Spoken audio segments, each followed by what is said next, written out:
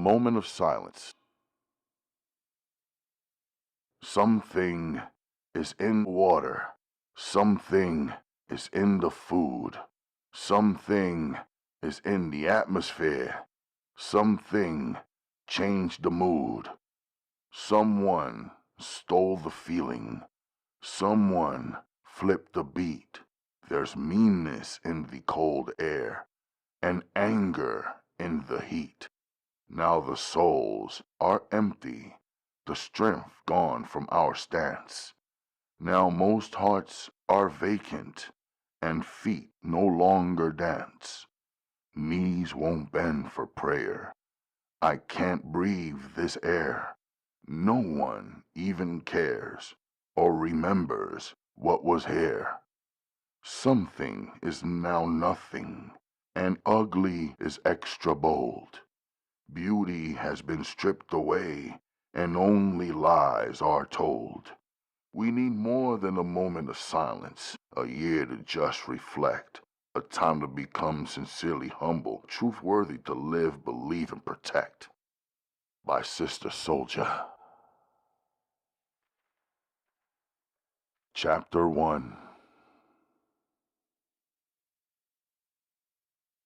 She is closer to me than my shadow. She's as precious as the sky. In my almost empty Brooklyn apartment, my second wife, Chiesa, aimed and then fired sharpened knives into the corked wall.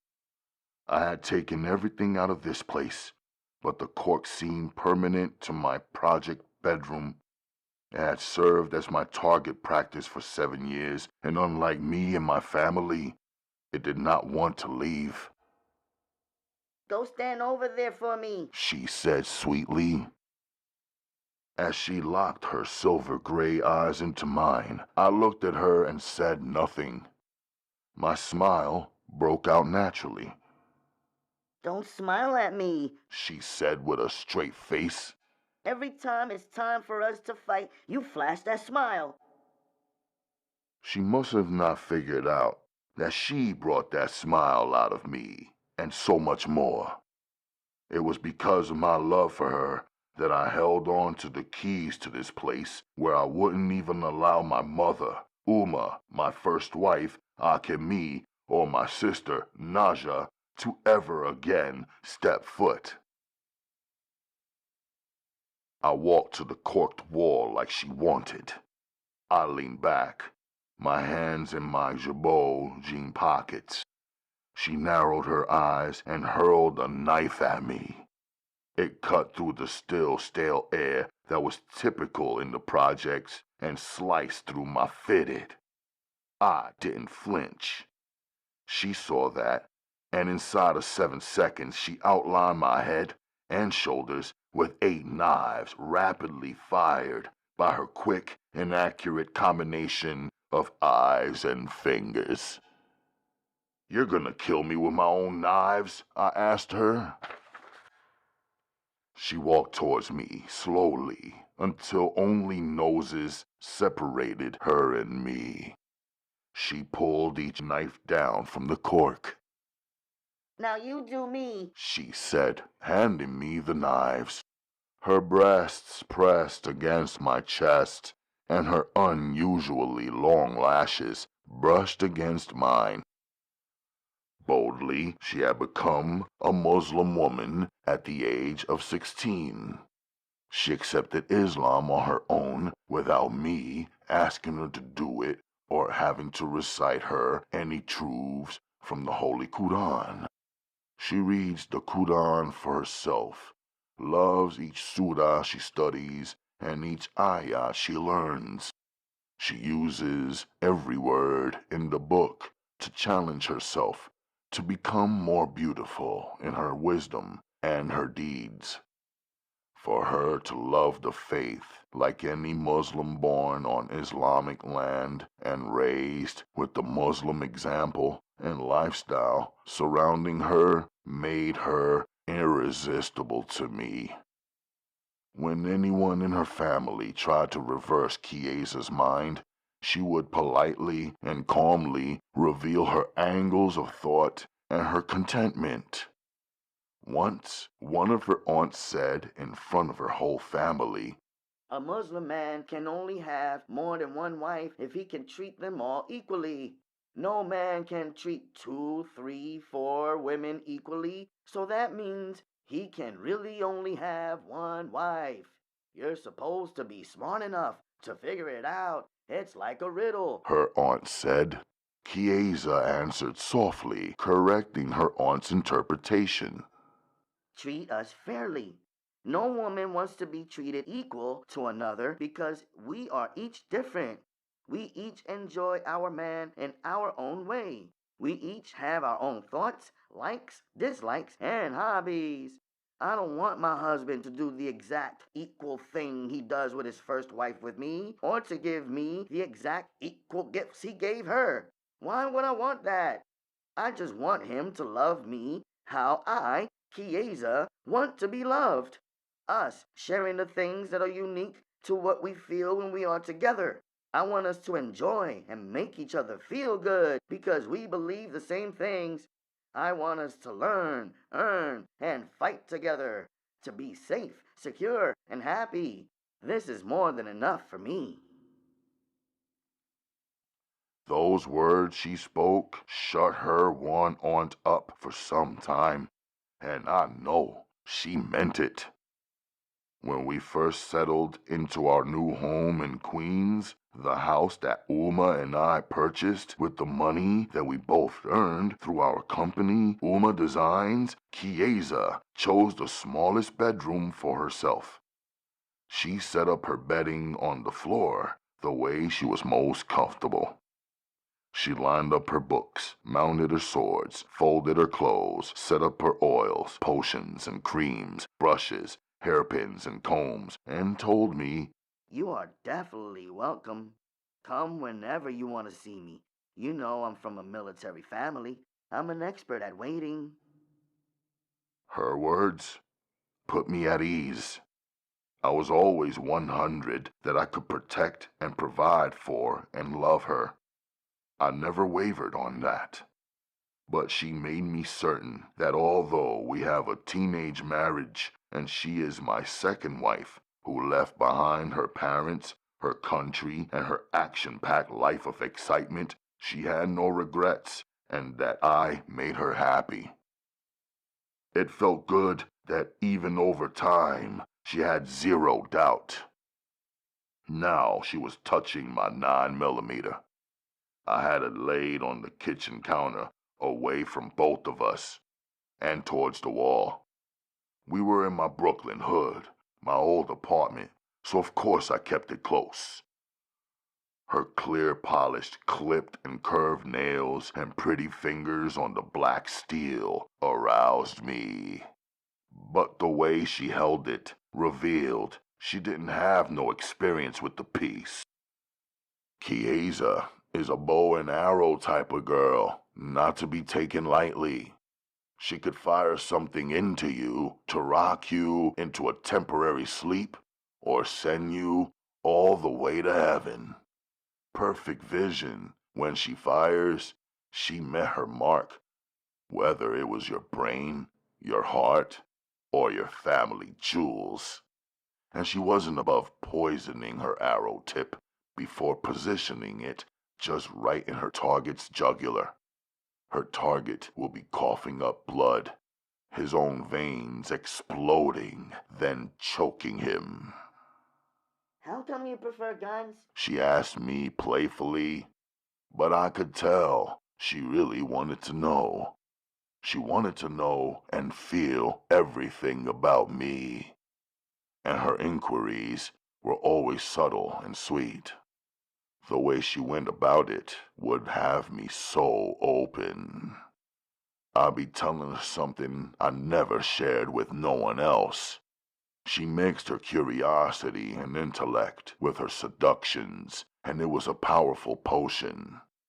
I knew what she was really asking me because I know her and her mind. She was thinking, to a ninjutsu warrior, a gun is a weakness, a type of excuse not to use your hands and mind to the furthest degree, to confront any enemy and solve the problem. Any problem.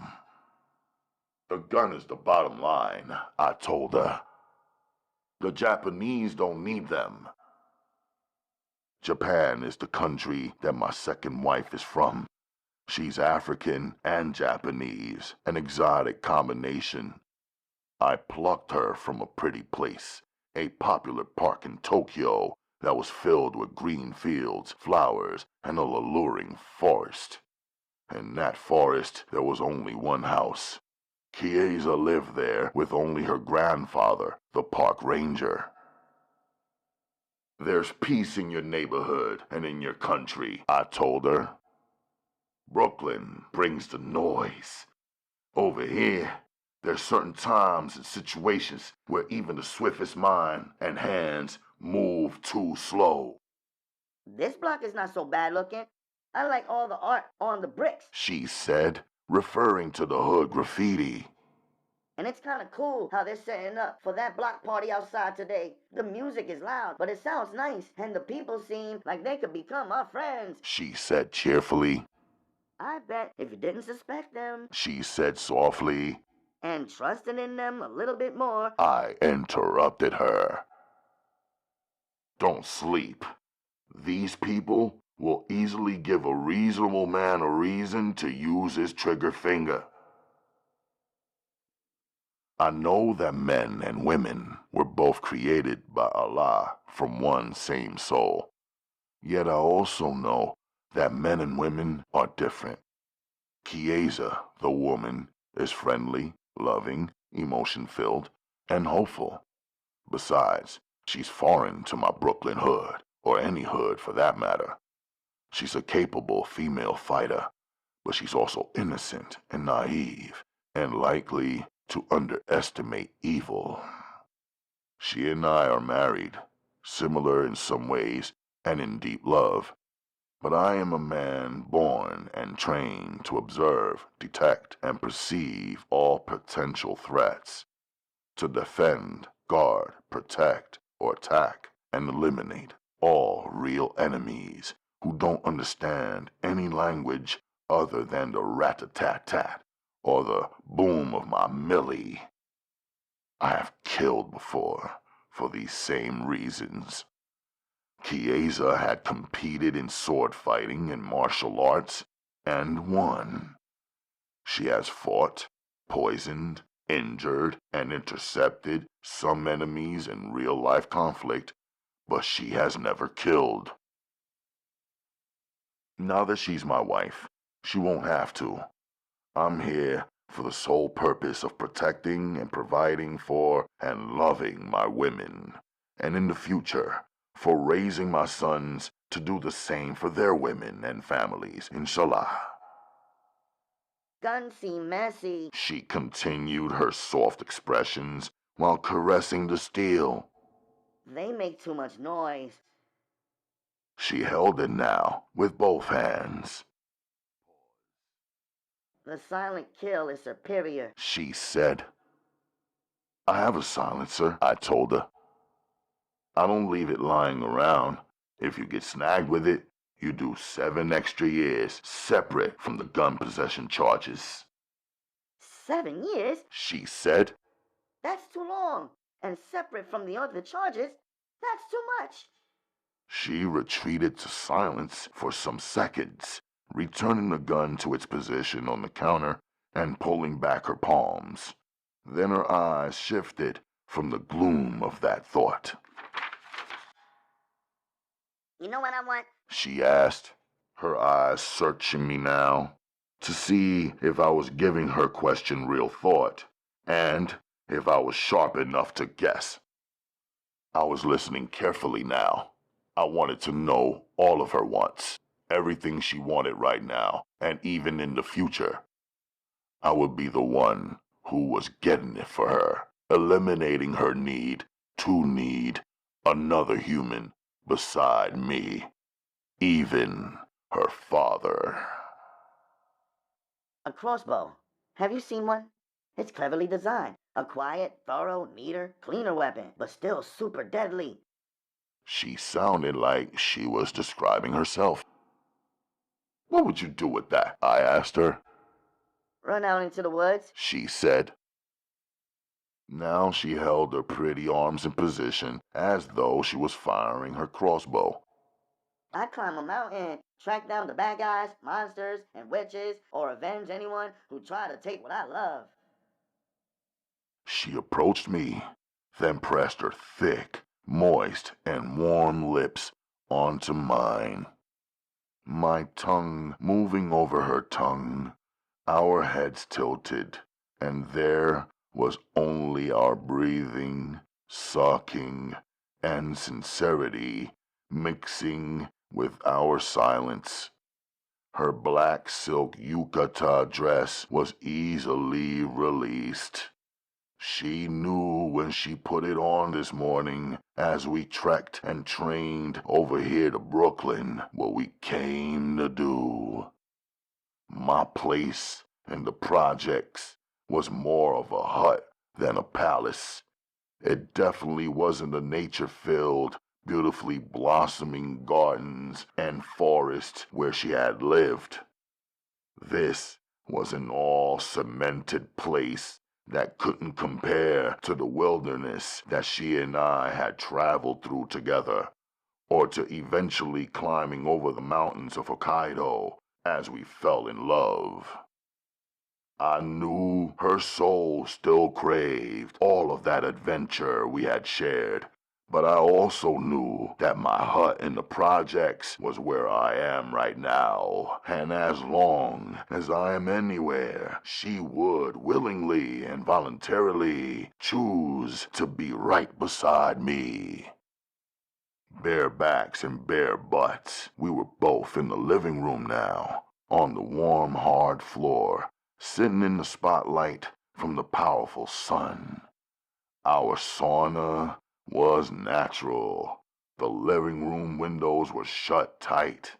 Chiesa began gently rocking her pretty thighs from side to side, releasing her subtle scent. I watched, wanted to make her wait, while observing her dark brown sulban swelling on her golden breasts. I knew she wouldn't like me staying still and staring because this was her exclusive time with me alone, and she cherished it. She started kicking me, playfully. Only our feet fought. I cheated, grabbing hold of her right ankle and dragging her. She began laughing, but still tried to leap up with her left. Off balance, she fell. I broke her fall, and our bodies were entangled. I reached back and snatched from off the floor the cloth belt from a yukata. Oh, no, you don't. She raised her voice playfully at what she smartly suspected she had coming. We tussled. I won. Her hands were now tied behind her back. She liked it. I flipped her, then licked her left open, then her right. I pulled back. Don't stop. She whispered. I knew her nipples were super sensitive. I began opening on us and not the other. I moved my hand down her curves and rested it on her waist. Stop playing, she begged. I moved my hand between her thighs and she moaned. I pushed my thickest finger and her was locked around it tightly and thumped rhythmically. When I began kissing her, she was breathing hard, but still tried to launch a sneak attack and flip me with her feet. I'm smiling. Don't smile at me, she said, trying to mount me because I hadn't mounted her. We wrestled. My stiff steel joint didn't give a about the game I was playing. In moments, I was deep, but I was pushing, and thrashing, and the feeling was so extreme. I love you. Her lips passionately pushed out, causing me to her the way I knew she needed to be in that moment. We were moving and feeling and changing positions and postures. Warmer than warm, our emotions were heavy like that, and only our breathing was heavier. Our mutual deep attraction, our mutual deep admiration, our mutual deep love, loyalty, and deep affection, our mutual faith, feelings, and friendship all exploded, and I pouring her whose neck.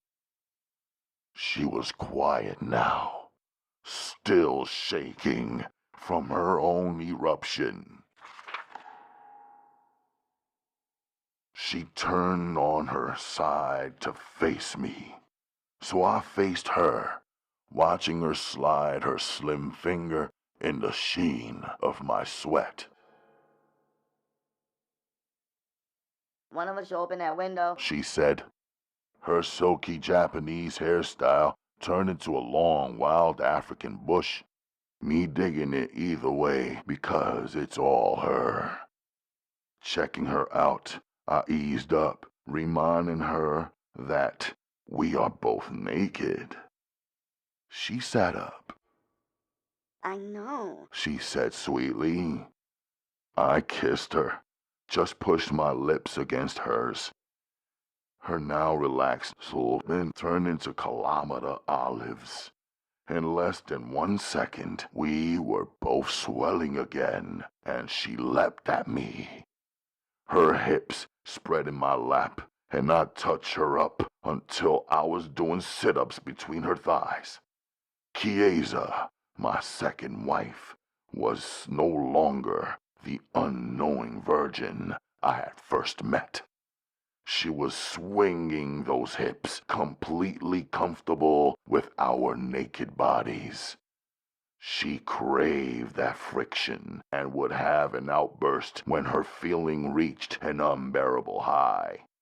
Her voice echoed in my mostly empty apartment where she and I needed to be alone to get wild and dive all the way into our thing. Her second shaking, and I was sure she wasn't done. Athletic and competitive, she has endurance, yet in her eyes I saw a complete surrendering to me, from a 16 years young feline fighter unaccustomed to surrendering. how come I love you so much? She asked me intensely, as if she needed to have an answer from herself. I love you more than Kenichi, She said. Kenichi is our American mare, a horse her father brought her, which she left behind in Japan after I married her. You love me more than your beast? I smiled, saying it loud so she could hear how it translated in my ear. She laughed a little too, then stopped smiling. I love you more than my mother, She said, pushing each word out from her heart. The air thickened and the room fell silent, even with the music from the streets thumping outside our closed windows.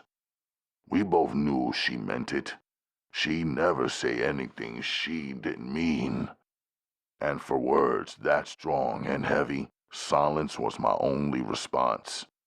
She knew I couldn't wrap my mind around ever considering the depth of my love for my mother, Uma, nor had I ever, or would I ever, or could I ever compare my love for Uma to my love for any other human.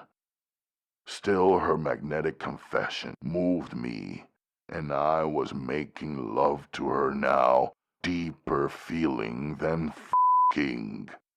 So deep, It felt like a high-pitched sound. So high, it could cause all eardrums to pop, then bleed. A feeling so meaningful, it could push life into existence and hurl the two lovers 10 years into the future within seconds. I lost and made her come so hard she gasped and exhaled some sounds I had only ever heard in the jungle of South Sudan. Word. Happy birthday, I said. Her 17th birthday was 1 week away, but she and I were celebrating it in the only time we had available to be alone. I wasn't big on birthdays, mine or anybody else's, but she was that special to me. She looked into me and said in a soft, slow, sultry way, "I love you more than my father." Time stood still. I couldn't move. She couldn't move. Even our eyes couldn't blink. Even the boom of the 808 bass that shook the speakers on the outdoor sound system shut down. The turntable needle got stuck and could only repeat a piece of the beat. For a split second, it seemed that even the fire-filled, brilliant sun had blacked out. Unique, her unusualness attracted me. 12 clocks, 10 phone cards, and a huge lighted spinning globe were the first purchases of my second wife, Kieza Hioku Brown, as we moved into our new home in the borough of Queens, state of New York. I just took her to the stores where I knew the items she wanted to buy could be purchased, then watched as she walked around choosing carefully and intently. Of course I carried her choices, her boxes, and bags for her. She accumulated enough for me to go out and hail a cab and have the driver pop the trunk. In her first-floor bedroom in our home, she lined her AAA battery-operated clocks on the shelf after setting each one. They were all the same model, but she set each of them to a different time. "Where do you want the globe?" I asked. 1 minute, She said as she began pulling books from a big box, rushing to stack and organize them on the floor. "I should have bought you a table for this," I said, as I realized she was using the books to build a stand. "This is good enough. These are the books I've already read," She said. She read them, but couldn't leave them behind, I thought to myself, so I knew then how she felt about her books. I set the globe up on the book stand she built, plugged it in, and it glowed, colorfully outlining most of the territories on Earth. Helping her with these little things was a small task for me, yet like the moon, she glowed with a grateful smile. On a short stack of same-size encyclopedias sat her baby blue-colored phone. Slim and feminine, it was curved nicely with glow-in-the-dark push buttons. She called it her quote-unquote blue phone. It was her own hardline hotline with a separate number from our house phone or our Uma Designs business phone.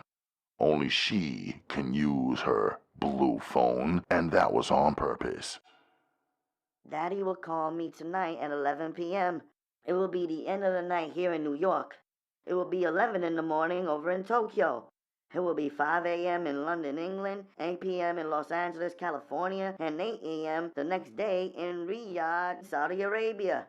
It will be 3 a.m. in Antwerp, Belgium, and in Zurich, Switzerland, and 6 a.m. in Johannesburg, South Africa." She pointed to each clock that she had set. "And in Antarctica," She said. I smiled and repeated, "Antarctica." She laughed and said, "I was just checking to see if you were listening." So we bought 12 clocks so you can know what time it is in all of the regions of the world, I said. But it was more of an observation than a question. Hi, She said softly in her energetic way, meaning yes in her Japanese language. Daddy never says exactly where he is, but he will tell me which country he's in. I look to the country up on the globe so I know where he is and exactly what's surrounding him and what time zone it has. And if by chance he's going to be in a certain place for more than one night, and if he is willing to give me his phone number, I can use these phone cards, and that way I won't run up a big phone bill. Then I can check these clocks to know exactly what time it is where Daddy is stationed. That way I won't accidentally wake him when he sleeps. She exhaled, not being used to so much talking, except when she is excited about her father.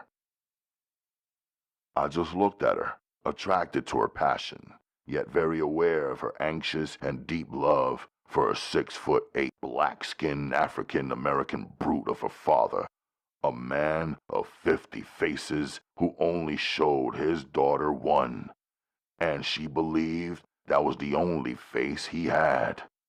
She spoke about him with great affection as though he was her teddy bear and her anchor and her hero. Daddy, who called her every other day at any time he wanted to with no consideration for our schedule or our time zone, sometimes only had 10 seconds of convo to share. He'd say, "I just wanted to hear your voice and be sure you're happy and okay." Daddy, who had a serious weak spot for his daughter, who he could hardly ever see in person because of his work. So he filled the absence of his presence in her life with presents. Expensive gifts given on each of her birthdays and on selected Christian holidays. He gifted her anything she asked him for, with only one rule. She couldn't ask him to come home on any particular day at any particular time. He would come on his schedule, unannounced, and by his own choice. My wife marked time by her father's presence and presents and absences. The presents were gifts that no young husband who, although he is a hard worker and is steadily building his business, could match. Daddy, a general in the American military. Daddy, who had declared war on me when he realized his daughter's heart had been swept away by a young Muslim man who was born on the other side of his world. Daddy, who played deadly games with my life because he could. Daddy, whose last words to me before I left Asia with his beautiful 16 years young daughter who I wifed were, "Take care of my daughter or I'll find you and kill you." Now his daughter, who is definitely my wife, lay naked on the hot floor beside me on her early 17th birthday party, with her pretty fingers, kissing me lightly with her pretty lips, hypnotizing me with her pretty eyes, and stroking my calves with her pretty toes, saying she loved me more than him. My presence had outdistanced his presence, and our intimacy was an area where he naturally could never go, and our closeness was sealed, a bond never to be broken. The metal tapping against the metal door unlocked time. No. Chiesa said seductively. No one was supposed to knock on my project apartment door. Even when my family lived here, no one did. And for the time that Chiesa and I had been coming here, no one else came, and no one else was invited. She licked my lips, and her tongue f***ing delighted me. Just as I moved to her network, a voice within me ordered me to get up. Chiesa leapt up a fourth of a second after me and began collecting her clothes from the living room floor. I nodded for her to go into my bedroom. I stepped into my basketball shorts, then my jeans. Easing up the metal shutter of the peephole, I saw hazel eyes, black lashes, and a red hijab. It was Sudana, a 16 years young Sudanese girl who lives way out in the Bronx. But now she was standing alone on the other side of my door in the dark, dangerous corridor of my Brooklyn project. Uninvited. I never gave her this address, and she had never ever been here before. I felt a bad feeling as I quickly unlocked and yanked open the door. Uma was all I said to her. She smiled calmly and said, Your Umi is perfectly fine. She's still at my house with my mom at the woman's meeting.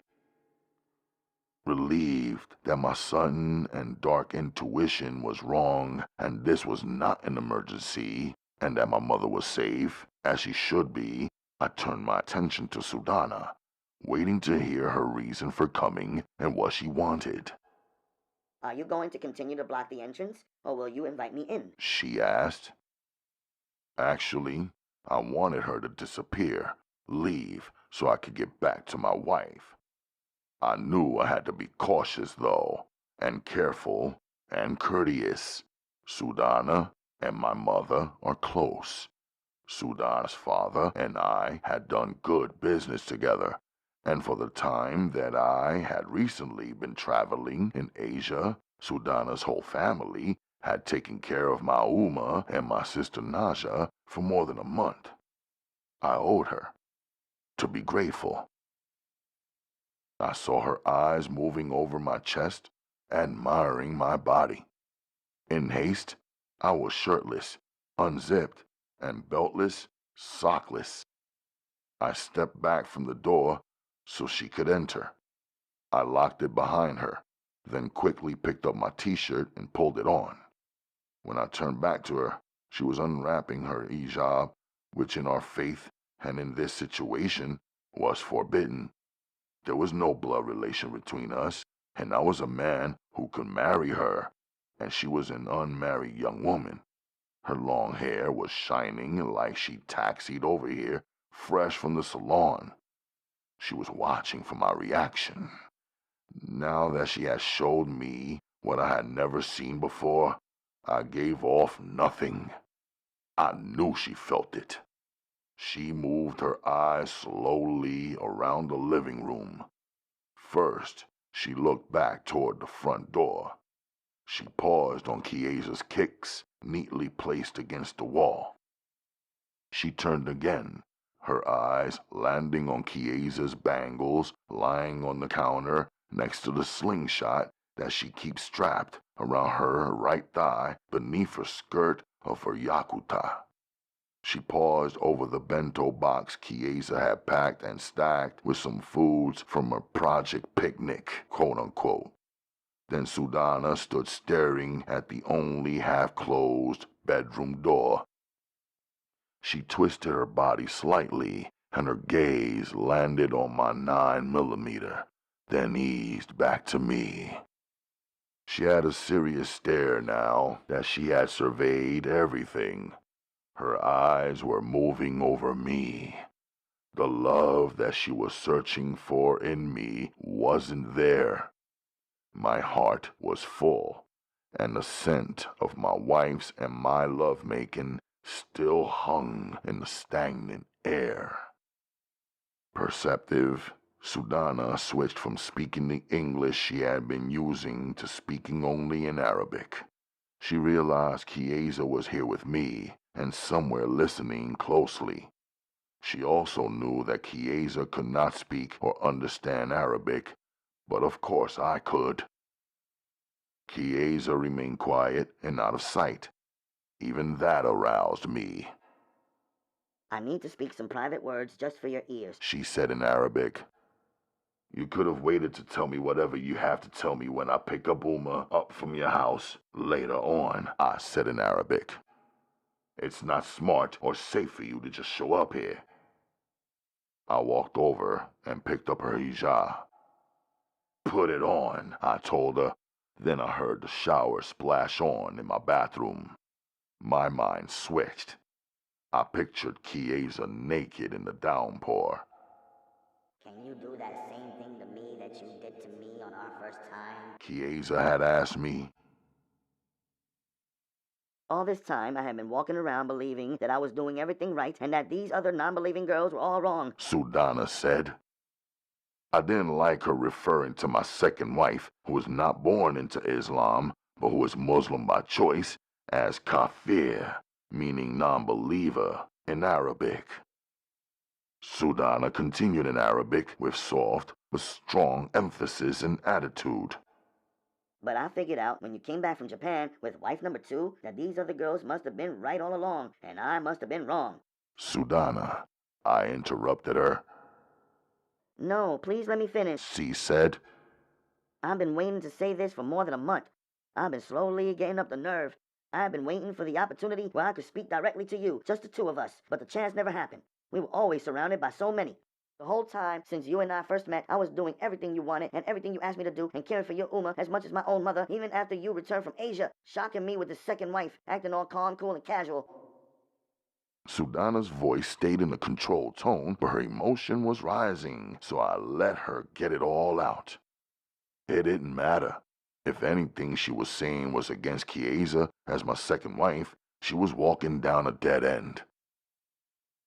I met Chiesa in the sky, somewhere over the Siberian mountains.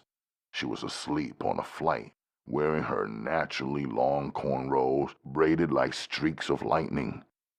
Between her breasts was a gold first-place medal. When Chiesa and I stood face to face and eye to eye in Narita Airport, processing through customs, the thought that came to me and dropped directly into my mind about Chiesa was, she seems like a gift from Allah. And if Allah had given me Chiesa, only Allah could take her away. La qadar Allah. God forbid.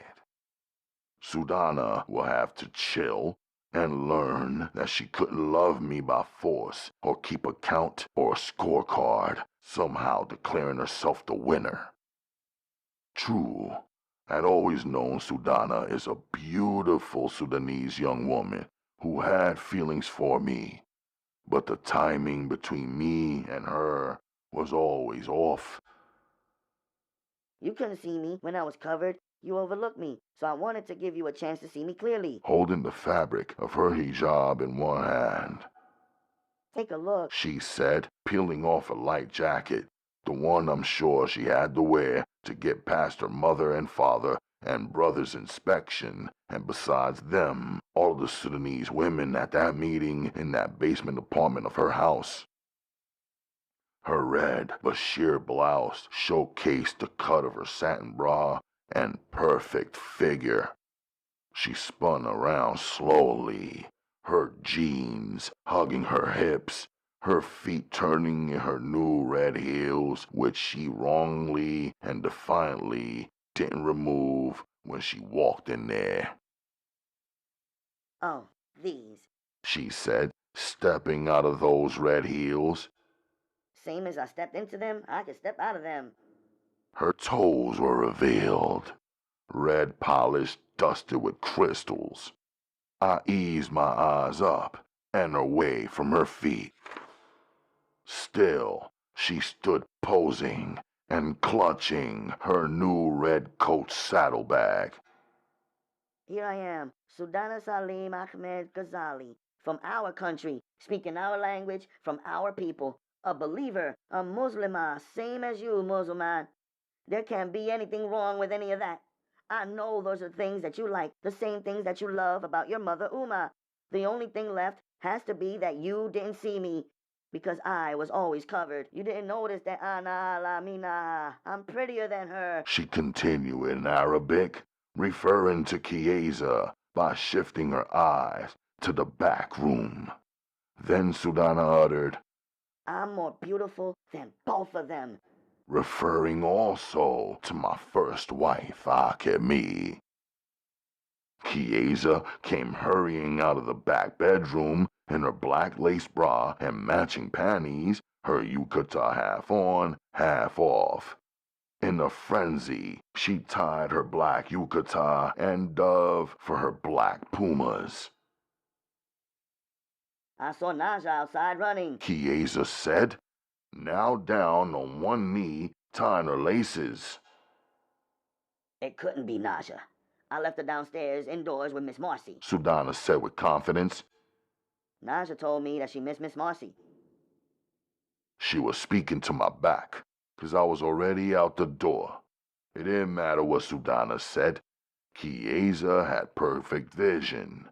I was 100 that whatever my wife said she saw, she saw.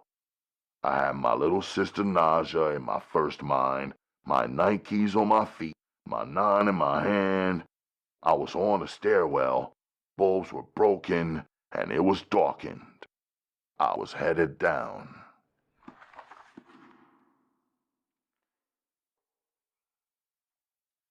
Chapter 2.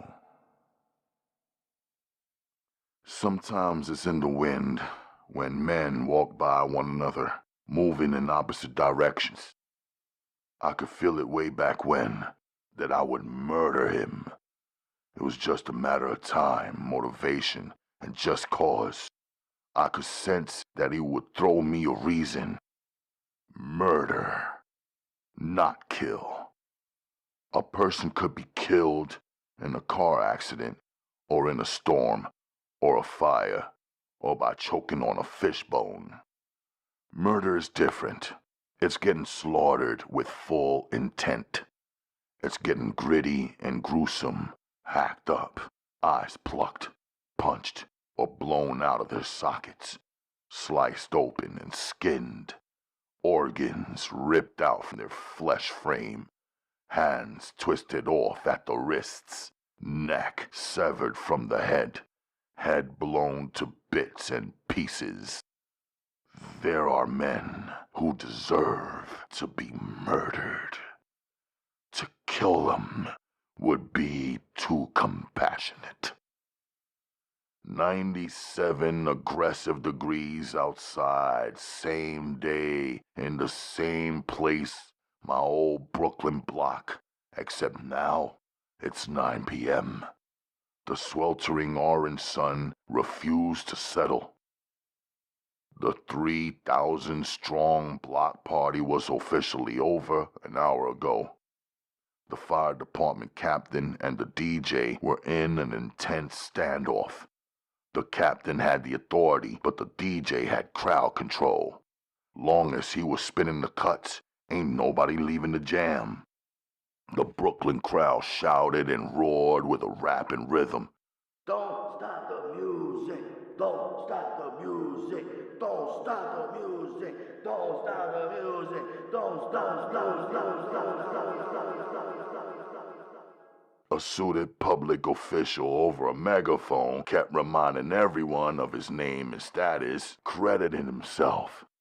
He thanked everyone for coming to his community event and repeatedly asked the crowd to break up peacefully so the cleaning crew could do its job. He let the high-pitched sound leak a little and then deaded it, but kept the red light spinning. And now cops and other cruisers did the same, a chain reaction of lights and sound. Now there was movement. Now even I was milling. My eyes speeding over grills and grimaces, t-shirts and kicks, jewels and scars, and watching all hands, all pockets, and all men moving, knowing at least one of them was gonna get murked and die before midnight. The hood was all hip-hop, but there was only one joint playing in my head. In the Air Tonight by Phil Collins. The truth of the track, the lyrics and the music accelerated my anger as it mixed with my usual calmness and precision. Anger overtook me and then turned to pure fury. My state of mind was explosive. It was burning hot outside. I'm hot-headed, but now my heart is ice cold. Not ninja. 'Cause ninjas manage their emotions, eliminate rage, and deliver with ease the takedown of the target at the opportune time and without leaving a trace. But this was too personal to organize, calculate calmly, or put off for a wiser plan or perfect opportunity, and definitely not for another day. No matter what, in these moments, I could not separate myself from my fury. Suddenly, the moon eclipsed the sun, and darkness dropped down disguised as a subtle gray, then drifted into deep black. I didn't have my silencer on me, but my 9 was tucked with one in the chamber. So heated out of my usual posture, I didn't give a fuck about the boom of my burner, only about the execution. Shoulder to shoulder, with many men moving like a stampede on the Sahara, a pack of hood hyenas cut across the flow of the movement diagonally in front of me. Girls grouped up like desert foxes, wearing bleached out jeans and fresh kicks, tight tees, and hair gelled, followed close behind. A young mother held one baby in her left arm while walking a 4-year-old with her right hand, who dropped the pacifier. Instinctively, I squatted to scoop it, handed it to a young son, and saw one lion moving behind her turn left and another lion turn right. And over the kid's shoulder, the approach of my target was revealed. Sideways. He was the sidewinder type, a poisonous viper that usually sneaks around rapidly, sliding sideways across the desert effortlessly. Closer now, he saw me squatted there with my millie in my grip. He froze. His own frightened feet were f***ing him over. Shook. He was empty-handed and solo. The nasty shit he did, he had to do alone. He did it. He knew it. I knew it. He knew that I knew. In his eyes was fear. His left eye was bandaged where Chiesa's razor-thin and lethally sharp blade had already cut him. I leapt, punched him hard in his injury. He raised his fist in the aftershock. I punched him in the stomach. Big, slow, and stupid. He had left it unguarded. All those jail push-ups and that bench pressing gave him the look, but not the technique. His body buckled from the blow. His jaw dropped open. Speeding, I shoved my barrel in his mouth. Made him sit all me. He pushed back, but couldn't move me. As he reached for me, he choked on my black steel. I squeezed off 6 in him to make sure only he swallowed the bullets and no one else in the crowd. I never want innocent blood on my hands. Now his face was mangled and soaking in the blood of his brains. His whole body was jumping, shaking, in a jerking motion like a worm with his head cut off. His intestines were blown out of his sides. His blood was mixing with his pee and his shit, which splattered and stained and stunk. There was also smoke. He wanted to be hood famous. Now he was beyond recognition. Now he would only be known for the last 6 seconds of his life for peeing and shitting out of a fear in his Guess jean shorts till smoke came out, and for getting hunted and slaughtered on the block like a beast. More shots were fired. Not from me, but they sounded not too far away. Familiar, I figured young cubs were shooting into the air just to f with the cops for shutting down the sound system. A bottle got thrown from the roof, smashed open, and caused a ripple in the crowd. Here come the Jake! Someone hollered from the window ledge. It was as though everybody out here had shot him dead, 'cause some started running and bumping into others who already had been running since the split seconds that the 6 fatal shots got fired. Mamas were hanging out of open project windows like curious monkeys. Some hood heads stay still, chillin' like they was huge elephants who owned the block, the building, and the people, blocking the path of police on purpose while acting like they wasn't doing what they was doing. Another mother covered her young daughter's eyes with the palm of her hand so she wouldn't see what she would probably see many times more if they stayed living on my street. A small crowd surrounded the dead body like circling vultures, talking, laughing, some shocked, but nobody crying. Now the switched-on sirens were screaming, so no one in the crowd could hear themselves thinking, or speaking, or being spoken to. The stage crowd, politicians, and performers had scattered like rodents, nearly knocking one another over to escape the audience, the violence, the smoke. The police cruisers were deadlocked in the chaos of the party, and street exits and entrances were blocked off by them. So they charged like heavy-hooved wild pigs where they must have believed the body was stewing. Searching for the shooter must have been crazy.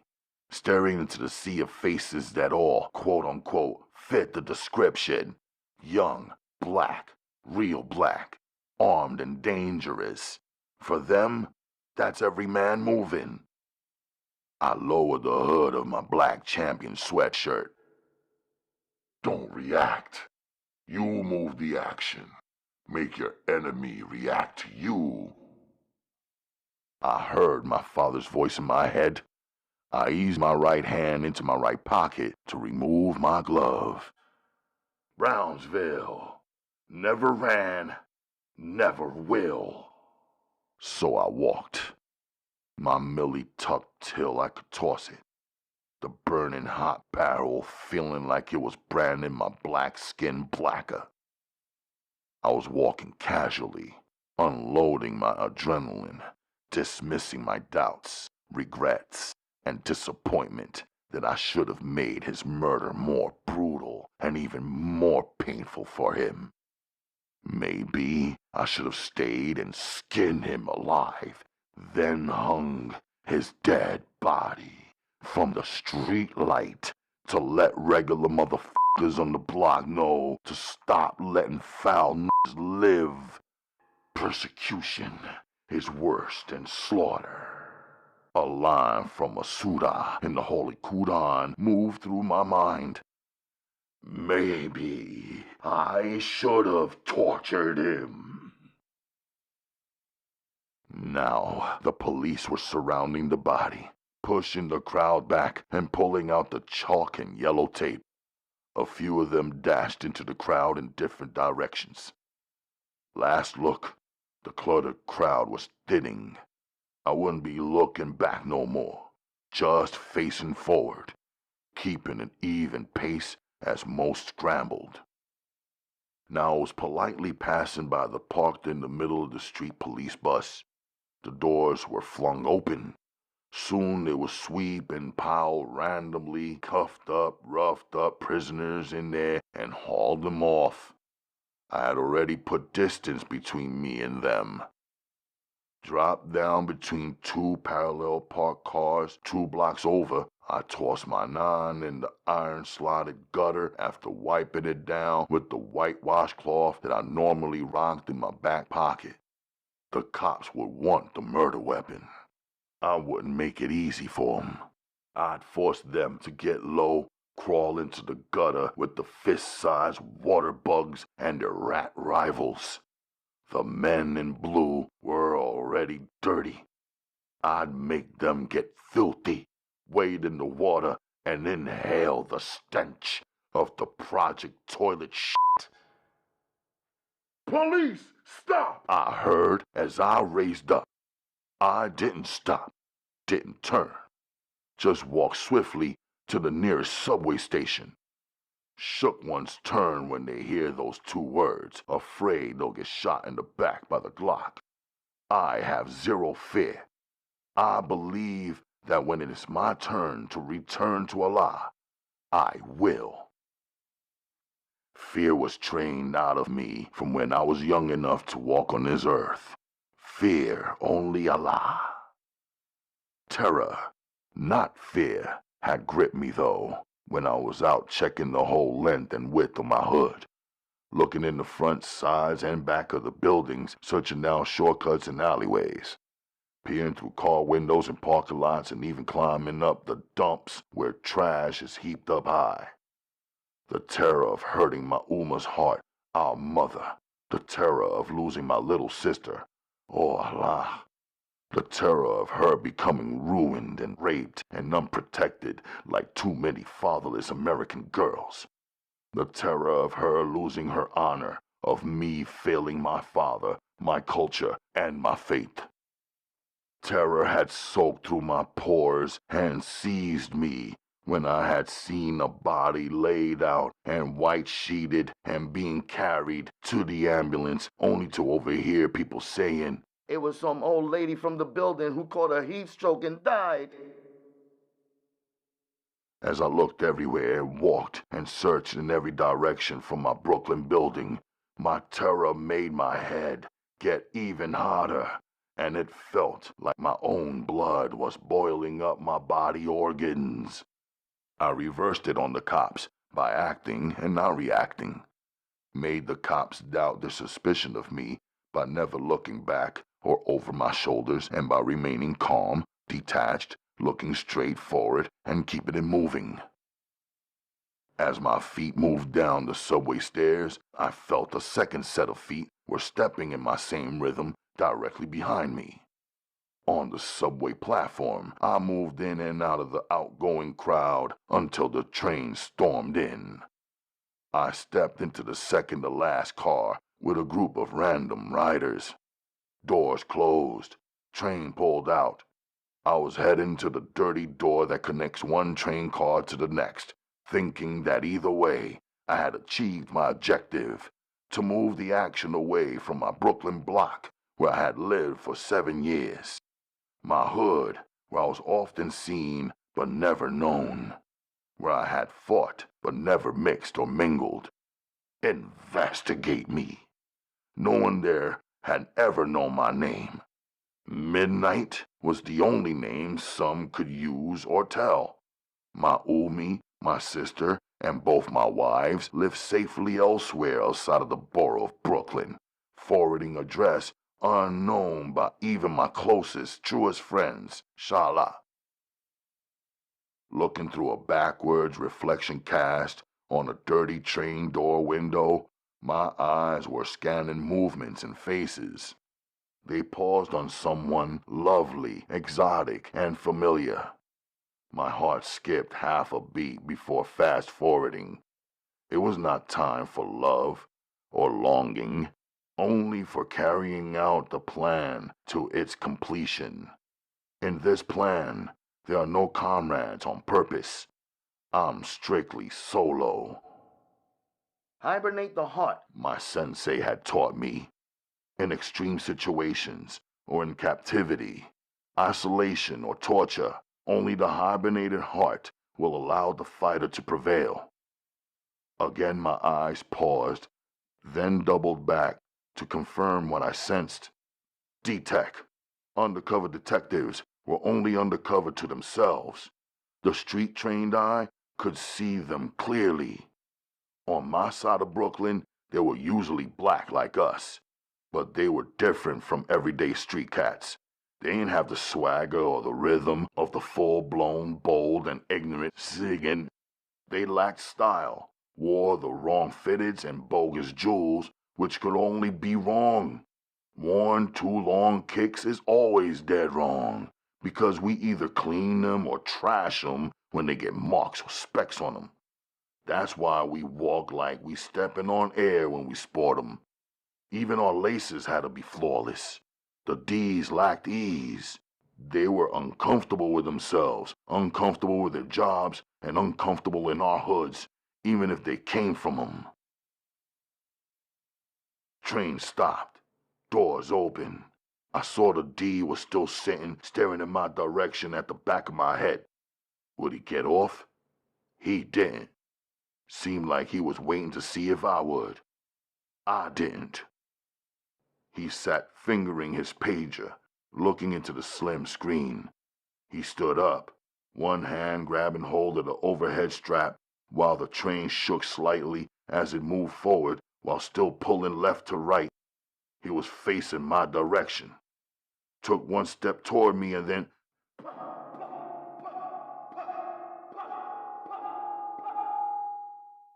7 shots. Sounded like a .22 caliber.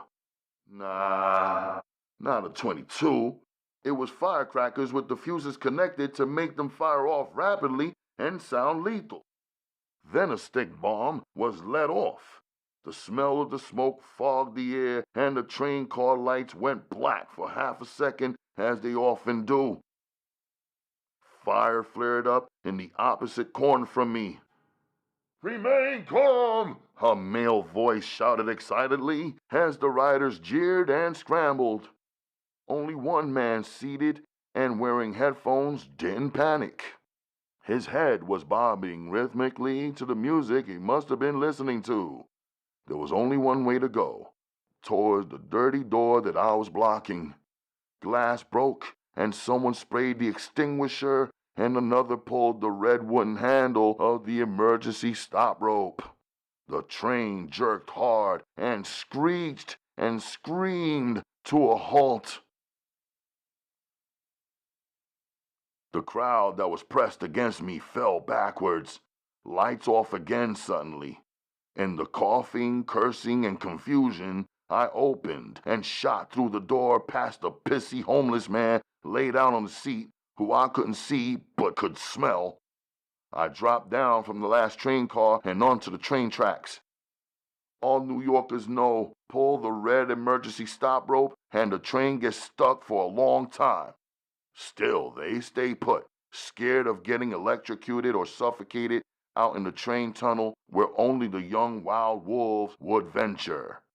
An A train recently got stuck, and some Wall Street regulars got the shakedown. Wallets, jewels, cash, coins, and even eyeglasses, shoes, and technology. They made them run it all and escape through the tunnel. Now the subways in all 5 boroughs were crawling with police at every platform. Walking through the darkness and cutting through the thick fumes that substituted for air in the underground, I was headed on foot to the next station, without the train, without the crowd, without the D-Tech. There was one urgent thing that I had to do now, that I wasn't comfortable doing until after I had finalized the execution.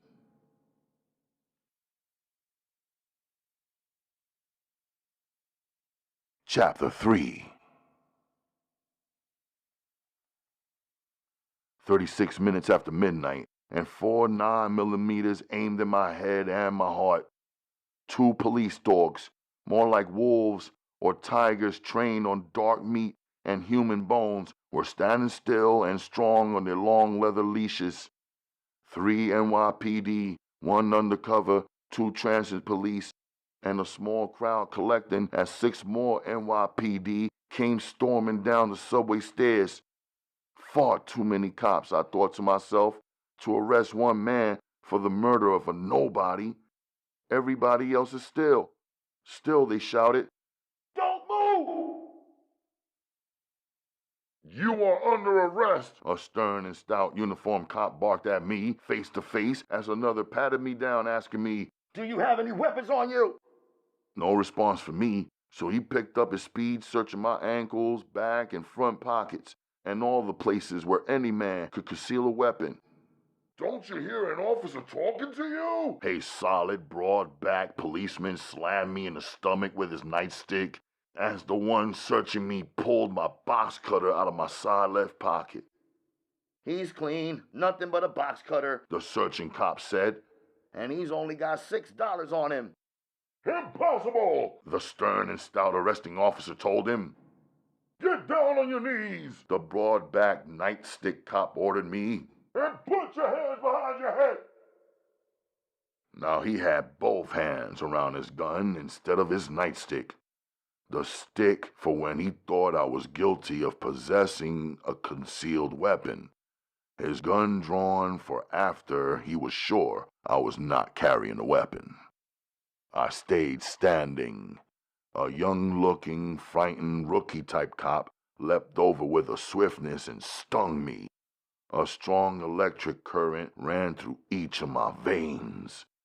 As my body overheated, my legs began to buckle, and the broad-backed cop forced me down with his nightstick. His gun now in his left hand, the nightstick in his right, I was not on my knees, but was face down on the pavement. He put his foot on my spine, using his heavy shoe and shifting his weight to press and hold me there.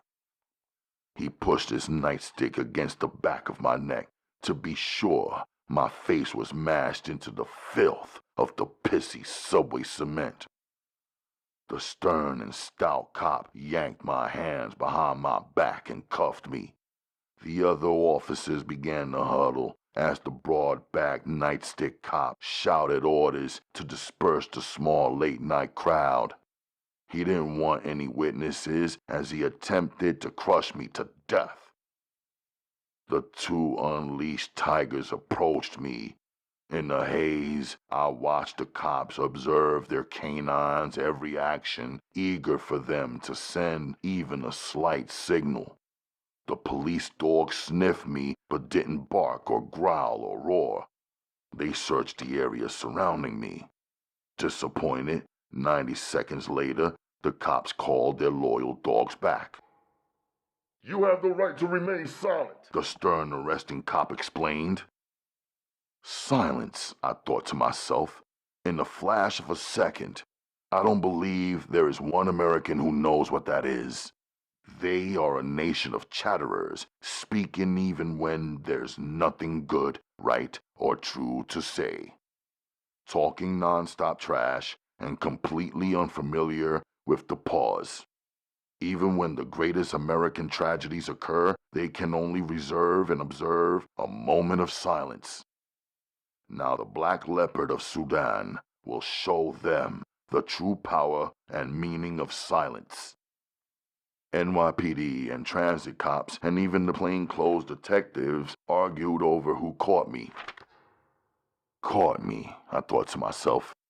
Even after just having been electrocuted with the taser, I was clear that I had walked right down into their nest on my own 2 feet, of my own free will. The fool who needed murdering, I had already murdered with full intent and 0 regret. And the second and final deed I had to do had already been done. I had no plans to take down no cops, even though I could have waged war against them till the end. I could have run and hid myself away in any number of places. I have a house of love in Queens, where my women welcome me warmly, respect me, enjoy me, love me, and serve me. I have my 2 closest friends, Chris and Amir, who would have both put me up till the heat was off me, or at least till it died down. But a true man never leads a trail of pain or war to his own house or to the homes of his loved ones. Men fight, men work, men defend, men murder. Ninja-trained warriors burn their trail and all traces that jeopardize their team, territory, or goals. I know the deal. Now that I have done what had to be done, I'm like mercury or radiation to all who know and love me. I made a conscious and clear decision. I understood the seriousness. Now I need all pain and punishment to fall only on my shoulders. I need for my sister and mother and wives to be untouched, unseen, uninterrupted, and unknown to anyone who we and they have not chosen to be a part of our world. I need family and friends to stay far away from me. Further, I need not even one of them to attempt to see, talk to, or even contact me, not even by letter. They each should deny that they ever knew me.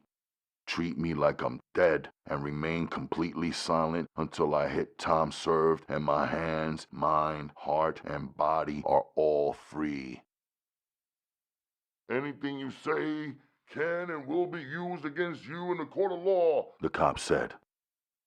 The law, I thought to myself. How can there be a law without trust between the lawmakers and the people? People don't even expect to ever be protected by the law. People don't even expect their loved ones to ever be protected by the law. People don't expect justice from the law. People don't ever expect the lawmakers to obey the laws they made. So there is no law, just bandits with authority versus bandits without authority. Now I was in the cruiser, not cruising, but cuffed and uncomfortable. One blew to my left, the same cop who first searched me. One blew to my right, the young frightened rookie. Nightstick Blue was driving up front. The stern stout Blue was riding shotgun. Loud police radio reports and orders coming in and out. No oxygen in the car, just heat. Serious-faced cops. Even their body language and breathing was pure intimidation. How does it feel, asshole? The nightstick cop broke the silence. I was blank-faced and facing front. Can you believe this f***er? The same cop, the driver said. He doesn't show us the respect of a response even though he's caught in our monkey trap. They all laughed. I think the n****** deaf, the searching cop right beside me announced, loud and clear in my ear. I didn't flinch. Must be, the arresting stern cop said. We'll have to talk to him with our fists and guns. He'll understand that, he threatened, and the backseat cops chuckled. No, seriously, you know Officer Maldonado, the Spanish guy with the deaf sister who only speaks in grunts? He's sensitive about all the handicaps. He was on foot post, telling this perpetrator right here, said he showed no signs that he could hear what was happening around him. Maldonado is supposed to apprehend this guy. He protects him instead, lets the perp walk right out in front of him and disappear into thin air. F***er might be deaf, but he ain't blind. When I had my 9mm pointed at his head and told him to get down, he dropped like a prostitute, Nightstick cop said. They all broke out in laughter. I didn't move. Silence is discipline. Even when being provoked, lied to, lied on, insulted, and maligned. I just want to thank him for the overtime. I'm ready to question him all night, the rookie Blue said. Me too, the searching cop agreed. I'm thinking these big white boy cops ain't from Brooklyn. The way they talking and their accents, they weren't from any close-by place. Probably poor white boys from upstate farms who caught a job that armed them, then paid them more than they could ever earn from their own intelligence. Police cruiser I'm in gets cut off by a speeding black Plymouth. All heads yanked forward, then slammed backwards after the nightstick cop driver reacted to the shock and rammed the brakes, barely avoiding a collision. He said as he jumped out of the cruiser at the same time as his front seat partner. Don't move! Left Blue in the back seat warned me with heated anxiety. Or you'll end up in the morgue! The crooked cruiser was paused right there in the middle of the street, blocking all cars behind us. Both backseat cops remained seated on either side of me. The two trash-talking Blues began barking on the two Plymouth pushers soon as they jumped out of their vehicle. They were all shouting and strapped. All cops. All four of them, I thought, while watching their every move through the cruiser windshield. Otherwise, the uniformed cops would have popped and locked them two plainclothes ones easily for speeding through the red light, for cutting off the cop cruiser and causing a traffic foul-up, and even for getting out of their Plymouths, walking towards the uniformed cops and looking them in their eyes and mouthing off. If the two Plymouth guys were not cops, if they were regular civilians, the cops would have killed them for that handful of violations. Killed them first and called it justifiable later. Now the two Blues beside me opened their back doors. Each placed one foot on the ground but didn't get out. The rookie cop was on his walkie-talkie calling for backup. I observed that frightened cops are the most dangerous. Their fears and their imagination link up, and before you know it, there will be bodies everywhere. The uniformed Blue who had arrested me was chest to chest with the plainclothes cop. Hey, back off! This is ours! We cuffed and collared him! His partner yelled, as the four, who had already been arguing, were now shoving one another around and about to go to blows. Some decorated captain showed up in the third vehicle, f***ing up the already f***ed up traffic jam even further. A couple of drivers were forced to drive their otherwise deadlocked vehicles onto the sidewalk to clear the way for the captain. Almost 1 a.m. Luckily, there were no pedestrians. I knew it wasn't because no one was outside walking. Once late-night pedestrians peeped it was the popo, they'd opt to take a detour on foot rather than encounter them. The cop crew was out there for almost an hour before they made a decision. Left Blue was out of the cruiser now, rerouting traffic around the cop beef. Right backseat Blue, the rookie, was still beside me, inflating with anger as he watched the uniformed cops fighting and losing in the loud negotiation he could see clearly through the cruiser windshield. Get the f*** out the car! The nice-stick cop who had been driving and then arguing screamed on me. He had returned with the saltiness of an athlete who had just lost the NHL hockey championship game after an undefeated season and by only one shot. When I did not move, the still-seated rookie Blue pushed me forcefully, then jumped out of the cruiser himself. Now all uniforms were out of the car, standing in the street, leaning in on all sides, ordering me to move. I didn't speak. I didn't move. Left Blue had already said that if I moved one muscle, the next stop was the morgue.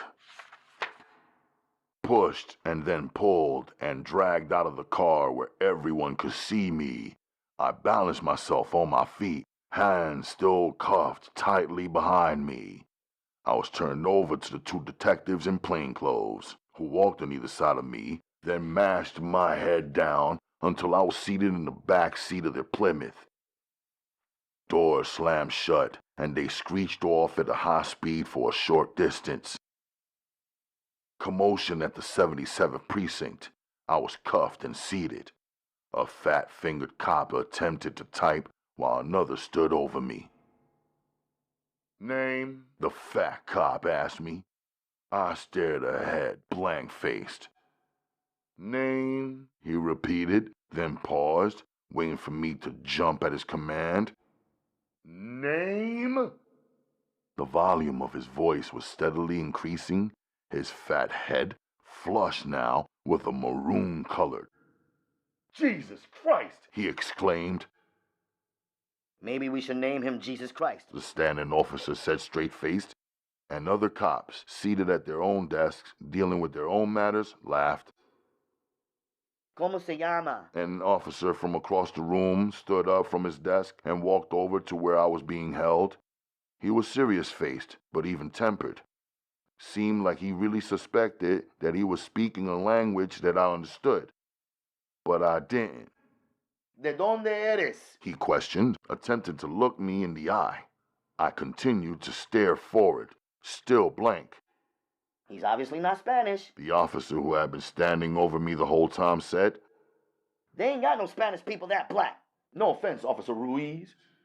They clowned the Spanish-speaking officer for trying.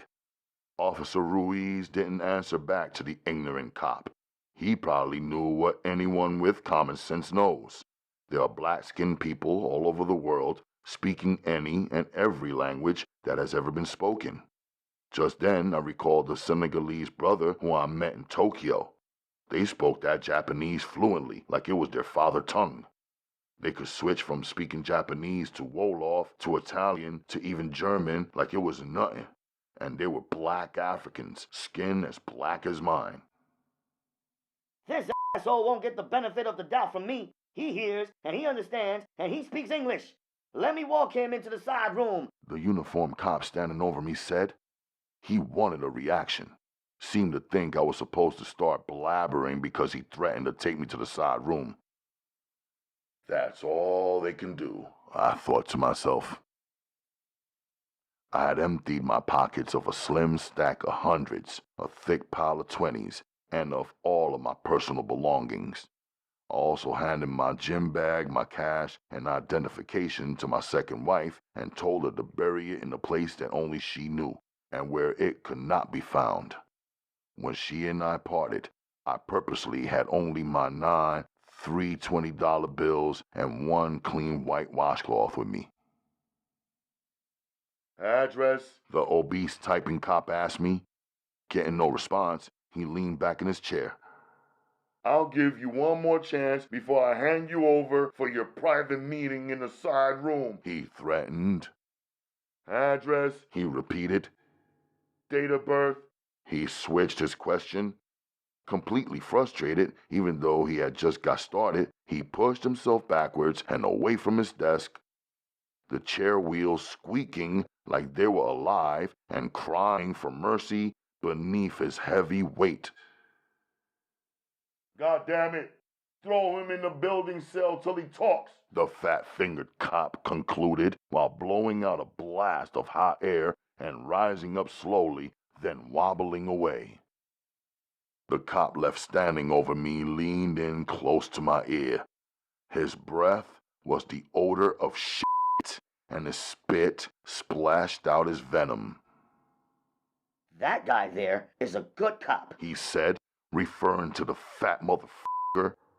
The kind who gives knuckleheads like you a second chance. He cares whether you're a juvenile or not. That's why he wants your date of birth for your own good. He even takes care of his kids. Why don't you cooperate with him? Tell him when that bitch you call mama dropped a fatherless son of a bitch like you out of her filthy f***ing hole. The fat cop looked back at the angry officer from across the room as though he wanted to know what the other had said to me. Then he disappeared. It's against the law to be outside without identification, the shit-breath cop said, now looking down on me.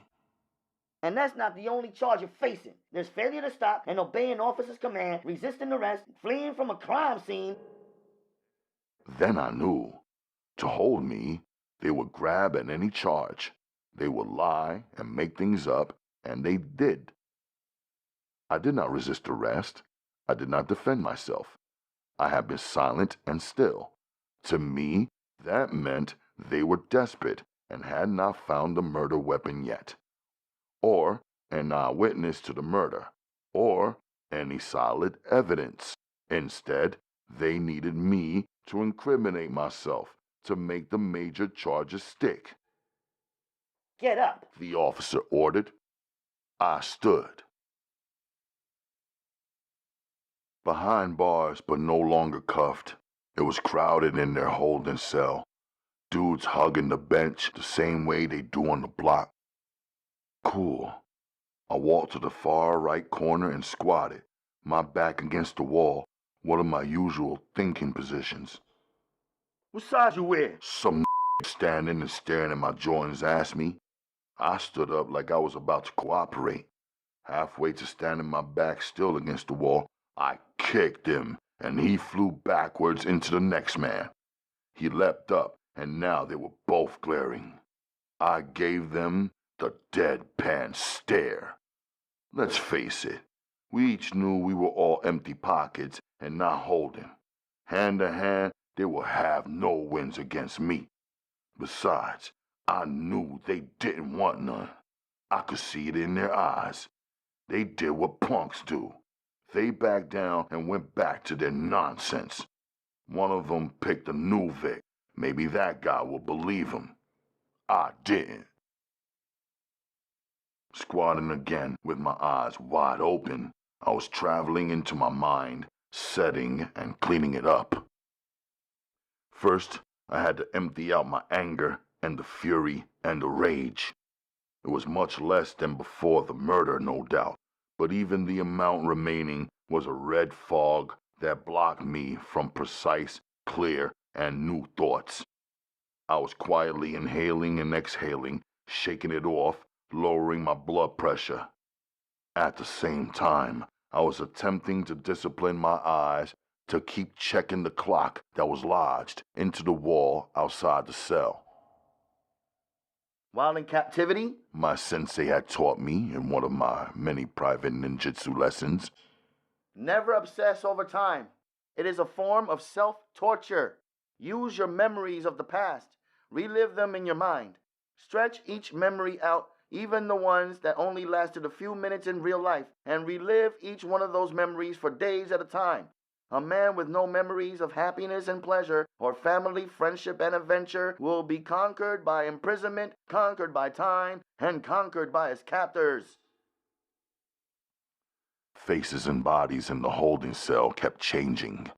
Some were released, others transferred to hospitals or central booking or wherever. In the stench of blood, shit, and piss, my aim was to calm myself completely. I had considered whether this was a physical battle or a mental one. I concluded that it was both. It had to be physical because I am confined. It had to be physical because I had been nightsticked and dragged and electrocuted by the cops. A mental battle, I had learned young, was tougher than a physical one.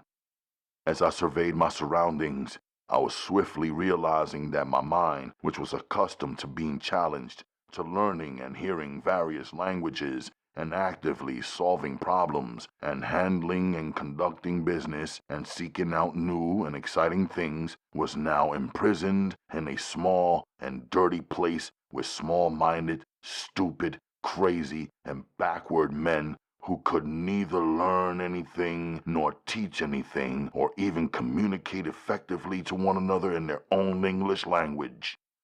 Their vocabulary was limited to mumblings, curses, insults, screams, and corruption, and there was no light to be had from any of them, the police or the captured.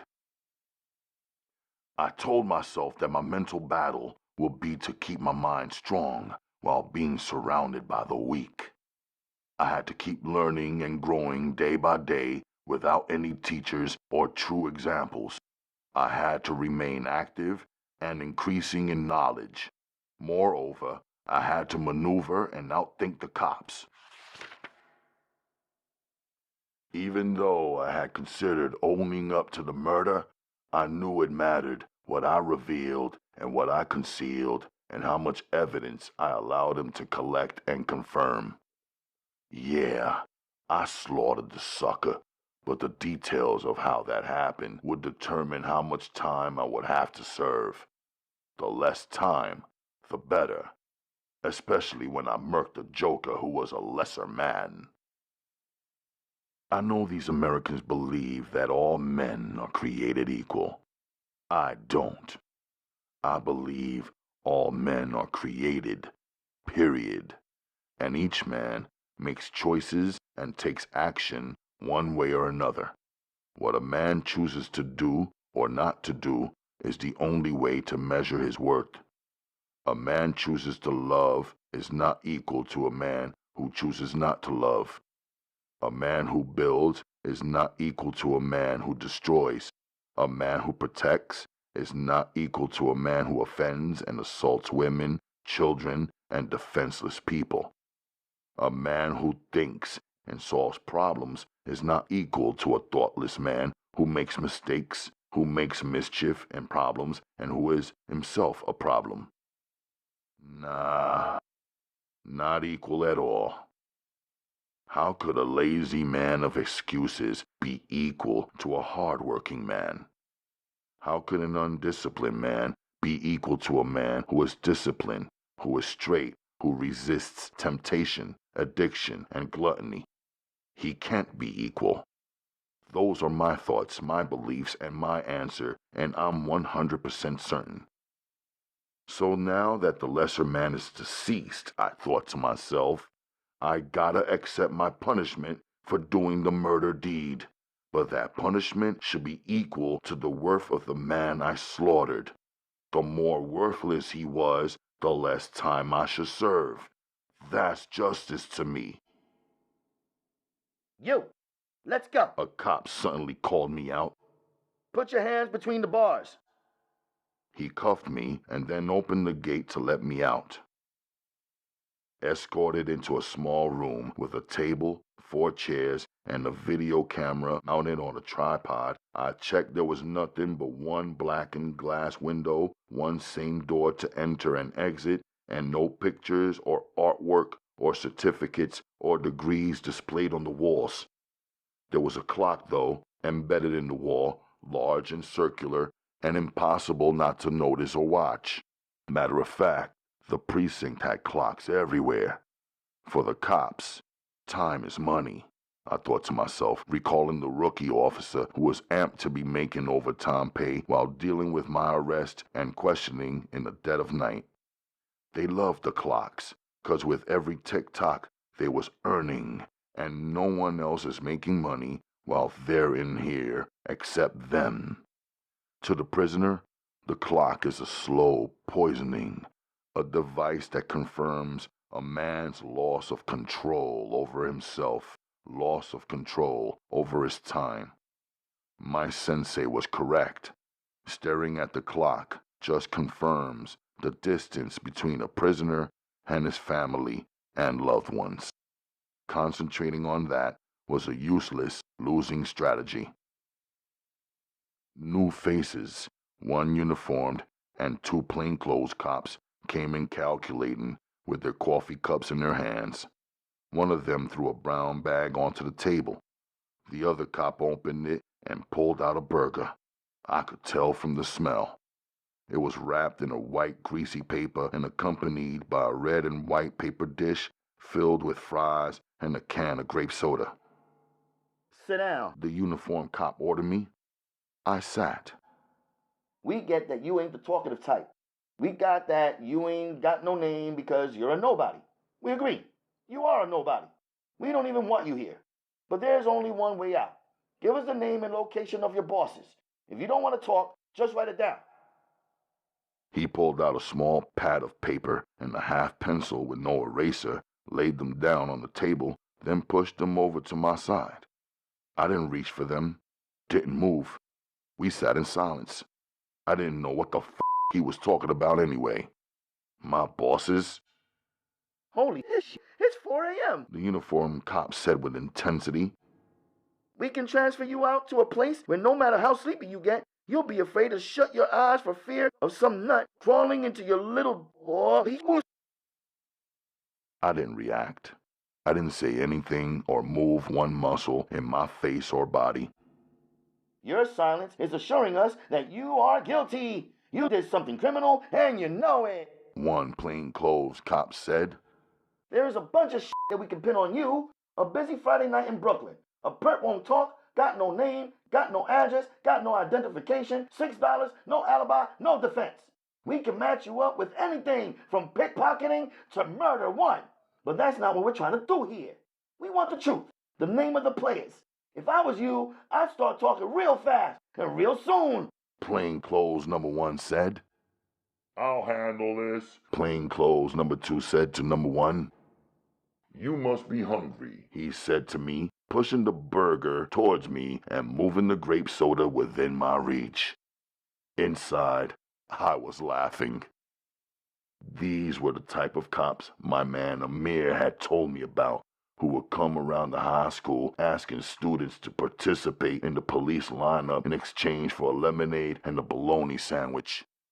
Like a police lineup was some type of legitimate after-school job and the police were friendly neighborhood employers. So what you do? I had asked Amir. You know, I had to fatten up the reward. Them other cats went up for the free lunch. I'll talk them up to $60 for each of my appearances. What if you would have got picked up as the face that fit the crime? I asked. Nah, the cop told all of us, if you're not guilty, you got nothing to worry about and something to gain. Besides that, it's impossible. Ain't nobody got a handsome face like mine. Amir joked. Now this Brooklyn detective, who must have thought he was better than the Blue Boys because he got to wear his own cheap clothes to work, was trying to buy me with a beef burger. Guess they thought the same shit worked on every man the same way. It didn't. Mystery novels I had enjoyed reading taught me more than a few things about the American law. These cops had 48 hours to book me on charges and stand me before a judge. All of the charges they had mentioned so far were bullshit, although they were good enough for them to use falsely to book me. However, even they wanted more. I wanted them to hurry up and charge me and move me and get it the f*** over with. Still, I wasn't going to help them to do it. not going to eat. Well, we'll see how long that's going to last. Take one bite of this burger and you better be ready to give me something. Names, bodies, drugs, weapons. He left. The others followed him out. The door clicked closed when the last one exited. So what, I was cuffed and locked in a side room. I wasn't sweating this burger or fries. I had already eaten after the murder and right before my arrest.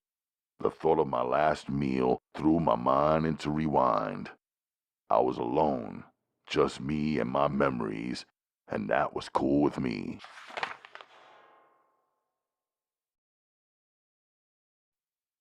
Chapter 4. I had already eaten well in the few hours between the murder and my arrest. I had been crouched on the curb between two parallel parked cars, a cream-colored Comet and a Ford pickup truck. I had 2 bags of purchases from the dollar store on the corner in a Brooklyn neighborhood where I did not live, but where my family business had a few customers and where I had delivered clothing that Uma made for them. I was setting up to write Uma a letter, a task that had to be done with truth, intensity, and skill. Seated in the middle of a darkened street underneath the radiant light pouring from a sign of a row of stores, it was the perfect spot for me to complete my second and final task of the night. Curbside, the vehicle shielded me from the view of the foot cop posted across the street on the corner to my right. The pickup truck shielded me from the parked cop cruiser on the same side where I was seated, but at the opposite corner from the foot cop to my left. Behind me, a mailbox shielded me from the view of people walking by. As my second wife would say, A strategic position. knowing that any of these vehicle owners could walk up at any moment to start their cars, drive off, and expose me to view didn't matter. There was no reason that any of these cops on this block in this neighborhood should be looking for me, other than the fact that police stay looking for young black males for the sport of their hunt. The bright light made it possible for me to see enough to pen a letter to my Uma, the most serious letter I ever wrote in my lifetime to the most important person in my young life. Sure, I could call her on the phone, yet I couldn't call her. To call her would be to hear her voice, and her heart was always in her speech, and her expressions of love would cause me to unfreeze at the very time I needed to remain ice cold, calculating, and calm. Instead, I would mail her my words, thoughts, instructions, and feelings so that she could be absolutely certain. Placing the cap back onto the pen, I pushed all of my items back into the bag and eased up to search my surroundings. The store 3 doors down was lit and open for business. The sign above it read, "Midnight Wash." It was a laundromat. Reluctant to move away from the mailbox where I could post my letter, which was my most immediate concern, another idea swiftly came to mind. Calmly, I walked diagonally and entered the place. It was empty at first glance. I moved 3 steps to my left and stood behind a paper sign taped in their window so no one could see me from the street. I glanced around. There were paper signs everywhere. "We close at midnight" was the first one I saw. Good, I thought to myself. It was 10:30 p.m. I calculated. I could come out of my murder wares, throw them in a 25-minute wash, and then a 25-minute dry, and remove any evidence of the slaughter. The kind of evidence that the naked eye could not see, but that might be on me.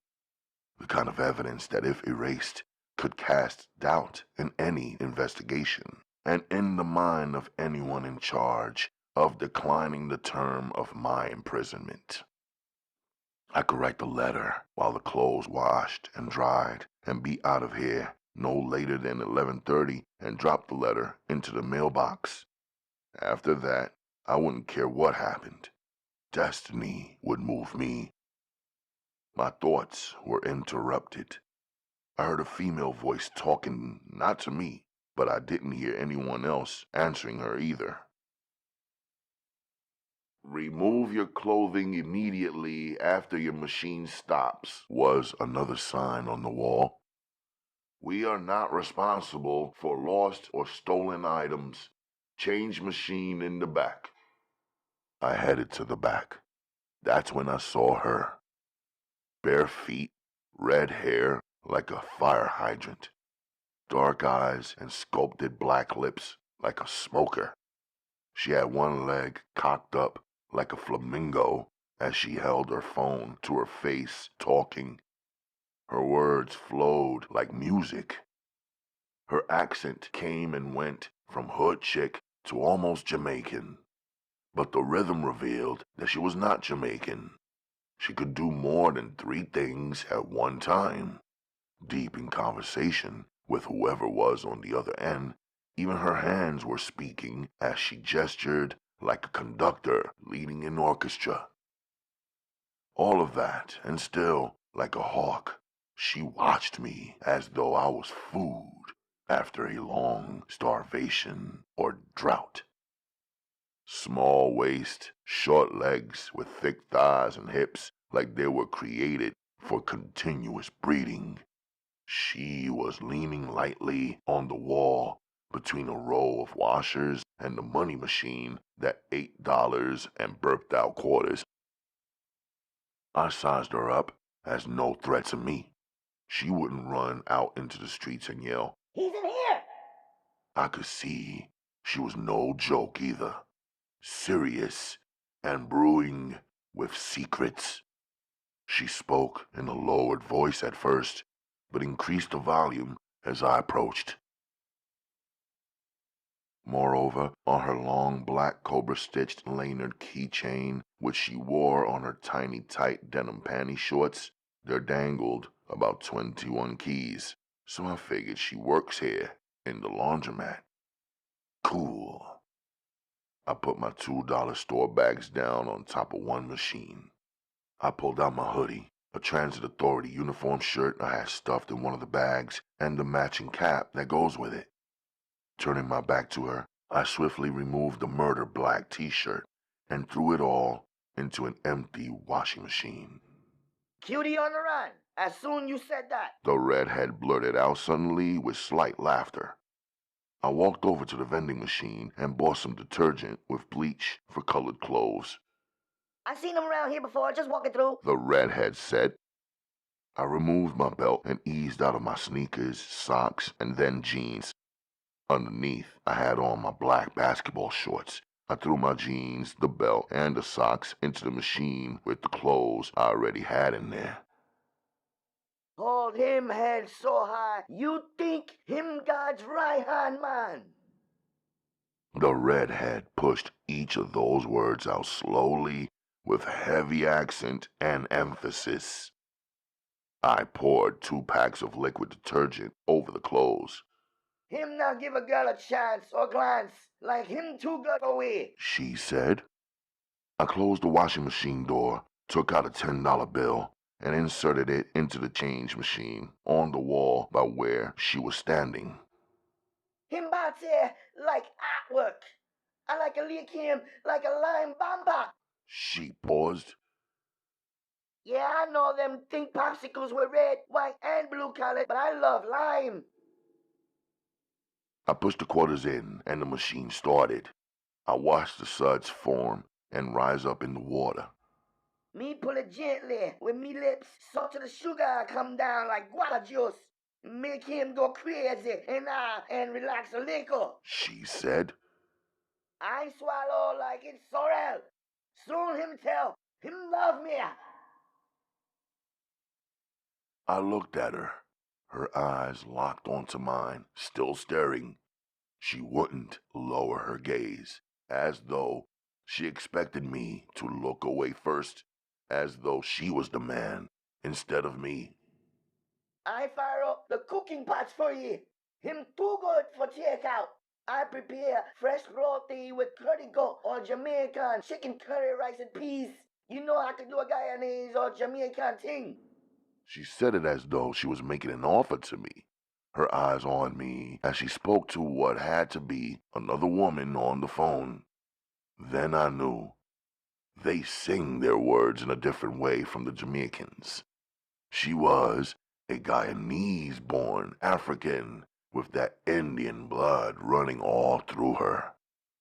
I could see from her hair texture and length, natural, not a wig or a weave, but the red color was just her style and spin on it. Still, the hood in her was the heaviest. Of course. Red versus the only man for I. You don't have to remind me, God.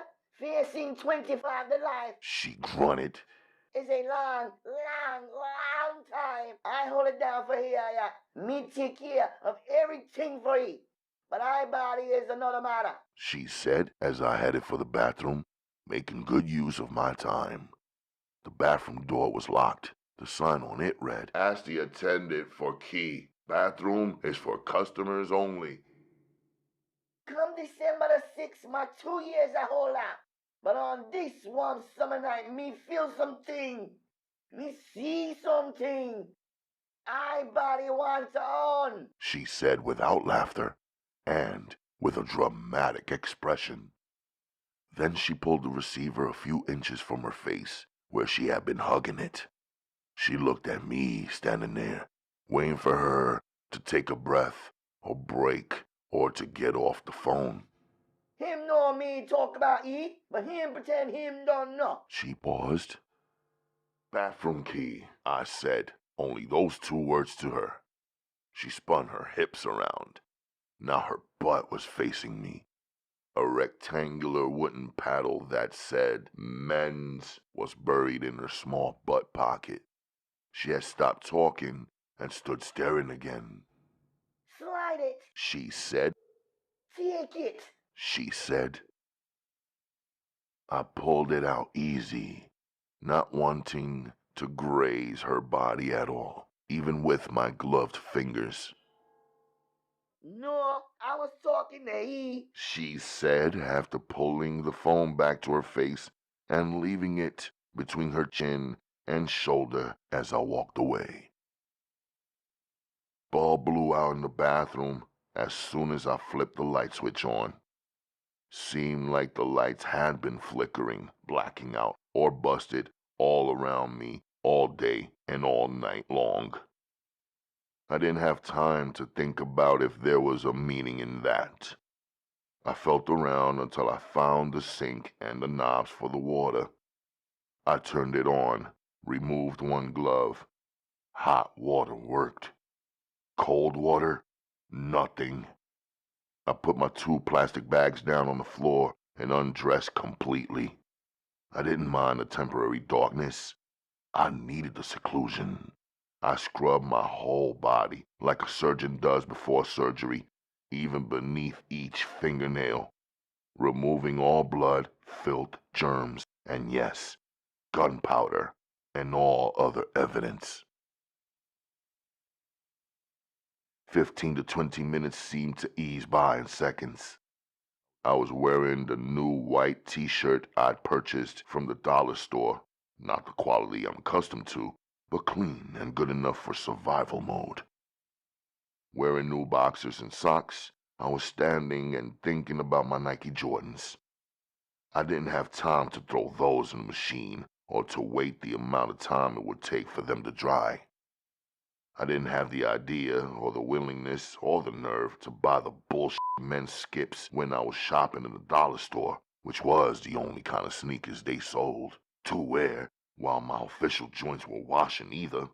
And I didn't have the desire to stand barefooted in the laundromat like the red-headed flamingo. With soap and tissue and hot water that had increased so high in temperature that it felt like it was searing off my fingerprints, I cleaned my Jordans by hand, the tops and the soles. I pulled out the old laces and wove the new laces in the dark. Knew everything about kicks by heart. Didn't need my eyes or the light to get it right. Done, I opened the bathroom door to catch some light to use to clean up behind myself. I pushed everything I needed to trash in one bag and placed everything remaining in the other. I wanted to burn my trash, but didn't want to trigger any smoke or fire alarms. My washer had stopped.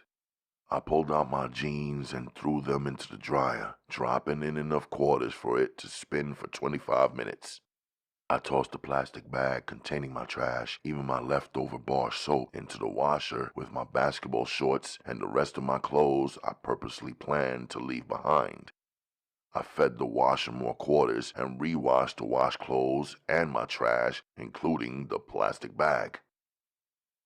The girl was gone, with only myself and my thoughts and the sound of the dryer drying my one pair of jeans. I was moved to make salat, a night prayer at the end of the day, weighed down, a late night prayer at the end of the day, weighted down by rapidly moving passions, pleasures, and tragedies.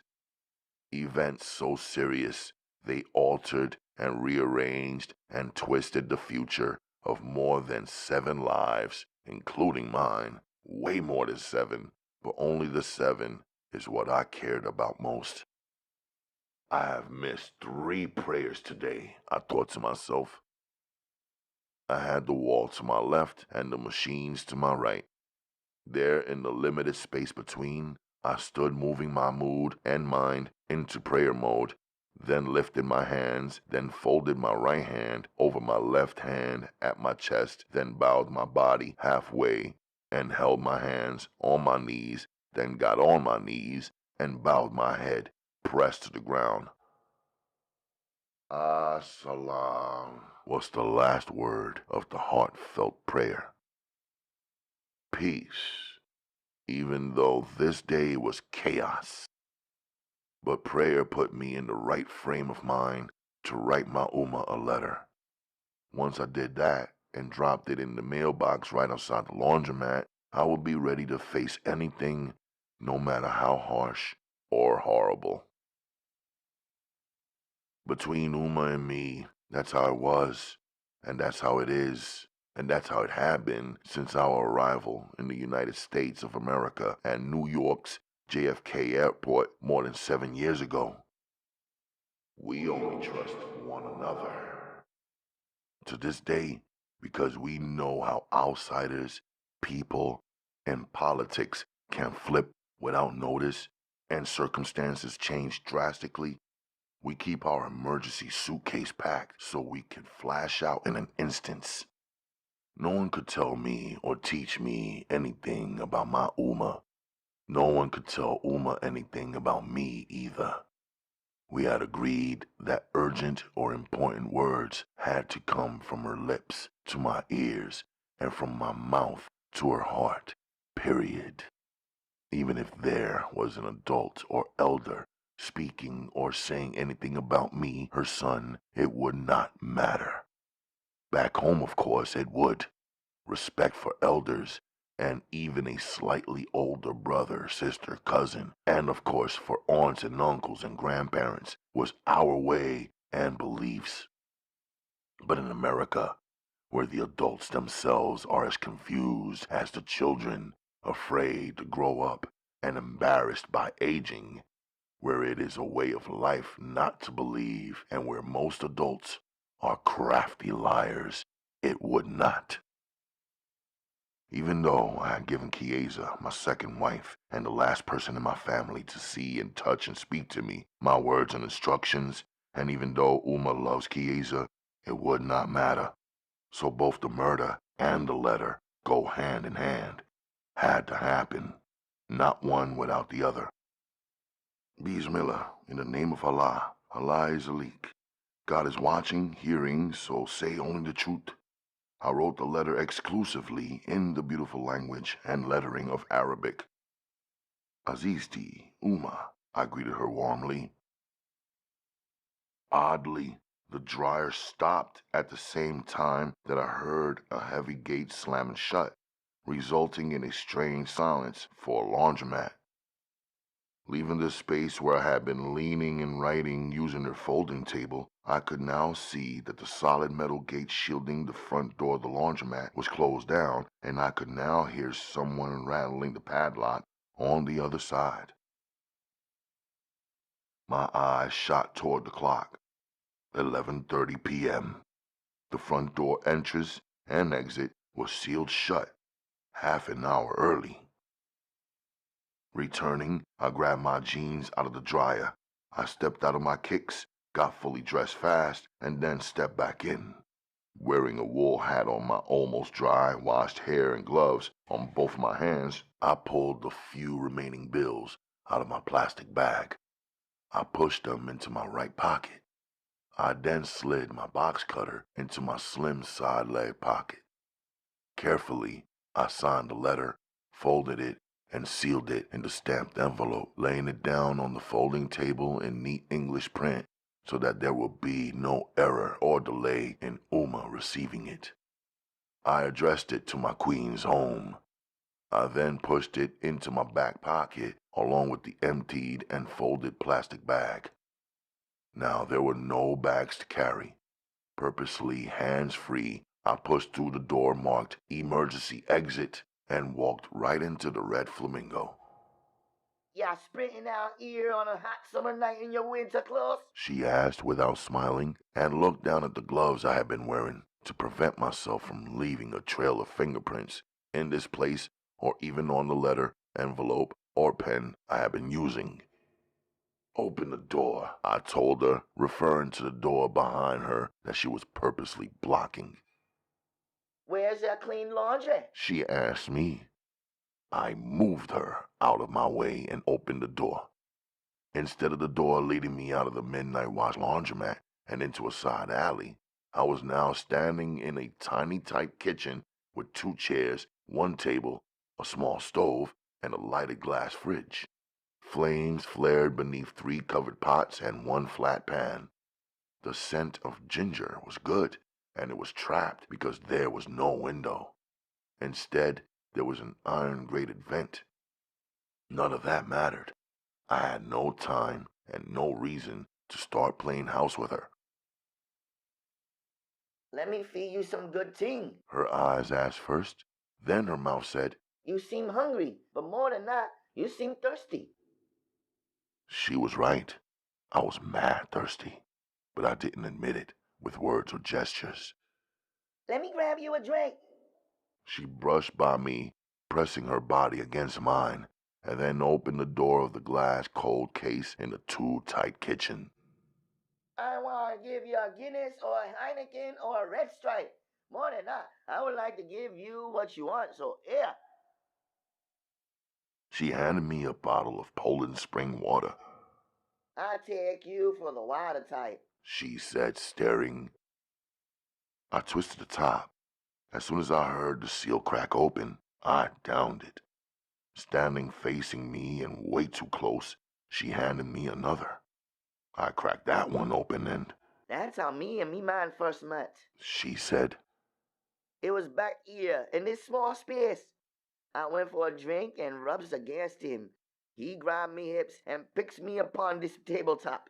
Him tears open me shirt and cut off me jeans with him knife, 'cause they was that tight on me body. Him, yes, you sound so good. Make my body throb all over. Then him say to her, next time wear a dress so I can you right. She smiled, remembering. After that, me love he forever. My mind wasn't on her. But then I also peeped that she was out of her denim booty shorts and wearing a colorful short dress that barely passed where was. I was grateful for the water. She had supplied me with the basic need. I also needed to eat, but I wasn't gonna eat or sit and share a meal with her, and I definitely wasn't gonna her. It looks good, but I'm not going to have any, I told her, stepping out of the tiny kitchen area and searching for the back door. The back door is locked, and it's the other way, Star, she said, reminding me of a Bed-Stuy Brooklyn girl named Bangs who called me Superstore every time she saw me. That door that doesn't say exit is the exit. The door that says exit is not, she said, smiling and seeming to enjoy her own riddle. But now is the wrong time for leaving. And if you make a move now without carrying the red laundry bag, the cops on the other side of the drawer grab you as soon as you step out, she said strangely, dramatically, and seriously. Thinking about what she was saying and why she was saying it had me still for some seconds. I didn't give a about the cops. I gotta mail the letter though, uninterrupted, I thought to myself. If I left through the side or the back door, I pictured in my head, I would still have to walk around to the front to drop the letter in the mailbox without allowing them to take me. But was what she was saying true? You're on my block, in my yard, as we say, so listen good. Hear me now. In 1 hour and 20 minutes at 1 a.m., you can leave out the back door carrying the red laundry bag, and no one, no man, no beast to touch her, she said, staring sternly. Carry the red bag to the train, taxi, plane, or wherever. But once you clear the 3 blocks from here in any direction, you good. She could tell I didn't trust her. She seemed calm, like she expected me to automatically flow with her intimate dinner fantasy and her suspicious red bad exit plan. She pulled one leg up back into her flamingo stance where she seemed most comfortable, causing her dress to creep up even higher and shorter than before. You brought from the dollar store on the corner here. She pointed toward the corner where I had actually shopped an hour or so ago. You buy some wrong thing, she said strangely. I knew I didn't buy anything illegal from the dollar store. Everything I bought was out in the open and for sale. You buy box cutter. She put up one finger like she was about to make a list. You buy winter gloves and wool cap in the summer season. She put up 2 more fingers. You buy soap and socks. She continued until all 10 of her fingers were spread. Somehow, she knew all of my purchases. She was definitely not in the dollar store when I was. I pay attention. She probably saw into my plastic bag when I set it on the machine, I swiftly considered. She placed her hands on her hips and stared into me, trying to demonstrate her seriousness, then continued. Store manager over there is the informer. The informer? I repeated. The informer. She continued, turning off her accent. Him tell the foot cop on the corner when people buy suspicious things. Guy guys in that yard choose box cutter for a weapon. Any girl, any child, man or woman, buy a box cutter is suspect. Sensing my doubt, she explained. Box cutter, them is not illegal for the informer to sell or for you to buy. But police here see it as a red flag and the informer tell all. It didn't sound like something she was making up, but it didn't sound like a reason I needed to stay either. Keys, I said suddenly, at the same time both the thought and the observation dropped into my head. Don't have. She clapped her hands together and wiggled her fingers, then spun her body to show me that her cobra was no longer there and no keys were jingling on her. But she had the cobra keychain on the panty shorts before, and the bathroom key in her back pocket, I confirmed to myself. Go get him, I ordered. Me give him to the one who lock up the gate each night. Him open up again at 1 a.m., then safe, she said, returning to her serious stare. My eyes searched the tiny kitchen, then my gloved hands pulled open one of the 2 drawers. One contained laundry bags, neatly folded as though pressed. The other contained brown bags, foil, plastic bags, napkins, and straws. Her arms were folded in front of her now, and both of her bare feet were on the floor. The tension tightened her up when she'd been all laid back and loose before. I knew I was onto something. She had to have hidden the key somewhere. I yanked open the narrow spice cabinet on the side wall beside the stove. There were no spices, but a tiny 5-inch television was embedded into the wall. On the screen was an image of the laundromat showing where all the machines were where I had just been. A surveillance device, I thought to myself. That was the reason she could leave her place of business unattended. She could watch and see all of her laundromat customers as she chilled back here like she was at home. I looked up. Pulling out one of the 2 metal chairs, I placed it on the top of the table. When I climbed up and stepped onto the table, she got excited. Then the excited expression on her face evaporated as she caught on that I wasn't about to twist and bend her body in some mean sand position. But I had seen the lines on the ceiling in the shape of a square that seemed to lead to the 2nd floor. You don't want to do that, she warned me. She was wrong. I was already pushing on the square and climbing up. I lifted it only 2 inches at first to see and listen if someone was up there. I figured she had a small bed for resting and a closet with a few changes of clothes. The keys were probably up there, where she had changed into her me dress. I wasn't going to ask her again for them, or even trust any of her responses. I know what she wants. If there were no keys, plan B, I would leave from the rooftop, or at least use it to see for certain what and who was moving outside in the area. From the rooftop, I could see clearly and then leap to or jump down to another connected building or use the fire escapes. If the mailbox was too hot, from the rooftop I could spot another mailbox, then switch up my route. I pulled my body weight up into a dusty room with no lights. As soon as I was in, I stood still to listen and check it out. I could hear the redhead pull the chair down from the table and drag it back in its place. Good. She understood then that I wasn't coming back. No bed, no furniture, no clothing. I stepped lightly towards the room door.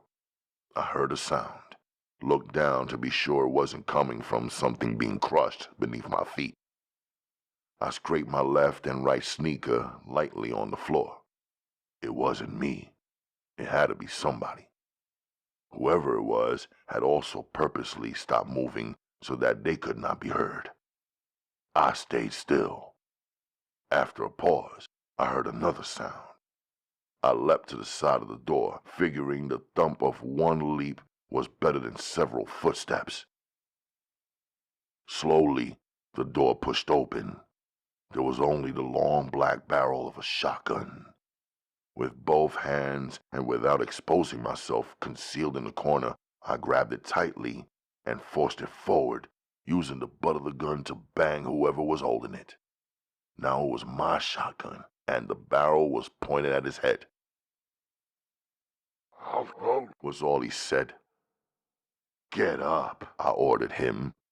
He stood slowly, raising his hands. Lead the way to the roof, I told him.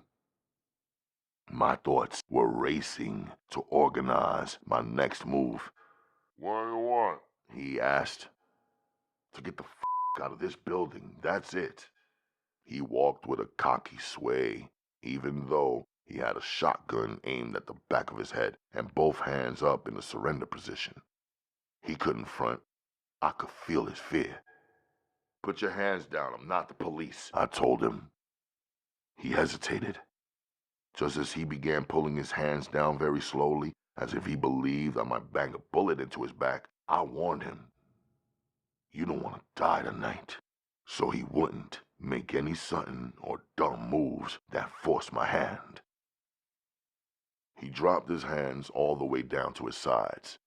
Within a few steps, he stopped walking and turned facing the door that did not look like an exit.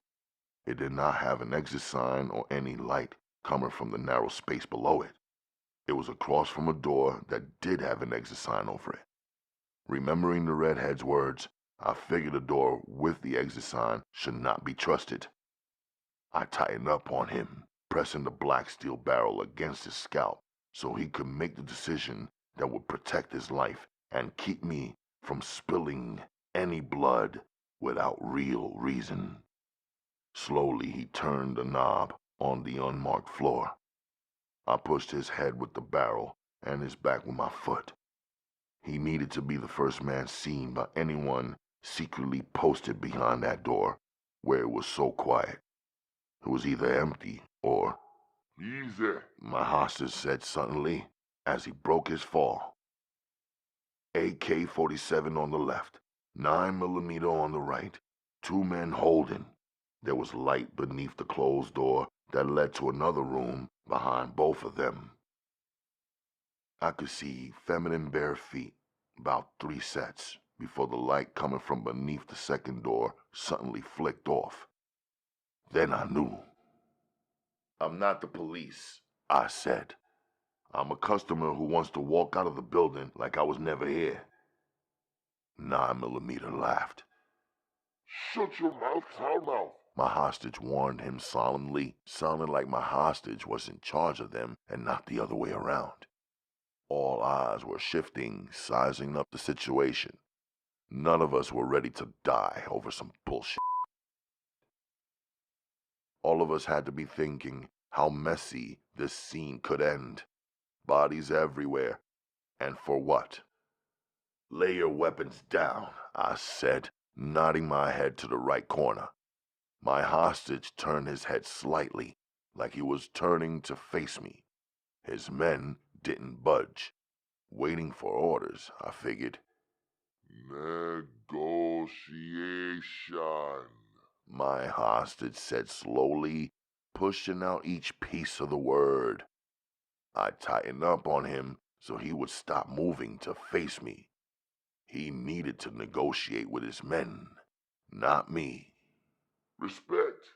Him said him don't want no thing. Him's just a wanderer. A laundry customer who somehow got trapped in our building, my hostage said sarcastically to his men. He saw us, AK-47 said. We're gonna kill thee, the other one said and smirked. Kill him? He gonna kill us. Versus brother. He warned them. More than that. One shot and 5 all go rush our palace and we all go dead. Then them get away with our product. My hostage was reasoning for his survival. he blew a spot. 9mm said. We gwine let 'em walk. Otherwise, gwine turn graveyard in here. He told them. Put your guns down. He ordered. They didn't. He raised his voice. No! They did. There's only one way out alive for you, he said to me, speaking out of the side of his mouth, but still facing his own men. I was hearing him, but watching his men and calculating whether there were more men in the back room or just the women whose feet I saw before the lights blacked out. Are there other men anywhere else in the building? I thought to myself, but I had no way of knowing. In my pocket is the key to the door for your freedom, he said with a serious tone, but I could tell he was a joker. I wasn't joking. Pull it out, I said. He did. Tell your men to turn around and face the wall, I said. He nodded. Both mad as a motherfucker, they turned. Walk, I told my hostage. Slowly return, he said to me. We spun a 180, slow like Tai Chi, with the steel still pressed on him the whole time. Take 3 giant steps, he said without laughter, but like me and him were playing the game. I wasn't playing. Through my peripheral vision, I was watching his men while watching him. I gwine reach and open this door, he said, standing in front of the door across the hall with the exit sign. I pressed the steel against his back as he turned the key. The door opened to a darkened stairwell. Go down here, out the door, out the bottom, he said. 6 steps to the side, I told him. He didn't obey. My shorty aya, he said with a new confidence, requesting his gun back from me like it was some even trade. Nah, you can't call it, I said, reminding him who was in control. He wasn't. Brethren, he said, as though he and I could somehow be brothers. His 2 men made a dash for their weapons. I banged the hostage in the head, collapsing him, spun around, and shoddy whipped his boys before either of them could get a grip on the AK or the 9. 3 men down, knocked out, and bleeding without shots being fired. I heard the voices of the women reacting, gasping, whispering, chattering behind the closed door. They didn't open it. I grabbed the other 2 guns. I was headed down, hoping the exit door was the exit to the streets and that it was open and not bolted. On the lower level, the red flamingo stepped out of the dark corner, interrupting my stride.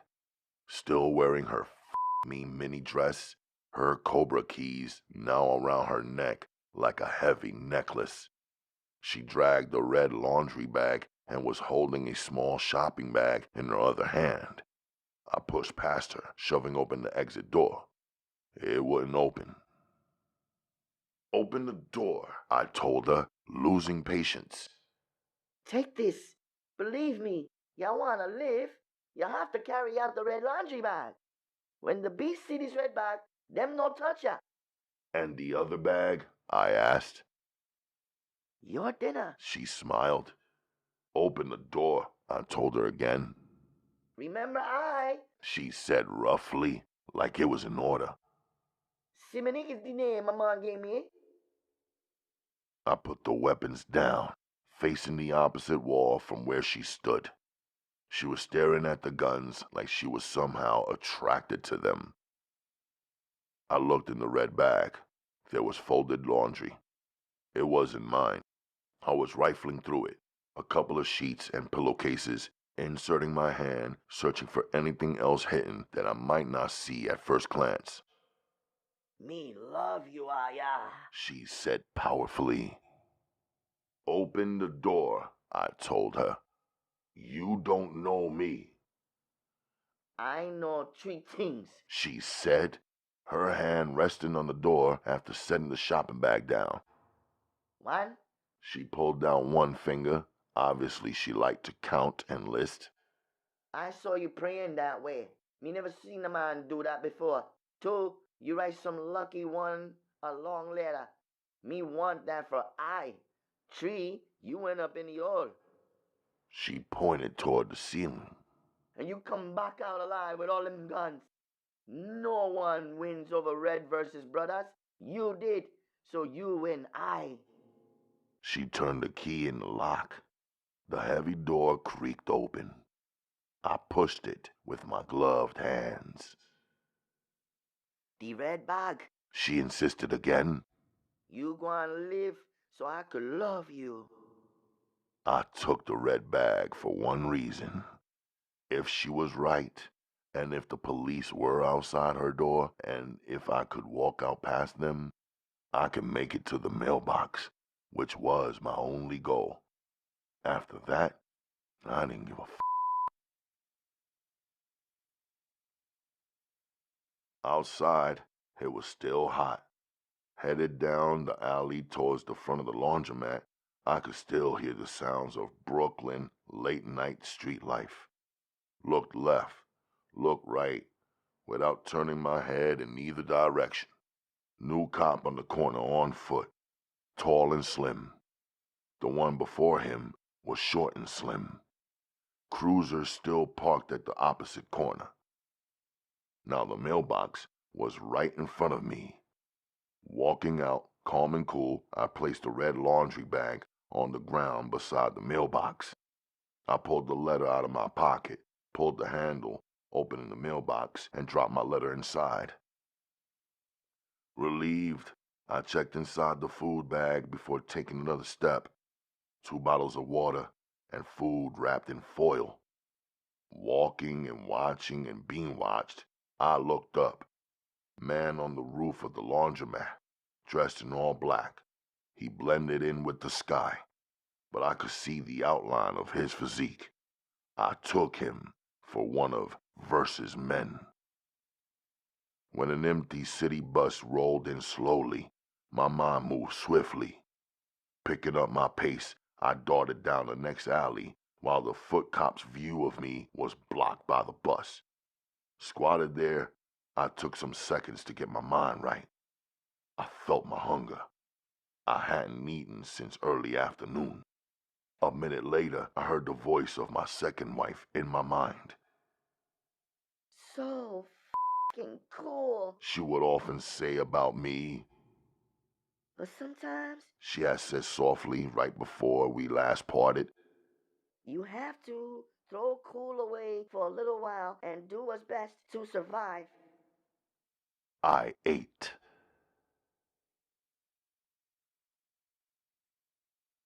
Chapter 5. Their side room investigation pit was still empty, except for me in cuffs, seated in the chair, and a decaying burger on a table. The police detectives probably went to reshuffle their deck and would come storming back in here with a different approach. It didn't matter. As I drifted off into a half-sleep, I suddenly realized that my mind had been measuring up the murder and the steps I took immediately afterward, as well as which tactics and strategies I should and shouldn't use now. So focused on that, I didn't focus on the reality, the impacts, or the results of having entered Midnight Wash, that laundromat. Now I reflected clearly. Now I concluded that this investigation is not about the homicide I committed. It was about the drug den that I unknowingly entered, to write a letter to Uma and to wash off the evidence of the murder. Unusually sharp, usually. I didn't pick up on what my young life in Brooklyn had already schooled me on. Any empty business is a front for some illegal business. Cash, drugs, guns, whatever. The whole switching of the exit signs and locking and bolting down the doors like that wasn't a crazy f***ing fire hazard should have tipped me off. If one of their enemies set that place ablaze, they would all be trapped. And what about all that bullshit about the red bag? If carrying the red bag mean no man, no beast will touch ya, no street cats or cops, in other words, would touch me, that had to mean that the cops and the dealers were working together and they had in common what was the red signal and the contents of the red bag. What about the barefoot women who never opened the door, even though they had to have heard the fight and the commotion? Were they also locked in? What else were they concealing and doing? Were there any men behind that door with them? Now that I was alone in the room, I began to see some of the pieces of the setup. The Red Flamingo was their lookout girl, but she was a weak link in their chain. She was their untrained, trusted girl soldier, although I didn't know why any man would have his woman as the face of his dangerous, illegal business dealings, surrounded by other men, blood or no blood relation. Glad I didn't f*** her. I didn't desire her or feel tempted by her. She wanted the down so bad. If I was a weaker man, she would have had me off guard and half naked. After the stroking, I'd be soaking in my own blood when her man's men came dropping down from the opening in the ceiling like spider assassins. There's a difference between men who are believers and men who are not. Believing men don't take whatever is being offered just because it's available. The believers believe that there are 3 people in the room whenever any unmarried man and unmarried woman are in a room alone. The third one is the devil. Believing men restrain first and resist and select and take women as wives wisely with all of their senses. Our reward is peace of mind, peace within our family, and also Allah's mercy and protection. There is a difference between with weapons and trained fighters, armed or unarmed. No matter how much attitude or grimy looks or slick talk any untrained has, and no matter if he is holding a stockpile of weapons and ammunition, a trained warrior will disarm and disable or dead him in seconds, and everything he has or had becomes mine, if I want it.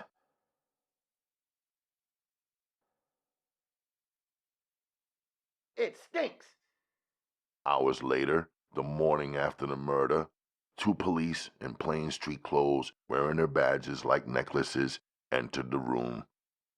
It was their beef sticking up their windowless side room.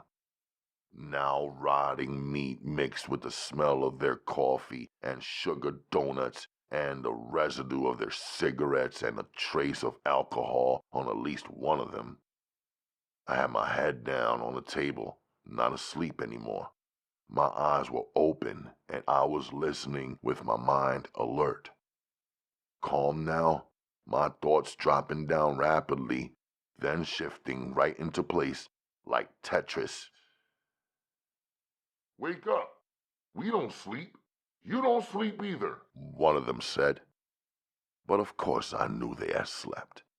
Why else would they leave me sitting in the chair for 8 hours? Seated straight now, I put my blank face back on. Get Officer Darby to escort this perp to the bathroom. It stinks in here. Smells like he's in his diaper. In the bathroom built with cement cinder blocks and no windows, I was about to, quote-unquote, handle my business. First time in my life I'd ever been in a public bathroom with other men who were not there to handle their own businesses in their own stall or individual urinal. These cops were here to watch me. Bet you didn't know you had to ask every time you want to go to the potty and pee-pee. One of them joked.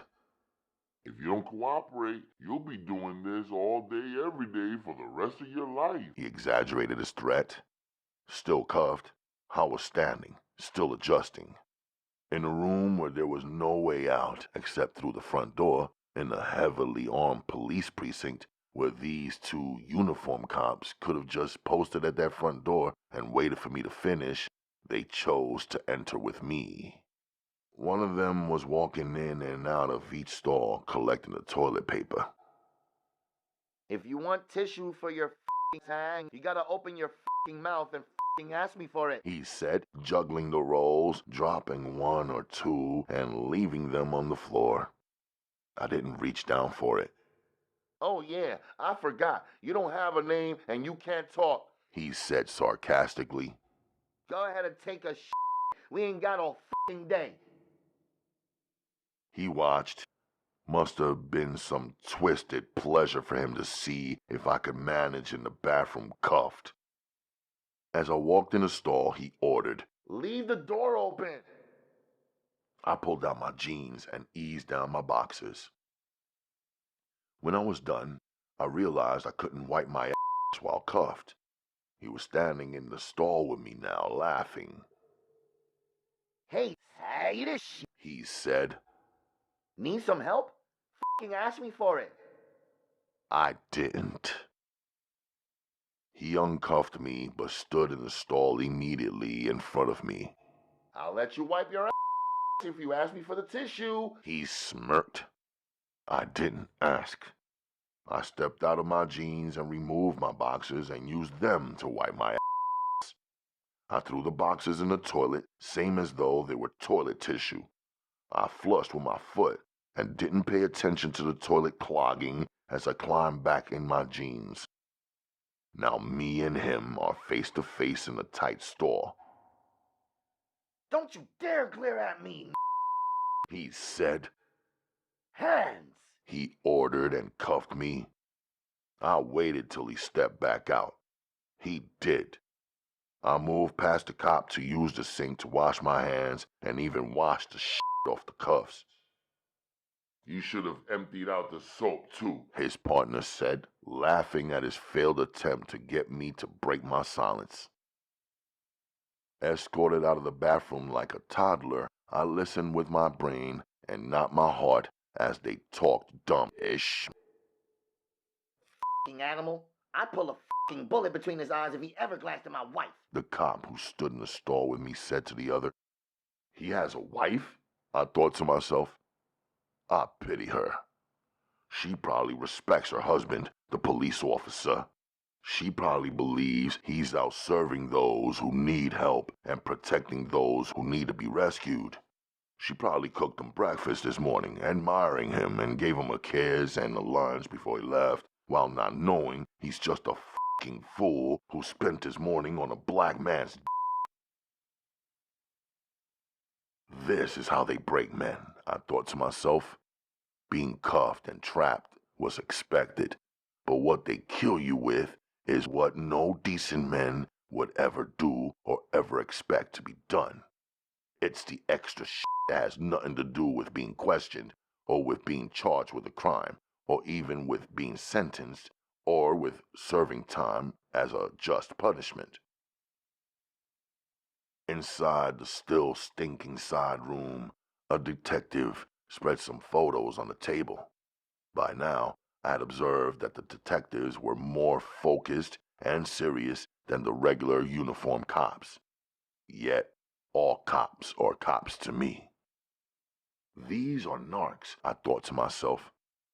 Drug detectives looking for drug dealers, drugs, and information leading them to a bust. I was clear now. But one or more of them might be a drug dealer himself, I thought. A dirty cop pretending to be a detective while dealing drugs on the low, or at least by protecting drug dealers on the low. Particularly drug dealers on Red versus Team. The ones carrying the red bag, I said to myself. All that's required here are your fingers, since your jaw is jammed shut. Point out which man or which men in these photos you recognize. Smartest thing you can do for yourself is to separate yourself from these guys. Give them up. Cooperate with us, and you can walk out of here a free man soon, he said. In the photos were 4 different dreads and 1 Caesar cut, all dark-skinned and Jamaican. I recognized 2 of them. The first was shotgun. The other was AK-47. The other 2 I didn't know. I figured it was Redverse and one of his lieutenants, or maybe one of his brothers, or even his business partner. Neither me or my face responded to the photos.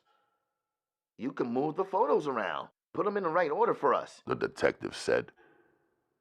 The bigger the boss, the bigger the bang, the better the bargaining chip for you. Your freedom is based on this negotiation. I didn't speak. The officer was trying to do all the convincing continued as the other detective's face and body grew more and more impatient. He stood stiff, finger in his holster. The first detective threw a small pad and a piece of a pencil on the table. Give us some names. Write down the names of even one of the guys you know. His street name his mama gave him, whatever. But it better be right. Pull a fast one and I'll have you serve all of their time put together. I can do that, you know. He was leaning on the table now where I was seated. His facial expression was serious, angry, and frustrated. I knew the routine. He was playing, quote-unquote, good cop, bad cop. I wasn't playing.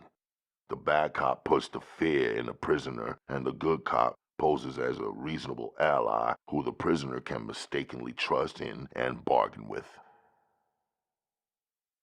Stand up, the bad detective yelled, not giving a about who could hear him.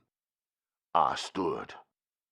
He must have also seen me drop the letter in the mailbox, but he couldn't have seen me clearly from across the street where it was posted on the corner in the darkness of midnight. Was it in the mailbox? He asked with an urgent tone.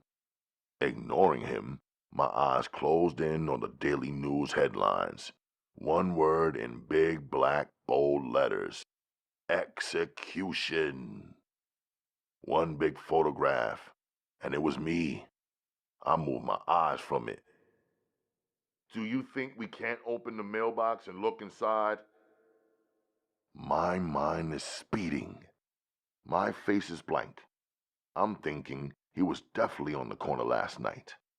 I'm guessing he was the extra dirty cop in this setup. He saw me carrying the red bag, but he also saw me set it down, pull something from a back pocket, and drop something into the mailbox, and then walk away without the red bag. If I would have held on to the bag like the red flamingo suggested, he would not have tipped off the cops who swarmed on me at the subway. Maybe I had confused him by both carrying the red bag and not carrying the red bag till I got off the block. Maybe he thought he f***ed up and lost the trail of the drugs. My mind moved to the letter. Could they really open the mailbox? The detective is bluffing, I thought to myself. It was past noon. The mail had to have been collected already. They're looking for drugs, not mail. Maybe they had already opened the mailbox. If they did, they already knew there were no drugs dropped inside. At least, not dropped by me. Even if they opened it already, I told myself the mail still would have got delivered. Long as Uma received my letter, I'm good. Oh, it's Sunday, I reminded myself. Maybe they don't collect the mail on Sunday. It's America's day off. In the East, where I'm from, Friday is the day we go to mosque for Jama prayer. Friday and Saturday is our weekend, and Sunday is our first day of the work week. Answer questions, the bad detective screamed, playing his role. I sat silent. My eyes were back to the photo of myself executing the enemy last night on my Brooklyn block. A 2-second hold. Then my gaze was back onto the wall in front of me. What do you think those guys are gonna do when they find out you handed the drugs to the government? The mail is federal property. What were you thinking? How much was in that package? A kilo? 2? Enough for you to pay with your whole life, I bet. More money than your life is worth. These guys are gonna kill you. They'll put a price on your head, and some crackhead on the street will blow you away for 2 rocks. The bad detective was leaning into my face and holding one of the photos up to try and extract fear from me. The Daily News cover photo of me looked like it was shot from behind and overhead, maybe from a news helicopter, but I didn't see or hear no copter last night at the block party. The stage! The thought shouted on the inside of me. A photographer could have caught the shot from the stage, which stood high above the crowd. Alhamdulillah, the photo did not capture my face, only my back, my physical form, and clothing, and my extended arm, my gloved hand holding my black millie, my barrel slams in it rush. Your loyalty to them is gonna backfire, The good detective said. Cooperate with us. We can protect you. Give us the right info, and we can even relocate you so that you'll never run into these guys again. Funny how he thought I was the dupe in this scenario. He thought I was protecting some drug syndicate because I didn't know any better. Actually, the good detective was the dupe, from how I see it. He was protecting the dirty detective who posed as a uniformed cop posted on that drug block because he, the good detective, seemingly didn't know any better. The words the dirty D was saying revealed what his main focus was. Where are the missing drugs? He was concerned not because he needed to seize them and turn them into the precinct. He was concerned because he was the real drug dealer or the overseer and protector of a drug syndicate who lost track of the package. Probably considered the worst possible up in their line of work, quote-unquote. Now nobody could get their payoff, at least not from last night's take, 'cause their drugs were missing. Somehow, somebody G'd off, I thought. Whether someone in Red vs. crew had the drugs and was acting like they didn't, or someone who was supposed to deliver the drugs to them stole the product while pretending that they delivered it and that I stole it. Or even the cops could have one of their guys steal the product. I didn't know. I didn't give a f***. I didn't have nothing to do with drugs. Don't use them, don't sell them. But I could see now that I was somebody's come-up, somebody's fall guy, and a diversion all in one. We'll take your fingerprints and match them with the package. Once we book you and you're in the pit with some of these other guys, you're done. Game over. Finished. The dirty cop threatened. I knew there was no package in their possession, not with my prints on it. That's why this bullshit, boring-ass precinct interrogation was ongoing. They made a huge police scene in the train station last night. They thought they caught me red-handed. They made the mistake. Now, they had no evidence and no explanation. They needed me to do their job right now. They needed my mouth to snitch on the hustlers. They couldn't do their job. They weren't intelligent or clever or even capable of what they call good police work. And what about the fact that at least one of them in the room, and probably a few of them in the precinct, were part of the red laundry bag crew, quote-unquote? They had to get some sucker and lock him up to cover up their own hands. They needed to make it seem like they wanted to stop the hustlers from hustling when they actually needed the hustlers to hustle to get their food, their cut, which I was sure had to be more than their little paychecks ever paid them. Smart ass, you think we got nothing on you. We got your laundry bag that you left beside the mailbox, he said. His hands were leaning on the tabletop. His fingers were pressing down hard and turning pale pink with stress. I knew the fact that they had the bag didn't mean ish. I was wearing gloves when I carried it that short distance. He couldn't see my black gloves on my black hands last night, and I had trashed the gloves in an outdoor trash can before I entered the lighted subway system immediately before my surprising arrest. There were no prints on the bag, at least not mine. I saw the newspaper caption beneath the cover photo: Brooklyn youth executed in a crowd of hundreds. The bold assassin caught on film in the above photo. State Senator outraged. Story on page 3. Bad detective flipped the table, pushed me out the chair and onto the floor. I didn't resist. He swiftly grabbed the chair I had been seated in and got ready to crack it over my head. The dirty detective laughed. The good detective intervened, stopping the bad one by separating and distancing him from me. The dirty detective threw my chair into the wall. Yeah, this is personal for him, I thought. Maybe the missing drugs under his watch could catch him a bullet in the back of his f***ing head. Take a break, The good detective told the bad one and the dirty one. They both slammed out the door. Good detective picked up the chair. Sit down. He ordered me. I sat. Then he picked up the table. Next he picked up the pad, pencil, and newspaper. Lastly, he placed all of the drug dealer photos back on the table. Last chance. He warned me. I'm sure they're preparing to move you. I can stop them from putting you in that cell.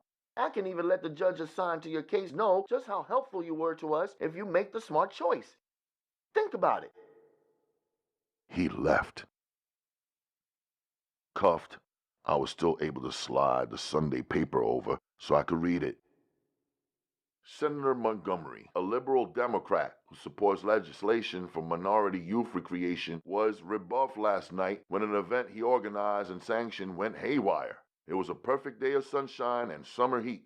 A lineup of stellar performances and the excited crowd of thousands enjoying the cheering for hours ended in a chaotic and tragic melee. New York Police Department says groups of youth gangs began firing gunshots randomly into the air and others threw bricks and bottles at the police from the rooftops. In the confusion, one man focused and then executed another with a 9mm, the same weapon used by the police department, and in the presence of the Housing Authority police, the NYPD, and hundreds of spectators, including the state senator. Despite the strong police presence, the assailant somehow managed to escape into thin air. The weapon used to murder Lance Polite, age 19, has not yet been found. The police conducted a full sweep, arrested 89, mostly juveniles, and the homicide investigation is ongoing. Community parents are outraged. However, only 18 parents showed up to protest in front of the 73rd precinct late last night. Many parents interviewed last night say their children are minors being held and questioned without parents or attorneys present. The district attorney has issued a statement raising the capture of the murderer to top priority. He said, the state of New York is populated by millions. 95% of them are law-abiding good citizens. We will never and have never tolerated murder, and we won't rest until the assailant is apprehended, tried, and convicted of this violent, unconscionable, heinous crime. If I ripped the cover photo of myself out of the newspaper and laid it across my chest or taped it to my forehead, it would probably be the only way these stupid cops and dumb detectives could, quote-unquote, capture me. I smiled. Even though I was in the same room with them and one of them actually had my photo in his hand on the cover of his newspaper, they were that slow and blind. I knew I could get away from these narcotic detectives. They had nothing drug-related to hold me. They were betting I'd break down from their high-pressure performance and their bluff. I knew I might even get away with the murder that I had planned to take responsibility for, but the good detective busted back in the room, interrupting my thoughts. Stand up! He yelled. He was fired up about something. Now he had a style change. Holy f***ing... He grabbed the Sunday Daily News off the table. He was staring at the front page. He took a quick look at me and began flipping the pages. I counted. 1, 2, 3. He was reading. Then he looked my way again.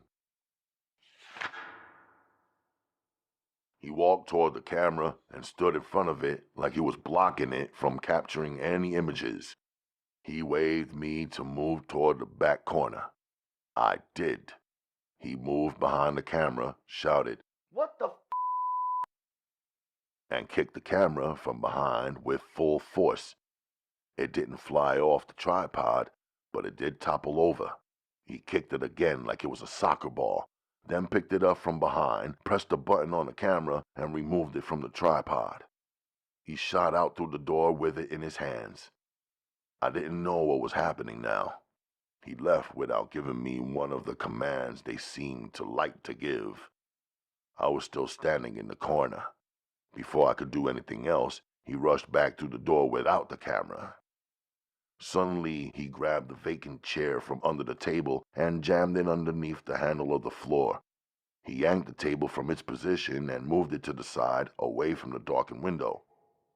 over there?" He pointed, speaking not aloud, but only through gestures, ordering me to move. I did. He moved the chair I had been sitting in for hours to the side where he had placed the table.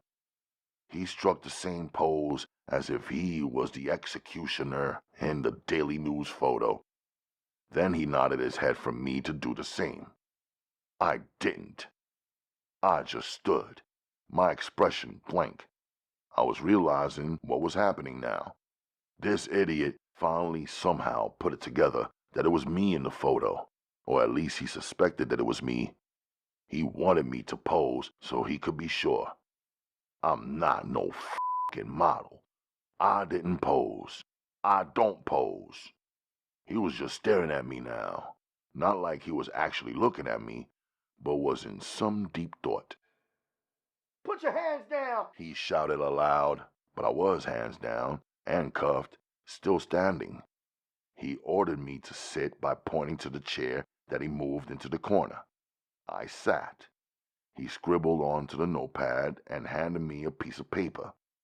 I didn't reach to accept it. I looked down. He had written, "Don't talk." I read it, but didn't touch the note or react to his strange message. Why would he be instructing me not to talk when I had not said one word since I was cuffed at the train station?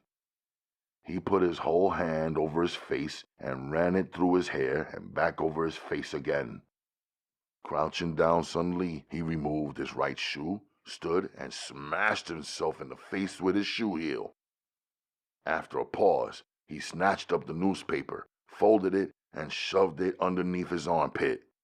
He began putting everything back where it had been moments ago. The table, the chairs, the photo, the pad, the pencil. He crumpled up his "don't talk" note and stuffed it in his pocket and left. "Walk," he said to me when he returned. He led me out of the room down some corridor. I thought I was headed back to the holding cell. A few stray cops watched the path we were taking. None of them were the same ones from earlier today. A couple of them paused their own steps to observe us instead. One of them smirked at me. I figured they all suspected now that I am the executioner, quote-unquote, in the news photo. Not the drug dealer there was thirst for. My face remained blank. The good detective opened the door and nodded me in, then closed it behind us. There was nothing but walls, no table, or chairs, or cameras, or windows, or clocks, or photos. He reached into his pocket. Out came tape and gauze. He began wrapping his own hands like a fighter does before he puts on his boxing gloves. "You and I are on the same side," he said to me. "I gotta beat you to convince them that I'm part of their team. He said strangely. So you stay still and let me f you up for show. Don't you dare move." He said forcefully through clenched teeth. "It's nothing personal." He punched me on the side of the head. Instant headache and a burning feeling. First time ever I let any man get at me like that. I had no idea what this had to do with the murder I committed or the punishment that I expected. There'll be some pain and a little bit of blood, he said, punching me full force in my ribs. They got nothing on you. Believe me, it's better that I beat you up than if I let them loose on you. He punched me in my jaw. I'm not gonna hurt you. You and I are gonna do great things together. He landed one in my stomach. I tasted blood in my mouth. You should have screamed. I wouldn't have had to make you bleed if you showed some fear and humility. He hit me again. I didn't scream. Good enough, he said, unwrapping his hands and pushing the used gauze and tape back into his pockets. Good boy. Good boy. Good boy, he shouted. Yet he wasn't talking to me. I was right in front of him, still silent, still standing. He walked out.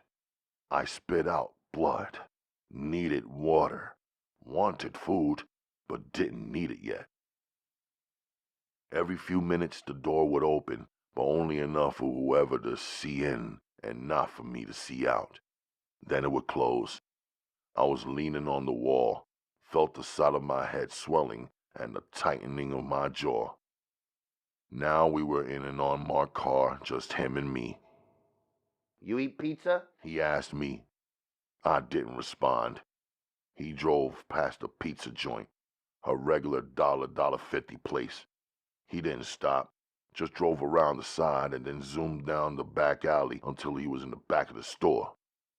There was a heavy metal door, no knob or handle. Obviously it had to be pulled or pushed open from the inside. He did a rhythmic knock. The door eased open. Yeah, he said to a fat guy wearing a greasy long apron. The guy didn't answer, turning his back and walking in the opposite direction of where the good detective was leading me.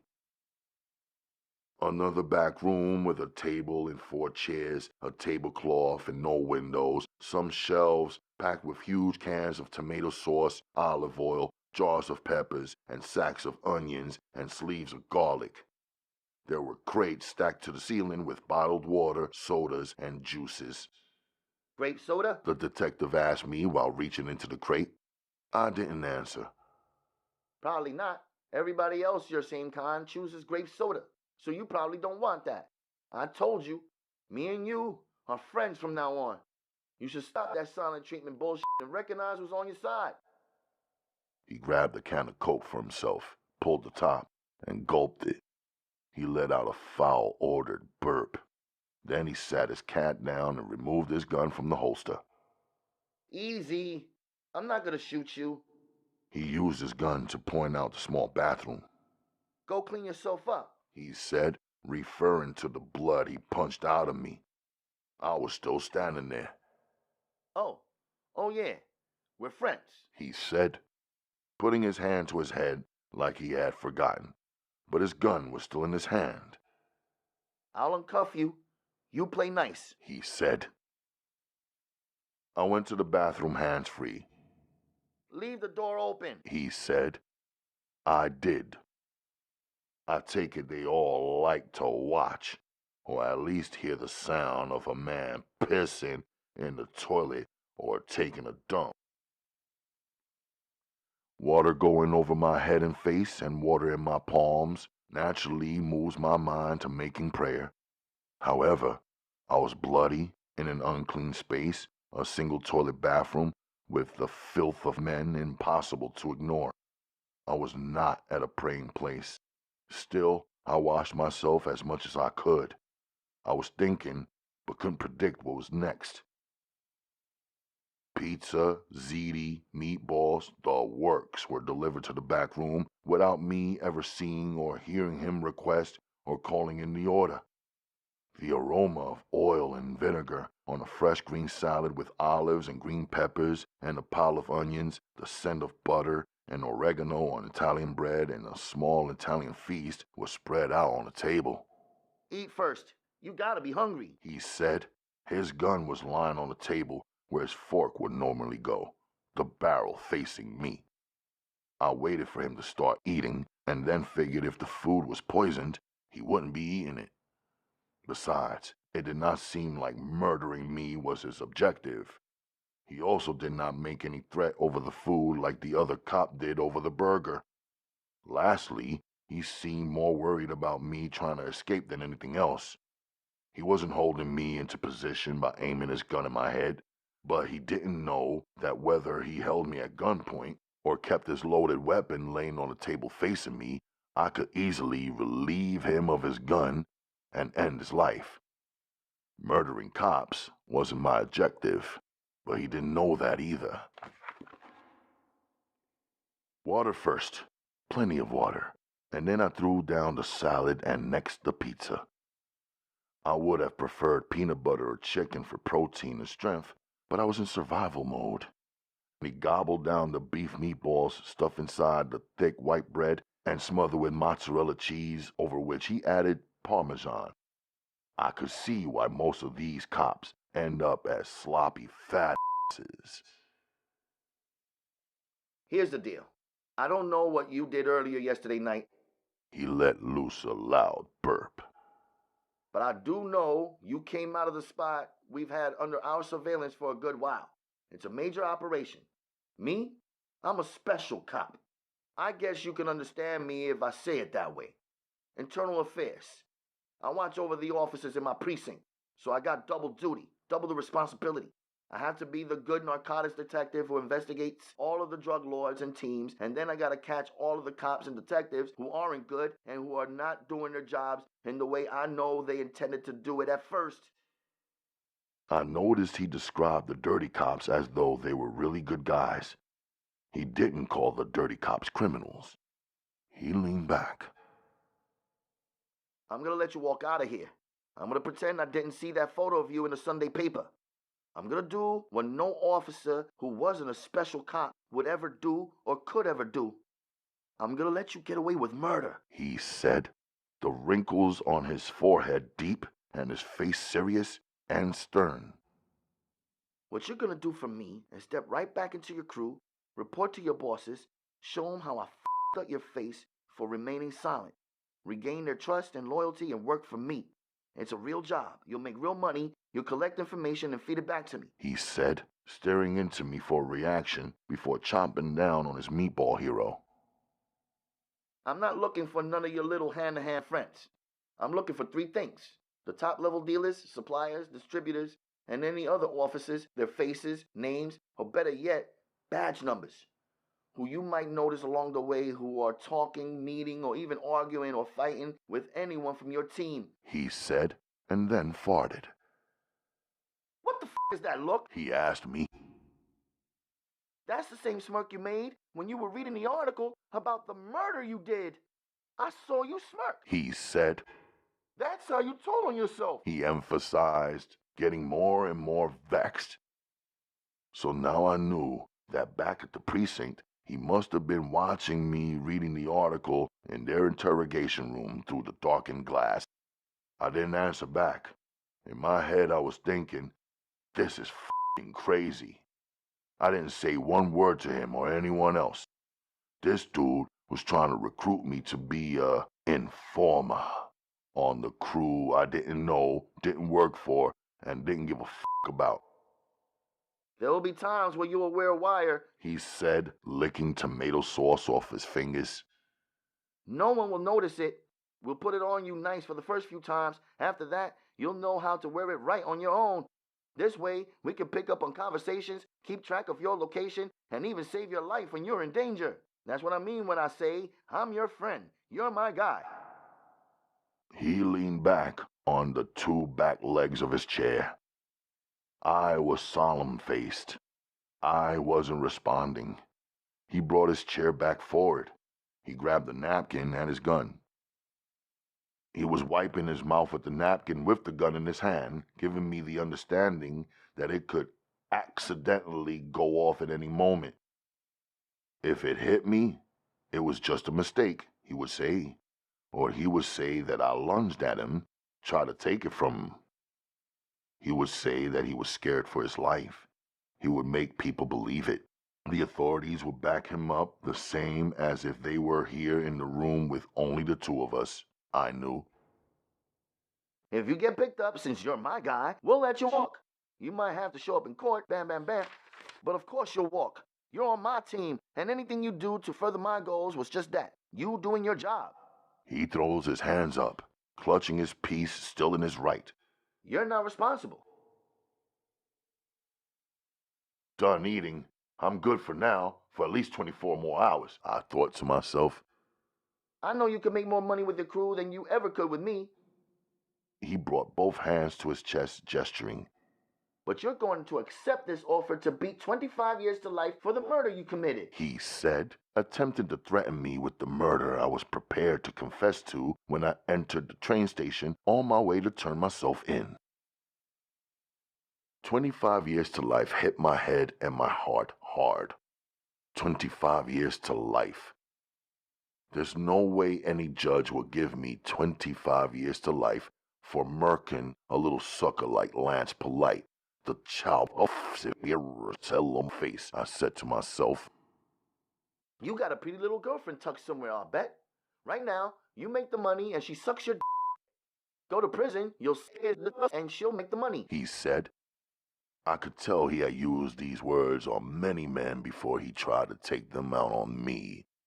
I'm sure 9 times out of 10 he broke them all the way down. One call to the 73rd precinct, He said, stone-faced, holding his Glock like it was a telephone. where that murder occurred, and not only officers, but their captain, the district attorney, your state senator, will be all over you.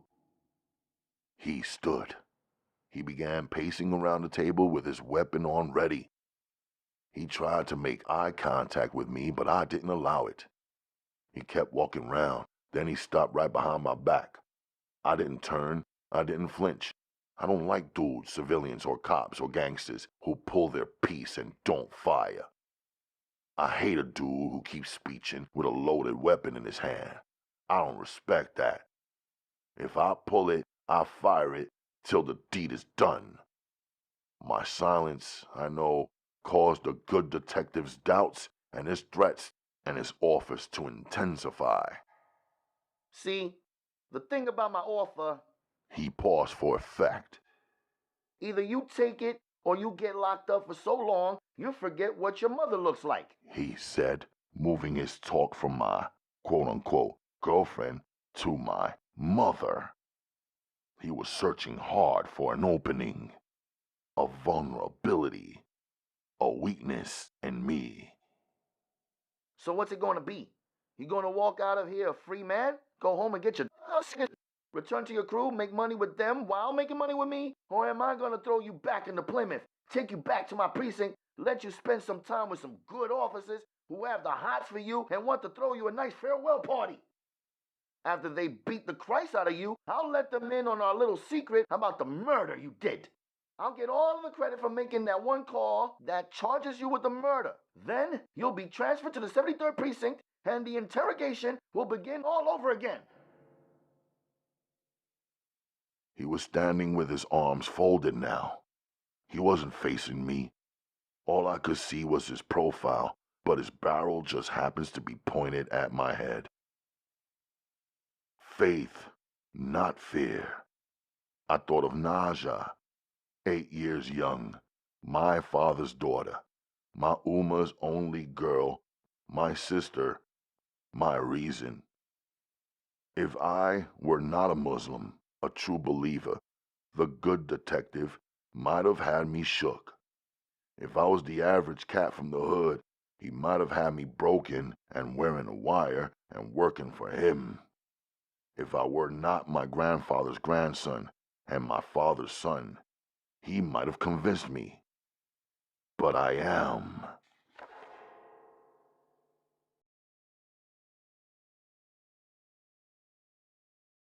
Chapter 6.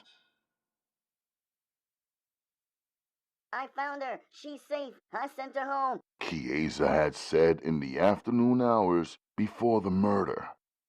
She was in my Brooklyn apartment in her underwear, on her knees, scrubbing the living room floor with an old cloth that had been stuck on top of an old bottle of Dettol beneath our kitchen sink. I was frozen by her words. I'd been outside for 3 hours looking for Naja and had checked everywhere in a 6-block radius, every alley, each street, every car, parking lot, trash area, building, rooftop, and even down and into the subway and up and onto train station platforms. She's safe. I repeated out loud her words to me. She's fine, alhamdulillah. Chiesa said, but she was still scrubbing. I walked her and Sudana to the taxi and spoke to the driver and all. I was going to pay him. He demanded the money up front, but Sudana insisted she wanted to pay. Seemed like she felt bad, so I let her. What time? I asked her. How long ago did you find my sister? About 3 minutes after you and I both ran downstairs, She said calmly, still scrubbing. Quick as lightning, I thought to myself. My second wife had accomplished the task 180 minutes before I returned empty-handed to double-check what was happening back at my apartment. but we had to walk over 7 streets to catch the cab because of the growing crowd, the roadblocks, and the street party. Relieved, I could only release and exhale about half of my tension from my body. No doubt I believed my second wife. Still, I had a strong feeling and wanted to, at least, hear my little sister's voice. But there was no phone at my Brooklyn apartment. I had shut it off a couple of weeks ago. I'll be back, I said to Chiesa and turned to leave. Wait for me, She said, picking up her scrubbing pace and finishing her last laps from corner to corner of cleaning the living room floor.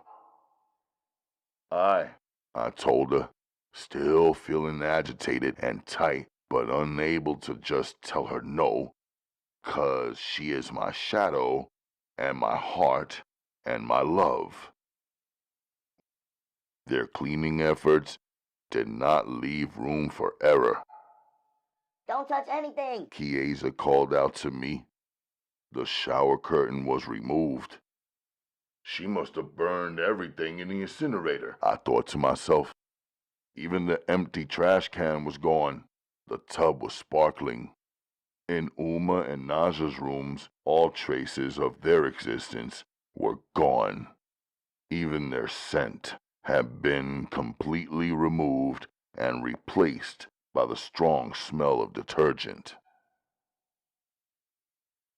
Chiesa.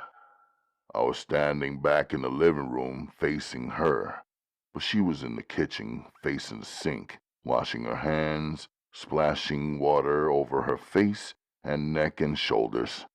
The plastic Dettol bottle was inside the rubber glove she had been wearing moments ago. She had now placed it on the floor by the door. The second yellow glove was stuffed with the used soiled cloth she had been cleaning the floor with. She laid it by the sink where she was standing. She waved her hands to air dry them, but still she did not turn around, although I was sure she could feel me watching her. I walked over to help her wrap up her untied yukata. Pressed against her back, I tied the garment from behind. It felt heavy. What's in here? I asked her. Everything. She said coyly. The keys to this apartment, our house keys, my slingshot, and 3 rocks. She began emptying her pockets one by one. My firecrackers. She laughed a little, placing them on the counter. My stink bombs, as you call them. I felt her smile slightly. I have some twine and some matches. I interrupted her. You planning a kidnapping? I thought this was supposed to be your birthday picnic. Just you and me, I teased her. It is. Well, I know. You never know what might happen, so I brought along some random things, just in case, she said softly. I preferred that she feel protected enough when she was with me that she didn't have to bring any weapons. She had carried that slingshot from when I first met her, and always been an expert with wielding her knives and swords. So I just accepted that she is a fighter, whether she's alone or we're together wherever she goes. Squatting, I felt her legs. They were soft, beautiful, and bare. Where are your stockings? I asked her. Underneath her skirts or dresses, she normally rocks the thigh highs with the ninja garter belt that holds her slingshot. She had those on when we first arrived here in my apartment, when the sound system outside was just beginning to be set up. it's so hot out. I packed most of our things into my bag and sent them home in a taxi, she said softly, but I can hear an unusual tremble in her voice. Turn around, I told her. She turned slowly. Our bodies pressed together, but her head was lowered. Lift your eyes, I told her. She lifted them, and they were pretty as ever, silver gray. Yet, they seemed to be glazed. Did you cry? I asked her. I missed you, She said, and was already pressing her lips against mine. I fell for it. I always fell for this clever, pure-hearted woman, and we were tonguing. That love was moving in me like a wave out on the ocean, slowly picking up momentum as it moved to crash and spill onto the shore. Her hand laid lightly on my shoulder, the other on the back of my neck. My mind went from heavy to lightness to blank. No more thinking, just feeling. I was sucking her neck, palming her breast, just in love with the feel of them. Her skin was moist, but not salty, as though the only liquid that oozed from her pores was natural spring water, good for tasting or licking or sucking. no passion marks. She whispered. I pulled back and looked in her eyes. She smiled slightly.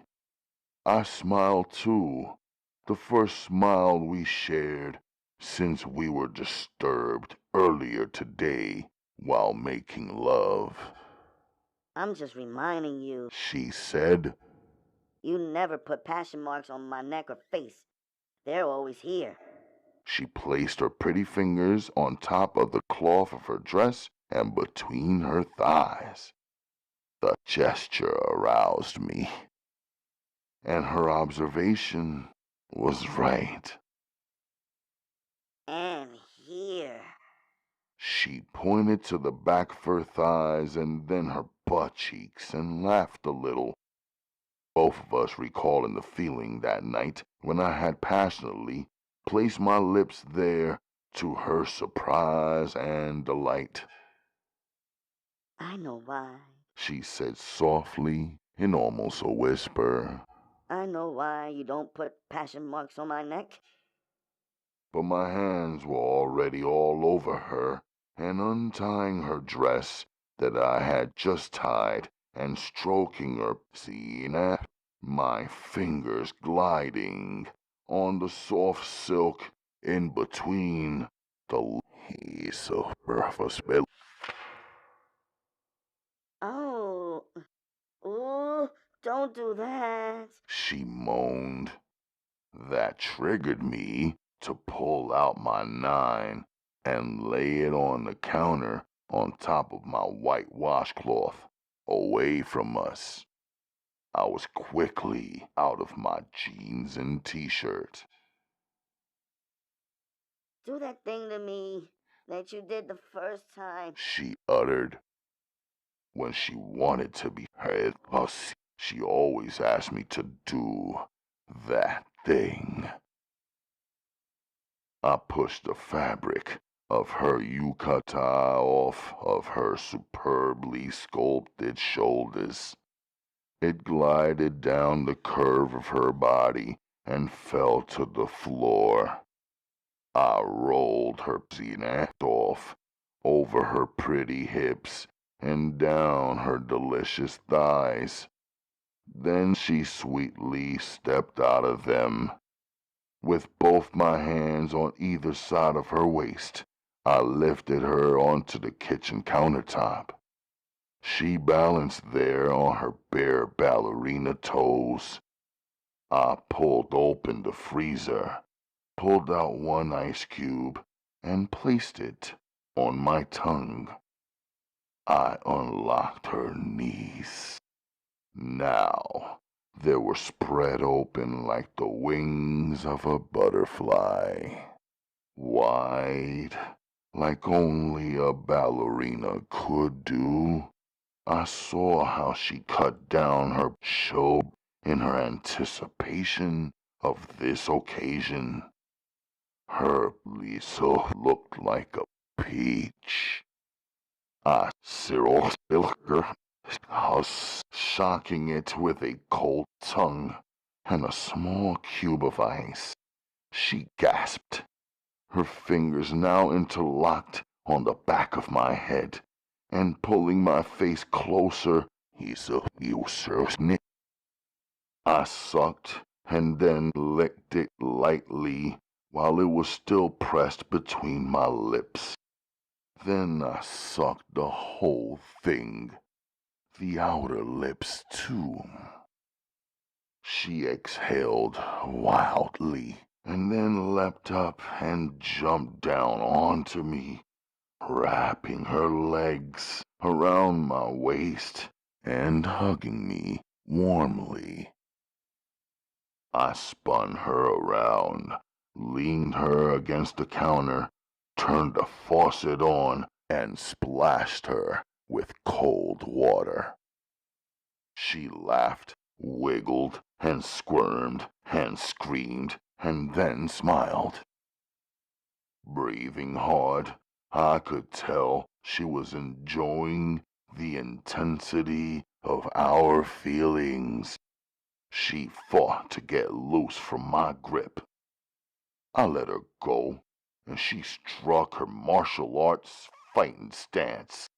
But she was naked. I was Harry's. I kicked the back of her ankle, caught her, and flipped her down to the floor. And her now, in our naked sliding, using the moisture of her skin and the droplets of water, and gushing around in the moisture of a miso, I let off all of the tension and turmoil of the day. Her womb was a place of thick warmth, and the movement of her miso muscles was a rapid massage for me, and a comfort, and after the terror, it was peace for me. I was lying on my back now, and she was on her side, her face resting in my hand. I balanced on her elbow.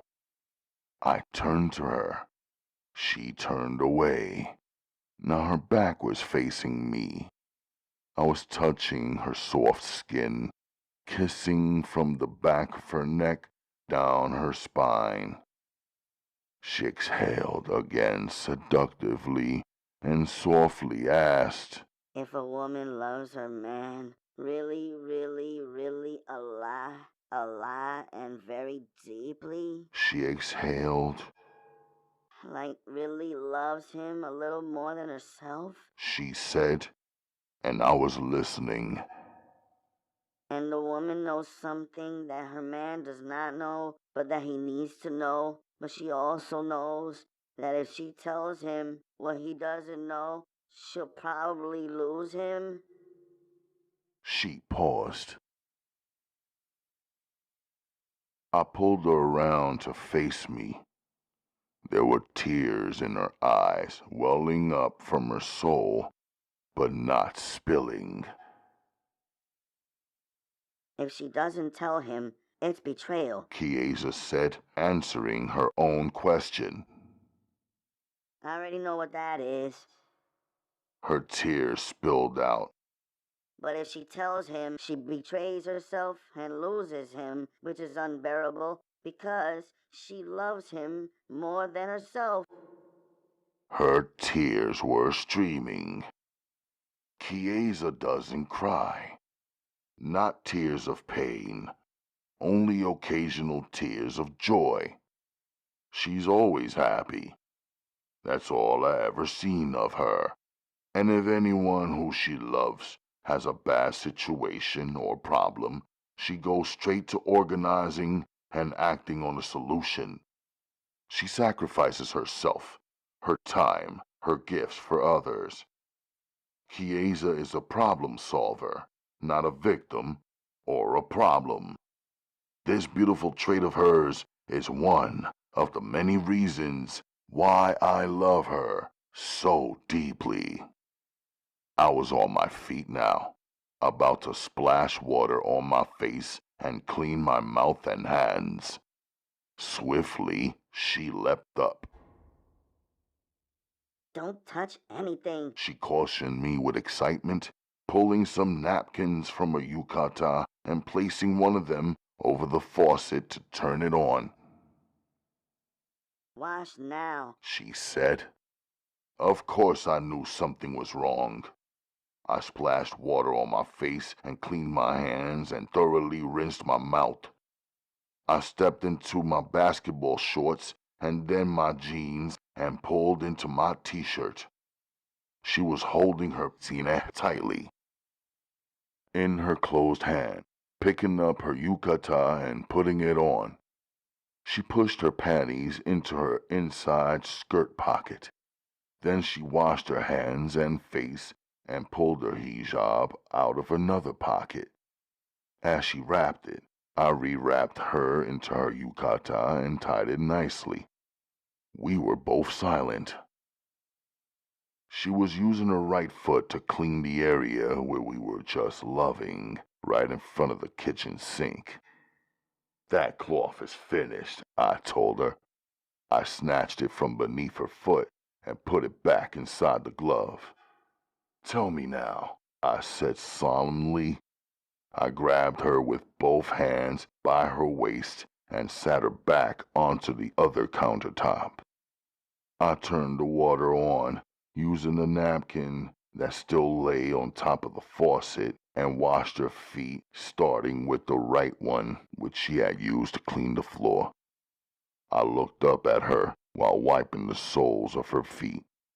I smiled at her naturally. Oh Allah, that smile.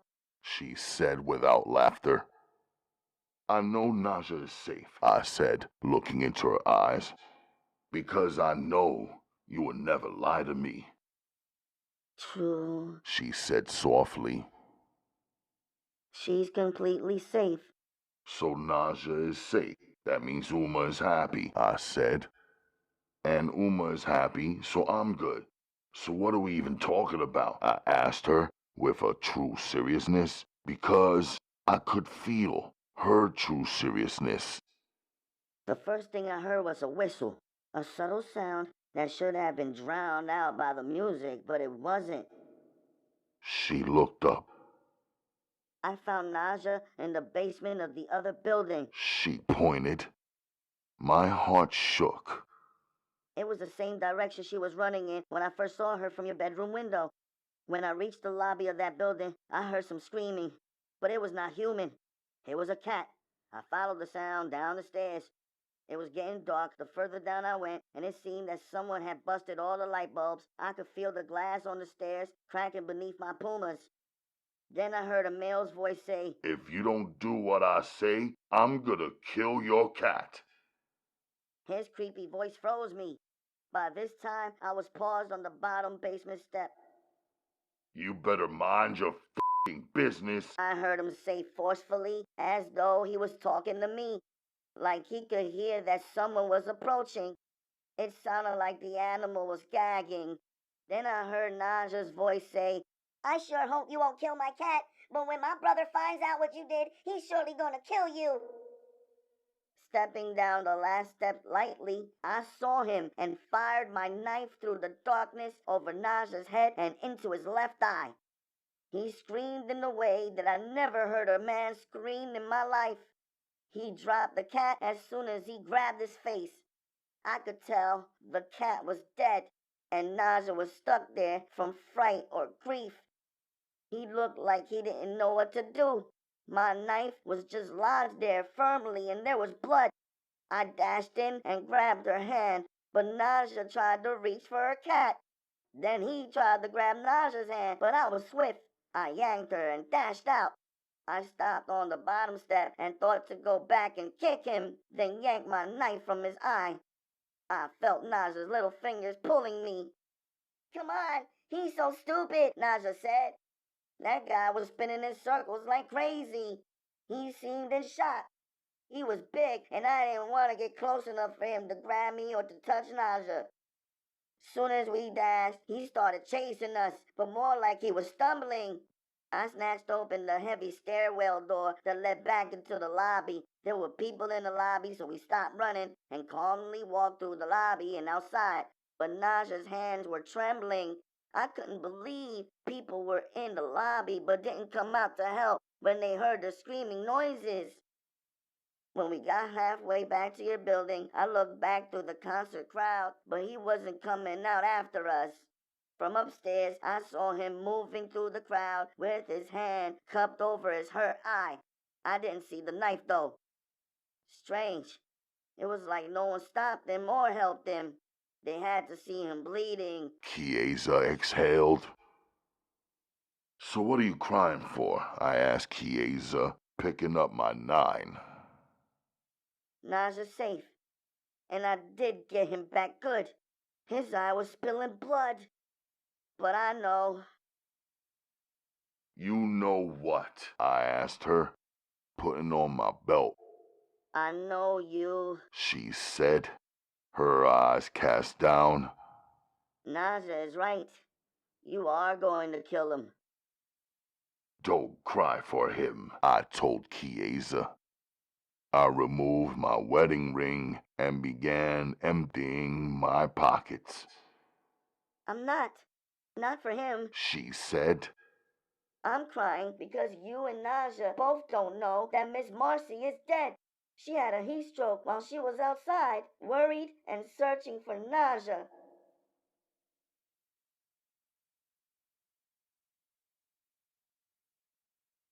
Chapter 7.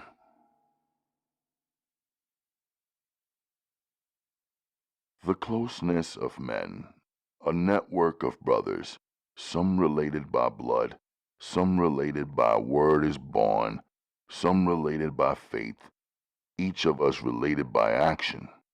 I believe in that, though it should be automatic. Yet I had operated as an army of one. Ninja style, it had worked for the 8 years that I had lived in Brooklyn. Now I saw that what I had failed to consider strongly and to do was to build an army. Now that I am sitting here with my hands cuffed, my feet cuffed, my hands chained to my feet, and my feet chained to the next man who's also seated here with his hands and feet cuffed, I'm thinking, this is not the closeness of men I believe in. This is not brotherhood. This one who is chained to me on one side is also chained to the man seated close to him on the other side. We are 12 men, hands and feet cuffed, and legs chained one to the other. Reviewing the path that led me to be in this unexpected position, I realized what I had done wrong was that I had failed to build an army. I created a business successfully, but not an army to protect the business or continue with the business when and if for any reason I ran into any serious trouble. I had not built an army, and therefore did not have the power to confront my enemies with any real force or threat with lethal action or positive outcome. I could take down one enemy at a time, as I had already successfully done. Yet I could not defeat a system, an organized army of enemies, or rotten culture or attitude. Furthermore, I am here, mixed in, and chained down with other men who had failed to do the same. My mistake. I have been moving through life as an individual, believing that as long as I work hard and live right and respected limits, as long as I created businesses and stockpiled my paper and jewels, that was good enough. Now, I see that it's not only the hustlers and gangsters and politicians that need armies. Every man needs an army of brothers. Every man, every family, every neighborhood needs an army of real men. It's not just a numbers game, I'm thinking. It runs far deeper than that.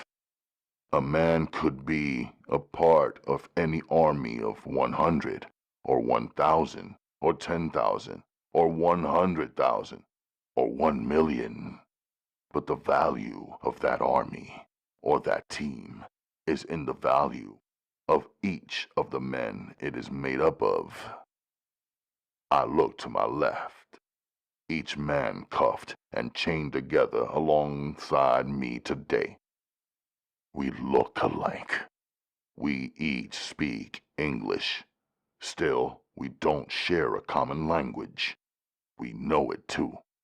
So even though we're shoulder to shoulder, we don't speak. We don't say. We don't ask. In fact, there is no we, quote unquote, unless the chain gets yanked, or an order gets called out, or the leash gets lashed. Then reacting on impulse, we will either start or stop moving. We either sit or stand. Locked down on my birthday, I'm thinking, now I've lived more years in Brooklyn than I've lived at home in the African Sudan. My body is here. My mindset is from the other side of the world. My mistake. Muslim men are supposed to give da'wah.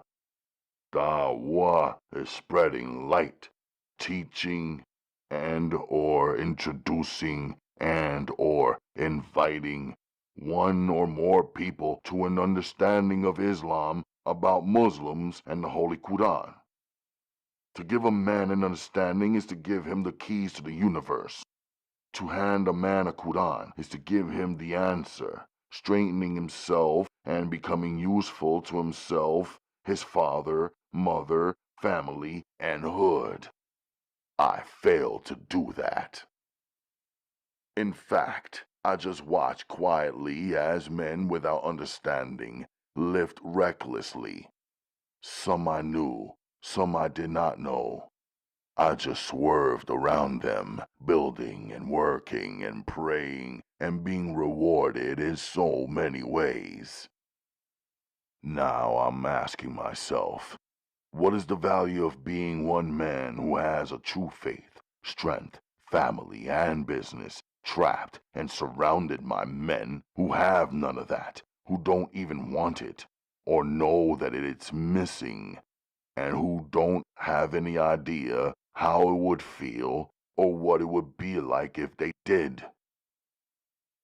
Inspiring other men to become believers who are not perfect, but who are humbled and striving, is the starting point of building an army of men, not just a band of or a gang of fools, or a heap of heedless heathens. I look to my left at these men who are cuffed here, who I am cuffed to, and I knew for sure that the last thing they wanted to hear was about faith. They probably would figure I'm in the same cuffs, same as them, and in the same place, same as them. So shut the f*** up. Without an army of believing men, I'm in a tight spot. There's no human to plead my case who has an understanding. In the East, where I hail from, men have honor. That doesn't mean that they are perfect, yet they are better off than men over here who have no honor at all. Honor is honesty in action, fairness in action, and integrity in action. Integrity meaning a man has a set of guiding principles or beliefs that he bases his movements, decisions, and actions on. He doesn't trade those beliefs for anything.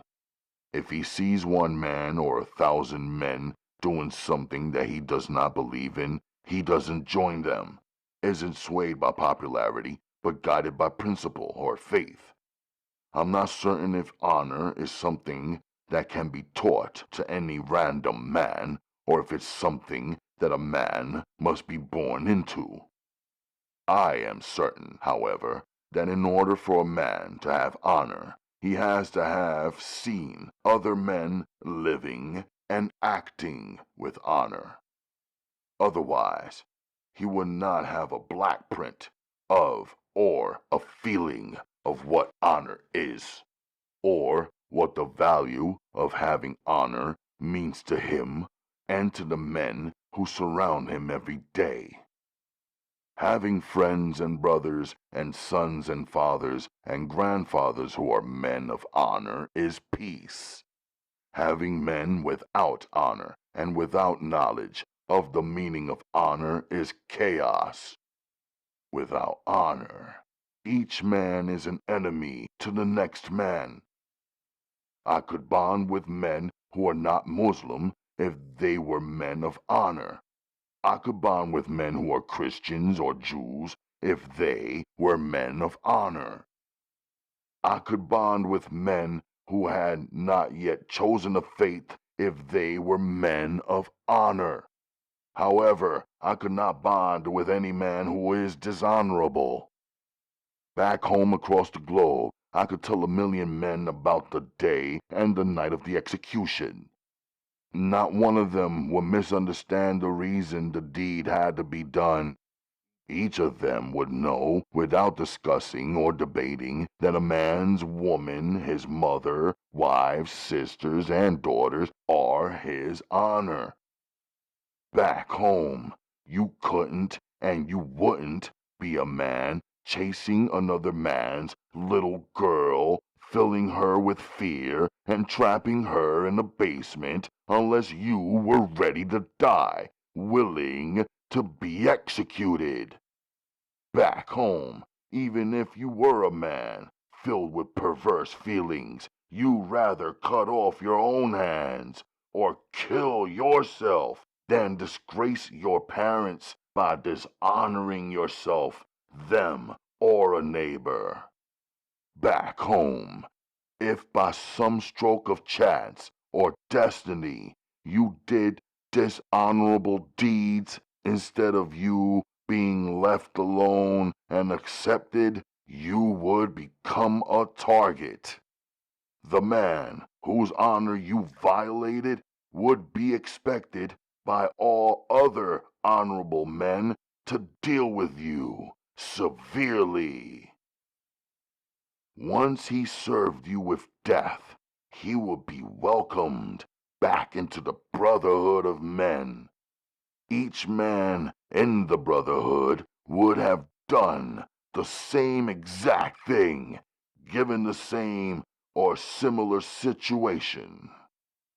As a show of respect, they would never again mention the foul offender or his foul offense to the honorable man who murdered him. They would all know, without being reminded, that such unlikely violations can only be overcome through silence. Over here, in America, the dishonorable ones are accepted and sometimes even welcomed, and often are given authority over other people's lives, while the honorable ones are dealt with dishonorably. Despite my plan to make a confession and be judged based on my deed and punished based on justice, and to serve my punishment honorably, I am caught up in the snafu. Even if I explained, men over here would not understand. And even though I feel down today, jerked around on a chain, taking baby steps, part of a shameful parade, I still feel more sorry for them than I do for myself. These men, who are chained and seated beside me, come from a culture without honor. I know. There's 1,000 of them living in the Brooklyn projects where my family used to live. They don't even know what's wrong. They don't even know what's missing. They have no God and no father, no beliefs and no motivation to find out. They're worried, and broken mothers and frightened girlfriends, baby mamas and sisters and daughters were scurrying around the corridors of the Brooklyn court building, talking to their enemies and captors and bartering for their sons, brothers, and boyfriends' lives. They're women who are also without honor or husbands or protection, and who are also without standards or understanding, were willing to give up anything, say anything, do anything, oh Allah, to get their men out of bondage. My mother, wives, sisters, and unborns, I will never allow them to come in here to see me this way or to even be seen by my captors. I would never give my enemies the opportunity to lay eyes on them, to trade words with them, to take money from them, or to lay hands on them. La kada Allah, God forbid. They will not have the chance to make their evil offers to my women, or take sacrifices from my mother or wives, or to question or interrogate my young sister, or to run my women ragged because of the desperation they feel of me in cuffs and chains or behind bars. I will keep my family separate from the heat. I feel good about that. Could take anything and face any circumstance as long as they were protected, I told myself. Yet, my failure to give dawah, to teach and to strive, to create a brotherhood of men, to share what I know for sure, might be the cause of my temporary downfall. I know if I am in here, cuffed and chained and forced to be still and in deep thought and self-criticism, it meant that I am supposed to be. Allah is showing me something, teaching me something. When a bad thing happens to a Muslim, we don't say, "Why did God do this to me?" No. We say, "What did I do wrong to earn this punishment?" We believe that all that Allah does is perfect. We are the flawed ones. We also believe that each of us will be tested, challenged, perhaps given a taste of evil. In these times, we don't move further away from Allah. We move closer. Still, my failure to build an army, even with the closest of my friends, weighed heavily on my heart.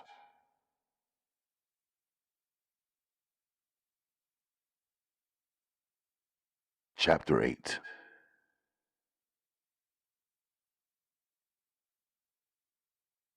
Yo, Chris, I said when he picked up the phone. you back? I thought you gave up on BK and decided to chill in Japan. Nah, nothing like that. I said. Hope you shot some footage with that movie camera so we can check it out when we finally see you. He said. Then he asked me, Why you calling from a payphone? It's summertime, man. You still on punishment? I flipped it on him. Oh, you got jokes. Nah, I'm good now. He said. You want to work? I asked. What's the job? I got a homeowner in Queens who wants to hire a crew to build a wall. A wall? He repeated. Around his house. I explained. That's manual labor, my brother. How much is he paying? Not minimum wage. That's like $3 an hour. Chris said. The pay is good. I told him. What's that mean? He asked me. It's good enough for me, and you know I'm all about that paper. I said, and he laughed. Is Amir working on it too? He asked. Yeah, he's down. Then the money must be right. Chris said. Let us get up there before the dojo tonight. I'll kick you on the numbers and the schedule then. I told him. All right then. He agreed. Let's meet at the Curry Shack at 4 then. That'll give us enough time. We all got blacker, Chris said. He was holding the door open as Amir and I both rolled up at the same time, coming from opposite directions. Sun must have been sizzling in Japan. I didn't think this brother could get any blacker, Amir said as he embraced me and gave me a pound. I saw what Chris observed. We each had been in the sunlight, skin blackening. I checked Chris was out of his Air Force Ones and into some Stan Smiths. Those kicks were for tennis players. He was even rocking the green Izod instead of polo. You been on a tennis court? I asked him. Tennis! Amir repeated before Chris could answer, as though it was an illegitimate sport. My father signed me up for tennis lessons. I had to accept them if I wanted him to ease up and end my punishment, Chris said. Oh, it's part of the punishment. Amir choked him. I thought of it that way at first, but it's an alright game. Try it. The girlies be out here playing in their mini skirts and shit, bending over, chasing down balls. We all laughed. Let me get 2 beef patties, Amir ordered.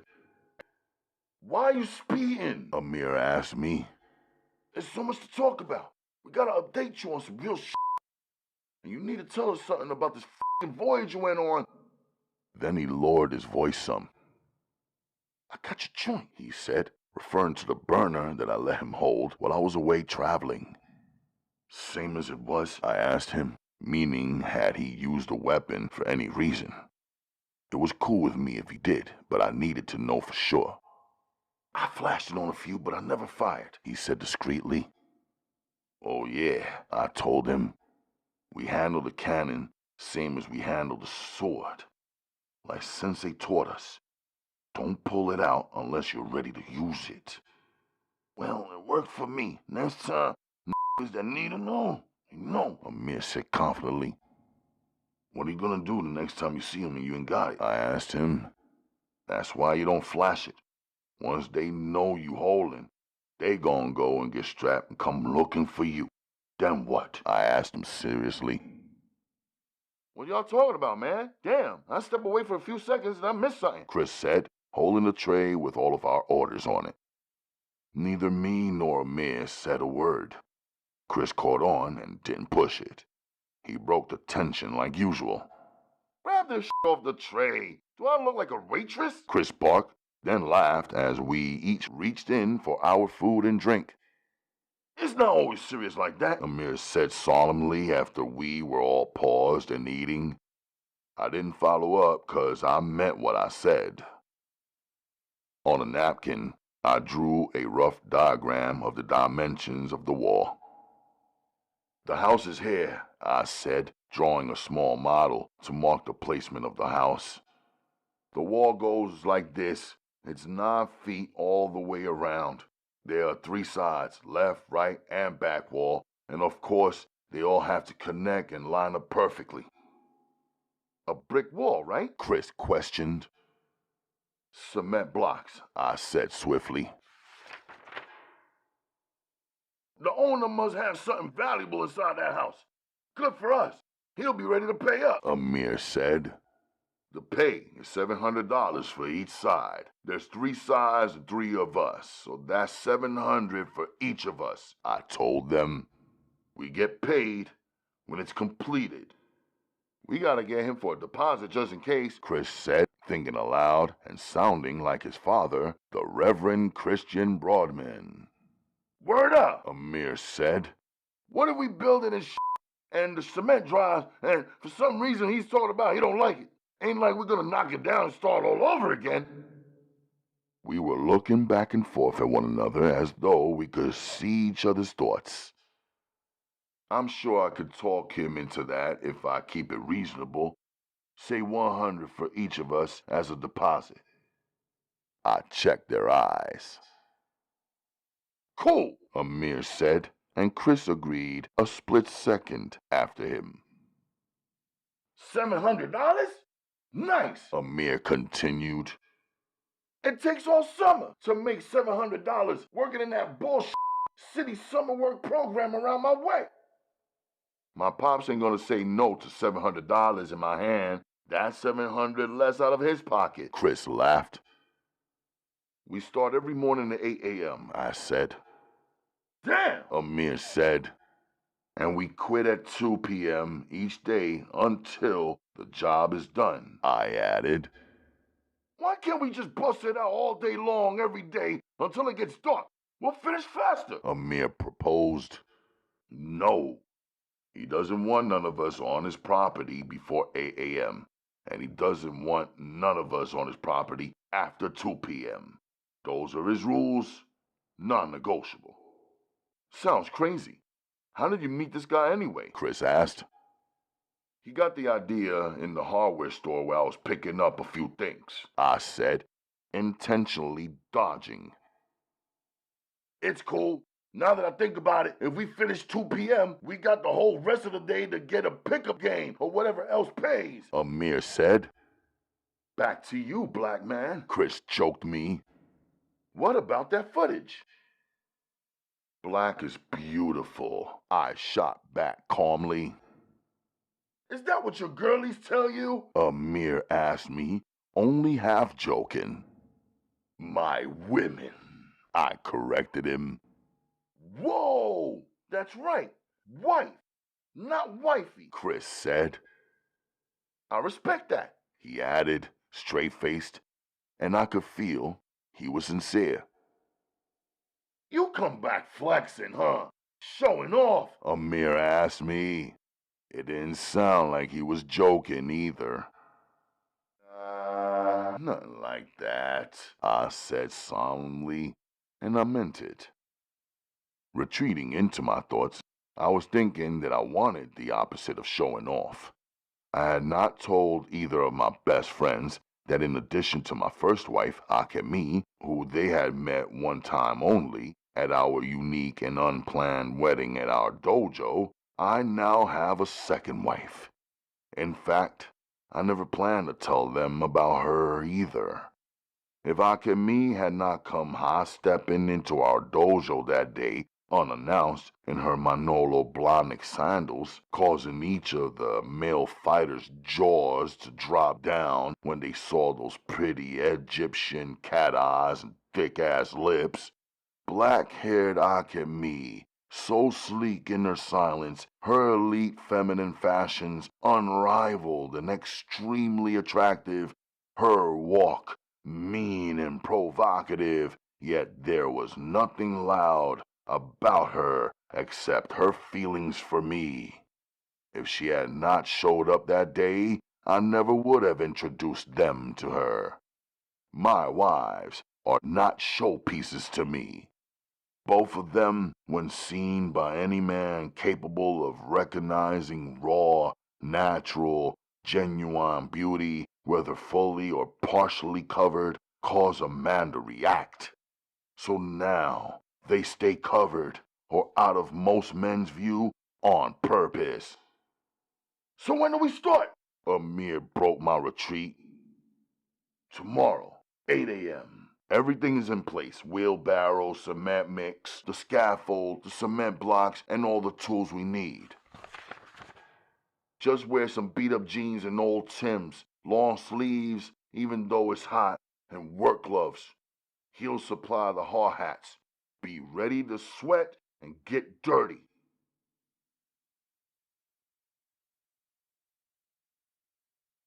Must have been some type of fence here before, Amir observed, staring down into the soil. It was day one of our job, building the wall. Probably, I said, looking into the deep line in the soil that ran across the perimeter of the backyard. It's a good thing for us, though. It shows us exactly where the wall belongs. My pop said if we even go 1 inch into the neighbor's property, the neighbor could file a complaint, and the city will investigate, then force the owner to knock the wall down. We were paid and long gone, right? Amir asked. Most deaf, I said. After we complete it, everything else is the owner's problem to handle. It won't happen, though. See these markers?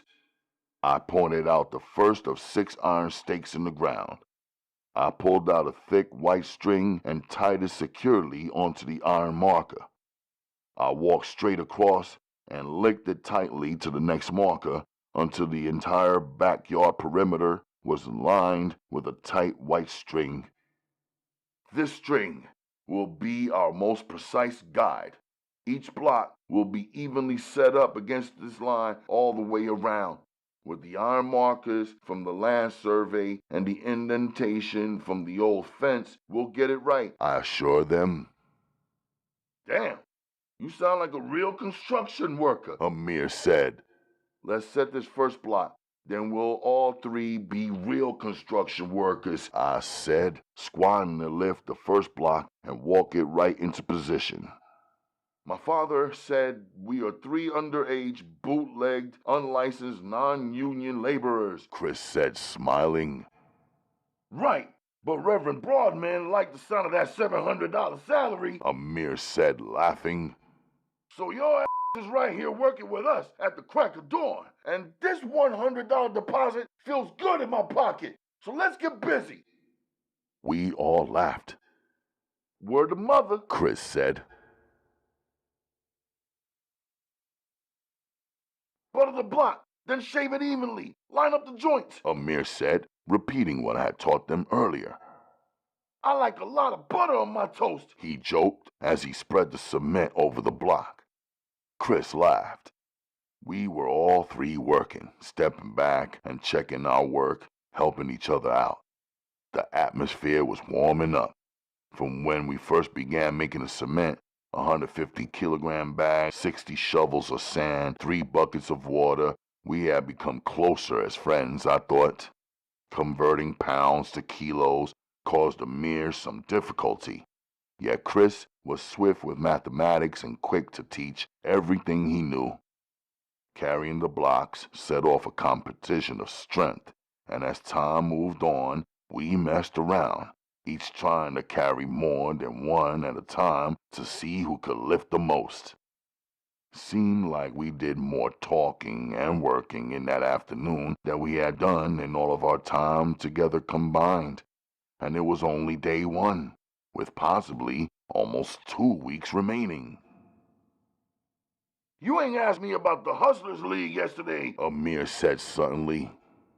You didn't speak on it, I said calmly, still looking at the blocks and filling the voids and checking the precision, then hammering them with the heavy rubber mallet. Now that I was home, I had scheduled a face-to-face with the coach. He accepted the meetup eagerly, telling me, Yeah, face-to-face, that'll work. You're a little brief on the phone, calling you. Chris, slathering the next cement block, looked up and smiled at Amir, then said, If both of us are kicked out of the league and you're still in, we'll need you to play real hard for us, brother. Get that cheddar and break both of us off our portion. We all laughed, even Amir.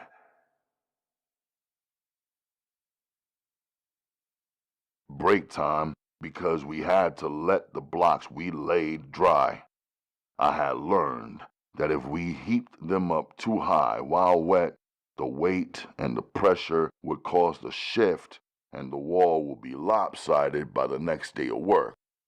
We cleaned up, put all of our materials and tools neatly in the corner of the backyard on the inside of the low wall that we had built so far, and left. As we walked down the block to get something to eat, Chris said to me, You messed up on the negotiation of this deal. We should have gotten the owner to get us a porta potty. How is he going to have us working when we can't use the bathroom in his house? Just take your dragon out and pee in the motherfucking woods on the side of the house. Don't be so fucking spoiled, Amir told him.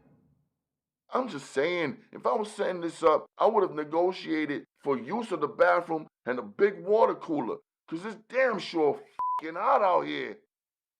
I would have even tried to get him for per diem, Chris said. Per diem? Amir asked. Yeah, like a small daily fee to cover our lunch expenses while he got us out here, Chris explained. Hell, we ain't from Queens. Apparently, he couldn't get any of these Queens cats to do the job for him. Still, he's treating us like we ex-cons, locking up his house and confining us to his yard, Chris said. I smiled. I agreed with Chris, but mostly I liked his business mind. I knew he was already calculating how much lunch would cost for each of us and multiplying it by however many days he figured the whole job would take, and then subtracting it from the $700 payment that we would each get in the end. That's why he was tight. F it. We can't negotiate after the deal was made. The deposit was paid, and the work has already gotten started, Amir said. Tomorrow, I'll bring my own lunch. Brown bag it. Get one of my women to organize that for me, Amir emphasized, then looked toward me. I caught it. He was still uneasy because I'd corrected him to address my wives as women, not girlies. Now he would call his girlies women, too. I didn't say nothing back. He could call his girlies women if he wanted to, no problem. Yet, we each knew that his were not wives, and that was the real big difference.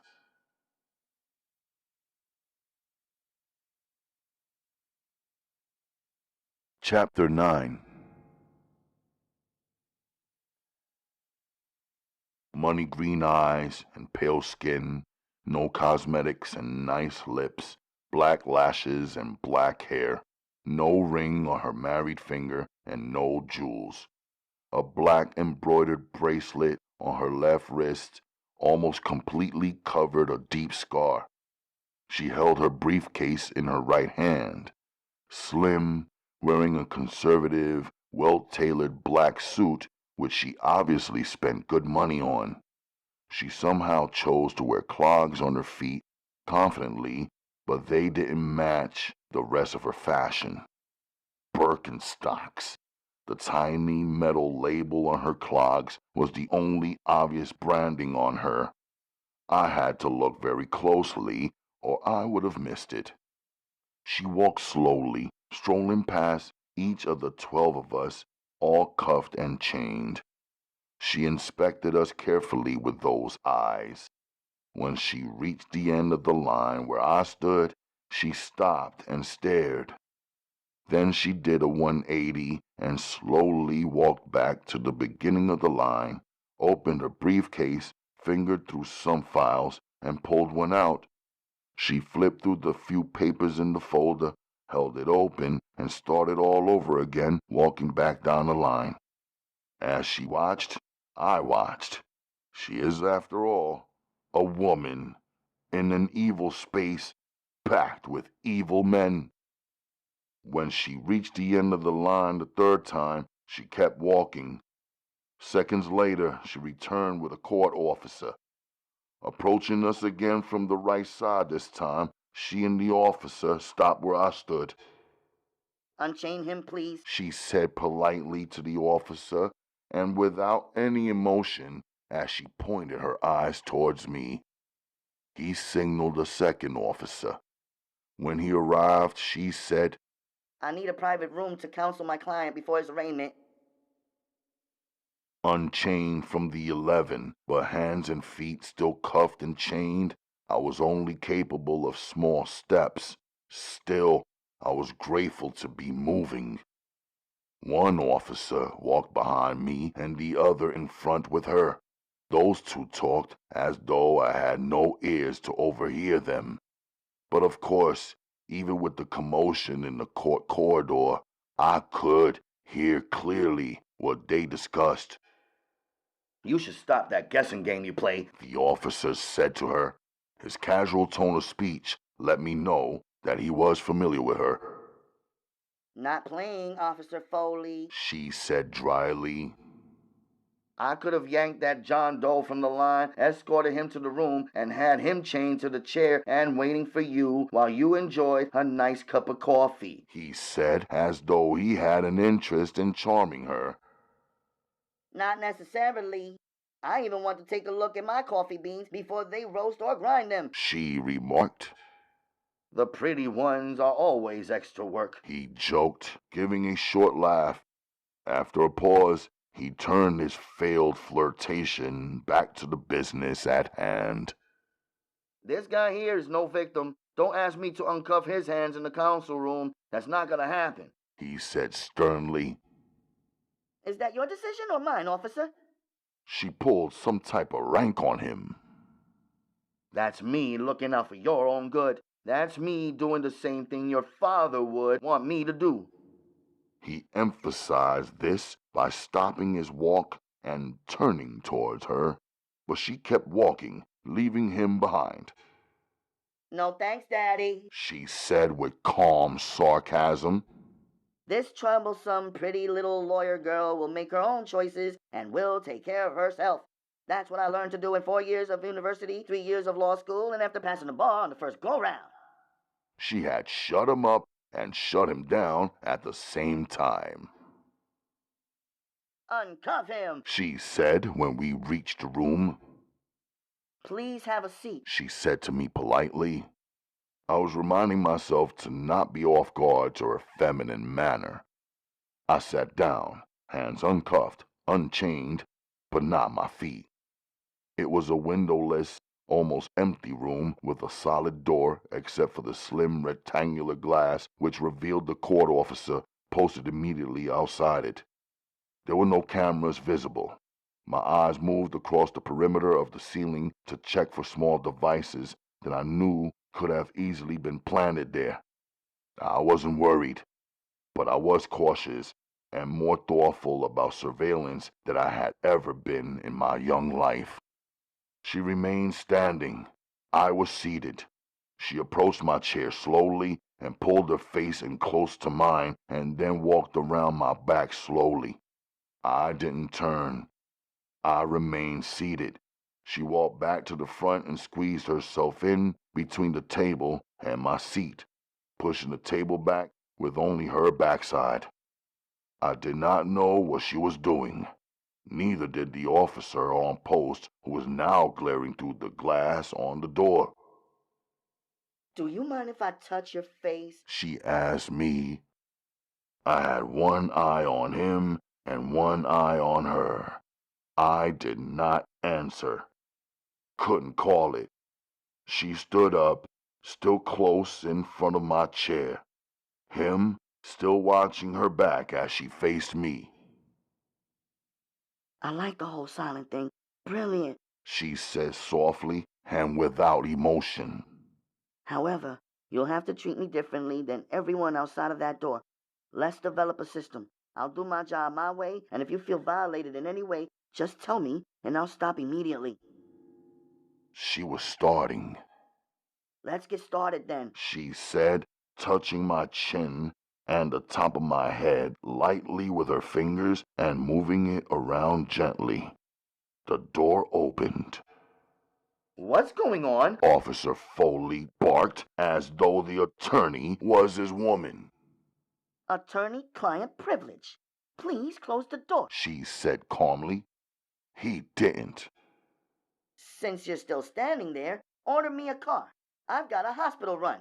His head is injured. I'm sure it's nothing. Hard heads heal on their own. He said, aggravated. You're just gonna make more work for yourself and more work for us. You know you have to get a court order to move him. Paperwork. You want to spend your whole day in the hospital? He pressured her, but really he was telling her not to bother. She didn't respond to his advice, his commands, his words. Order the car. I'll run and get the judge's signature from the clerk. Will you take care of it for me, or shall I take care of both things for myself? She checked him without even looking his way. The door closed. He left, and less than 3 seconds later, another officer was posted outside the door. He was less curious. Obviously, watching over her was less personal to him than for the other officer. He wasn't peering in, but he wasn't moving from his position either. I could see the back of his head directly through the glass. I'm going to lift your shirt up for a moment. I'm going to touch you, She said as she raised my t-shirt up. She placed her left hand over my heart and held it there to keep the shirt up. With her right hand, she pressed her fingers lightly on my ribs, in addition to searching my stomach. Turn around, please, if it's okay. She requested. I stood up and turned as she dragged her hand from my heart to my back. Facing front again, she pressed my ribs again. Does this hurt? She asked me. I felt it, a slight pain that my mind had numbed a few days back. I didn't react. I think it does. She said, disregarding my non-response and blank stare. Please have a seat. She said softly, yet without emotion. I sat back down and placed my uncuffed hands on the table. She opened her briefcase. I could see in. The insides were covered with stickers, white backgrounds, and colorful letters and slogans. I thought it was bugged out to decorate the inside of any carrier. Most people, especially travelers, post tags, labels, and bumper stickers and all kinds of things on the outside of their luggage so they can identify it as it's being moved around the carousel after landing. But hers was reversed. Are you an adult? She asked me casually, not like an interrogator. In a relaxed tone, she told me, They have you listed as an adult, and this courthouse is for adults. If you're not 18 yet, it makes a difference in how you are handled, and a big difference in where you'll end up. I didn't respond. I was thinking. She was better than the rest of them. Just the fact that she was a woman lowered the volume of my hostility under these circumstances. I didn't feel any aggression towards or against her. She removed 7/8 of the energy I normally burnt up to restrain myself and to appear blank or neutral in the presence of the male authorities and their bullshit. Still, I didn't feel open or ready or at ease or certain yet that she was the one who would work my charges out with justice and to my benefit. It's to your advantage if you are a juvenile. If you are, I can keep them from photographing you any further. If you are a juvenile, it will impact which judge you are going to face and in which court you are going to stand. I know you're silent and thoughtful. However, you'll need to present the facts so that you can be defended. I'll need time to investigate the history and quirks of the judge you're going to possibly face during trial. Each judge is different. The law grants them some boundaries, but they are tremendously powerful. She said calmly. I liked that she was planning to investigate the judge. She leaned forward. I represent you, so here's what we're going to do right this minute. If you are an adult, 18 years or older, raise your right hand or wink your right eye, or simply say so. I'll give you 10 seconds. Afterwards, I'm going to jot down in my file that you are juvenile. She checked her watch. had her eyes dead on the movement of the second hand. Then softly she said, Go. She sounded confident, but I could tell on the matter of my age she wasn't. She had seen and touched my body, and it confused her. My body led her to believe that I am an adult male, 18 or older. Yet for some reason, she saw it to her legal benefit and mine for me to be underage. Or she had a hunch. Clever, she was more skilled than any of the police and each of the detectives so far. She had gently turned my silence against me. Now, my not responding had become an actual response, according to how she twisted things. Maybe it was to my advantage to let her assume whatever she wanted to for a while. If I remained silent, whatever she wrote or reported about me was her assumption or her lucky or unlucky guess. My silence so far had drawn out the demons that live in men. Each of them, the cops and the detectives, started off treating me with a certain stance and composure. The more silent I was, the less able they were to wear the masks they were wearing. In minutes for most, and even seconds for others, it became clear what kind of beasts they really were, whose side they were on, 'cause they were definitely not on the side of the law, and what exactly they were going after and what they were willing to do to carry out the threats they had made in the line of questioning me. Because I did not cooperate with the good detective, his whole presentation flipped. I rejected his dirty offer with complete silence that night in the pizza shop. On the car ride back to his precinct, he threatened to kill me and call it self-defense if I discussed with anyone the content of the one-way conversation he had with me. The next morning, he reported that I had confessed to murder despite me not opening my mouth and uttering one word to him. The following day, he had me transferred to the 73rd Precinct, and the questioning began all over again. Everything I had already gone through with the narcotics detectives at the 77th Precinct somehow did not count. The homicide detectives started the clock all over again.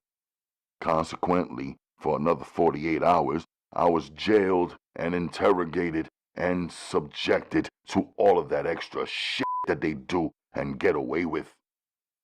The whole time, I remained absolutely silent, whether they were talking to me, shouting, or beating me.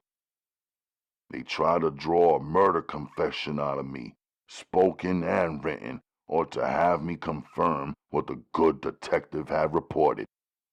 I didn't. I knew he was trying to set me up for a 25-year to life sentence. I definitely was going to do everything in my power to block that movement. That included not acknowledging anything to any of the cops, detectives, captains, or anyone on their team. I figured that the fact that I was now the main suspect for the murder, based only on the good detective's word and zero other evidence other than that faceless photo, the heat had been taken off the others who were swept up on my Brooklyn block and falsely accused. I could tell that based on the good detective's word, the Blues and the homicide detectives felt sure that I was the murderer, although they couldn't prove it yet. I had stood in several lineups, and whatever quote-unquote witnesses they had on the other side of their one-way glass didn't pick me. Yet it seemed they didn't point out anyone else either. My mind stretched to even consider that the hood wanted that snake dead, and was grateful somebody had the heart to murk him. It was hard for me to believe, but it seemed, somehow, that not pointing me out in the lineups and not cooperating with the police questionings had become the hood's way of looking out for me. back in the police cruiser and cuffed and on my way to Long Island College Hospital, located in downtown Brooklyn, close enough to all of the courts. I had overheard that much on their walkie-talkies. The attorneys said she would meet me there at the hospital intake. She had already warned me to prepare to be cuffed to the hospital bed and locked in a guarded hospital room. Not to worry, she added. I'm your attorney, and seeing as we don't have any parents' or guardian's name and contact information on you, I'll be the only one allowed in to see you, aside from the selected hospital staff and, of course, the doctors. Before she stood up to leave me back at the courthouse, she asked me nonchalantly, and all of a sudden, Do you like that name, John? Are you okay with being known as John Doe? But I could tell she'd already perceived my answer. That's what all your paperwork says, and of course, eventually, you'll be assigned a number. She waited, offering me a chance to react. I didn't. Let's come up with the truth, or a more suitable pseudonym, she said right before walking out. The last word of her sentence, pseudonym, was a test. I knew. Pseudonym. I had read books in the past written by authors who used pseudonyms. They were made-up names that replaced the actual birth name of the author. Back then, when I thought about it, I was curious if those authors just didn't approve of their real birth names, or if they felt they needed to hide their true identity because of what they had written in their books. The hood was all about pseudonyms. Some cat will be born Mike Jones, but his mother will call him Boo Boo. Next thing you know, his brothers, sisters, and cousins will all call him Boo Boo, and then his friends. Boo Boo will get into his first fight on the block. If he used a small knife to cut his enemy, the streets will rename him Slash or Cutter. Yes, that's how it works. The narcotics detectives, I'm sure they kept a picture book of every arrested boy and man in the hood. Underneath each photo, it says Mike Jones, a.k.a. Boo Boo, a.k.a. Slash, and so on. Names have a deep meaning to me. So deep that even exposing your name is something heavy and special and sometimes even sacred. Since I was 7, I never spoke my name again to anyone outside my family. I always thought revealing it would expose more than I wanted to share with any person who wasn't close enough to me to already know it. The hood gave me midnight, and I ran with it. It sounded strong to me, and it somehow had depth and feeling. The men respected it, and women reacted like they wanted to get close to it. Even for me, to say someone else's name had meaning to me. Even if it is a dude, I'm not calling no young or grown man Boo Boo, even if everyone else does. I'm not calling the next man Boo Boo, Sugar, or God, or any name that lets off some backward or wrong-meaning feeling.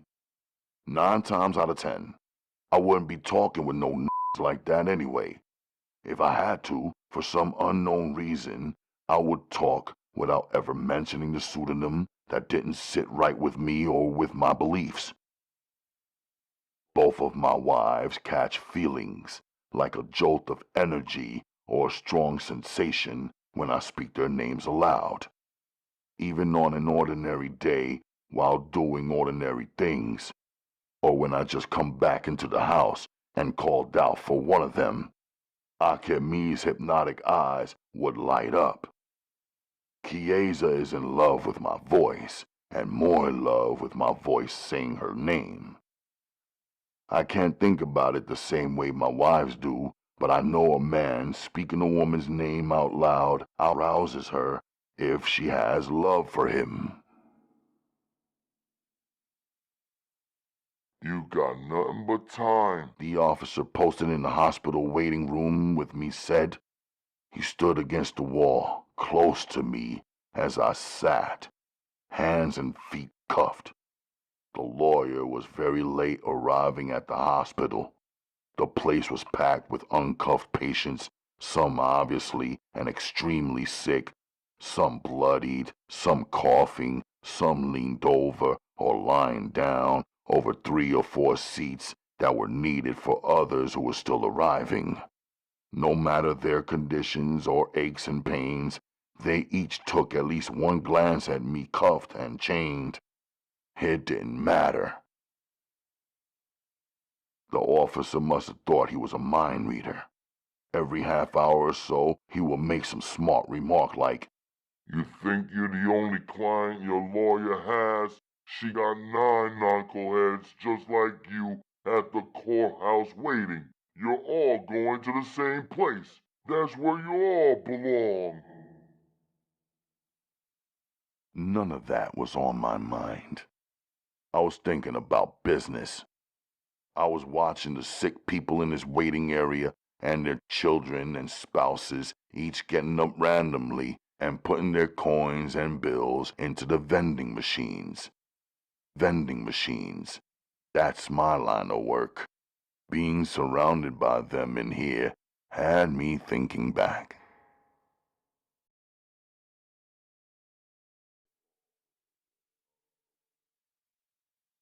Chapter 10. A truck rolled up to my queen's home, catching me off guard 'cause I didn't know when it would. Me, Amir, and Chris were way out in the backyard building the wall. The owner got a delivery, Amir said, peering. Wonder what it is? We'll see in a minute, Chris said. Let's stay focused, I told both of them. Dilemma.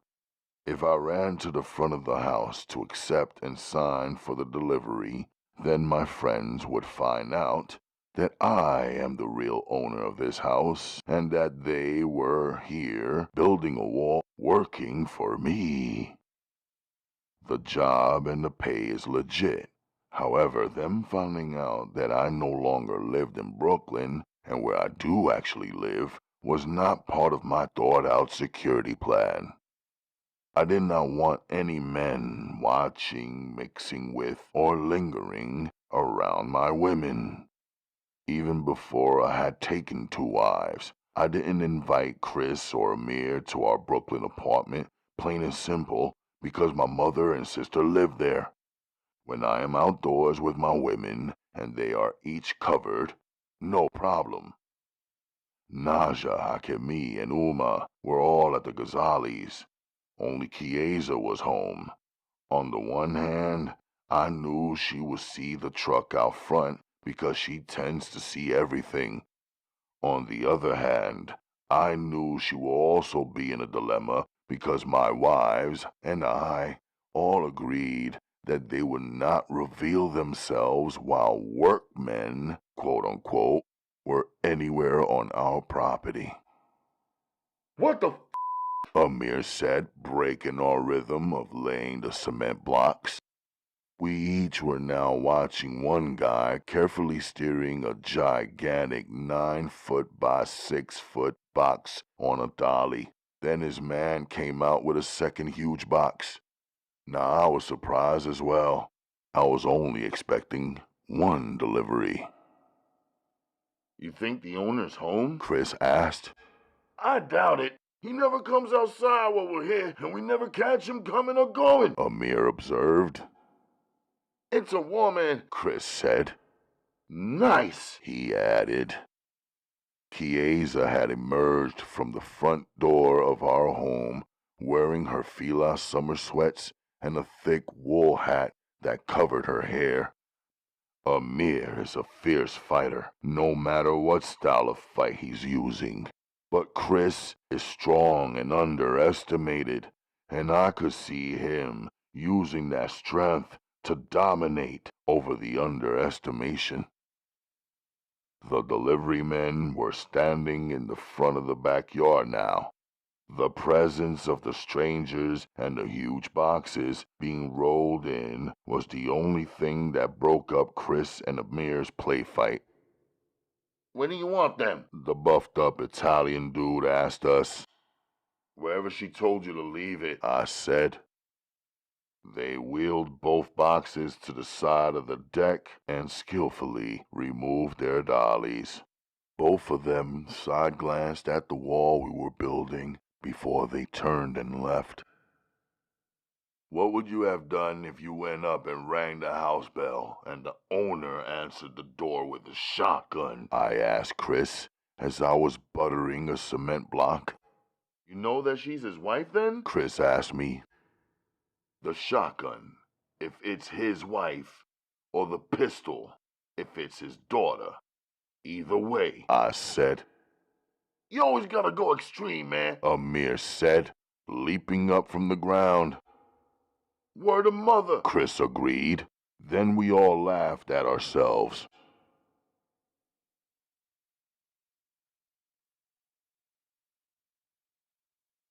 How come there are 2 boxes here? I asked Chiesa.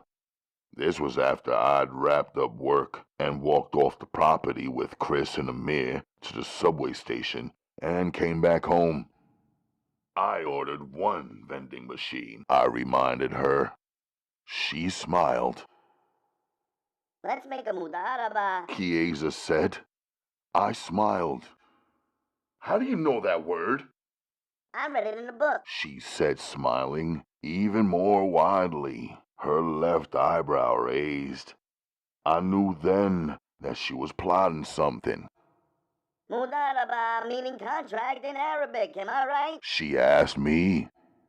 No, I said calmly. Ajid. Remember we wrote our wedding contract? It's called an Ajid because in Arabic that is the word for contract. Oh, I see. She said, smiling.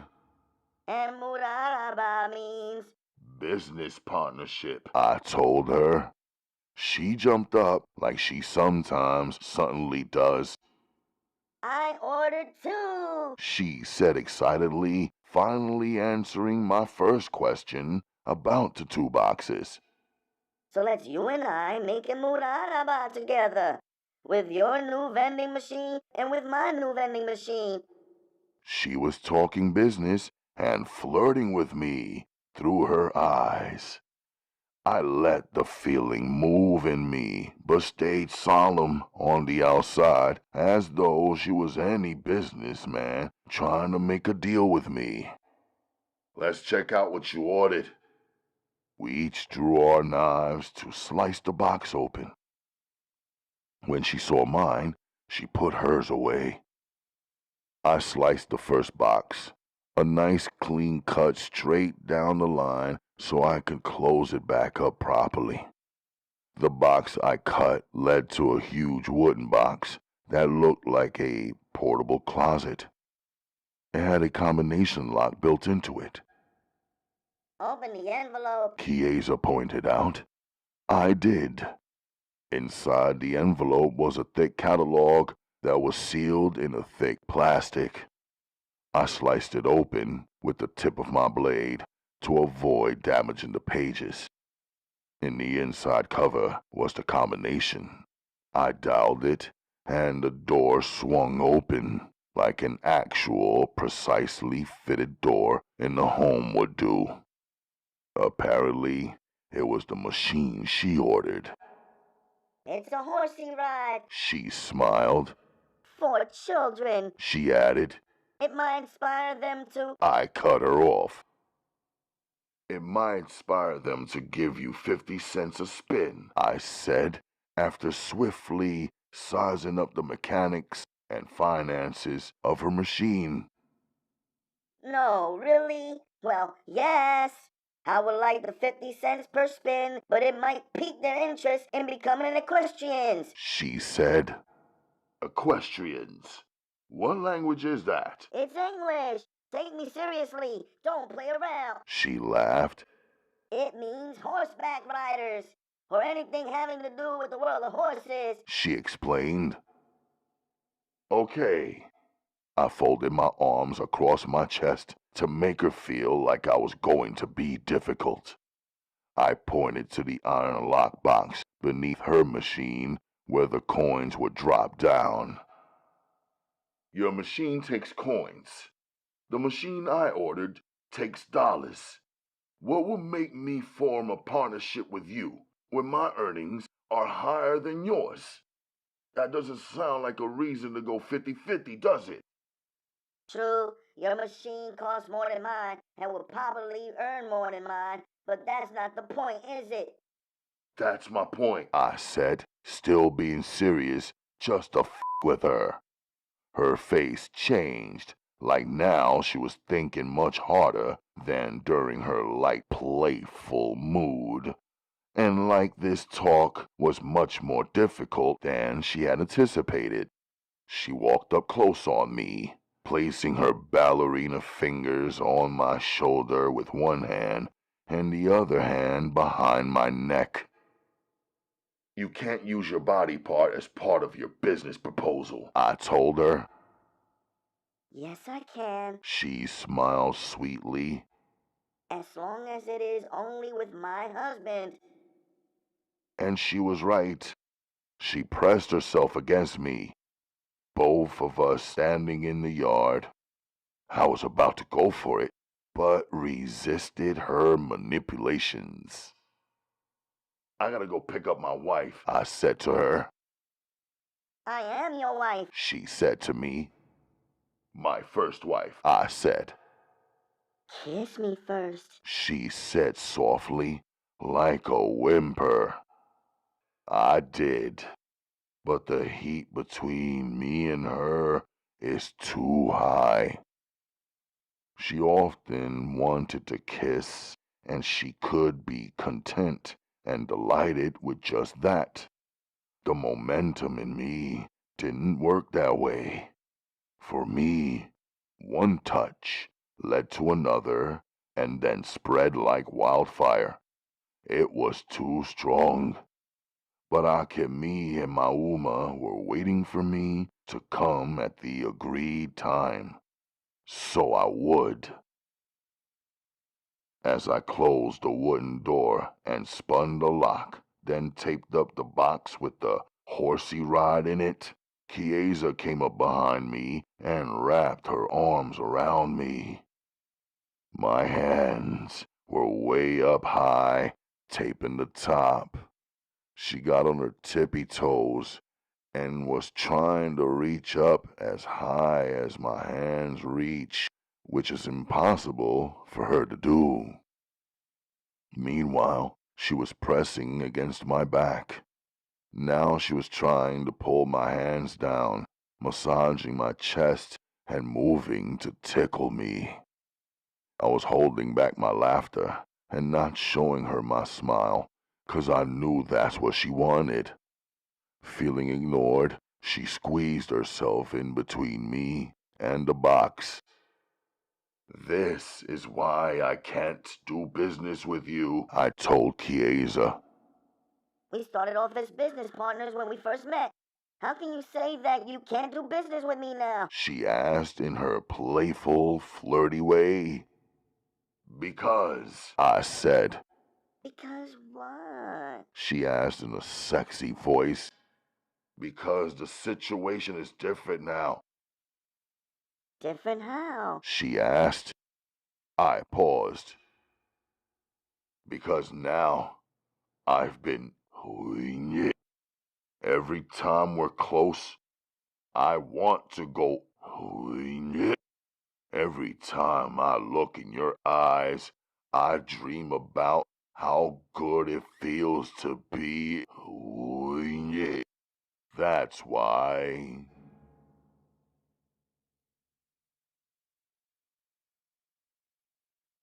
We were half an hour late, sitting side by side on the train quietly, our feelings thickening in the air. We got off in the Bronx, and we were walking together. The reason you should form a partnership with me, she said, after seconds of us walking in silence, is because my vending machine will make more money more swiftly, and it holds more money than yours because the lockbox is at the bottom. It holds $1,000 in coins, and your machine is a merchandise machine and mine is not. She added confidently. My machine is less trouble. You won't have to collect the revenue as often.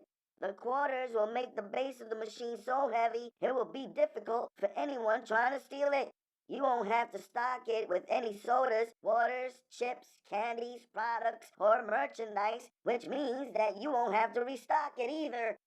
The moms just put the coins in for their children, and each child wants to ride over and over and over again. For each mom has more than one child, and voila, I'm rich.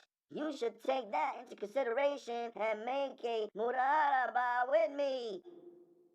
She had come up with all of her angles within minutes.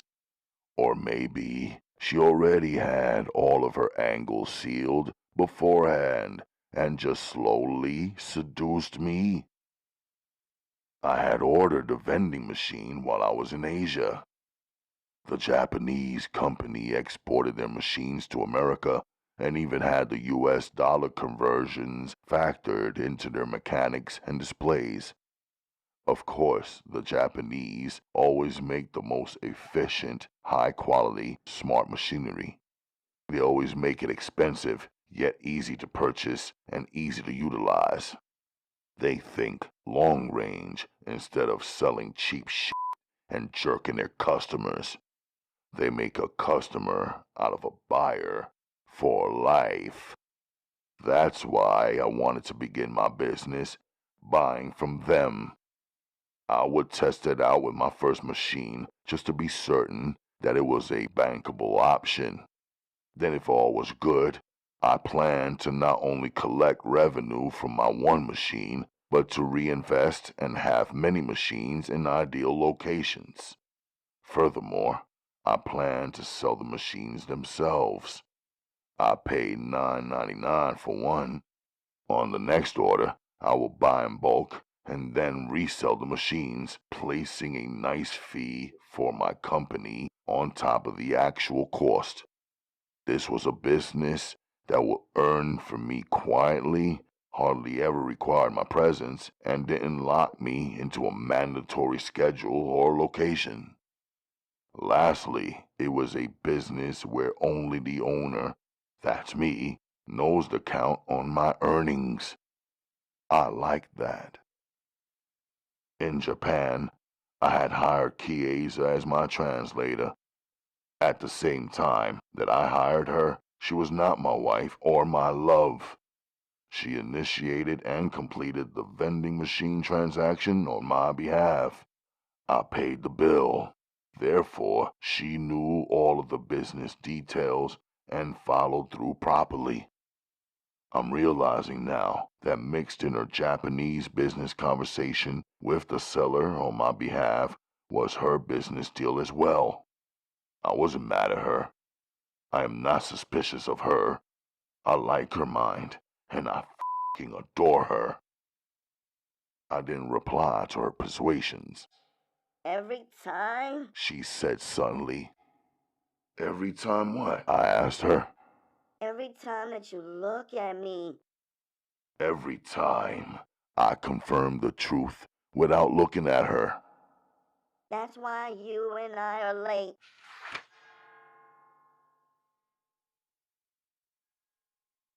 Later that night, at home, my second wife made her third attempt. This time, she was not using her sensual sexual powers to influence me. Instead, she was brandishing her intellectual sword in a spiritual manner.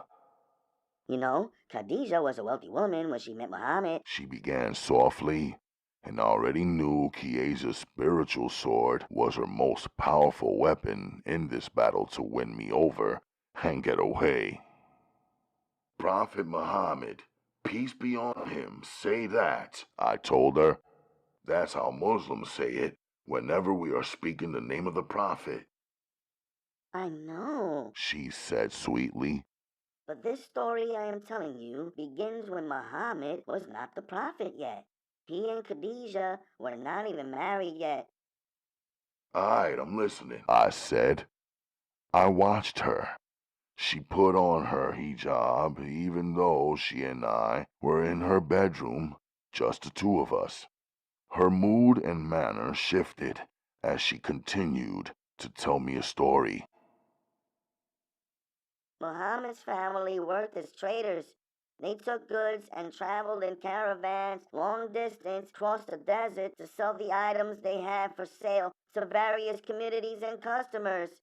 In business, young Muhammad became known as an especially honest trader, a man who kept his words and promises, and as importantly, who treated everyone he encountered with truth and kindness. His reputation caused many to respect him and to request his trading services. Khadija is one of the people who heard about Muhammad. She was a wealthy widow who had also inherited great wealth from her father. She became a careful, skillful, and successful businesswoman by investing her wealth wisely. Based on her hearing about Muhammad and a feeling that she had, she approached him to make a muraraba. She offered Muhammad double the profit for his trading services to take her goods across Arabia to Asham. Muhammad consulted with his uncle and soon agreed, and Chiesa took a breath. And what else? I asked calmly. well, they did good business together. Muhammad sold her merchandise while on a long journey with other male traders. Eventually, Muhammad and Khadija married. Throughout their marriage, Khadija supported Muhammad in every possible way. And before Muhammad became the prophet, peace be upon him, he used to climb up the mountains alone to the cave of Hira to think and listen and learn. Khadija made him food to take with him to the cave. Sometimes she even climbed the mountain and sat outside the cave and waited for him. As Muhammad's trips to the cave lasted for longer and longer amounts of days and weeks, and even over a period of 3 years, Khadija remained home and raised the children and waited. When Muhammad would finally return, she welcomed him warmly and presented him with a peaceful home. This is the kind of Muslim woman I strive to be. Like Khadija, I want to make the wise choices and investments. I want to be an active and useful and loyal wife. Sometimes I'm want to climb that mountain and follow you to the cave and wait outside. The end. She said with her eyes lowered. I felt she was lowering her eyes because she wanted me to concentrate on the meaning of her story and not the intimacy and yearnings we share. I understood. I had been concentrating. I enjoyed her true storytelling. I enjoyed even more that she went about reading and researching our faith. You and I already have a muraraba, I told her. When I married you, we became partners in all things, I said. I showed her my heart and my truth instead of teasing her or putting on a game face. She jumped up from her bed. Her smile was brighter than sunlight. I'm heading out now, I told her, letting her know I was going to Akemi. Okay. She said softly, but still beaming. Good night. My second wife is like that, lovely and agreeable. Yet she is also clever and brilliant. When she and I are in the same space together, right before I am about to leave to go over, up, down, or out without her, she will say something or do something right before we part that makes me feel like she is still with me, even though she isn't. It feels as though we are both walking side by side up the stairs and into my first wife's bedroom. I always have to pause and shake it off before I enter the energy of my first wife. They are two different flowers, two separate beings, two different comforts and pleasures, two different women, two different wives. To this one grateful man.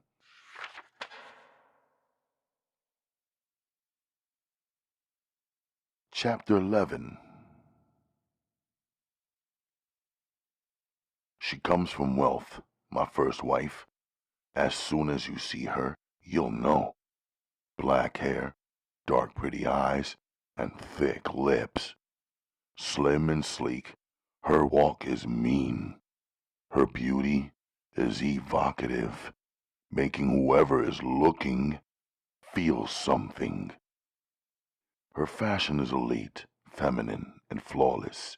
You can't imitate her. She's a Bergdorf Goodman kind of girl. Only the wealthy shop there. Even many of those who consider themselves fashionable have never even heard of it. It's so exclusive that it's too expensive a place to even window shop. My first wife, she's selective, extreme. It's all or nothing. She may go into a store with a pair of stockings or sunglasses or a badass hat. She doesn't care what's popular. She cares if it's the finest fabric that feels and looks good on her skin instead, and if it complements her unique artistic sense of style. And she really loves if it's hand-tailored, one of a kind, custom designed, also impossible to find anywhere else. She rather search for hours, days, months, or even a year before she finds it. Her heels and her kicks are all incredible on her small feet. Nude in only a pair of her $6,000 leather thigh-high boots, and I'm captured by her aerodynamics. She's a Ferrari. Modest, quiet, mostly silent, she's foreign. She doesn't speak English, but her emotions, body, and her gestures speak my language. Lovable and sweet, there is no conceit in her, and she gives in to me eagerly. She's not a fighter. She's not a pushover either. Yet those few who know wonder why she agreed with my having a second wife who came along at the hottest temperature of her and my young marriage. But my first wife is moved by feelings, her feelings, my feelings, and she would give me anything I wanted, even if she believed she would be slighting herself. I chose her. I love her. She's mine for life. No matter the storm that swirls around us, I'll work for her. I'll build for her. I'll protect her. A motherless daughter. Her mother returned to Allah when Akemi was only 13 years young. She's vulnerable. Born in Kyoto, Japan, she embodies the best parts of their culture. Calm, quiet, beautiful, well-mannered, organized, intelligent, and highly capable.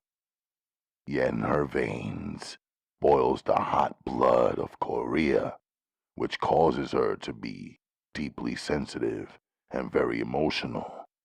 Two traits that result in her being an ingenious, soulful artist who at her young age has been globally recognized and even had her award-winning art displayed at MoMA.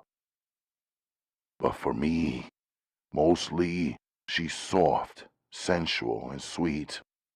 The first woman I have ever loved in a different kind of way than the pure love I have for Uma, my mother.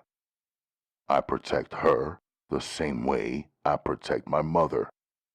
Her complicated family history gave me my first reason to travel to Asia and to fight to snatch her back from her father, who snatched her from me after our marriage was already in place and after I run it repeatedly. My first wife was the reason to take down the fence that was already in place at our queen's house and to build the solid cement block wall. And also for her, before leaving for Asia, in the backyard of our vacant new house, I planted a plum tree, which I expected to blossom over time, along with our love, and to represent how sweet her love is to me. I knew the new roots planted in the earth would be shaky at first, but then would go down deep, thicken, and spread, and would give rise to a strong tree that would last longer than a human life and bear much fruit. Her wealth, she gave it all up for me. Actually, her Japanese father cut it off as punishment for her choosing to be the 16 years young wife of a young Muslim man born in Sudan, land of the blacks, who now resides in Brooklyn, New York. Her father tried everything to keep her to himself. In Japan, he owned houses and buildings and businesses, and even a mountain. He gave her everything a father could give to his daughter: a private school education, chauffeured cars, cash flow, and credit cards, and free roam of the earth. He even tried to give her the sky. Still, having fallen in love with me, she traded everything her father had ever provided for her, including his love and affection. In exchange, she got a young husband, a young marriage, a mutual and true love, and twins in her womb. Alhamdulillah.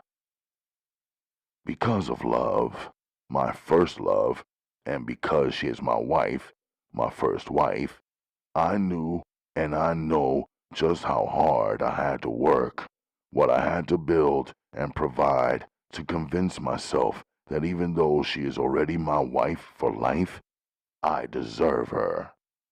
I had never planned to be her father's enemy, had gone about loving her and marrying her the proper way. I felt good about that fact, but it stood out in my mind that I had not built or accumulated anything close to the wealth of her father, could not provide her with anything close in value to the items and surroundings she was accustomed to. Her father, on the other hand, was a wall of pride, and his pride was much stronger than his love. His pride caused him to refuse to face me man to man, to refuse to listen to his daughter's heart or her words and wants. His pride also caused him to lose. But I knew and I know somehow he will come again.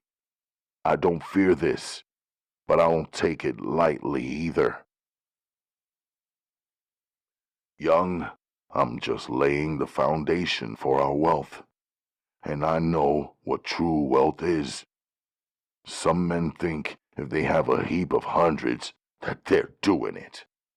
Others need thousands to feel secure. Some men think that 100,000 means they're rich and set for life. Then there are the millionaires. Wealth is something different. It is what I am aiming for. True wealth is when a man has freedom of faith, high-quality, loyal women, gold, land, and property, and healthy, useful, grateful, and secure children. The money a man accumulates should be backed up by something precious like gold.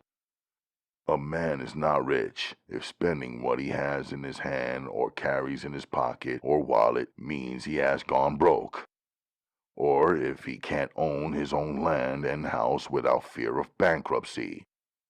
A man is not rich if he has all the gold in the world and his wives are trash. Furthermore, a man is not wealthy if he has been warred on and somehow been stripped of all of his land, property, money, and gold, and has no faith to guide him in his battle and no family to protect, so that he will be inspired to build and come again. I learned these truths from my father. Because of him, wealth is not foreign to me. I was born into wealth, and even though I got separated from my wealth and had to start back at the beginning, wealth is not something I think is not within my reach. For me, becoming wealthy is expected, even though it's not automatic. So I'm checking myself, taking inventory. I'm monitoring my pace so far and my process. Since my return from Asia, my mind had become even more clear. My standards were raised even higher.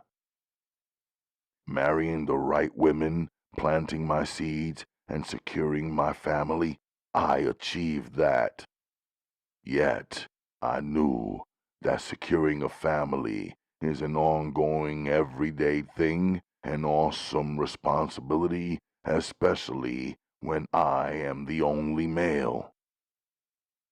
As a team, Uma and I have built our own business, Uma Designs. And even though we both have other jobs, we've worked at our jobs separately while running the business that we own together for 7 years.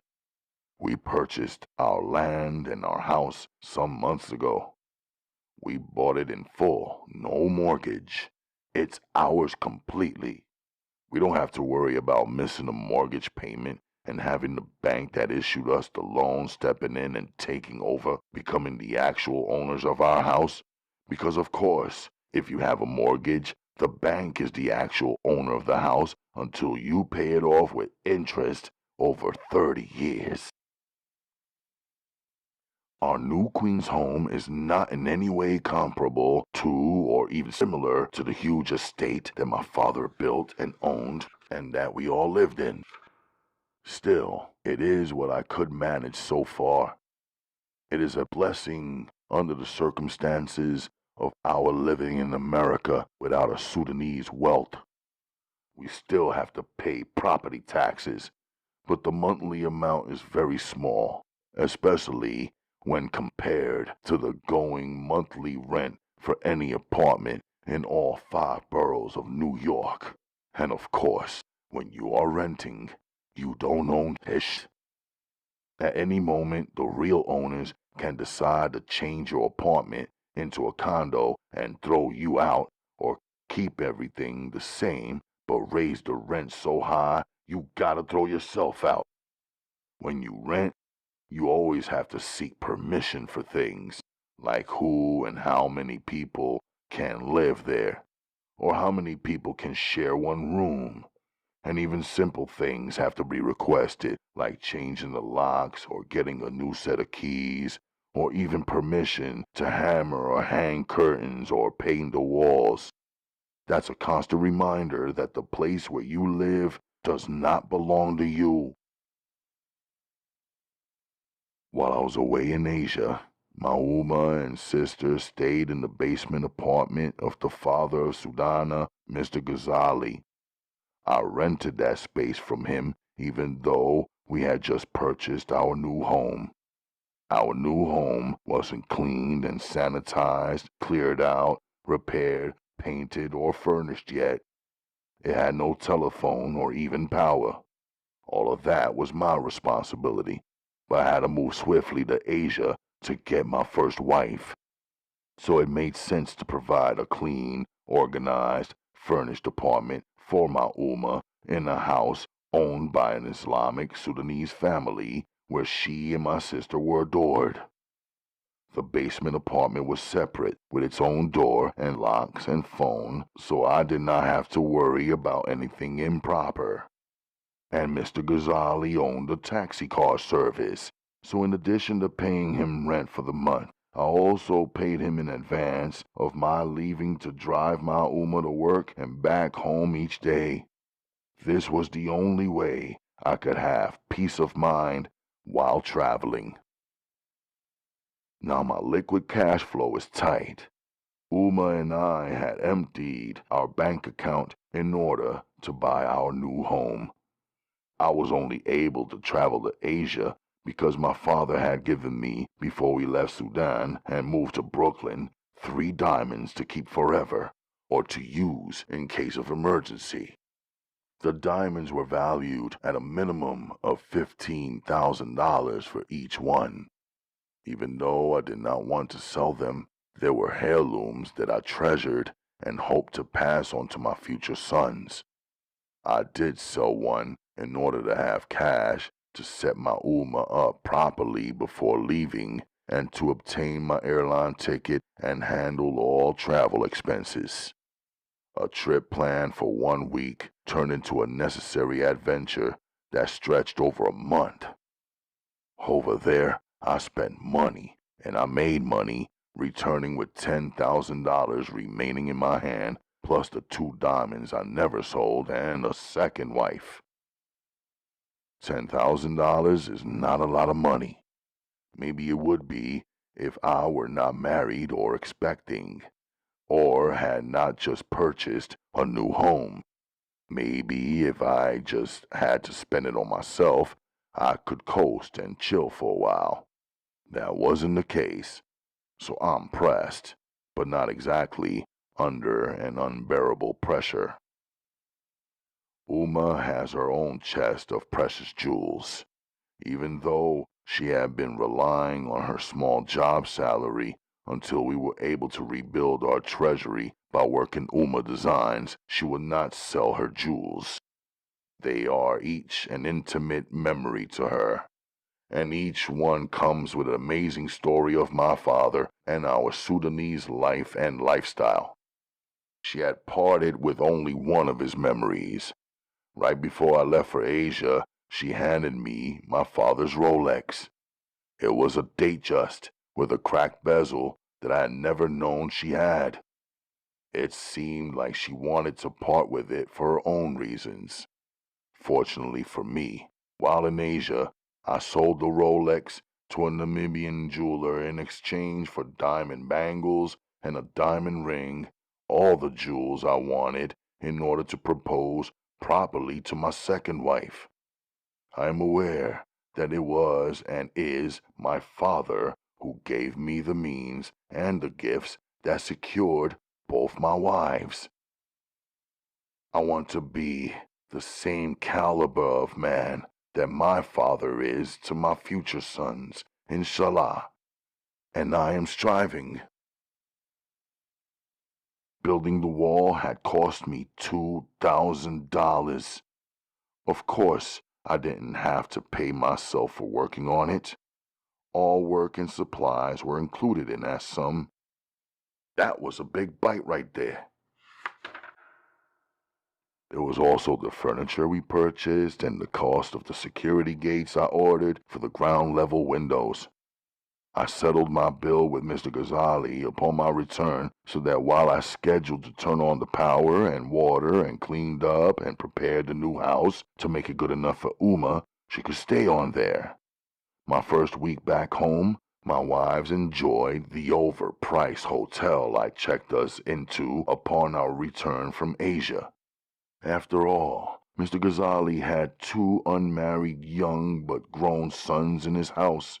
Although they were Muslim men, still, I did not want them encountering my wives all of the time. Sometimes one or both of my wives would be visiting with at the Ghazali's basement apartment or chilling with me in Queens for some hours as I prepared the house. I was working early morning to late night every day in the new house, even before Amir and Chris and I began building the wall, and before reporting back to my job in Chinatown. My decision to ask to give notice to a job at the textile factory was an expensive one, because her wages there covered my sister's private schooling and our family health care for many years.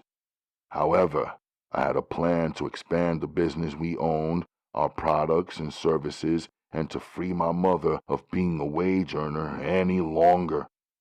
I wanted her to be able to work from home on her own schedule, to be comfortable and to just breathe and enjoy life, her new daughters-in-law, and of course her daughter, my sister, Naja. I had also decided that I was going to grow and expand my vending business and discontinued working my job as well. It was all a gamble, but I was betting on myself and planning on winning. Down to $4,880, my first wife and I had an appointment at an obstetrician gynecologist, a female Korean doctor recommended by her mother's side of the Korean family. I had no idea how much the doctor would charge for the safe medical delivery of our twins. With Akemi only 3 months pregnant at the time, I knew I had time to stack some paper. Although I was feeling the pressure, I was not a desperate man.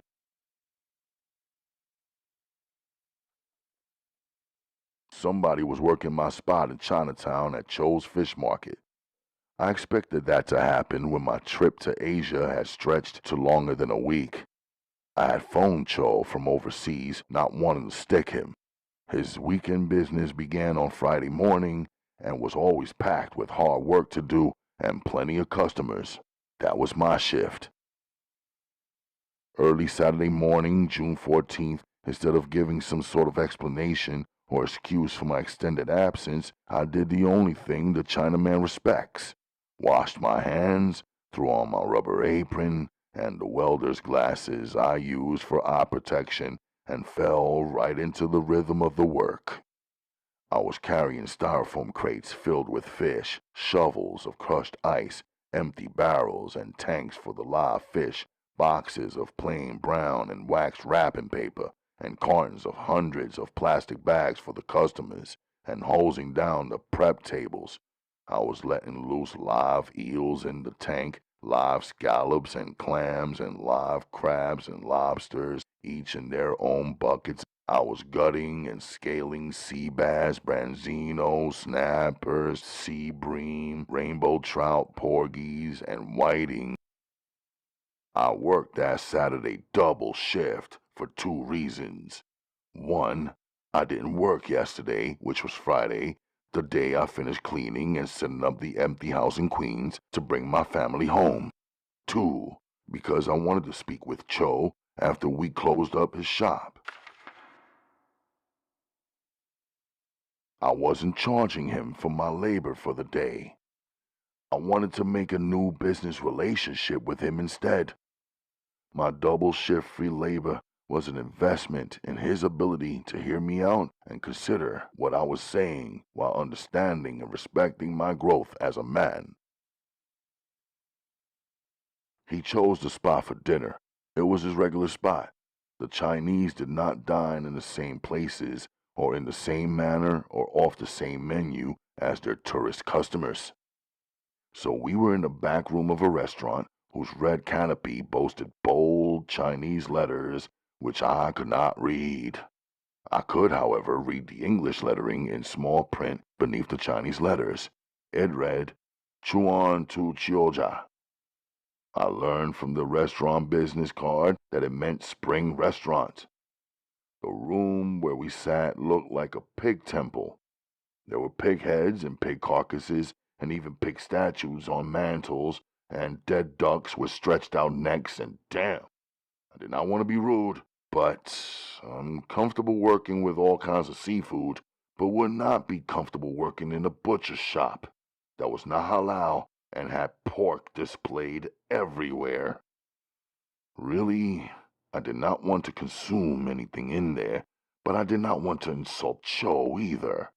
So my mind was swiftly putting together a plan where I could satisfy my faith and his culture without compromise.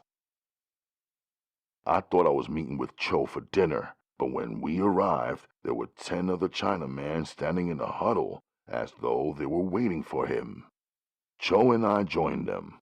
I was just following and listening and watching. The 10 men were looking at Cho as if to ask, Who the f*** is he?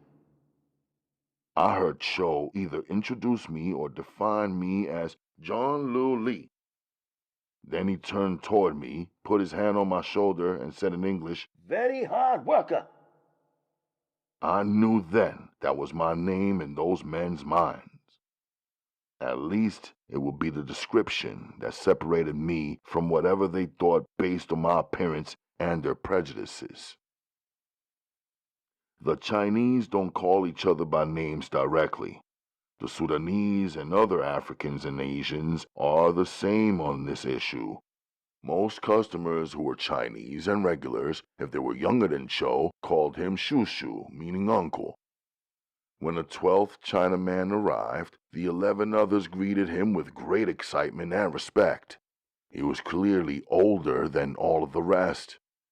His arrival inspired a chorus of Ni Hao Ma, which is the greeting our Chinese customers used every day, meaning how are you?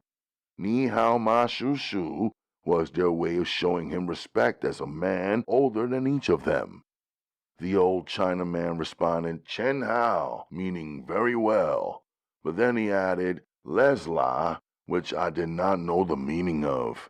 But when he made a face and body gesture, I felt he was saying he was really tired. The other 11 Chinamen guided him to his seat, and not until he sat did the rest of us sit at the round table. I was the last to take a chair, and the youngest in our group. The Chinese sit shoulder to shoulder, even though our dinner table was wide and round. They did not waste space or air. It was an adjustment for me, having a business meeting at a table with 12 Chinamen who had nothing to do with the business I wanted to conduct with Cho. Each of them was either alone or with one or two others, but either way we were all together, each doing our own thing in our own language. The food placed on a small circular revolving table that was in the center of the huge round dinner table. One waiter came out and bowed to his guests, which was surprising because I'd never seen the Chinese bow. I always saw the Japanese and Koreans do so. I figured it was because he was a server. Right behind him came another Chinese male waiter carrying live fish in a clear plastic bag with water inside. I recognized the fish as sea bass. The men examined them from the sitting position, and the elder gave the waiter the thumbs up. Chopsticks and no forks. I have been in this position many times in my Asian travels. I'm comfortable with chopsticks, even though I don't have the same ease in using them that the Chinese have. Now all of the food dishes, including mi fa, rice, pai go tong, spare rib soup, hui guanzhou, pork belly, ching jung ur, steamed sea bass, Shanghai kai, bok choy, silgua, stir-fried vegetables, and shigua, watermelon, have been placed in the center, and each of us had our own bowl for white rice. The elder Shushu spun the table, serving himself what he wanted. He called out, Quite true, which seemed to mean, let's eat. Everyone then took from the revolving table what they wanted. It was unique and interesting and a bit emotional watching each of the 11 Chinamen take some vegetable from their uneaten dish of food and place it into the bowl of the elder as a show of both love and respect. In all of their actions, it was as though they were constantly conscious of distinguishing one man's age and position from the others, all while remaining unified without a trace of envy, resentment, or competition.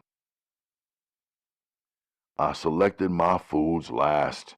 I chose rice, steamed fish, and watermelon, but I left all of the soups and vegetables alone because of the pork I knew was inside or could be inside as a seasoning. And like all of the men at the table, I drank Naja, which is green tea. Cho was straight-faced and slurping soup. I couldn't be sure, but I think he thought it was funny allowing me to follow him in here and fall in. Cho, I said. He grunted.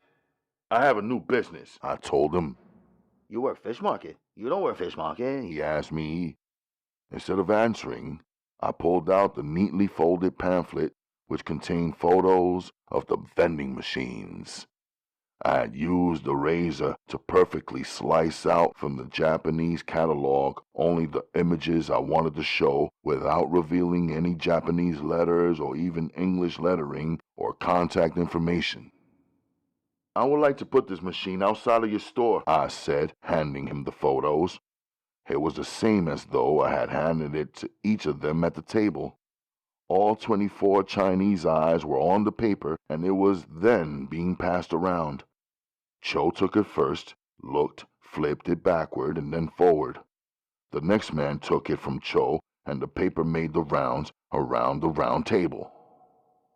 For what? He asked me. For customers, I said, of course knowing that he didn't sell sodas or waters or any of the merchandise that my machine could offer for sale. How much? He asked.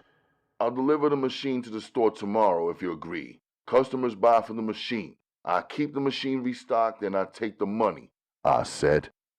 I knew it was the best business scenario for me. I knew it was a long shot for him to just say yes and allow it, and then to allow me to keep all of the revenue. But I purposely pitched my offer at a starting point that was best for me in case it got shaved back. I'd still make some profit. 12 Chinamen laughing, that's what I saw now. Even though we were not in the same conversation, and the men had arrived at separate times in varying numbers, we all seemed to be having the same conversation now. Then they erupted into the Chinese language among themselves, fingering the photo and passing it around the table to each man a second time. 多少钱? Most of them asked. I knew from working the fish store that meant how much money. I wish I would have brought Akemi with me. My first wife speaks Mandarin Chinese. She could have sat quietly beside me and later translated these men's Chinese convo to Chiesa in Japanese. Chiesa would then translate it to me in English. Because of how complicated that sounds is the reason I was seated alone. And of course because in the back room there were only men. I was satisfied that I was there without my wives. It's funny how the gathered Chinamen spoke only in Chinese but could hear any and all money talk in English. Suddenly, the eldest, who was the last man holding the photos of my vending machines, announced, Cho Fonsu. You pay rent. Cho said to me. I assumed that was what the elder had ordered him to say. How much? I asked. How much? What? The elder said. 100. Cho said. I guess that's what the elder suggested. $100 per year? Good, I said. Then 12 Chinamen were laughing again. So I realized they wanted me to pay $100 per month to be allowed to simply place my machine outside of Cho's store. $50 per month, I counter-offered. Or $1,500 for the horse ride machine, and you keep it, I said to Cho, knowing he can either make $600 per year, renting the space to me at $50 per month, or $12,000 a year, owning the machine itself. If his customers gravitated towards it, even if he couldn't clear $1,000 a month worth of riders, if he took in half of that amount, he would still make $6,000 per year instead of $600 renting me the space. He had customers of all different backgrounds, including African Americans, who lined up and waited patiently for their orders to be prepared all the time, and who often came with their children on the weekends, days, and evenings. Tangwila, one of the men said, but he was not the elder. I knew what that meant.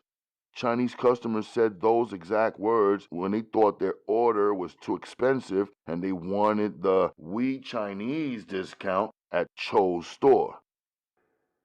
1,200. Cho said to me in English. I keep. He added. The 11 Chinamen began all speaking at one time. Then the speaking ceased, and the oldest man was the only one speaking. The rest, including Cho, listening to him. When the eldest one was done, Cho replied in Chinese to him in a very respectful tone. I imagine he was saying, Nah, this is my man here. He works in my shop. I can trust him. and of course he could. The eldest Chinaman stood and said in a low volume with his full vocal force, Cooey! which for me meant the same as him saying, Cool! Let's do it! I took it as an approval. Bring tomorrow, pay tomorrow. Cho said, sliding me my paperwork, which the elder had handed back to him. I pulled out a pen and handed it to Cho, as in asking him, Sign. It was only the horse vending machine photo, which I knew was not a proper contract, but for me, it was a gesture of his earnestness, as well as a way for me to fill out and complete his receipt and paperwork with his proper information. Up until then, Cho and I had no paperwork between us. Yet, I was embarrassed to ask him out loud, What's your full name? I knew that would be odd, since Cho and I had been together for a long time, and he had made it clear that I was trustworthy to the other men at the table. He signed in English, in large letters, like it was his celebrity autograph. I was glad he did. He spells his Chinese name as Zhu. He spells his Chinese name as Z-H-O-U. I had always had it spelled in my mind as C-H-O, which was how the word Z-H-O-U, Cho, is pronounced. I also discovered that Cho was his last name and his first name was Yang. Shishi, I said, speaking the one Chinese word that I was absolutely sure about. It means thank you.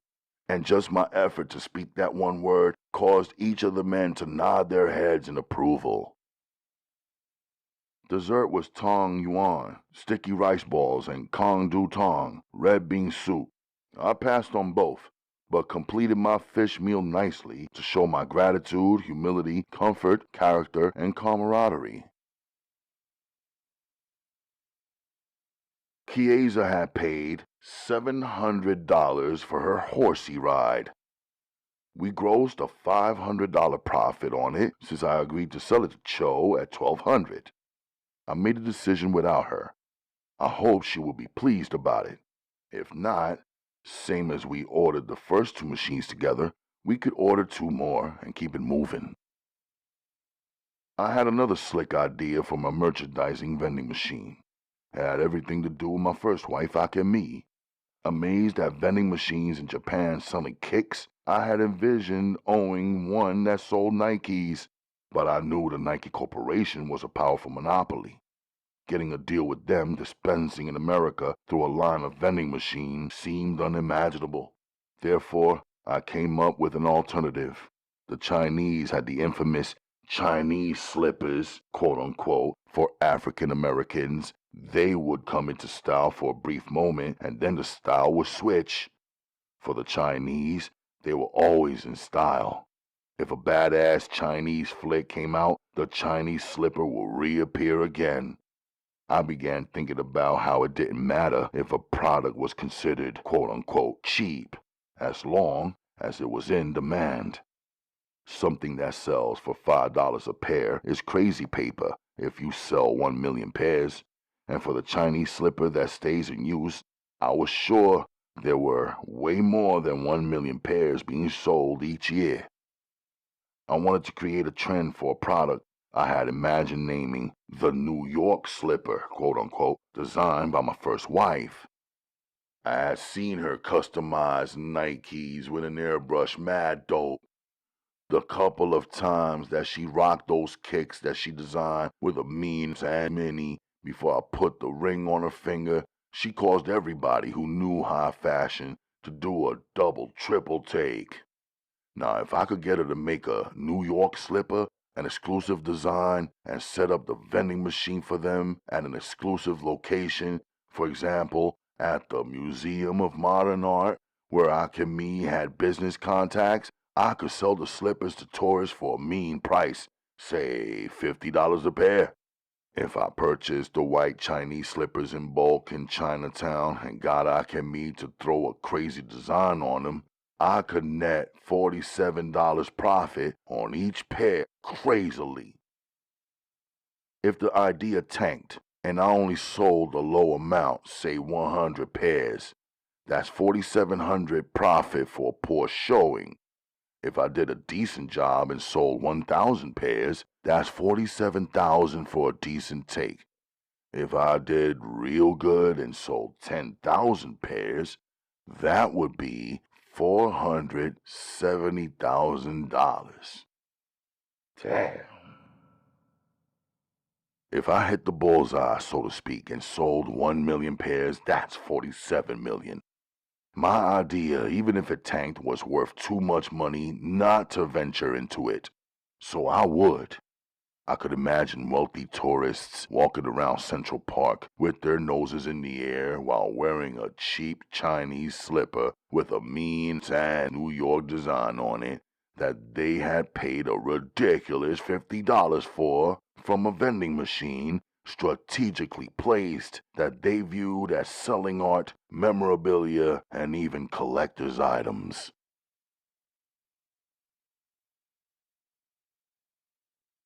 Mail was in my box, even though my house was empty. I grabbed it, ran in, and showered and dressed. I was heading back to the hotel for our last night in the suite. Tomorrow was Sunday, family day for us.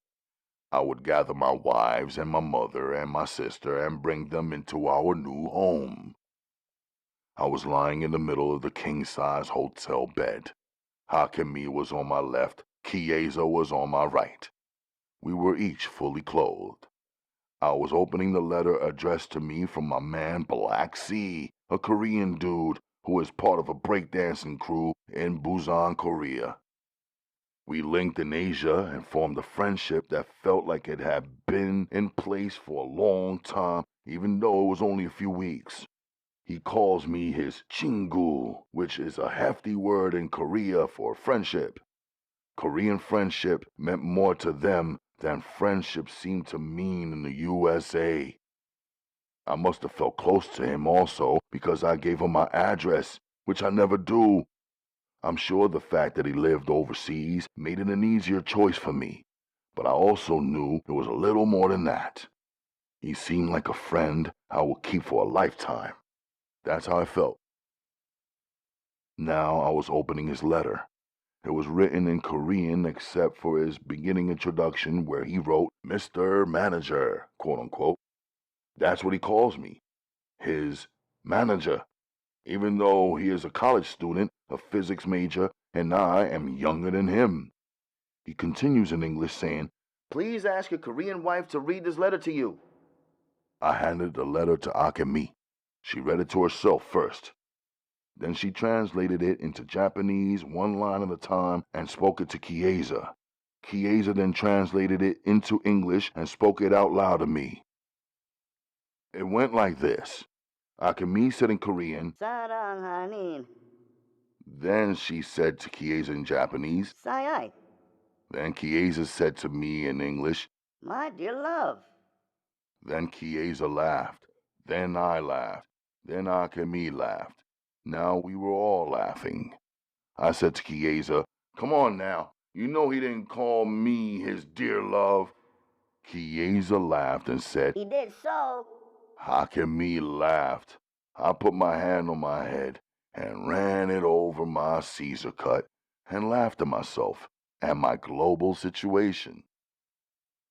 That letter was the beginning of my fashion export business from New York to Oghuzan, Korea, through one of Black C's uncle's friends who lived out here in New York and who needed me to be a supplier. He would then send the clothes I chose and purchased and sold to him to Black C's uncle, who was opening a New York/Tokyo fashion boutique in Seoul, Korea. Black C admired my style and fashion so much when I was in Korea that he believed I could make his uncle, who had the connects and would handle the shipping, a rich guy. He said his uncle could not get rich on his own because he had no style and no eye for fashion and no way to communicate properly in English to do business with English-speaking fashion wholesalers or retailers, even though he was opening a high-fashion Western-style shop on a hunch. Black C said his uncle believed that he could get middle-income Koreans whose fashion tastes were just becoming awakened and who wanted highly fashionable, high-priced clothing and accessories for discounted prices to become his best customers. I was in.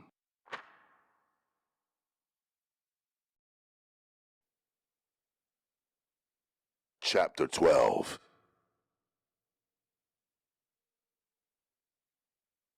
A blacked-out, hand-built Maserati Royale. Crazy. Of course it caught my attention. Most exotic things do. Made in Italy, and so pretty it couldn't be called a car. Car is too bland of a word. This V8 engine vehicle goes from standing still at 0 to 100 miles per hour in 4 seconds. At top speed, it's hitting almost 200 miles per hour. I dig the selection because it's unique and not the obvious choice. The designers only made about 55 models. Custom designed to limited order, not just anyone could cop it. Mainly only kings, presidents, premiers, prime ministers, and princes.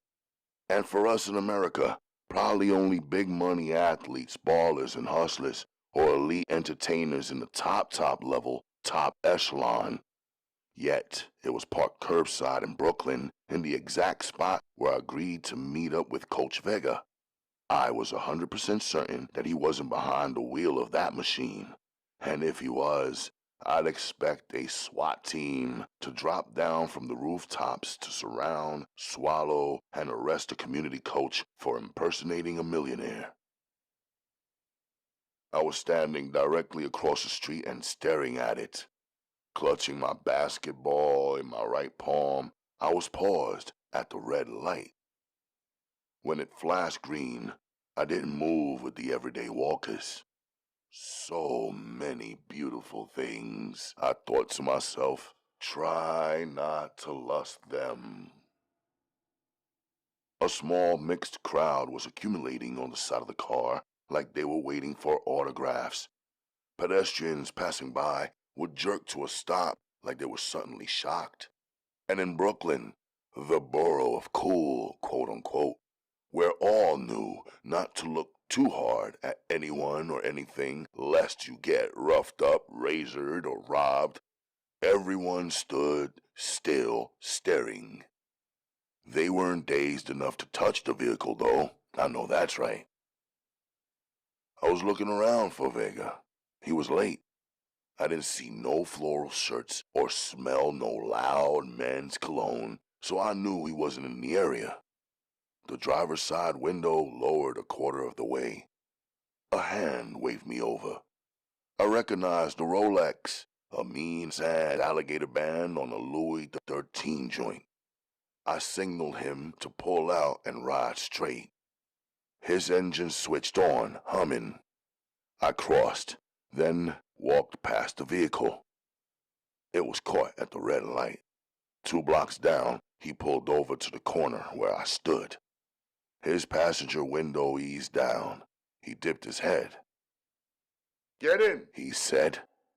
"I got a meeting with Coach Vega," I said, my 5 fingers gripping my basketball. "Is that why you left?" he asked me calmly. I didn't say nothing. Truth is, I was mesmerized by the burnt orange thick leather interior, the woodwork, the curves and figure, and the overall plushness of his ride. Now he was making the call.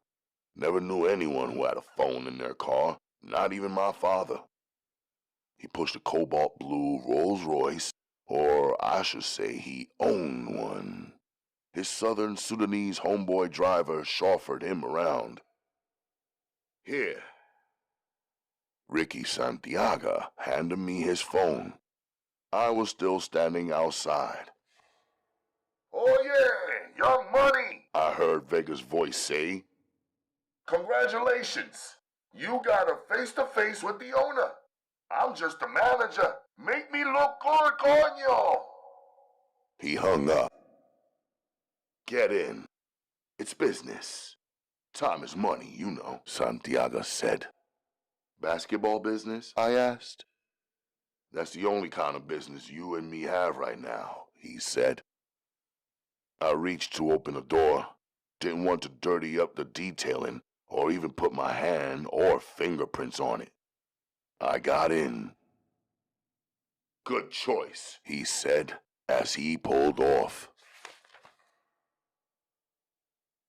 Speeding up the FDR drive, the ride was immaculate. Only the hum of the powerful engine pierced the silence. Santiago exited on the east end of 42nd Street, hugging the ramp at a high speed. Racing up First Avenue in the direction of the United Nations, I thought to myself, money-making Manhattan territory. Of course I knew those streets and shops and fashions well. I reached them by train on a regular. I've walked down every block, from First Avenue all the way to the West Side Highway. The jewelers and boutiques low to the high end, I had been through them all. It was clear that a car had a system, but he didn't play no radio or no cuts from his personal music library. If he was waiting for me to say anything, that wasn't going to happen. He must have had his reason for bumping Coach from our meetup and placing himself in the driver's seat instead. You don't talk much, he said. I didn't reply. Didn't think his observation needed a confirmation. He smiled, then made a sharp turn onto 47th Street, the money block, and into a narrow driveway which led down to a garage. He parked in the corner pocket spot marked Reserve. Let's go, he said. We walked up to a private elevator that he used a key to control. Inside, he pushed L for lobby. The door opened into a marbled-out, clean, chandeliered area. More importantly, it had 2 armed security guards, a reception desk, and a sign-in book on a marble podium. As he advanced, I stopped walking and stood to the side playing the wall. He looked back, smiled, and said, I'll be right back. I nodded. He tapped the counter of the reception desk, and the female attendant smiled at him. The guards acknowledged him, and he pointed to me, then turned back to them and pointed to his chest as though to say, he's with me. Then disappeared. 12 minutes later, he came back through, walked right past me, and I followed. We were back in the Maserati, moving up the FDR all over again. Soon as he exited down the Dykeman Street ramp, the siren sounded and the lights started flashing. Police! Pull it over! They announced. He raised his eyes to his rearview mirror, but looked calm and unaffected. Meanwhile, my 9 was pressing on my spine where I had it tucked. Stay still! A knock came to the driver's side window as I watched a second cop creeping up on my side through my side view mirror. His weapon drawn, I knew I was in a dangerous situation. Not prone to panic, I remained calm. Santiago lowered his window. The cop lowered his head to peer in as he said, License, registration, and insurance card. Then the cop's grimace broke, and he retreated. He stood up straight, saying to his partner whose finger was wiggling on the trigger, Dad, it's Ricky! His partner's tensed-up muscles relaxed, and he broke out in admiration for the car. How's the family? Santiago asked the cop on his side. Better than ever, The cop said. Well, that's all that matters. I'm gonna let you check it out. I know you want to, Santiago said to the cop, and eased out of the vehicle. I looked to my right. The cop on my side had taken a step back. I got out also. We were 4 men. If 3 are standing, I'm not sitting. The cops were moving around the Maserati, just sweating it, as Santiago reached in and popped the trunk. There was nothing in there but a jack and spare tire and the folded Maserati branded car cover. It was obvious the vehicle was brand new. Seemed like he drove it off the lot right before meeting up with me. Then they were all 3 talking shit like old friends as they were looking beneath the hood of the car in awe. I wasn't up front and checking beneath the hood and chatting. I stayed standing on the passenger side. The cop who had crept up my way then had one eye under the hood and the other watching me. How's your man? I heard him ask Santiago, then he nodded his head in my direction. Need me to run his license, fingerprints, check his record or his credit? He said with a half smile. Santiago's friendly tone and face switched to solemn. Don't talk like a rookie, Stubbs. If he's my man, he's good. You know the drill. The other cop laughed to break the tension, and his partner forced out a chuckle. Put him up against one of any of your guys anytime. You want to make a wager? He asked. My team versus the PAL's best squad. No, Ricky, the word is out. You win all the wagers. The cop laughed and put his hand on the car. This is the evidence, the cop said. Back in the whip, Santiago pulled off. As he did, he pressed a button and the compartment opened, revealing his Smith & Wesson. You want to lay something in there? He asked me. Nah, was all I said. He closed it. On Dykeman, he double parked, got out, and entered the building. I got out when he did and just played the street corner, waiting. 4 Spanish-looking dudes walked up, 2 from out of the building Santiago entered, and 2 who exited the building from across the street. Each of them posted up, seemingly securing all 4 corners of the Maserati. They were serious-faced, solid-looking older men. More than that, I didn't see any of them exchange any words with Santiago, just automatically got on post. I entered the corner store to buy a bottle of water. I was looking in the cold case. They had everything except water. A bunch of small, cloudy plastic bottles filled with blue water, green water, yellow water, crazy cans of unfamiliar brands of sodas and flavors and drinks, but no real water. I closed the case. As I was walking up the aisle towards the register, the phone rang loud, like a house phone. Take it, the man at the register said, extending the receiver to me. I walked out. Spinning the ball on my fingers, I was killing time, thinking whether or not I should jump on the train and head back to Brooklyn. Maybe this cat Ricky thought his time was money and mine ain't. Now the store man was out from behind his cash register and standing outside on the street beside me. Santiago, he said to me like it was some kind of password. I didn't respond. Then, phone, he said, and pointed his thumb at the store, letting me know to come back inside to pick up a call. Don't leave. Give me 7 more minutes, Santiago's voice said over the phone. I handed it back to the store man, who had returned to his place behind the register. I wondered how Santiago knew I would leave. I checked he had manners. Good for him.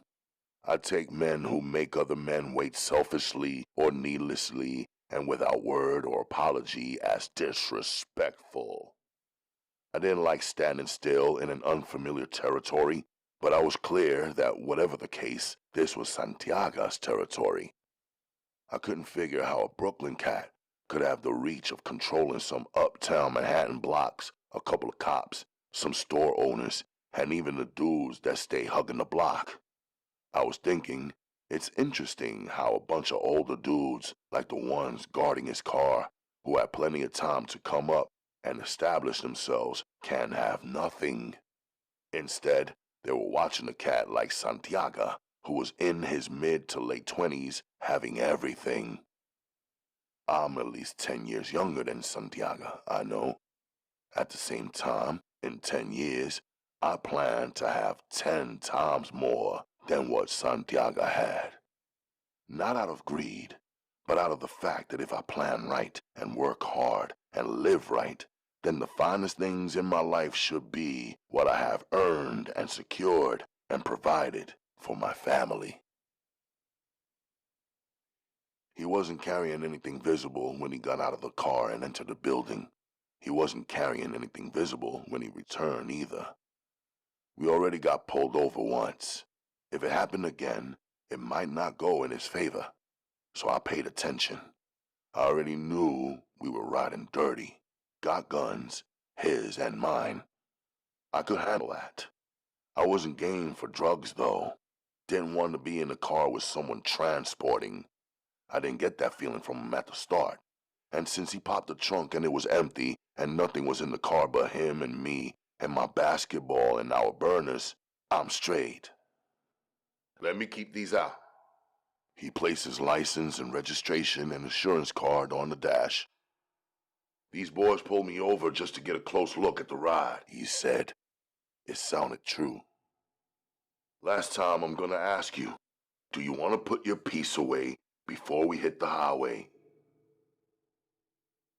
Behind the shade of the blackened windows, I pulled it out, wiped it down with a washcloth from a back pocket, hit the button I saw him hit the first time, and laid the 9 in the compartment and shut it. Good choice, was all he said. The East Harlem River was below me now. We crossed the George Washington Bridge into the state of New Jersey. I had been to Jersey before. My first wife's Japanese-American side of her family lived there in Englewood Cliffs. I was studying the highway exit signs and mile markers along the way out of habit. When I travel in, I always need to know my way out. A man never knows which way a situation might flip. Yet a man should know his way out alone of any place he went into, regardless of how many were with him at the start. Rely on no one else. About to hit your exit, Santiago said over his car phone. Hold on, he said to me, and his spaceship shot to 180 miles per hour. Suddenly, from a left side entrance, a Lamborghini sped out in front of us and almost went into a tailspin. Santiago pulled to the right lane and overtook him until the Lam driver caught control and accelerated so rapidly it was like he was preparing for flight. Both vehicles sped down a 2-lane highway marked Palisades Interstate Parkway.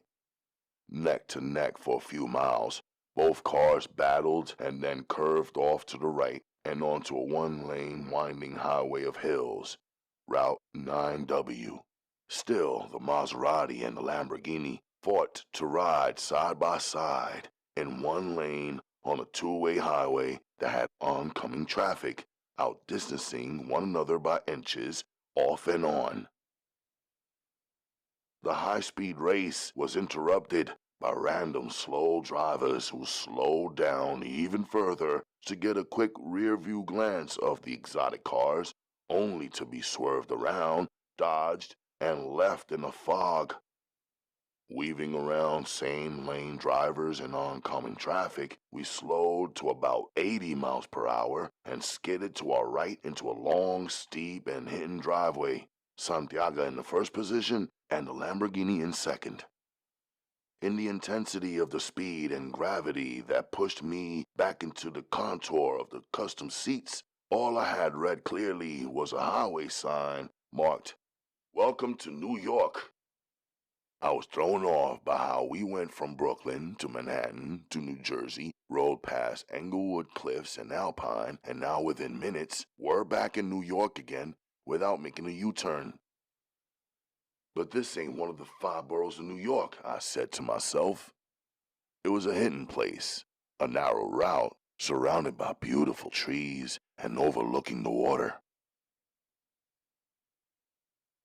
Santiago jumped out. I hesitated.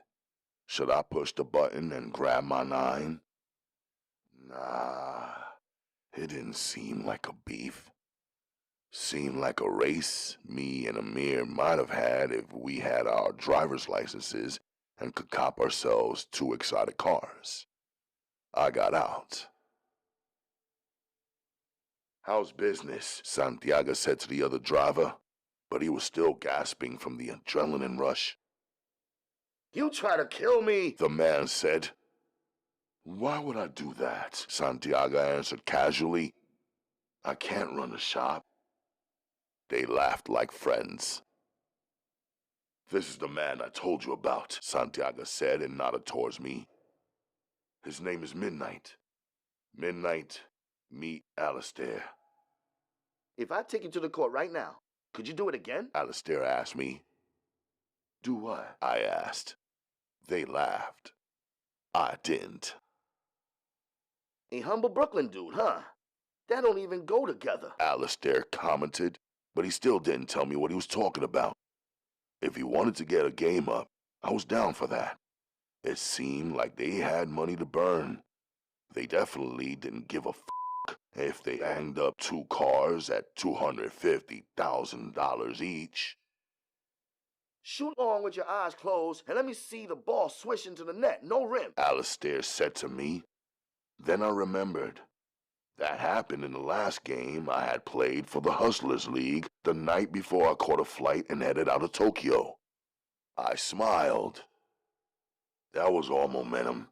I was feeling the heat, and I had the black team rocking on my side to get in that type of rhythm. You woke him up, Santiago said to Alistair. This cat wouldn't even get in my car until I said the magic word, basketball.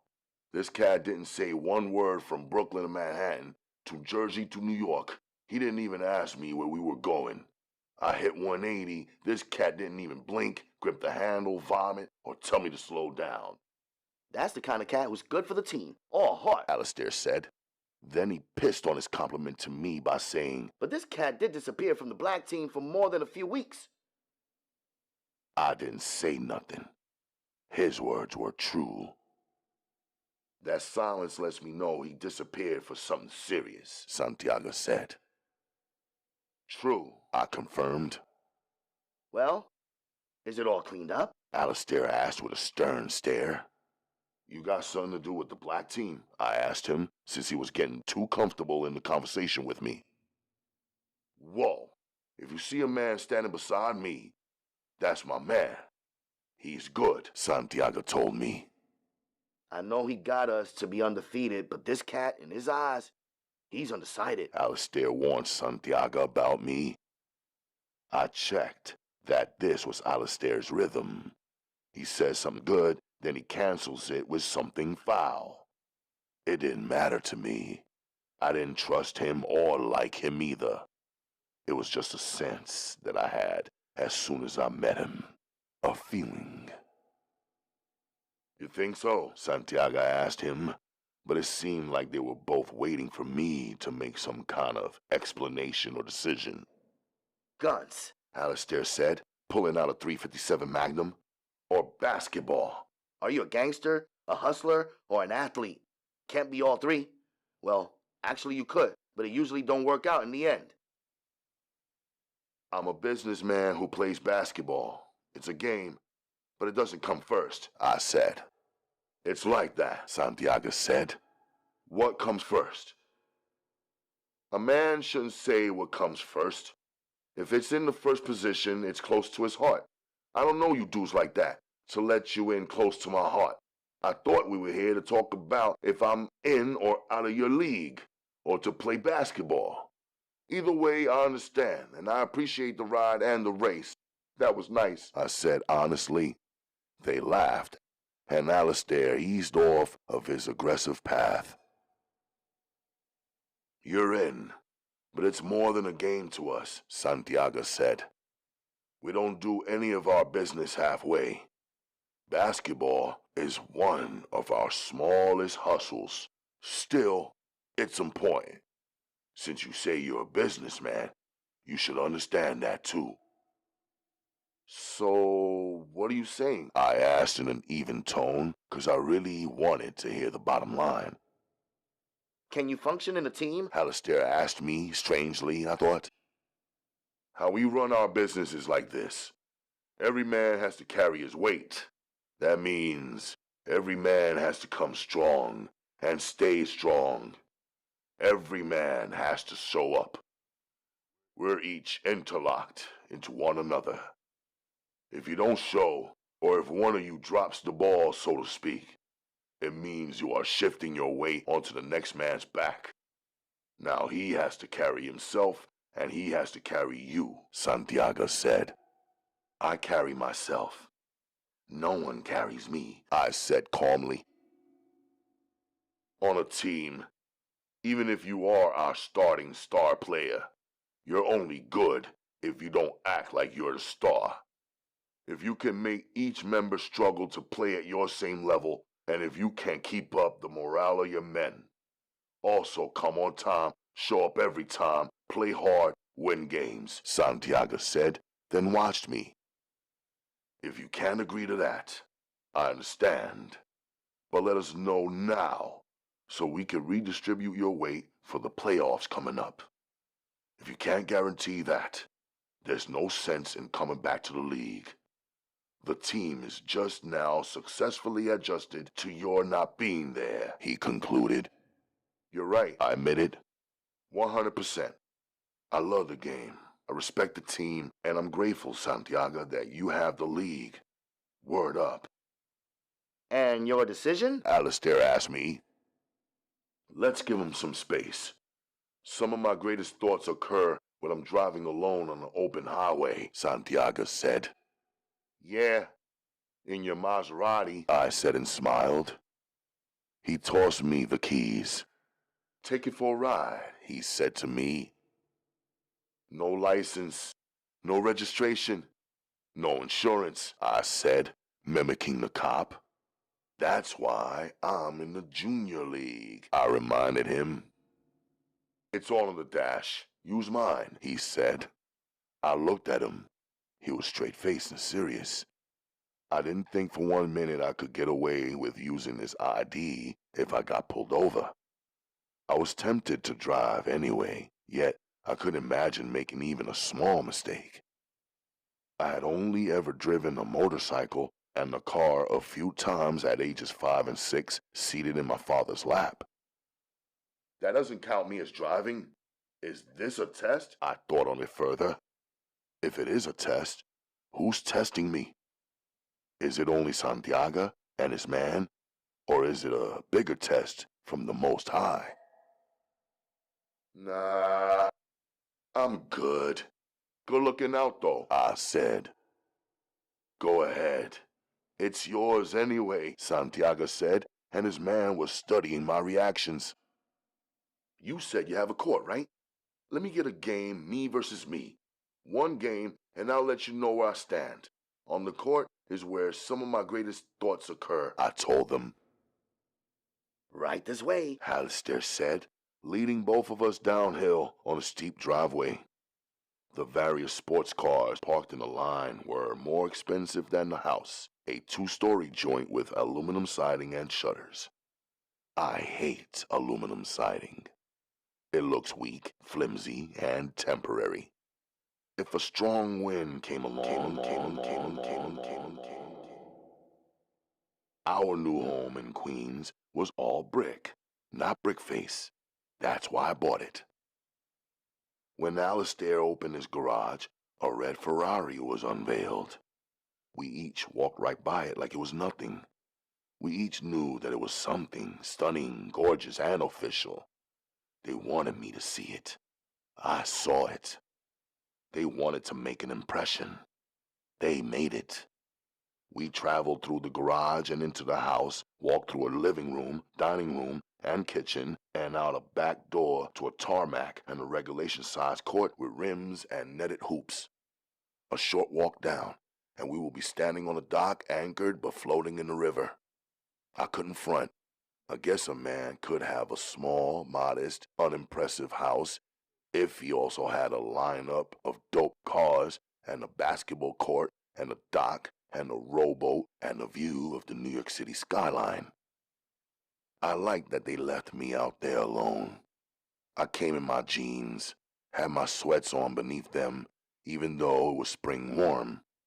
I had known that Coach Vega might make me do some drill solo or run a crazy amount of suicides, 100 or so layups, and then tell me to take it back to the line and not leave until I hit 50 all net.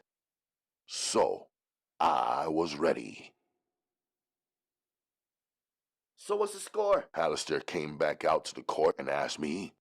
Now he was out of his clothes and into his sweats. Who's winning in the game of you versus you? He asked. I guess he took it for a joke. I didn't. It's your court. You want to run one? Looks like you do, I said. Slow down, Junior, he said to me. I threw the ball to him, and he caught it. Let's go, I said. He put his right hand up and placed his left hand horizontally over it. Timeout, he said. How can you call timeout and we're just getting started? I asked him. Okay, look, it's my partner who's big on you. I'm not. Like you said, I don't even know you like that. But how we get down is that if he wants to rock with you, I gotta put my stamp on it and vice versa. So just ease up. Like you said, you in the junior leagues. We in the major leagues, the big boys, understand? He was giving me a stare like he thought he was dominant. Santiago came through the back door. Alistair softened his stance and switched topics. You call yourself a businessman, so what line of business are you in? He asked. Vending machines, I said. You mean like bubblegum balls and plastic toys and rings tucked inside those little kid plastic cases for a penny or a nickel or a quarter? He asked, talking down to me. I'm into the buying, selling, and placement of the machines. The product is up to whatever the purchaser wants to use it for, I told him. Is that right? He said, looking like he was thinking. If you're done with your game and have made your decision, let's go grab something to eat, Santiago suggested. After that, I gotta bounce back to Brooklyn. All right, me too, I agreed. The steakhouse that we're going to requires all men to wear a suit jacket. Is that a problem for you? Santiago asked me. Nah, except I don't have one with me, I said. Coach Vega don't require that, I added. Sharp tongue, Alistair said. I didn't say nothing back. I thought he was crazy, changing into his sweats and coming out here like he was gonna challenge me, then backing down. Now he was game to jump right out of those sweats he just put on and into the suit jacket. I was thinking, yeah, man, whatever. We got you covered, Santiago said as Alistair led us back inside. A hideout for superheroes or some shit like that, I was thinking. This guy had one bedroom filled with dinner jackets, suits, and new dress shirts and packaged Hanes boxers and a lineup of top-shelf men's shoes. I didn't see no women in there. If there was a woman, she would have offered me a glass of water or something. More than that, I didn't see no family photos or feminine touches. Another hard decision, huh? Alistair said as I stood looking at the suit jacket selections. I see this cat was just gonna keep pushing. Nah, I just usually have my women lay out my clothes for me. I see you don't have no women, though, I said extra calmly. You talk a lot of shit for a young motherfucker out here with some real dudes. You carrying a basketball. I'm holding much more. Better wise up, he said. I was thinking the same about you, and you don't know what I'm carrying. You better watch out, I warned him. That was a courtesy I gave him out of respect for his partner Santiago. Dude approached slowly, then swiftly tried to sucker punch me. I caught his fist and used it to twist his arm. When he bent forward, I uppercut him in the eye. Then I pushed him into the row of new dinner jackets. Don't flash your weapon if you ain't ready to fire it. Don't threaten me with your gun if you don't have it on you right then and there. Don't suit up for a game if you ain't up for a challenge. That's Hood 101. You ain't no Brooklyn dude, I told him. Santiago laughed. He had crept in quietly. He was dressed up and ready to go. I told you to stop f***ing with him, Santiago said to his partner. We're on the same team, Santiago reminded him. Got it coming, Alistair said, straightening himself and embarrassed. Put it on hold. It's time for dinner. I'm hungry. Let's eat, Santiago said.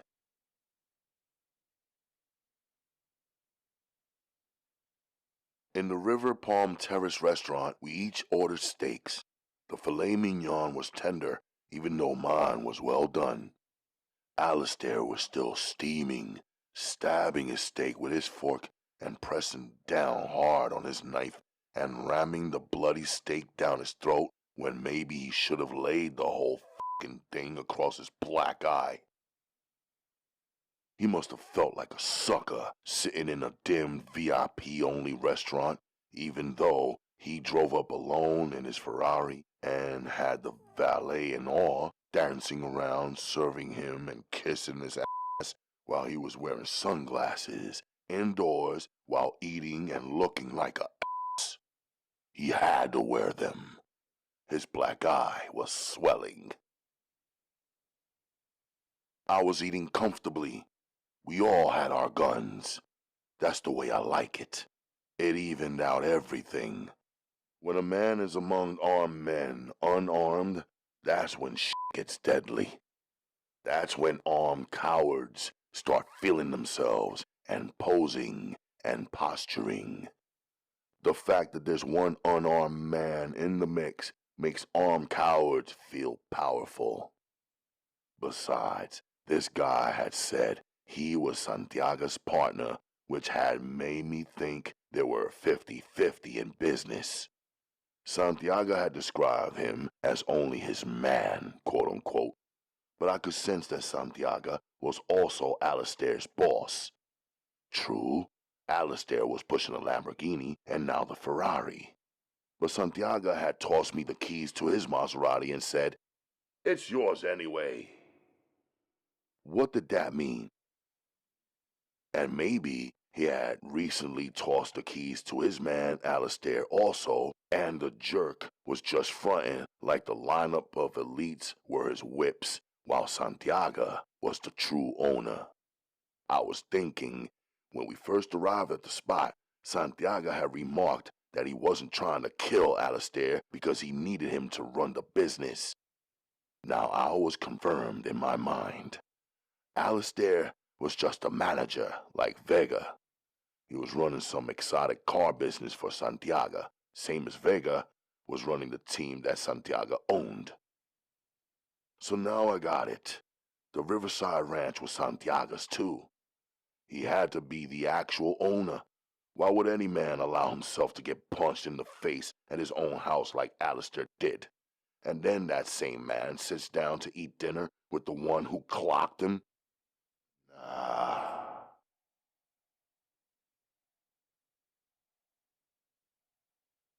We were in the Maserati, Santiago and I. Out of nowhere, he started laughing like he was caught up in a comical memory. I didn't say nothing. I let him have his moment. "Did you really tell Alistair that he don't have no women?" he asked me, recovering from his laughter. "I didn't see none," was all I said. "Well, you must be a ladies' man," Santiago said. "I like that. I love the ladies too."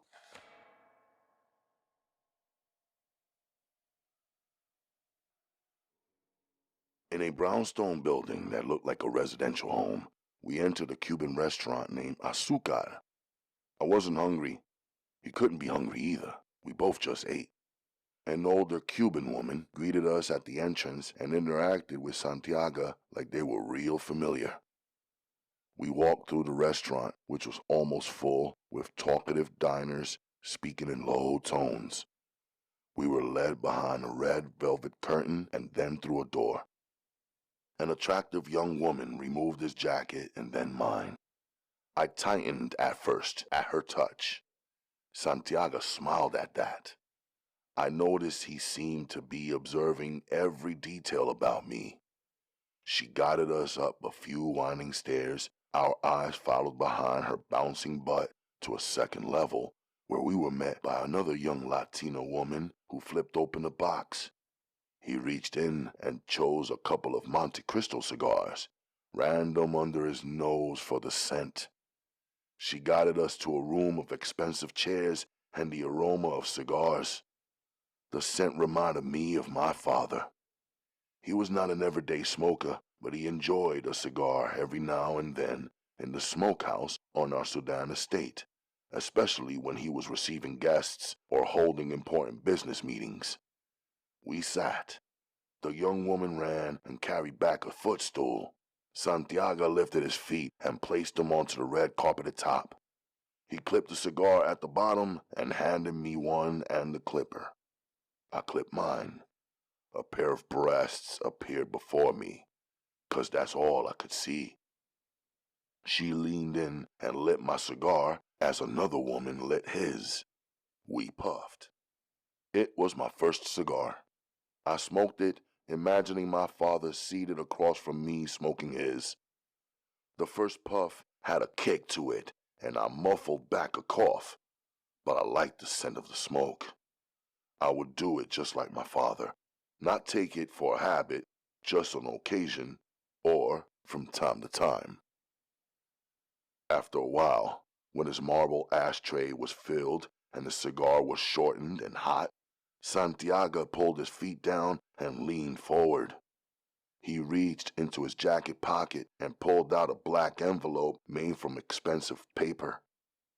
It was quality stationery, the kind my first wife might select to use. "This belongs to you," he said. I didn't reach for it. I placed my cigar on my tray. I still had a long way to go to finish it, unlike the expert seated across from me. "Pick it up," he said. I looked to my left and then my right. The way our chairs were positioned, we were in a private space. The lady and the other set of breasts were serving other customers. There were 6 other men in the room, all engaged in their own private talks. 2 of them were into a quiet chess game. With my washcloth, I eased the envelope my way and held it between the cloth without placing my prints. Santiago had one finger on his jaw and one on his forehead. He's watching me discreetly. Inside was a thick stack of crisp and clean hundreds. I looked at him. "That's 10,000, he said. "The other 15 is in my glove compartment. That's yours too," he told me. Then he waited for my reaction. "Nah, this can't be mine," I said. "Wish it was, but I missed too many games already, and the most valuable player won't be chosen until after the playoffs." I pushed the envelope back to his side of the table. "I placed a wager on that game you played, the night that you closed your eyes and took the winning shot. It was a huge wager. I bet on you. I just had a feeling in my gut from the first time we met. I don't get that feeling often, but when I do, I listen to it. I got that feeling once when I was about to make a run. I had some money at stake on that run. I knew it was better to get it right then. If I waited, it could have slipped out of my reach. Because of that feeling in my gut, I didn't chase that paper that night that was owed to me. I let it go. That shit burnt. Next day I found out all of the parties to that transaction got clapped up. That gut feeling saved my life, even though I lost some money on that transaction. The second time I caught that feeling was the first time I saw my wife. She was 14, I was 19. End of story. I made it happen because of that feeling in my gut. Now she's my wife and the mother of my daughters. The third time I caught that feeling in my gut was when I met you. Don't get me wrong, I handpicked the black team, love my squad, but you stand out. You got that fire in your heart and a good head on your shoulders. You don't run your mouth and you don't seek attention. You're mean with that basketball and calm with your teammates. A quiet leader. I see big things for you in the future. If I recall, I only scored 2 points in that game. It was my worst performance for the whole stretch of the junior league, I said, and I meant it. That's where you're wrong. I watched that game. You fed your teammates without worrying about yourself. You set up the right plays and the right picks. You rebounded. You played that whole game beautifully. And when the heat was up to its hottest point and you had successfully misled your opponents to believe that you were not the man to watch, they left you open. You stepped out of that shadow, closed your eyes, and sank it crazy. Couldn't have been better. He leaned back. I went into that wager with all that liquid cash I had on hand that night. The rest of my capital was all tied up in other ventures. Damn near all or nothing. You weren't the high scorer, but you were the man. Timing is everything. Knowing when to lay low and when to come up, when to step out of the light and when to come out of the shadows. Perfect. He held his hands together like a clap. He leaned forward. I came up so big, it gave me the liquid capital that propelled me to the next level in my business. The 25 I'm giving you, you earned it. But because I see that you're into honesty, and I like that, I'ma let you know that 25,000 is not even 1/100th the amount I earned off of you. He gave me a serious stare so I would believe him. Cigars? The breasts were back to refresh our smoke. We're good for now, Santiago said. She was smiling widely.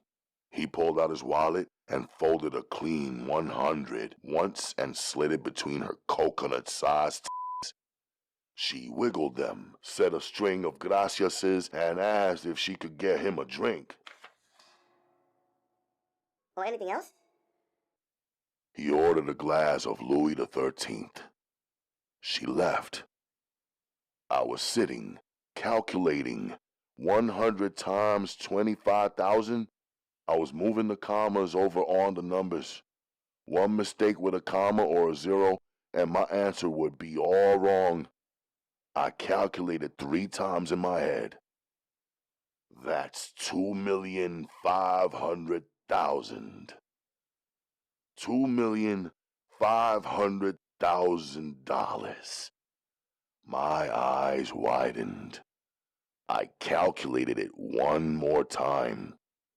That's the minimum amount he earned on the bet that he won based on the shot that I made. On top of that, he had the balls to tell me calmly that what he was paying out to me wasn't even 1% of his prize. I leaned back. Some minutes slipped by. You said you were a businessman, right? Santiago said impatiently. It wasn't a question, I know. Leaning forward again, he checked his Rolex, letting me know we were running out of time. Still, I paused for a minute or so, then said, True, I made the shot, but I didn't make the wager. You did. I don't know nobody who could wager those kinds of numbers, or who could afford to lose that amount if their gut feeling turned out to be wrong. That means that all of the winnings are yours, not mine. You went all in with the money that you earned. I didn't help you earn a penny of it. Winner take all, as they say, so you take all of it. But thank you. Word, I added sincerely. How much are those vending machines you're selling? $1,500 each, I said, thinking of the model I purchased, not the discounted $700 horsey ride. But since we're being honest, I pocket $500 off of each sale, I confided. Give me 17 of those at $1,500 each, he said. I'll put them in my stores. I was calculating. 17 machines times $1,500 each equals $25,500. Damn. He was swift with his numbers and figured out 17 machines will get the deed done. He was determined to place $25,000 in my hand either way. Now he'd made me a straight-up business proposition, not a charitable donation or a gift or a questionable payoff, all of which I could never accept. You're a young businessman, not a young fool, right, son? He asked me with an even more serious look. You either take the 25 I'm handing you as your earnings on the amazing shot you pulled off, or you sell me 17 machines for $25,000. You drop the extra $500 since I'm buying so many, and you pocket $12,000 profit since you'll have to pay for the machines and you don't want to take $25,000 no strings attached free dollars. He stood up. Because he stood, I stood. He checked his Rolex again. You got 25 seconds. Each second is worth $1,000. Go, he said. Deal, I said in less than a second. You ordered 17 machines at a cost of $25,000 total, a $500 discount. I pocket $12,000, I said. He smiled. Now, you and I are in business. He extended his hand to me. It's a clean sale. Once the machines are delivered to you, our deal is done, no strings attached. I don't owe you, you don't owe me, nothing, I said. His smile evaporated. Deal, he said. After tonight, I don't owe you nothing. You don't owe me nothing, he confirmed with a serious expression mixed with a disappointed, angry, and almost sad look. I'll come play for the team. That's a separate matter, though. Treat me like every other player. If I miss one more game, I disqualify myself from the possibility of earning the most valuable player purse, I said. I'll be at every practice and every game, barring an emergency. He smiled brightly, and it seems his smile made the ladies, who were all looking in our direction since we had stood up, happy too. We gave each other a pound on it. You drive. I had a couple of drinks, Santiago said, throwing me the keys. It was a test, I knew. I opened the driver's side door. He got in the back. If the cops pull us over, which I doubt, not twice in one day, we'll say I'm sick and you're driving me to the emergency room. If that don't work, we'll press some paper in his palms. He reclined and closed his eyes. I was thinking this cat either believed or knew for sure that money straightens out all matters. I hoped so. We were on River Road in Edgewater, New Jersey. I didn't think his arms reached all the way across the George Washington Bridge or through the Lincoln Tunnel, same as they reached across the Brooklyn Bridge to uptown Manhattan. Sitting in the driver's seat in his Maserati, which my shot probably paid for, I was thinking about my father and how he used to challenge me, just like how I was being challenged right then by this man. In both cases, they were men who were much older than me, placing me in an unreasonable situation and challenging me to work my way through it and come out clean.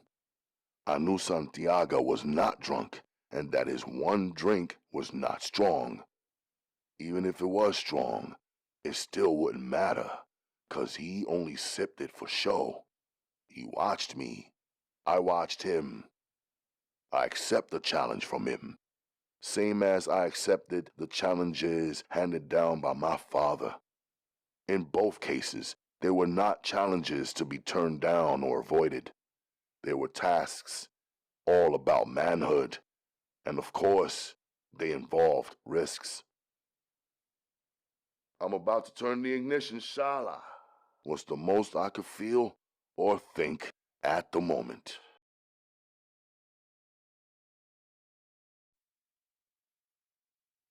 Chapter 13. Uncuff him? The lawyer said to the guard posted outside my hospital room the second she arrived. He did. Please excuse us. She dismissed him politely, but with a tone that caused him to obey her.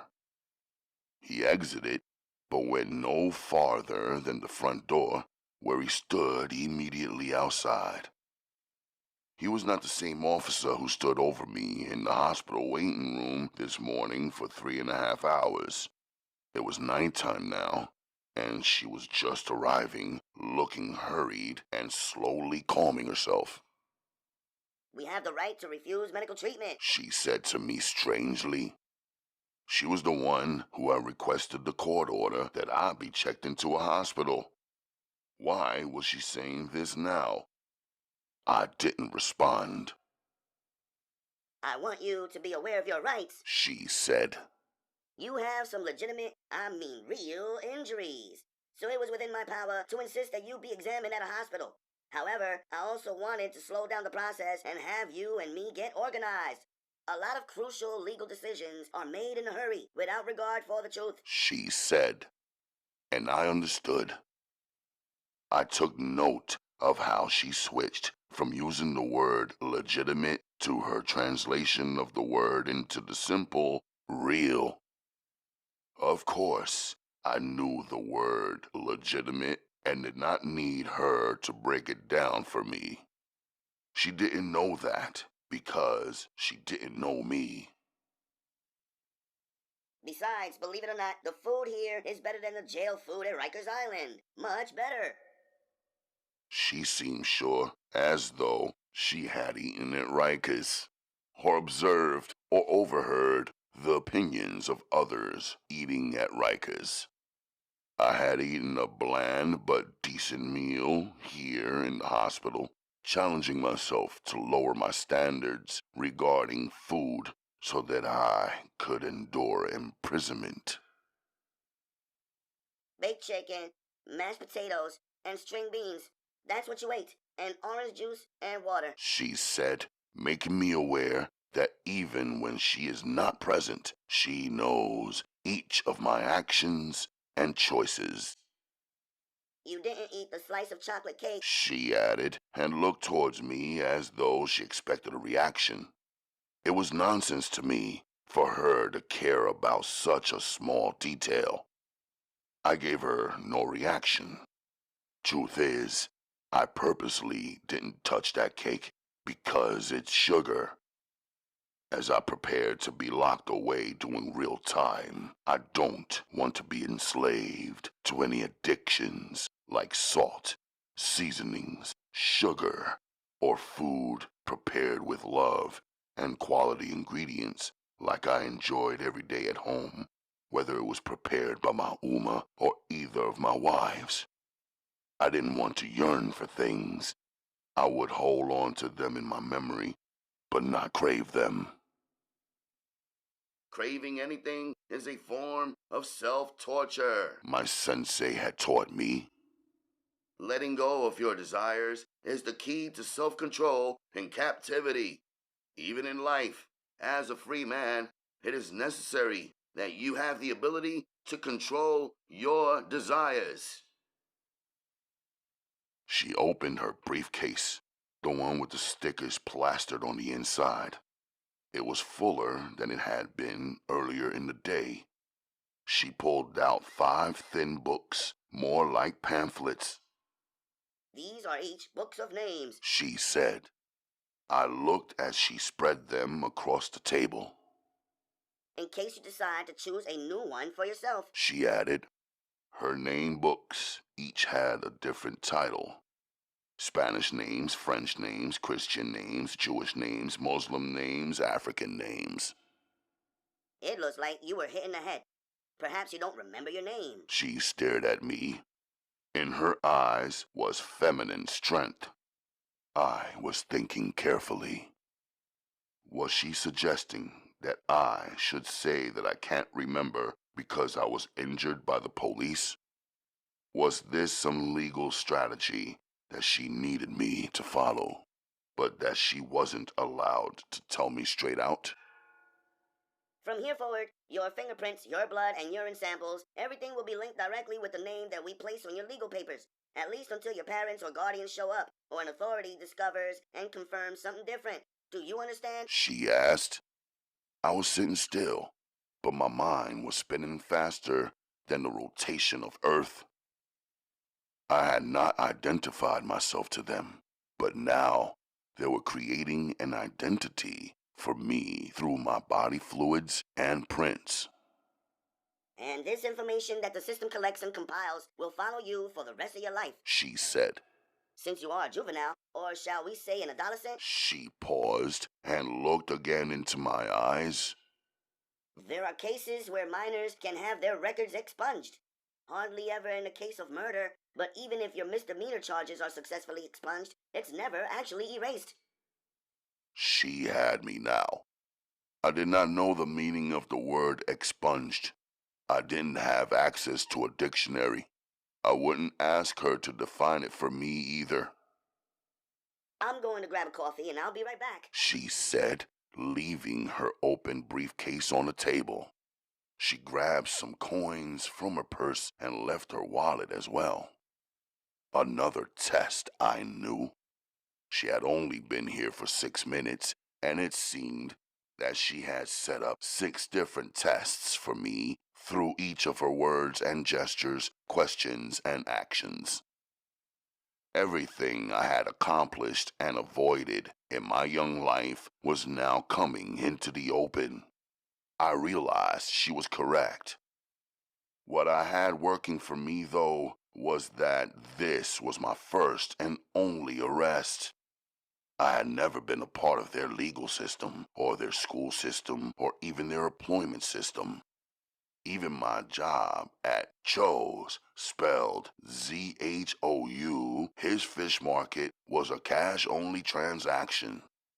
I got it when I was 13 from a Chinaman who, like most foreigners, such as myself, knew young people are capable and need to work, despite American ideas and laws forbidding it. I had never been hospitalized in America. There was no medical history for me. I had not been sick or even visited a hospital except for the time that Naja was born. Back then, I didn't sign anything. They only asked questions of Uma and required her signature. True, I had translated their questions so that Uma could understand them, but Uma and I do not share the same last name. We are Sudanese, from the land of fathers, quote-unquote. Each Sudanese person is identified through his or her father, grandfather, and great-grandfather. Uma's first name is Sana. The name of her father is Safildin. The name of her grandfather is Al-Salam. The name of her great-grandfather is Saif. So her true name is Sana bin Safadin Abd al-Salam Saif. And the meaning is deeper than any non-believer could or would or ever imagine or know. Sana means splendor. Safildin means pure religion. Al-Salam means peace. Saif means sword. And Uma brings peace and the sword. Well, we know that it's so necessary to guard peace. Not one of Uma's names or the names of her fathers is my name. My name is the only names of my fathers. On all documents that Uma ever signed in America, she used a combination of one of her 4 true names. Americans only require 2 names, first and last. Sometimes she was Sana Saif. Sometimes she was Sana Abd al-Salam. Sometimes she did not even use Sana, but a combination of the names of two of her fathers. We believed our true names, their meanings and depth, were wasted on Americans who could not seem to properly pronounce any name or thing that was not English. Americans whose names mostly had no meaning or depth. I found that out in casual conversation. Ask an American his or her name and follow up by asking the meaning. And there is no meaning, at least not one that any of them knows. Other than my friends Chris and Amir, I knew better than to ask any African Americans about their father. It was considered some type of intrusion or insult, and it was a question they honestly could not answer. But there is immigration. That thought exploded like a bomb in my mind. Uma and I had recently obtained citizenship. They required a thumbprint from me. We had also obtained passports. My true name was definitely registered on my passport, and the name of my mother was required there as well. They won't check that far or look that deeply, I told myself. I desperately wanted to believe that. Yet, I knew now that it was my vulnerability, and it was a link that I had not considered. They'll see that my fingerprints don't match anything or anyone in their criminal system or criminal records, and they will stop right here, I convinced myself. I reassured myself. I needed my thoughts to become facts. As long as there was no way for them to connect me to my Uma, I kept thinking and repeating that to myself. Fuck it. I'll choose a new name that cannot be traced back to my Uma, who I have to protect with my life. I'll choose a name that completely separated me and severs any connection to my real life and true identity. I'll choose a name that will follow me for the remaining time living on American soil. The name I choose will be for them, for those who I am certainly will only ever see me as a murderer. My true name will remain the name known and used only by those who love me loyally and deeply. My true name will remain the name of my fathers and, most importantly, the name of my soul. Renaming myself took effort. Even though it would not be my real name, I did not want the name of a fool, a clown, or a sucker.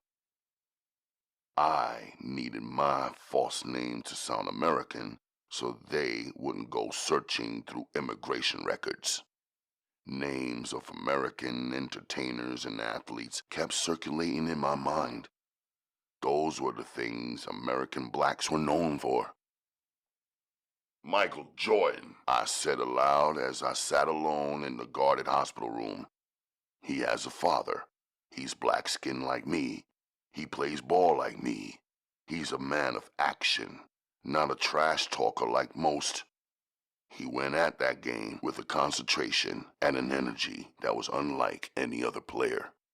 I admired that to the fullest. More than that, I admired how he gave the game his all, is a champion in his own right, even without his team. He seemed real, faced the same challenges that any and every regular, everyday man faced. I remember the game he played on this year on April 20th. It was against the Boston Celtics, starring three-time MVP Larry Bird. Me and Amir checked that game on his television. I remember the announcer saying, "Can one man beat the Celtics?" referring to Michael Jordan, who was young, only a sophomore in the league, and coming off of a foot injury, but up against some hefty competition and seasoned players. That's how my life is. I'm just one young man up against some hefty circumstances and some dirty players, but I'm still pushing, working, fighting, and most of all, believing solidly that I can win. Michael Jordan knew he couldn't win by being like every other player or by playing the game the same way his opponents did. He was even comfortable looking like himself, styling his kicks and basketball shorts the way he needed to rock 'em, and then reversing it, causing everybody to want to be like him instead. In that game, Jordan scored 63 points. Crazy. He had them Boston boys frustrated, afraid that they were gonna lose on their home court, which had not happened to them for a long stretch. At the free throw line, he forced the game into overtime with his accuracy and skill. I smiled, then I laughed. I loved the way he made them sweat. I loved the fear he put in their eyes. I loved the way he made them hustle hard so that even if they won over him, they had to fucking earn it. I loved the way, even though Boston won that game, all everybody was talking about was Michael Jordan and the spanking he gave Boston. A whipping so severe it was clear that even though they won, he was a force to fear in the future. He would become a record breaker, even though Jordan was not more than 7 feet tall like the veteran Wilt Chamberlain. He was swift, skilled, and accurate enough to break Wilt's record-setting 100-point game. Young Michael Jordan was the future of absolute dominance. I smiled. That's the name I'll call myself. Jordan. I didn't dig the name Michael, so I'll drop that. Yes, he's a real man living a real life. He hit 63 points, but he still didn't win. I could relate to that. In his mind was probably the same type of thoughts I had moving in my mind at this very moment. Time to refresh and reflect and strategize and train hard and go hard and hit 'em again.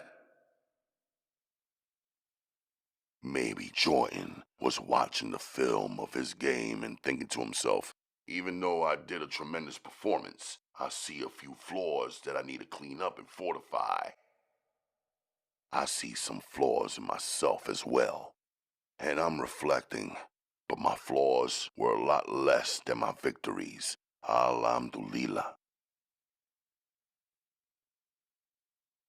The lawyer returned before I had come up with a last name, like the quote-unquote 2 name Americans. The names of colors raced around my head. Jordan Black, Jordan Blue, Jordan Brown. Then adjectives started swirling in my thoughts. Jordan Strong, Jordan True, Jordan Power. She wasn't carrying her coffee cup. Instead, she approached me with a newspaper folded and tucked beneath her armpit. She placed the paper on the table, then extended her hand and said, Please allow me to formally introduce myself. I am Ain Eliana Aronson, your attorney. I'm on your side, and you are... She asked calmly, as though I was not a prisoner and she and I were just meeting in a bookstore. Still extending her hand as though she wanted us to shake hands, I extended my hand and answered, Jordan. I paused and added, Jordan man. She smiled. 6 days of silence. I'm honored, Jordan. Nice to meet you. Before we get started, I need to be certain that you are aware and that you are understanding me when I speak. It's really for your sake. A defendant is placed in a completely different category when he is not understanding his surroundings or is not able to process and understand the words being spoken to him or the charges against him. So I'll ask you a few questions. Please answer them as soon as the answers come to mind for you. What year is this? She asked. 1986, I answered calmly. Who is our president? Ronald Reagan. And Vice President George Bush, I answered, like a real proud American. Who is the mayor of New York? Ed Koch, I said in an even tone. Everybody knew him. He is the mayor who rides the New York City subway. What is the name of the New York baseball team? She asked. The New York Yankees, of course, I said. Okay, those were fairly easy questions, right? She asked me. Now for a few more, which are a bit more difficult. Who is Albert Einstein? A genius, was all I responded. She smiled. Who is William Shakespeare? An author, a writer, a poet, I said. Last one. Who is Holden Caulfield? She looked at me like she had me stumped. She leaned back in her chair and waited as though she was sure she needed to give me extra time. Yet, she looked like she knew that even with extra time to think, I would come up blank. A fool, I replied. A fool? She repeated and asked at the same time. A fool who some fool wrote about in a novel titled Catcher in the Rye, I said. She smiled again. So you enjoy books? She stated happily at the same time as asking. I read books. I only enjoy the good ones, I replied. Is that it? I asked her. Now let's talk about Lance Polite. She said, swiftly switching her topic and casually dropping the name of the jackass I had murdered. She checked my face and opened her copy of the Daily News to page 3. Who? I asked calmly. She just looked at me. Very clever, Was all she said, and she lowered her eyes back onto the article. I checked the headline. Lance, not so polite, it read. And the caption below the headline said, Man murdered in a public execution at a Brooklyn block party community concert was himself a convict, a repeat sexual offender, and a public nuisance. I didn't say anything. She went into her open briefcase, her eyes taking note that her wallet was right where she left it and how she left it. Her name books still laid out exactly the way she laid them out and untouched by me. Even her Parker pen was in the same position. She pulled out some papers and began spreading them out before me. They were all clipped articles. She had some of the text in each of the articles highlighted with a yellow marker. What stood out to me was one headline that referred to me as the silent killer, quote unquote. In each of the articles, there was only one photo. It was the same one of a faceless me with my 9 in his mount. If you look closely at this article, and this one too, She said, pointing. They each suggest that this was a drug-related execution and that you are suspected to be a member of a gang of armed and dangerous men who specialize in robbing drug dealers. She was staring into my eyes. I was silent. I don't believe it. She said. I think that's not at all who you are or what actually happened. I need you to confide in me so that I can defend you properly. Her to defend me. It sounded strange in my head. My gaze was steady, but inside I was getting heated. Not at her, but at the insult in one of the news articles. It is definitely not an honor to be branded a thief, even if I was allegedly, quote-unquote, robbing hustlers. I was not aware of exactly what crime I am being charged with, or the reason that I am being held, I suddenly told her. She revealed a half smile. You are right. You have not been arraigned yet, which is highly unusual after 6 days of being held. And I will certainly highlight that fact and challenge that process. Your arraignment is actually where you will hear the judge read the charges against you. I talked to the court today. They had you listed as an adult, and so far, it seems that you are definitely going to be charged with resisting arrest and assaulting a police officer. We can survive those charges, and I will defend you against them. However, pending there is a police officer's affidavit stating that you confessed to having murdered Lance Polite. She said, straight-faced and searching me with her green eyes. Why don't you believe it? I suddenly asked her. Believe what? She said. That I am a part of an armed and dangerous gang that robs drug dealers. She paused, adjusted her posture in her seat, and said very calmly and casually, For a few different, very important, and very pivotal reasons, the first of which is because I sit across the table with armed robbers, drug dealers, and murderers every day. I know what it looks like. I know what it feels like. I was silent.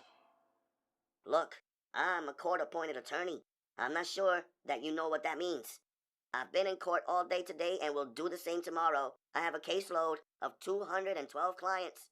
Right now, She checked her watch. I'm off duty. I'm not supposed to be here working, but I am. Tomorrow morning, I'll be scheduled to appear before 5 different judges all at the same time, 9 a.m., which you and they all know is impossible. You are one of the appearances that I have to make out of the 5 at 9 a.m. I plan to show up for you if you make it possible for me by communicating with me and trusting that I am on your side.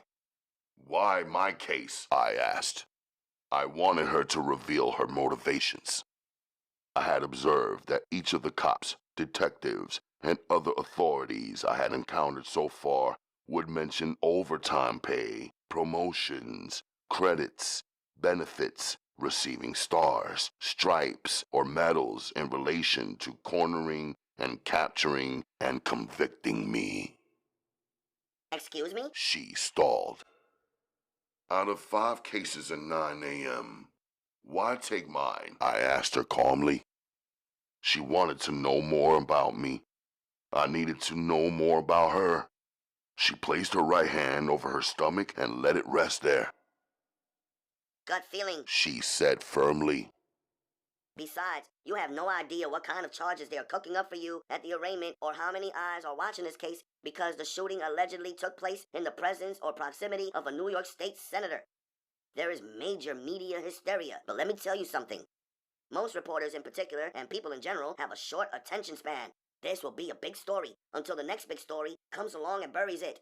The thing is, even though all may forget you and forget what happened, if your case is not handled properly, you'll never forget because the consequences are quite severe. I got your arraignment postponed today, and it's a good thing I did. You got 6 stitches in your head and a couple of fractured ribs. Good for you. The rest of your medical results will come back sometime tomorrow. I ran the information I received today over to the district attorney's office. They needed to know that some wonderful policeman beat you before you were ever booked and arraigned. Now I've got the medical record to back it up, and tomorrow's arraignment is our last chance to squeeze this matter in for this week. Tomorrow is Thursday. Friday will be motion day at the courthouse. The courts will be focused on something completely different. I don't see how they could possibly delay your arraignment any further, pushing it back until Monday. If they try, I'll know they're just buying time in addition to breaking the law due to lack of evidence to even charge you with the felony crimes. Then I'll get them for unlawful imprisonment. She was thinking and speaking at the same time. She was revealing her passion. I liked that. I could see that she somehow enjoyed the fight. Maybe she even chose the most challenging situations on purpose. What if you're wrong? Your gut feeling? I asked her. I'm hardly ever wrong, and I studied this case from the beginning, which is always good when a defendant's lawyer is brought on to the case early. The earlier an attorney gets involved in your defense, the better. Why were you studying the case from the beginning? I pushed. It seemed like there were more to this woman than just me being one of her 212 open cases. After being questioned for more than 4 days, I knew not to accept just anything some official was saying. Dig deeper, I told myself. She paused before responding, folded her arms in front of her, and exhaled deeply. Then she unfolded her arms and moved her hands beneath the table, almost as though trying to hide them. She began spinning her black embroidered bracelet around her left wrist, like a nervous quirk. Finally, she leaned back in her chair. Do you like animals? She asked me. I thought of camels and horses and giraffes, beautiful and amazing creatures that Allah created. Yes, I responded. Do you believe that animals have a soul? She asked strangely. They can feel and cry and mourn and hurt, the same as human beings. She sounded absolutely serious and emotional after not being emotional at all. I paused thinking. I knew how I would answer as the Muslim man that I am. It is a good answer that would take me some time to explain, but this situation required me to give her the answer that would most benefit me in this scenario. I could tell. I assembled my words carefully, handpicked. There were also words that are true to me. Animals are living and breathing, seeing and hearing. They each make sounds that suggest that they communicate and express, so of course they can feel, I said, avoiding the soul part of her question. But what does this have to do with you and me? Lance Polite comes up on my list, She said. List, I repeated. She paused. American Society for the Prevention of Cruelty to Animals. I've been a member since I was a teenager. We kept a list of offenders and pay close attention to repeat offenders, She said. I was lost. She seemed smart and sharp at first. Now I was debating whether or not she was crazy. What was she talking about? Lance Polite is a repeat offender. A guy who has been reported, accused, and convicted more than once for cruelly killing animals for no reason at all.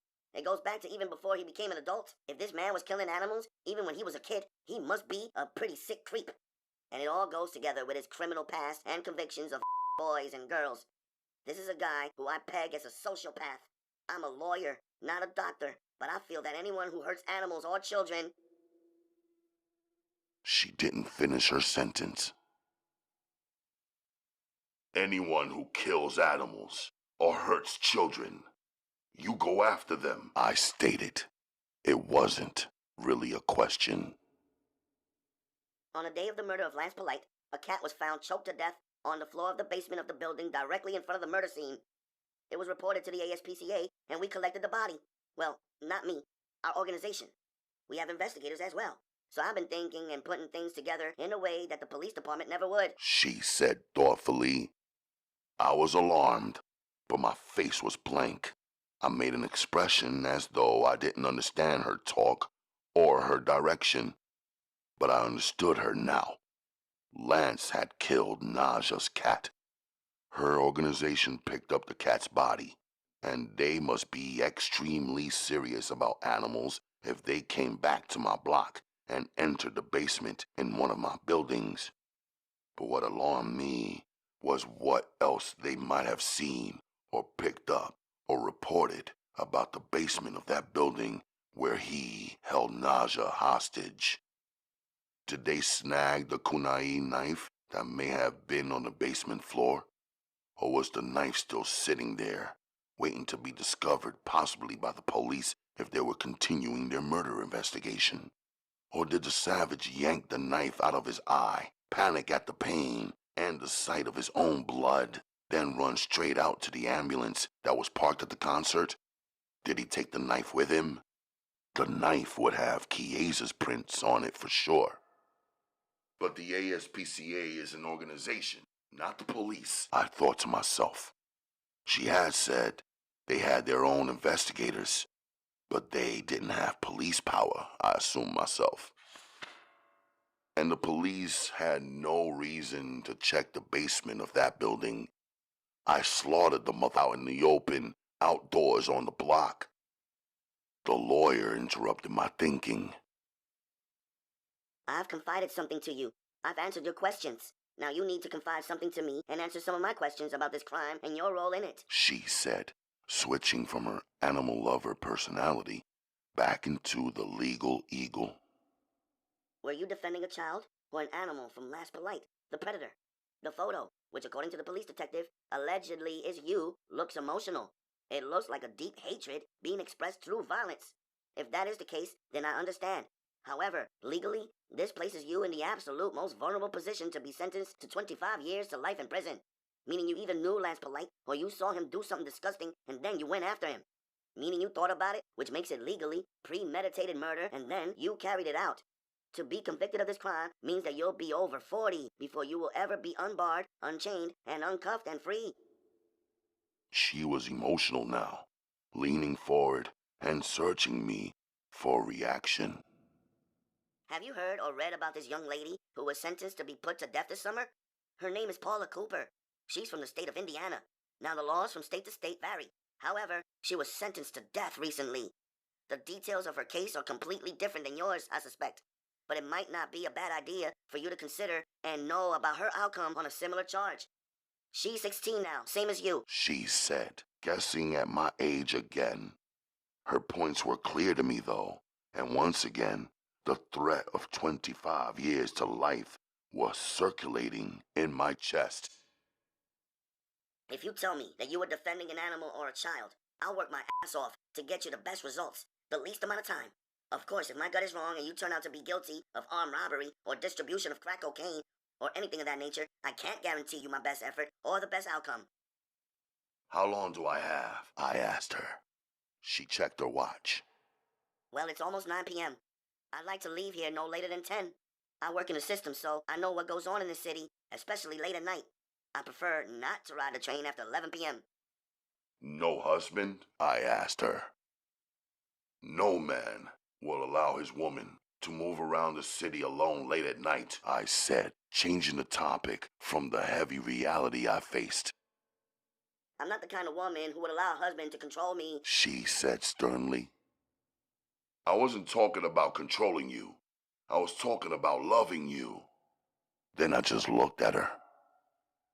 Keep talking like that and I'll decide that you're an adult, not a juvenile or an adolescent. She said, flexing the power she believed she had to move my life in one direction or another. Then she held up both of her hands and wiggled her 10 fingers, causing her bracelet to reveal more of the deep scar she used it to cover. No rings on my fingers. She smiled halfway. Then I knew someone had hurt this woman, and she had planned and trained to protect the hurt animals and hurt people. But in my case, she planned to protect the man who murdered the man who murdered animals and molested children. I thought about it. She's glad he's dead. So am I. We had the same understanding. We were on the same team, I decided. About court tomorrow. Will all of this be decided on in front of the judge? I asked her. Oh no, tomorrow is simply the arraignment. It takes 3 minutes or less. They read you the charges against you. That's it. I don't believe they'll charge you with murder tomorrow, although you never know. My gut tells me, aside from the detective's affidavit, they have not organized enough evidence. If there is a murder charge tomorrow, the prosecution gets 2 weeks to organize its investigation and bring you before a grand jury. Do they expect me to talk at this arraignment tomorrow? I asked. No, I'm your attorney. I'll speak for you. They'll hold you in the bullpen until your case comes up, just like they did this morning. Then an officer will escort you out. You'll stand before the judge and hear the charges, and the judge will decide if he's going to set bail. I don't want bail, I said swiftly. She gave a surprised look, as though she normally knew what to expect, was used to following a certain procedure, and even knew beforehand what each person and side would say and do and how she needed to react exactly. If I go directly to the jail, where they're going to keep me as soon as I get there, I've started serving down my time, right? I asked her. Yes, that counts as time served, deductible against whatever you might be sentenced to. She confirmed. But that's down the line. She added, and her face revealed a new suspicion. And that's only if they get a conviction. Hopefully your refusal of bail is not a vote of no confidence in your attorney's ability to win this case. And you said the prosecution has 2 weeks to organize their case against me, right? Exactly. They have 2 weeks after having arraigned you on murder to bring you before the grand jury seeking an indictment. During those 2 weeks, I'll be communicating with them also. If I don't have to talk in the courtroom tomorrow, then why wait? I asked her. She looked at me curiously. You said that you're my lawyer. You can go hear the charges and tell me all about it. I'll be locked up already, I said solemnly. I don't like those hand and foot cuffs and the chain that connected them together and me to the others. Behind bars, I would be confined, true, but I could still move around and work out, I believed. More importantly, behind bars, I could make prayer, I believed. In the bullpen, in the courthouse, before the judge and prosecution, I was hemmed in and still protecting my true identity. I had been 6 days without prayer, like those American cats who were locked up with me. Of course I could pray within myself silently, but I could not make the salat or press my head to the floor. Why wouldn't you want bail? She asked me sternly. I'm alone in this world. I have no family. The guardian I do have, he has no money, no property. He's sick and won't be able to come to court or anything like that, I told her, because that's what I wanted her to believe, and because it was also what anyone would believe about any African American. No family, no money, no property. Sick? How sick? She asked me. He had a stroke, can't talk, and can barely see, I told her, sealing her options or anyone else's of interviewing him. Besides, if he knew I was here, it would kill him. I can't let him find out. I can't let that happen. She looked moved. Regarding the murder, the person you were protecting, was she or was he a friend, neighbor, or relative? Was it a small boy or girl? Or were you protecting an animal? She asked me. I paused. We stared at each other for some seconds. I was curious if she caught on to me, the way I caught on to her. I was hoping my silence could convey to her that of course I was protecting people I know and love. My sister, a blood relation, and my wife who hurled the knife. Our Mrs. Marcy, who was our family's only loved senior in the USA. But at the same time, of course, I was never going to tell her or anyone else that aloud and have some dishonorable authority sentence me to 25 years to life like the good detective wanted to do over the slaughter of a lesser man. She and I both knew and understood that this particular murder had to be committed. I could tell. How much time could I get for resisting arrest? I asked her, overlooking all of her most serious questions.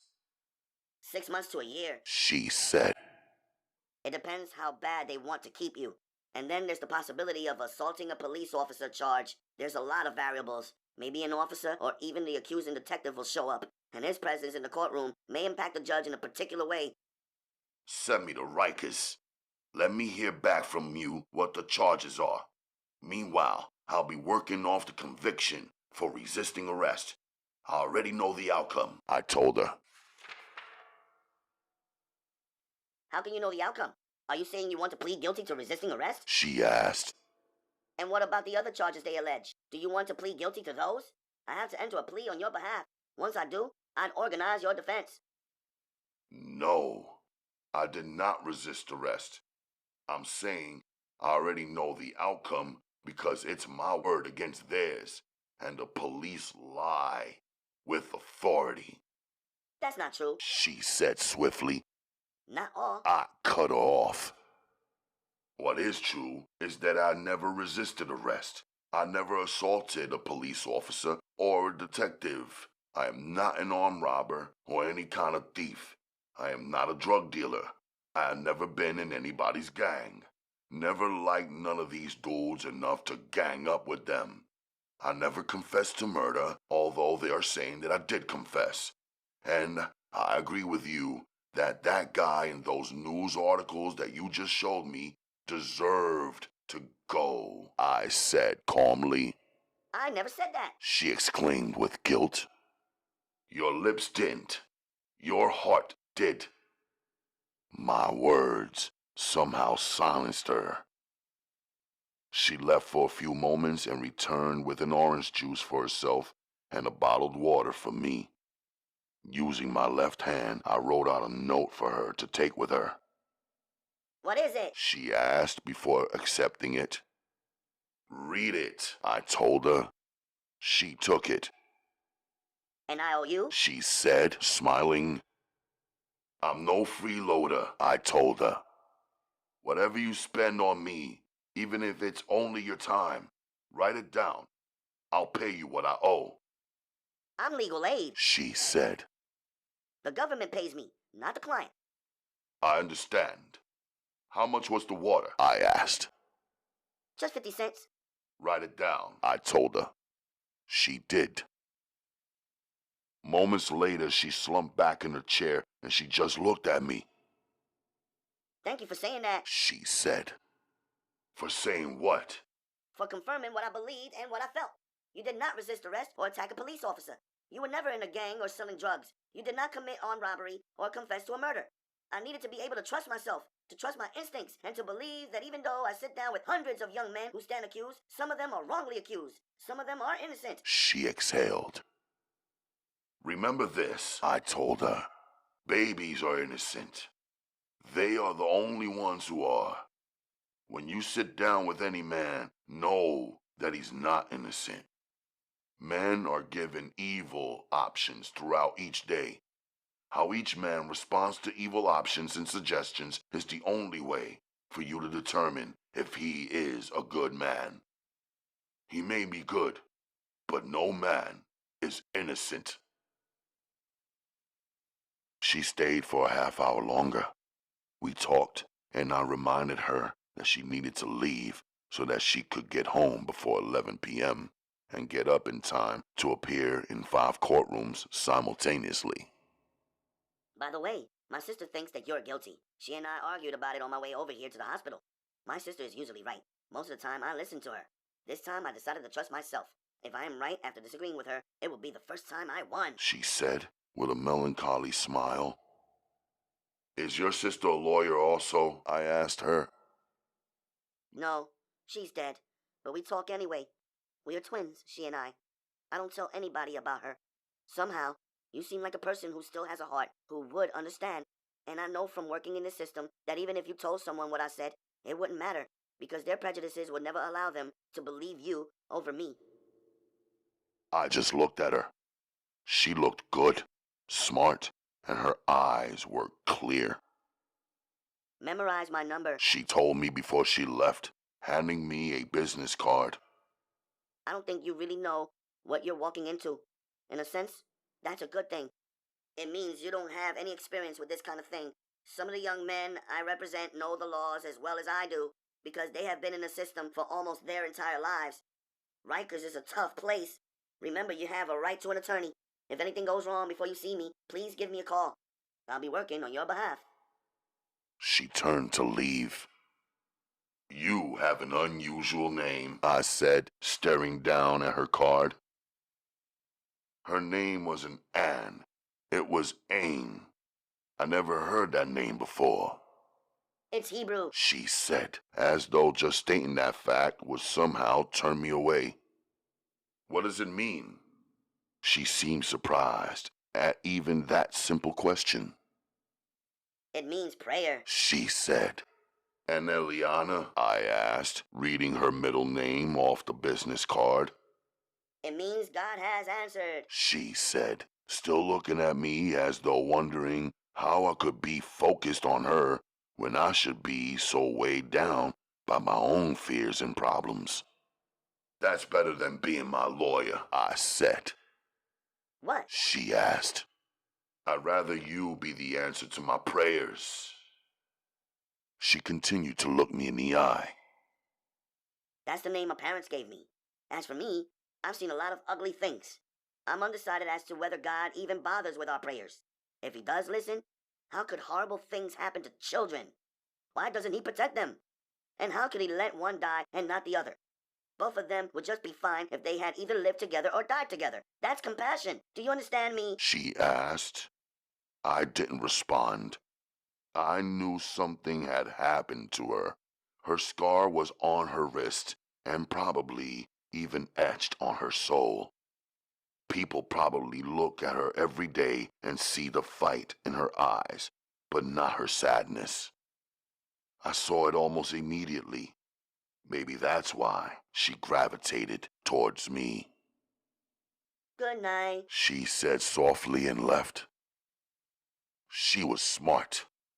She was smarter than any and all of the detectives, and definitely smarter than all of the police. She had figured out the case before it even became one. She had looked into the smallest details instead of jumping to the most typical and obvious conclusions. She had used her brain and her heart in her investigation. I peeped that she was warning me not to confess to murder for honor or any other reason. I peeped that she was going to prove that I had been beaten by the cops, and their so-called unwritten, unrecorded confession, quote-unquote, was false, and that Jordan man, who had no documented history of violence or crime, was a falsely accused 16-year-old who, like every good American boy, had read The Catcher in the Rye. Yes, that would be her angle.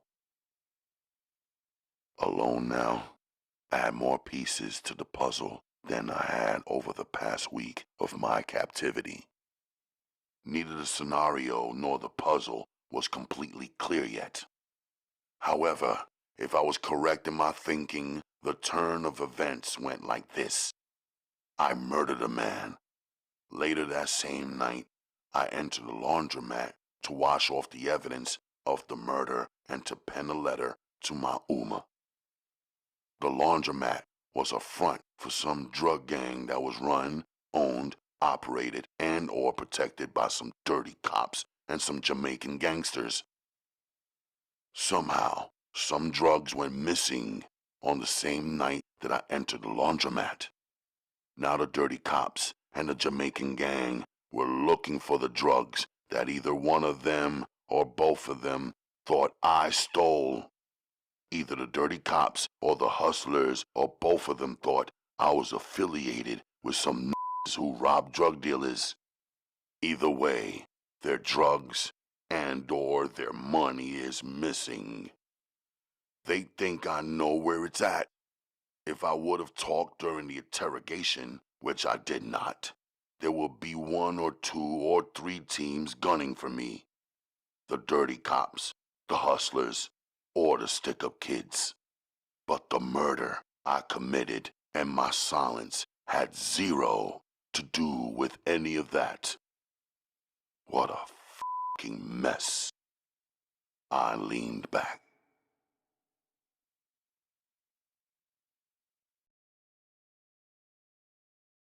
Chapter 14. The cop that was guarding the hospital room door wasn't standing on point, I noticed. Was he to the left or right of the glass where I could not see the back of his head? Or had he stepped away for some reason as soon as the lawyer left my room? Did he follow my lawyer to question her because she had just become the only person I spoke to since they first cuffed me and began asking me questions a week ago? Maybe, but I doubted that the cops guarding the prisoners' rooms in the hospital knew anything about our case details. They were not the faces of any of the cops I had encountered during the interrogation so far. Fuck it. The hospital guard would definitely show back up to cuff my hands and feet or chain me to the hospital bed. Instinctively, I did a series of sit-ups, but I lost count in my thoughts. The hospital door opened. A slim female nurse entered. Her face was stern and stained with a scowl like she had been angry for years. She looked at me exercising, looked at my bed sheets, and then left. A new cop walked in moments later. Hands, Was all he said before he cuffed me. Now my hands and feet were cuffed, but I was still not chained to the bed. He stood post outside my door. I figured the nurse blew me up and went and got the cop to cuff me.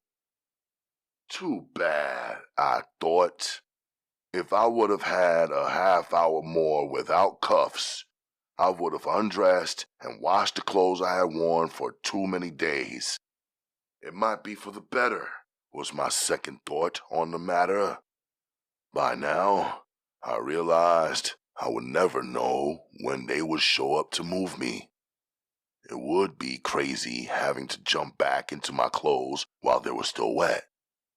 At home, my clothes were cleaned and sometimes ironed and laid out for me or hung in my closet, I remembered, but then canceled the thought, reminding myself not to crave home and not to desire or expect anything.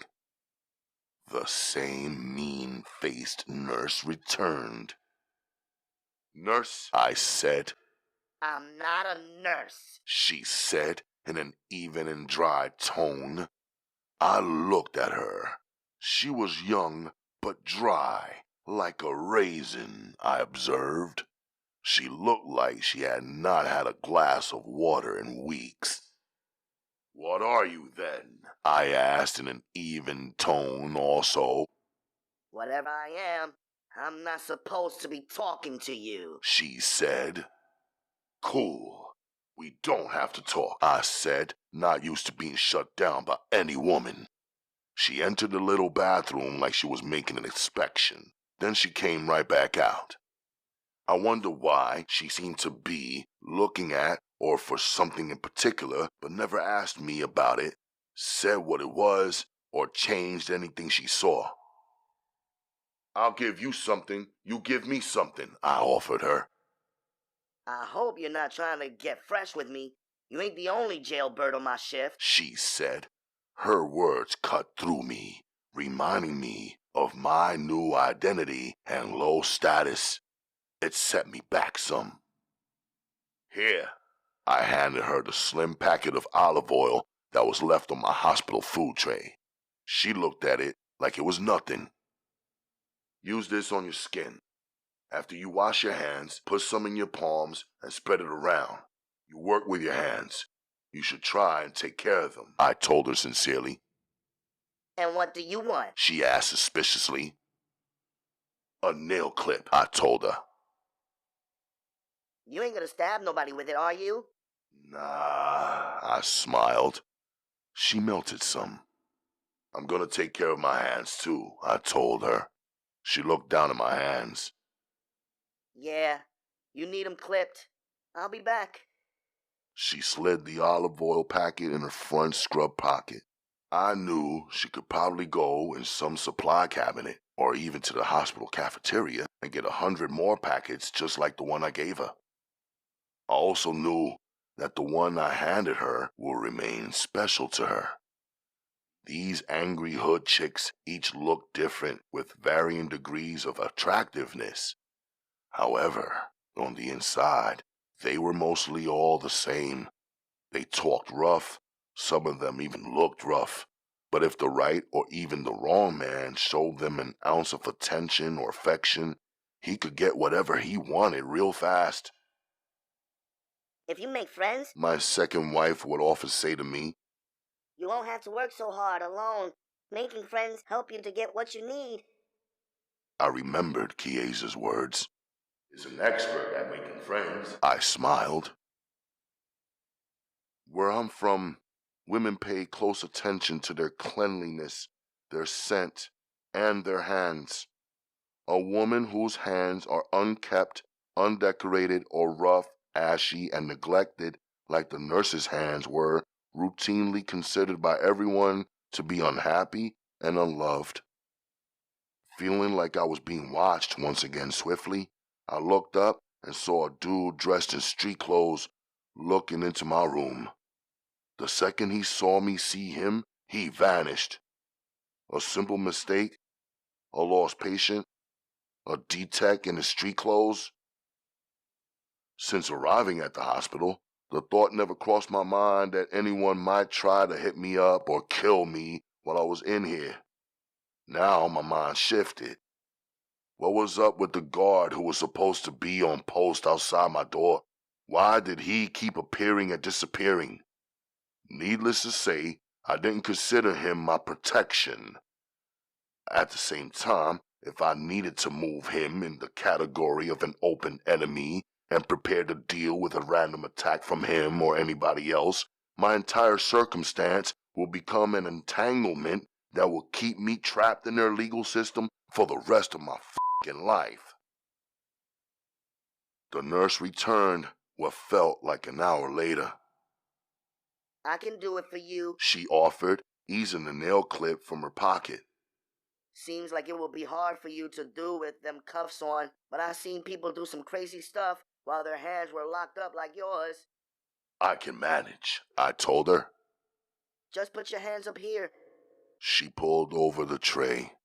Her hands were now oiled, and even her wrists and face and neck had some moisture and shine. Hold up. She even switched her hair, I observed. She began clipping. I don't do this for everybody, she said in her stern manner. Thank you, was my only reply. After that, we both stayed quiet until the last fingernail was completed. Good job, I told her. I appreciate it, I added.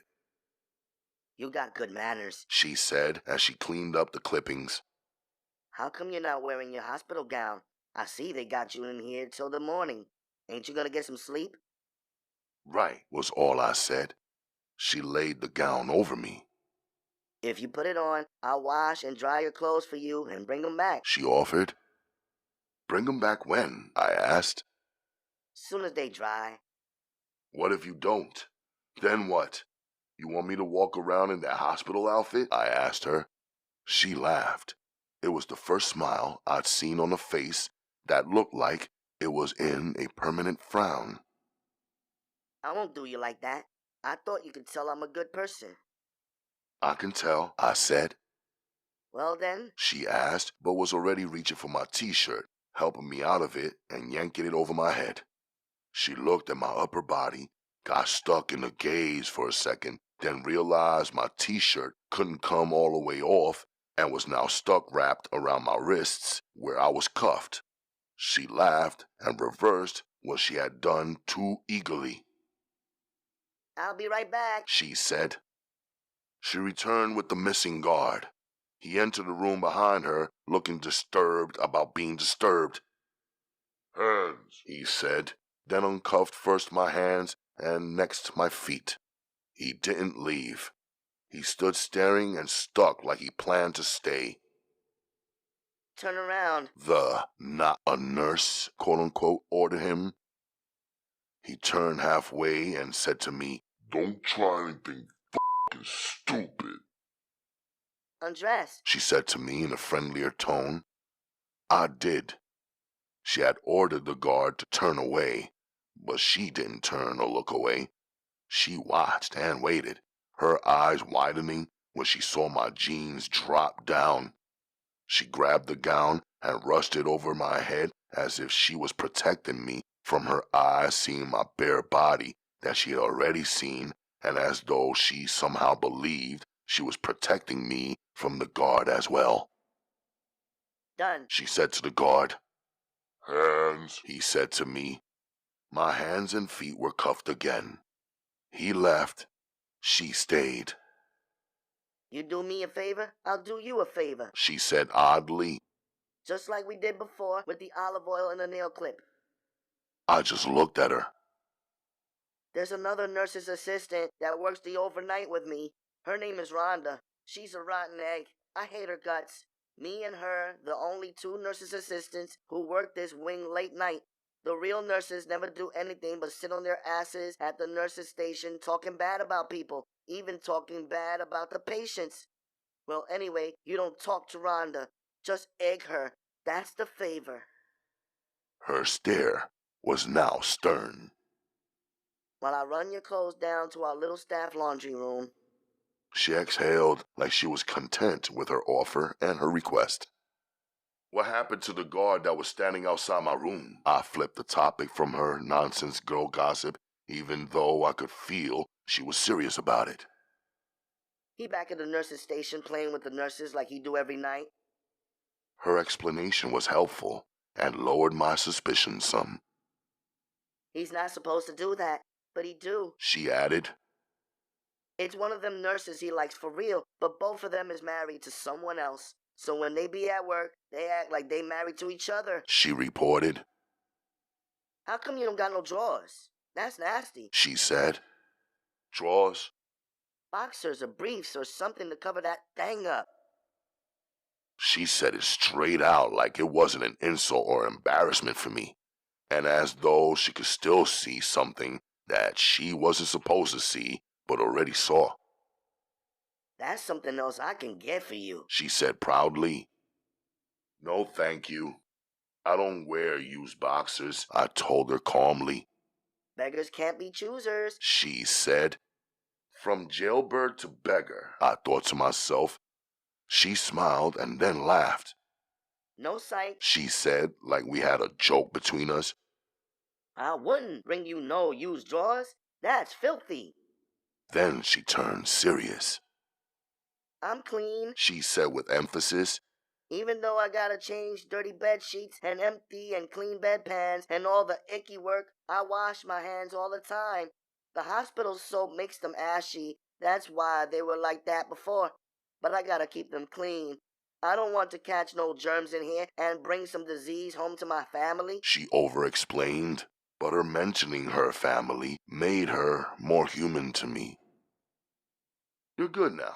Do the same thing tomorrow, I said, acknowledging her freshly oiled hands. You gonna be gone by tomorrow night when I get here. I already know that. She said it as though she was sad about my leaving, like she caught feelings in 5 minutes of meeting me.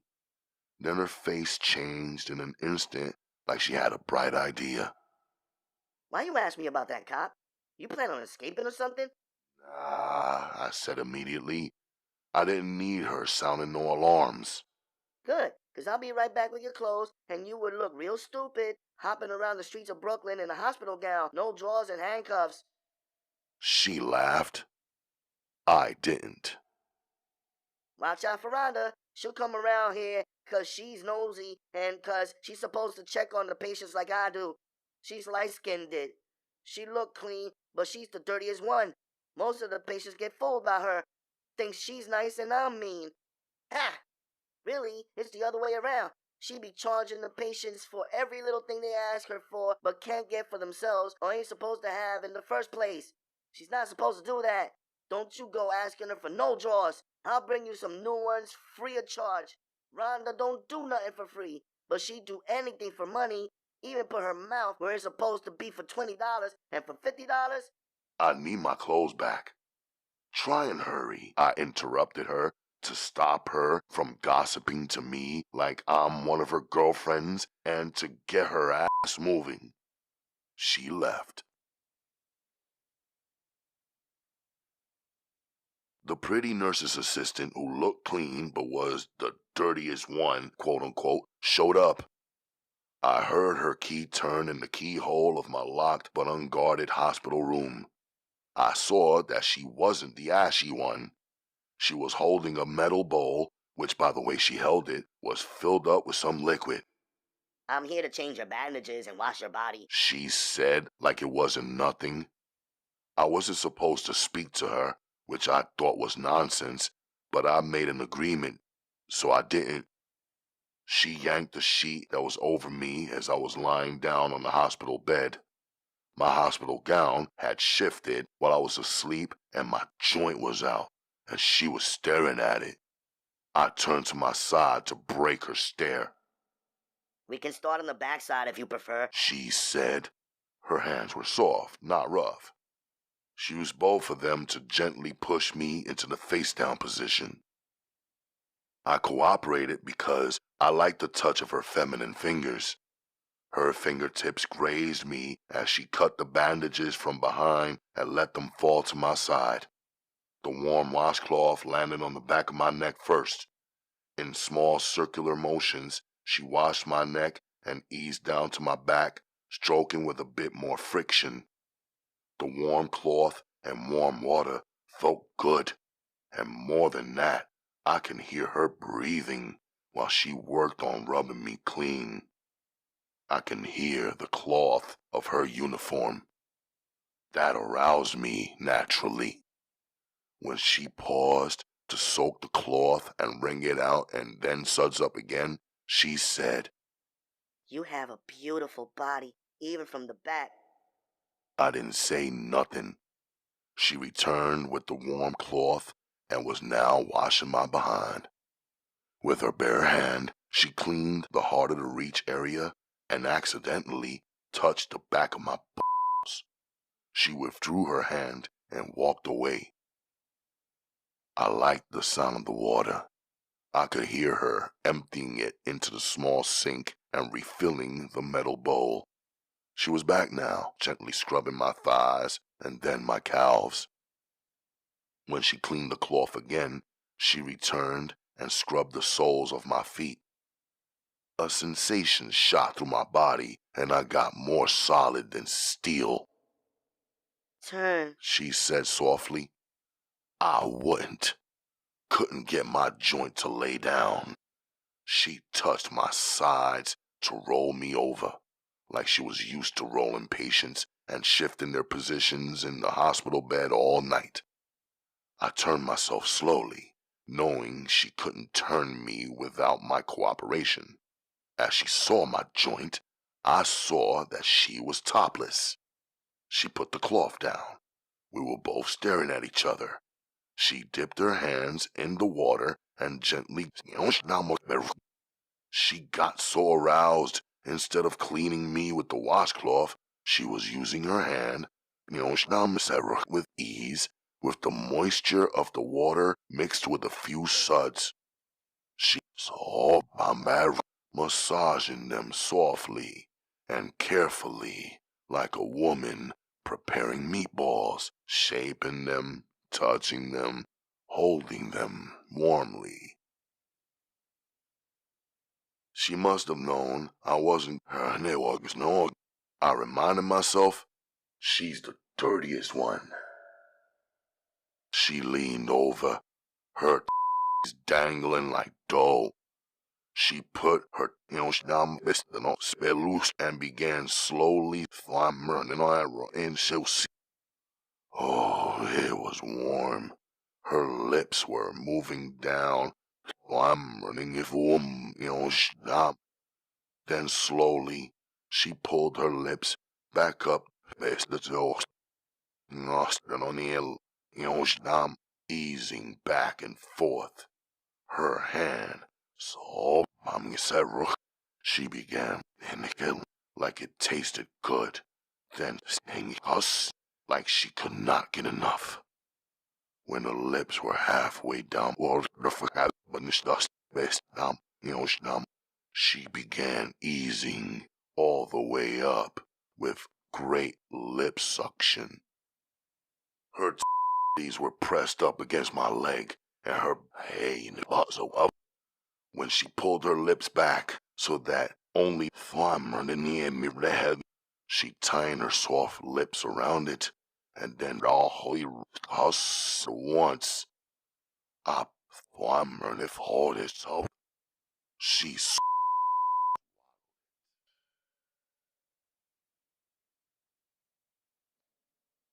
what you doing on the floor? the ashy nurse asked me.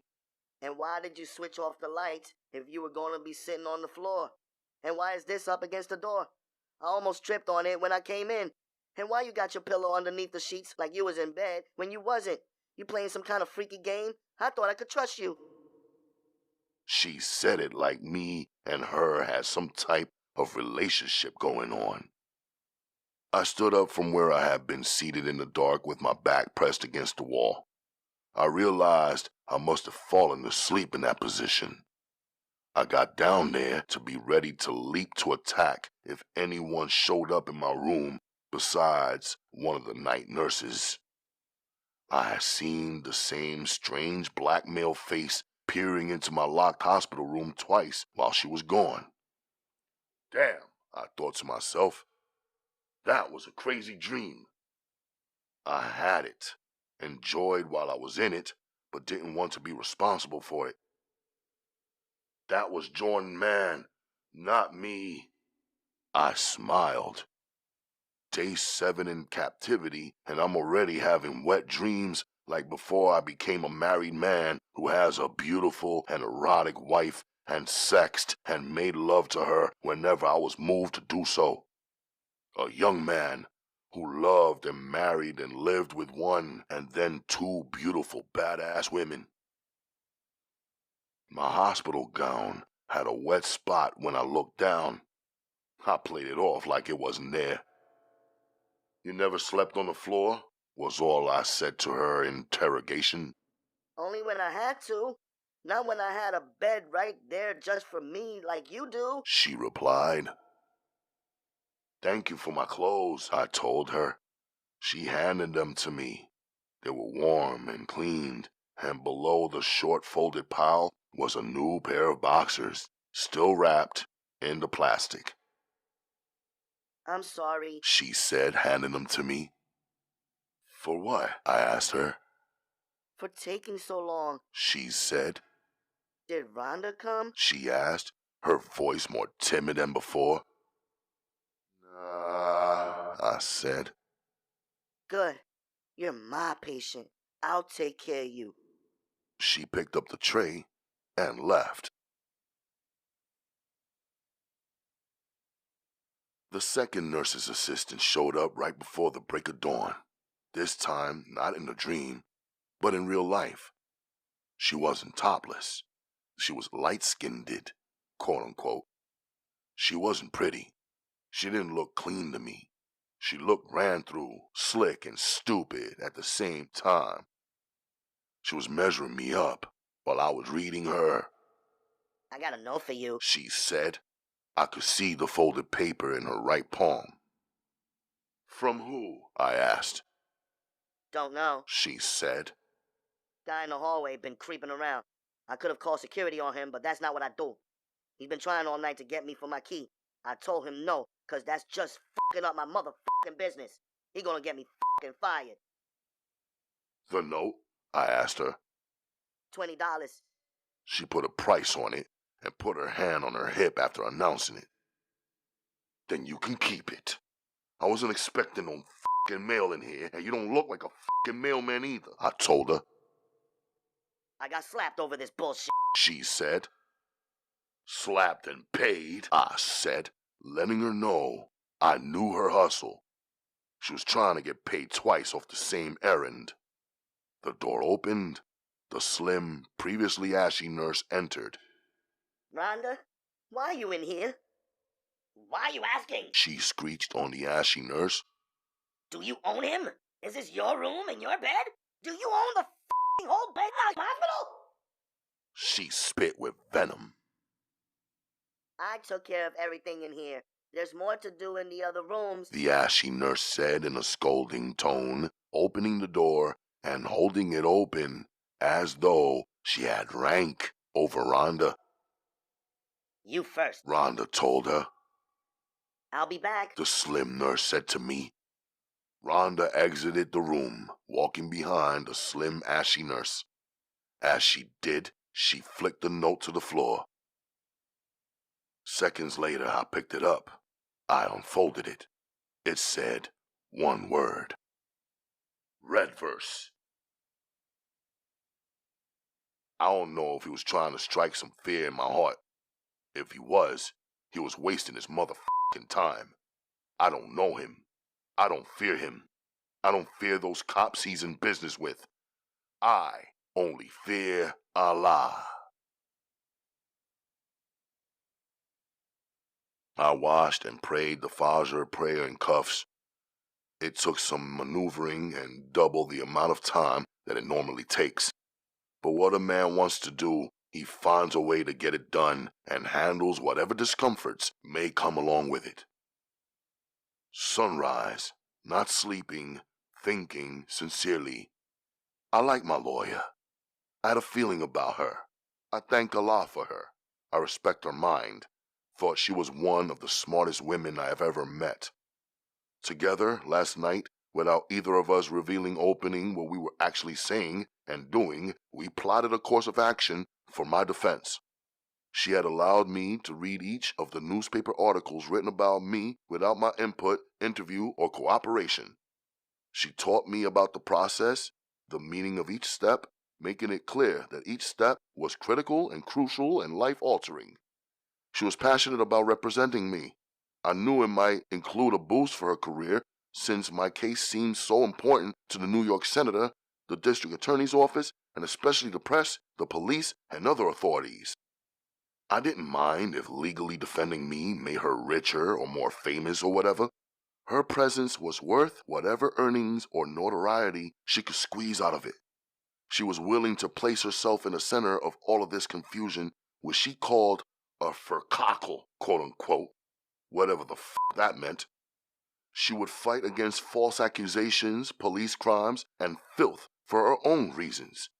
She was willing to write the judge to stand up as my representative in the court at the arraignment. She wasn't worried about pissing off the cops, detectives, prosecutions, politicians, and her co-workers in the legal system where she worked every day. She sent me to the hospital with the full intent to document the police brutalities.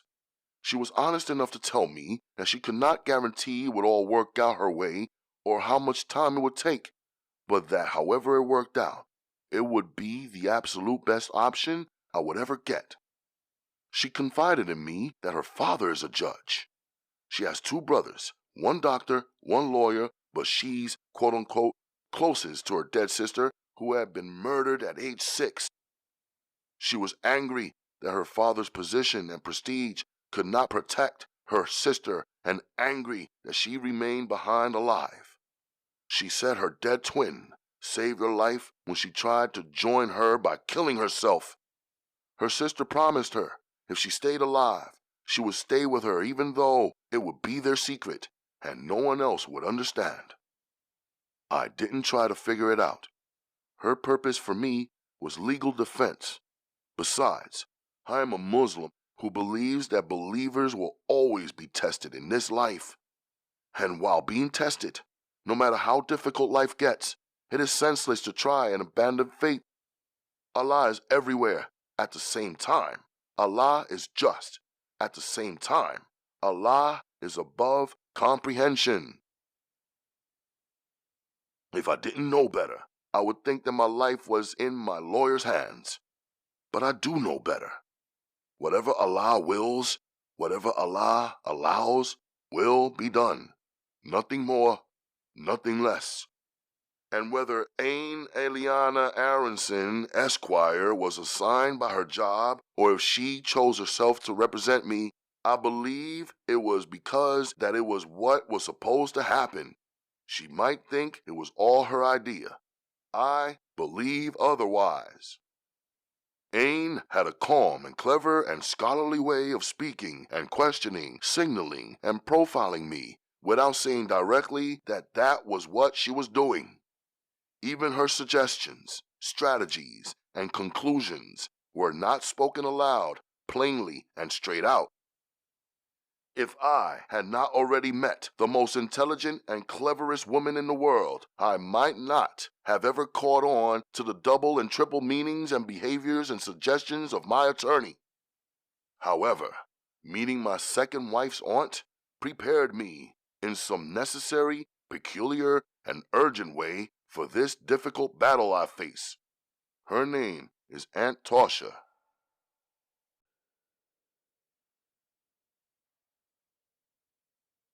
Chapter 15.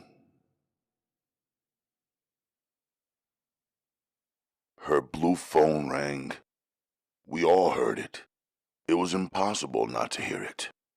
Chiesa had the ringer on maximum volume so that she would never miss her father's phone call, no matter which room she was in our house.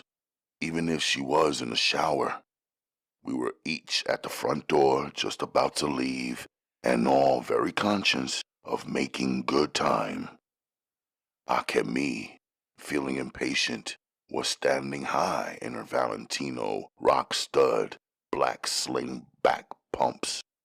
The subtle tapping of the tip of her gorgeous heels was the only indication that she did not like that Chiesa was holding everyone up. My first wife had an appointment with the director of the Museum of Modern Art. He'd called her as a favor to a VIP donor to the museum. The donor wanted to meet the brilliant 16 years young Akemi to discuss the possibility of privately commissioning her artwork that the museum had featured months ago. She wanted me to escort her. Of course I would, as well as carry her huge portfolio of original drawings and paintings. Chiesa had dashed to her room and caught the call before there could be a third ring. Daddy! We could all hear her say in an excited tone. I smiled, and Uma laughed. Akemi watched me closely with her shapely, expressive eyes. Those eyes were like sensors that captured images that her fingers would later sketch and draw from memory. But more than that, her eyes were sensors that recorded feelings as well. This is why her artwork has soul and movement. You could look at it and feel like you saw her art breathing.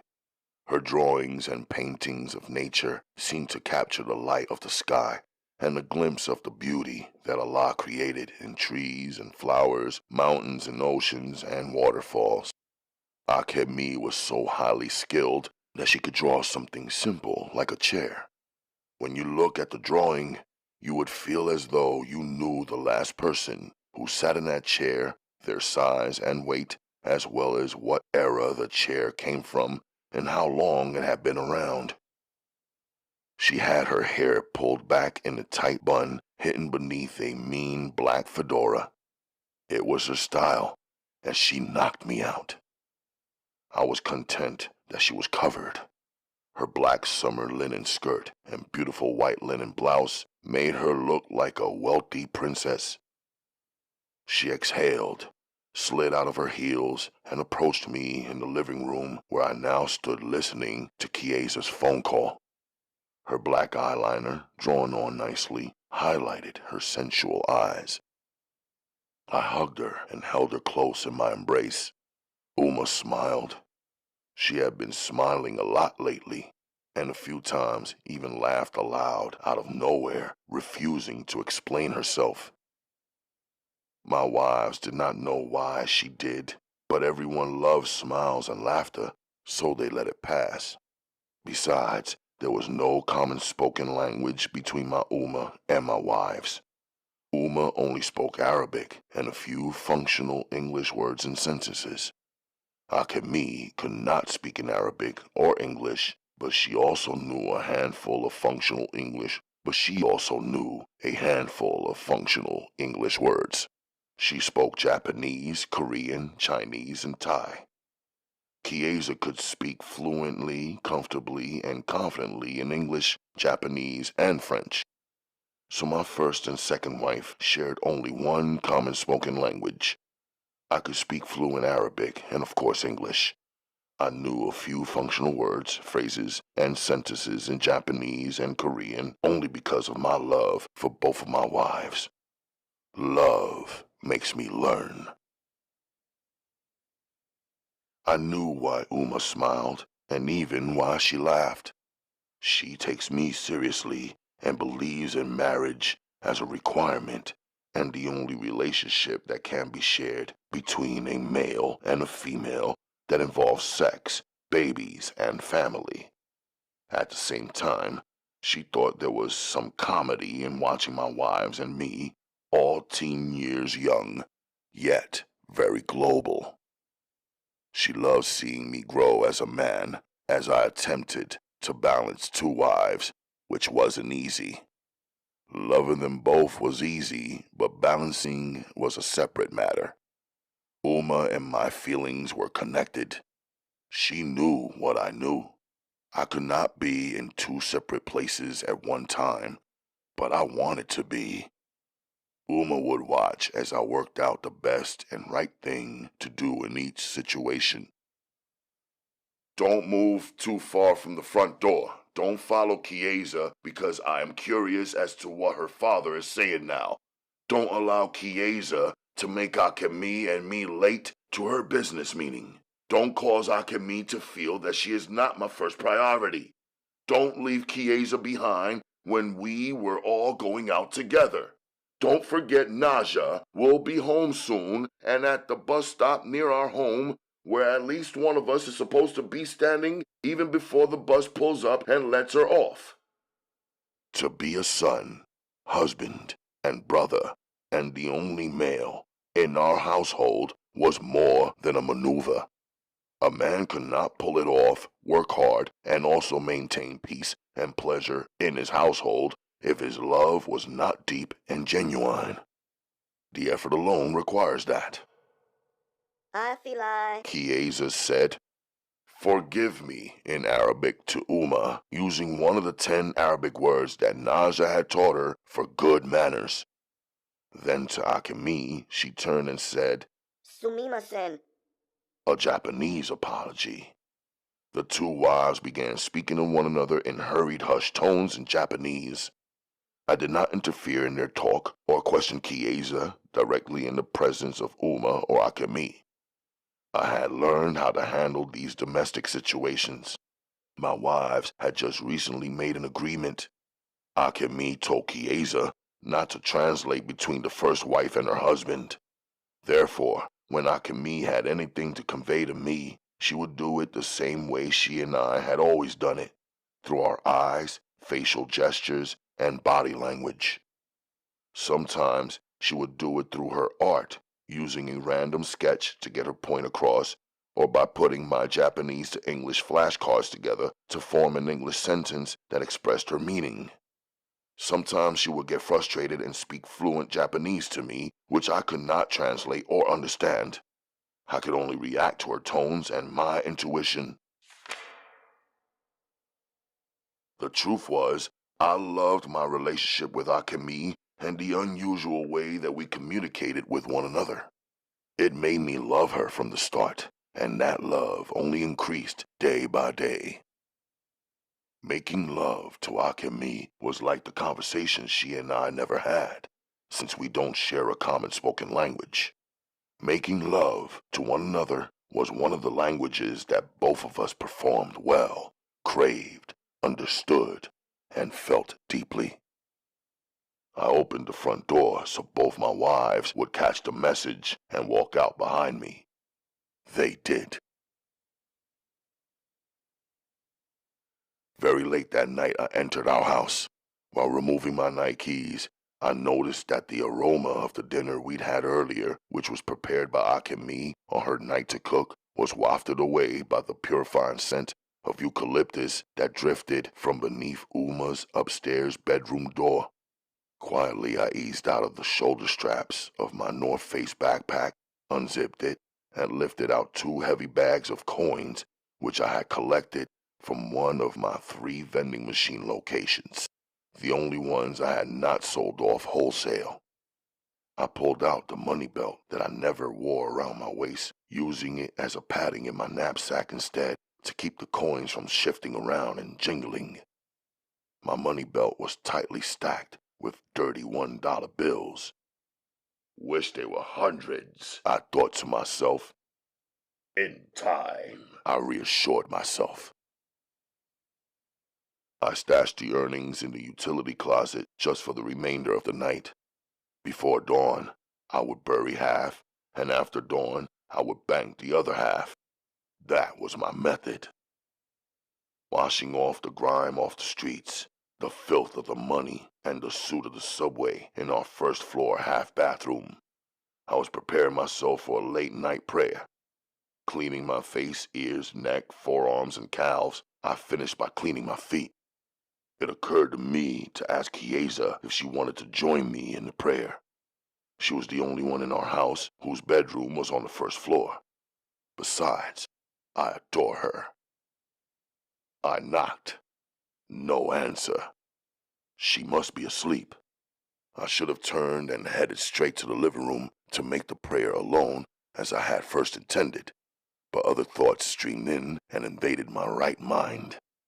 I turned her knob, following my curiosity instead. She wasn't in her bed or even in her room, yet the spring warmth was rushing through her open window. I had told her when we first moved in not to leave it open or unlocked, even if she was only up chilling in Uma or Akemi or Naja's bedroom. I'd offer her an air conditioner, but she preferred a fan. Now her window was open, and her fan was spinning, and she was gone. As soon as I reached up to shut and lock it, I saw her outside, seated on the railing of our backyard deck.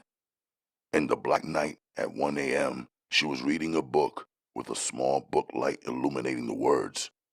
I stepped out of her window, my feet landing on the deck. I reminded myself that it was just 11 more days until the decorative iron security window guards were installed, preventing any intruder from going in and out of her bedroom window with the ease that she and I had both done. She smiled. I smiled.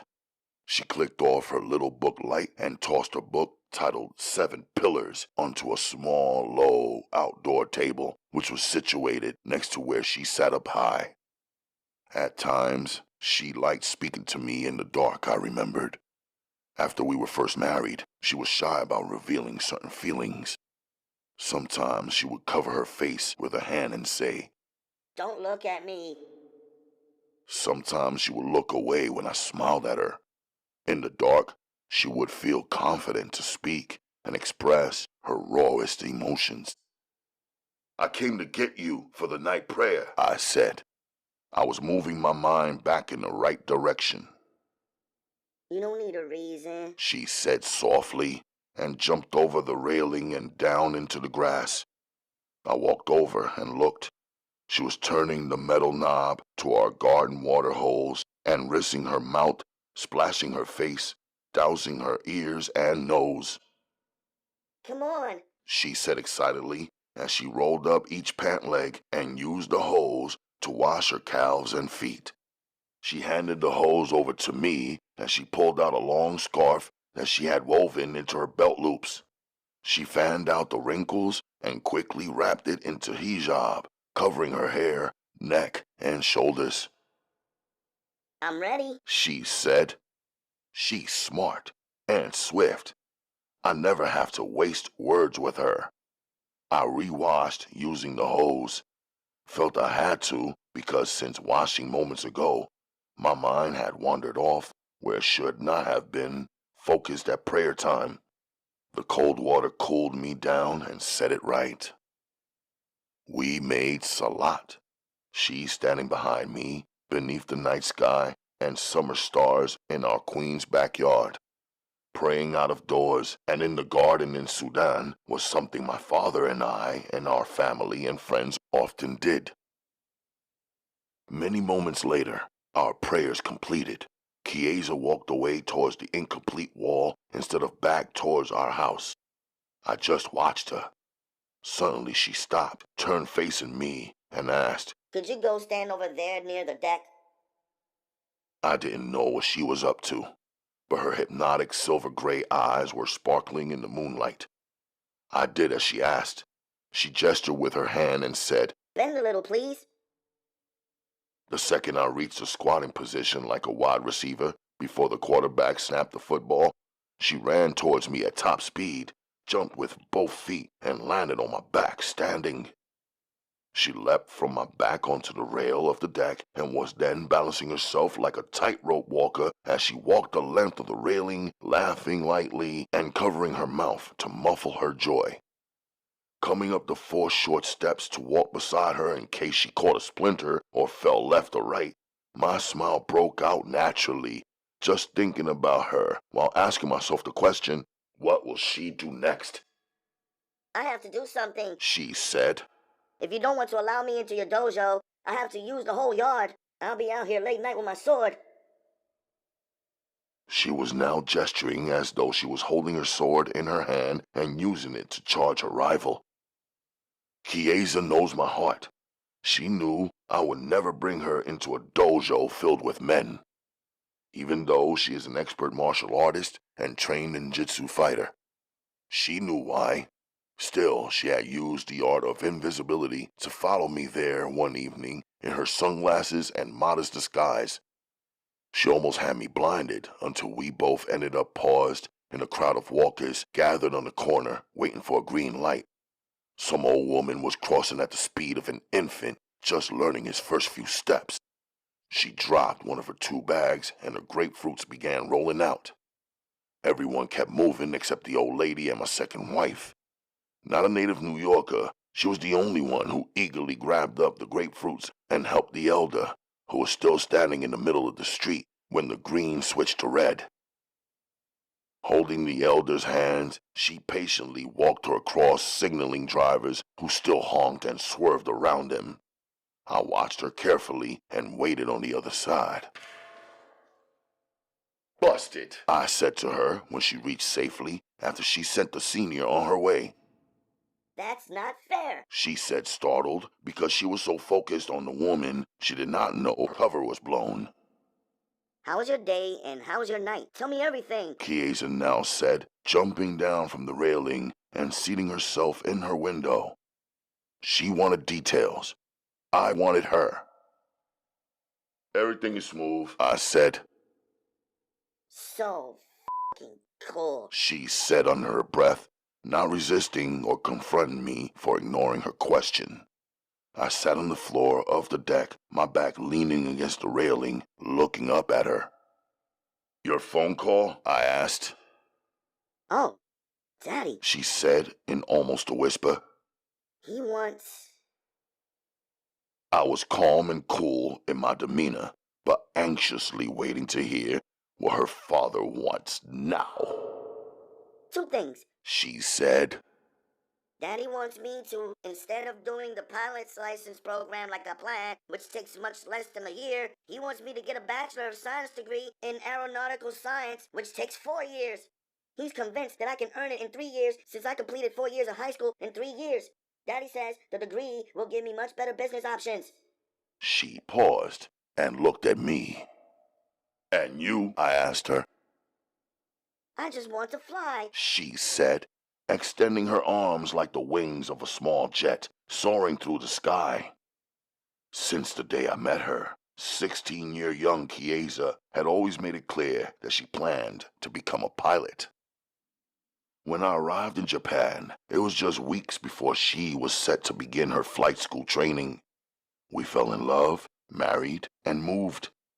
Now she had spent all day today in the New York Public Library collecting information on flight schools here so she could compare programs and schools, then select the best one and register and pursue the license here. "And the second thing?" I asked her. I mentioned it before. She said softly. We've all been so busy, but Daddy insists that I go to Harlem this weekend for dinner with Aunt Tasha. We sat quietly for some time, her in the window, seated, facing out towards the backyard, me still leaning on the railing, facing her. I pulled off my t-shirt. I didn't have to call her over to me. I wanted to touch her. She wanted to be touched. She stepped down from a window seat and sat between my legs, her back leaning against my chest. She removed her hijab, her hair brushing against my skin. I touched her up gently, stroking her hair, touching her face and neck, and easing my hand lightly over her breasts while her blouse was still on. She caught fever and turned and began kissing my bare chest with her thick, pretty lips. I touched her chin lightly, and her lips parted. Kissing her gently with my lips only at first, I could feel her body warming and her heart beginning to race. I didn't know what exactly her father was pushing his daughter to do or to be for him. I do know that Chiesa is my wife, and I'm about her. If there is not a baby already in her womb, I'm about to give her one.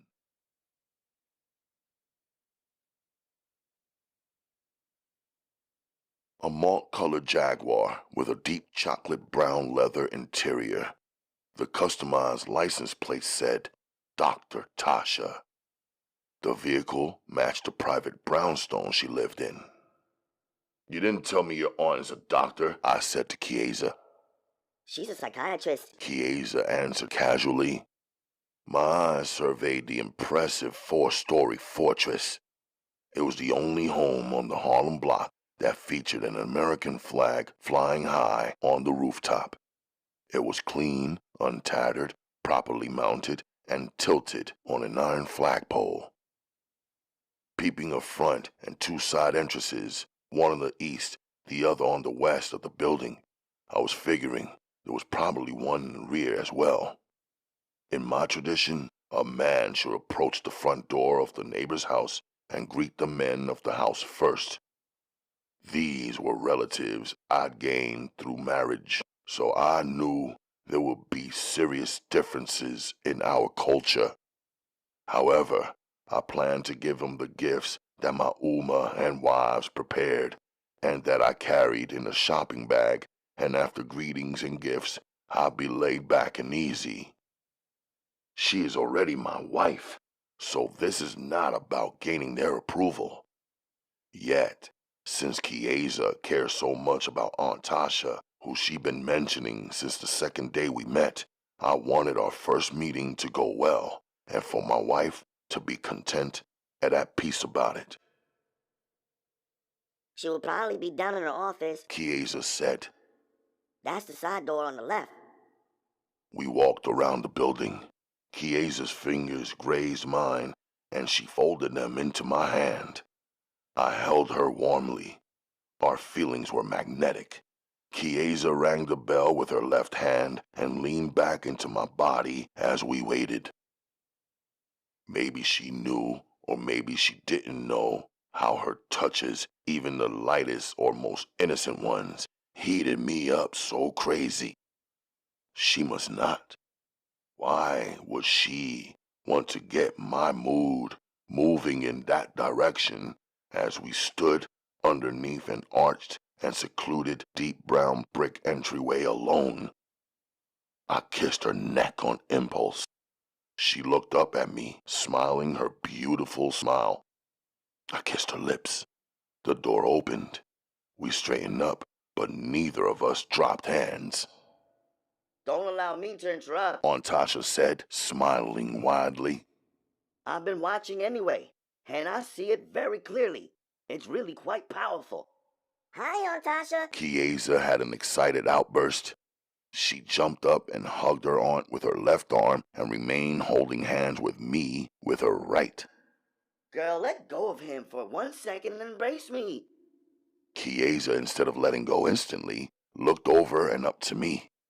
We stared at one another for some seconds. She pulled my hand, still in hers, and placed both our hands in Aunt Tasha's hand. My husband, Chiesa said. Aunt Tasha laughed heartily. It was a laughter laced with love. Husband? Come in, She said, releasing our hands. I stepped forward and walked in first. Chiesa followed behind me. I set the gifts down. Her office was warm, walls painted in warm colors, a cranberry red in the first room we entered into, and I could see a cantaloupe-colored room to the left and a sea blue-green room to the right. The feeling was intimate somehow and calming. Her degrees were mounted on the wall, all 4 of them. Each was set in an expensive frame, and on each frame there was a small spotlight that made the glass glisten and the black calligraphy of the degree stand out. Tasha Samantha Brown had an undergraduate degree from Florida Agricultural and Mechanical University and a Juris Doctor degree from Yale University. Tasha Samantha Moody, a degree in medicine from Yeshiva University and one in forensic psychiatry from the University of California at Los Angeles. I did a double take, rereading the wording of each degree again. It seemed unheard of. She was a doctor and a lawyer A super fox, I thought to myself. A fox and an owl. She married after becoming an attorney, either during medical school or right before her forensics degree. I noted her name change. American women drop the last name of either their mother or father and replace it with the last name of their husband. So now I knew her husband's last name is Moody. A brighter light suddenly switched on, and I turned towards it. The aunt was standing there looking at me. Are you going to meet me formally? Aunt Tasha asked me.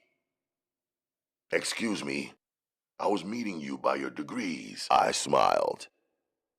$1 million smile. She said. Then she turned toward Chiesa. That's how you got stuck.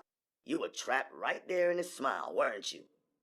Aunt Tasha! Chiesa shouted joyfully. I'm serious. Aunt Tasha said. When your father told me that our Chiesa, the beautiful, young, trilingual, brilliant, talented, huge-hearted 16-year-old... Aunt Tasha's voice grew louder, emphasizing 16-year-old. got married? Oh my God! I thought he must be jesting. But now I see it. Step over here, please, young man. Stand beneath this light. She ordered me. I took 2 side steps, feeling like an interrogated character in a Russian spy novel I had recently read.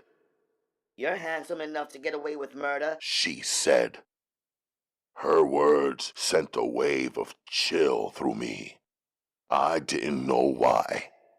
Aunt Tasha! Chiesa said. She seemed to be stuck just calling out her favorite aunt's name over and over again. Very disarming. Her aunt continued with her study of me.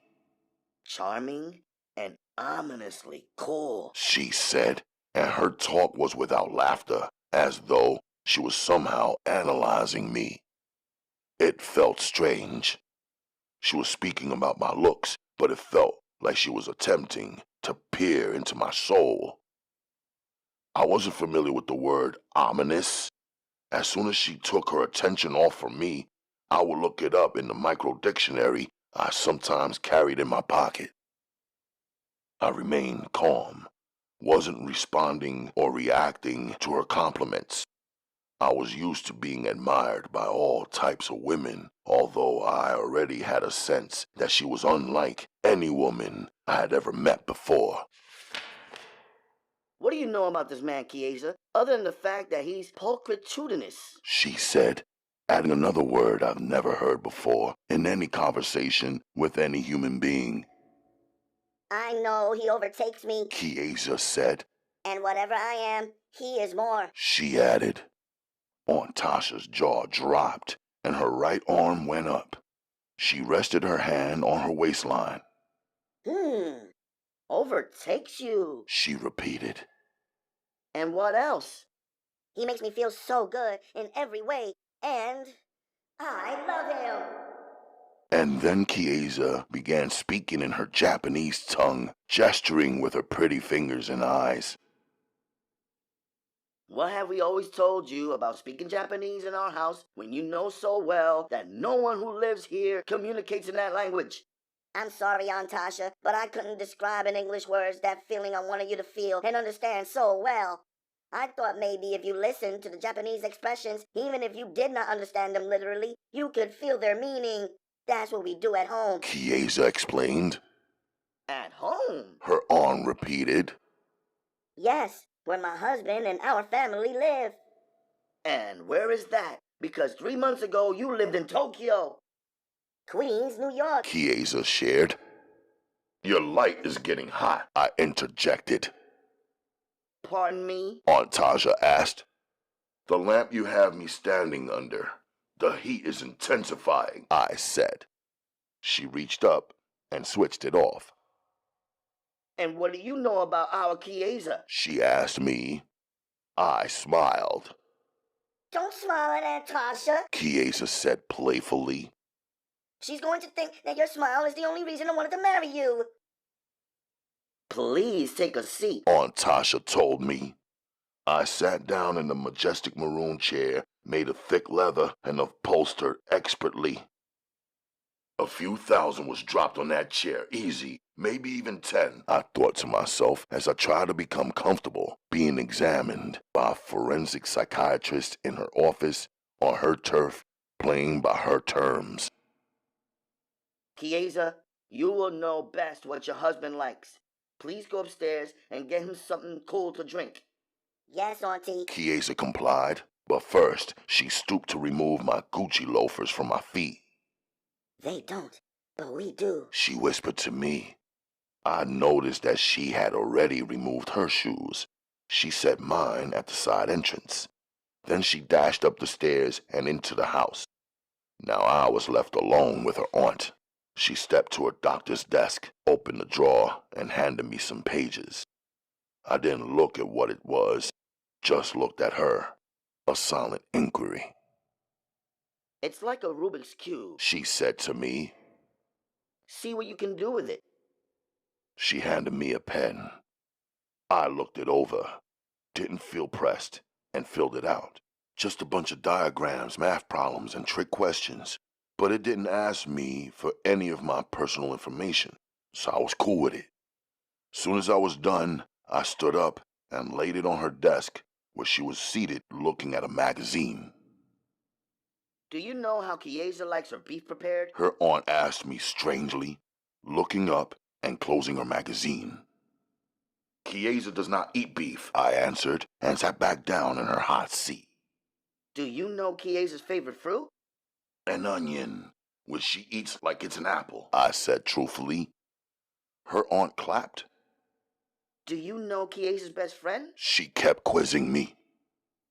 A horse called Koinichi, I answered. Do you know Chiesa's best skill? The sword, I said easily. Do you know what Chiesa hates the most? She asked me. I leaned forward. Anyone who tries to stick their hand in someone else's love story and change the direction of her fate. I was quoting my wife. Aunt Tasha was taken aback by that point. I could see how her eyes widened a bit, and she leaned forward. Even you did not know that one, did you? I asked her calmly. She cleared her throat and did not answer my question. Yet, she continued questioning me. What does Chiesa fear the most? She asked, growing more serious. Boredom, I said. Who does Chiesa love the most? She asked. Her father, I said. What does Chiesa like the most? It wouldn't be right for me to answer you truthfully about that, I said solemnly. And just the thought about the answer caused movement in me. Aunt Tasha gave me a half smile and said, Is that so? Her eyebrow lifted the same way my second wife's eyebrow lifts when she is thinking too hard about a complicated matter or surprised about something. One thing I see that is different from what I suspected Aunt Tasha began. Is that you are more deeply in love with our Chiesa than any of us would have imagined. It is not anything that you said to me right here and now. It's not even your responses to my inquiries. I could see it in your eyes, even though my upstairs window had immediately thereafter through my side door peephole. We thought you had stolen only her heart, and that perhaps she had lost her mind and her way because of it. But I see that the two of you are thoroughly and deeply invested into each other. That's one huge plus on your side. And believe me, our family does not hand out stars easily. I didn't know what she meant by that. Is your husband home? I asked her. I'd feel more comfortable if I could greet him first. Clementine is on his way. He'll be here shortly. And you're right. Perhaps I should save all of my questions and share each of my observations when our whole family is here for dinner. That will be better for you than repeating yourself to each of us separately, she said. Chiesa walked down the stairs like a quiet feline with a glass of pineapple juice in her hand. She looked at me, looked at her aunt, and then back at me. How would you like to be addressed? What should we call you? Aunt Tasha asked me, breaking the awkward silence and almost pretending that she had not already asked me a series of personal questions. Midnight. Chiesa said in an exasperated voice. Let's start with that. He's comfortable with that name. Chiesa said before I said my true name. My wife set the pineapple juice down on a coaster on the marble tabletop beside me. She unfolded a warm cloth and wiped my hands clean with it, then handed me the glass. Enjoy, she said softly. I would do whatever, Chiesa suggested. She never called me Midnight. When she first met me, she discovered my true name. She had seen it on my passport as we both processed through customs coming off the same flight. Yes, she chose to call me by a Japanese name that she felt described me the way that she saw me. That name is Ryoshi, and in Japanese, the kanji for that name means, quote-unquote, the hunter. She must have had a reason to introduce me to her Japanese grandfather back then as, quote-unquote, Ryoshi, the hunter, and for introducing me now as Midnight. She and I are both ninjas, so I would go along with her lead with her family. I know she is smart and swift. Midnight it is. Aunt Tasha said. An unusual name for a prodigious young man. That marked the third word I would need to look up. Ominous, pulchritudinous, and now prodigious. I made a mental note of all three. Show him around the house, Chiesa, so that he can make himself at home until your cousins and uncle arrive for dinner on time, I hope. Do you want me to? Chiesa asked me. I'm gonna chill right here until your uncle arrives. That's the best thing for me to do, I said. Aunt Tasha smiled and stood up and excused herself. Chiesa walked over to me and sat down in my lap, leaning her body against me. Her face close to mine, she said softly, Aunt Tasha is good. I know she asks a lot of questions, but she means well. She kissed my face. You want to get loved up in your aunt's office? I was looking at her. You want the truth? She asked me, smiling. We both laughed. Her aunt's library was across from her office on the same floor, where she also had 2 consultation rooms, quote-unquote, for her psychiatry private practice. Your aunt brings mentally ill patients into the same house where her family lives? I asked Chiesa. She used to. Not anymore, but people with mental illnesses are not all serial killers. Chiesa defended. All you need is one serial killer in the house. If you let one in, it won't matter that all of the rest of her patients are very nice, crazy people. Oh, stop. She hit me. If one of her patients was a serial killer, Aunt Tasha would know it. She's a really smart lady. You saw all of her degrees. A lawyer and a doctor, I said, and a forensic psychiatrist. Something big must have motivated her. Do you think she read all of the books in this library? We were standing in the center of the room, and each wall was covered from floor to ceiling with books neatly organized. Not paperback novels, mostly hardcover 1,000-page textbooks, and all was non-fiction. Yes, most of them. But some of them she probably just skimmed through and highlighted the important parts, like when you were studying for an exam. Chiesa explained. At that moment, I thought about how all of my exams have been in real-life challenges in becoming strong and dealing with these streets I walk on and travel through each day and night in protecting Uma and Naja, in building and expanding our family business, and in maintaining my women and training my body. I read books, had always been a big reader since I was real young. However, I had never read books like the ones on the shelf. I had never even seen titles like the long scientific titles I was scanning now. Since leaving the Sudan, I had not been a formal student in a formal school, I have not obtained any certificates of completion or graduation in America. I heard a truck pull up in the driveway. What are you thinking about? Chiesa asked. Just checking it out, I said. She! A male voice yelled out from upstairs. We all here! He called out, sounding anxious. I could hear several sets of keys jingling. Clementine Xavier Moody stood 6'1" in height and had his 4 sons lined up in a row to meet me in what appeared to be their large living room. His wife, Aunt Tasha, wasn't in the lineup. She was leaning on the wall next to the fireplace behind the men, like an owl on its branch, observing, learning, and controlling all at once. I walked up the stairs from her office first. Chiesa was close behind me. I didn't like that I was in my socks, and her uncle and his sons were all standing in their shoes indoors. I walked past the sons directly to her uncle and introduced myself. Good evening, Mr. Mooney. I'm Midnight. I shook his hand. My husband! Chiesa burst out. Then the men all laughed tight laughs. Welcome, son, Mr. Moody said to me. He's Dr. Moody. Chiesa said. Our Uncle Clem. She corrected herself. And these are my cousins, Junior, Marcus, Martin, and Xavier. I gave each of them £1.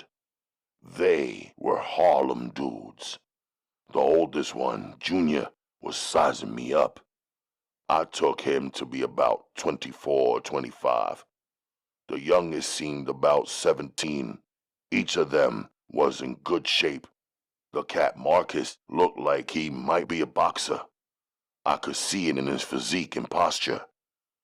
I was in my Brooklyn stance, my martial arts frame of mind, just scheming out if I had to fight each one of them for any reason. Brooklyn, right? Marcus asked me. You know, I said quietly. What's this kind of talk? Aunt Tasha had intercepted the male mood.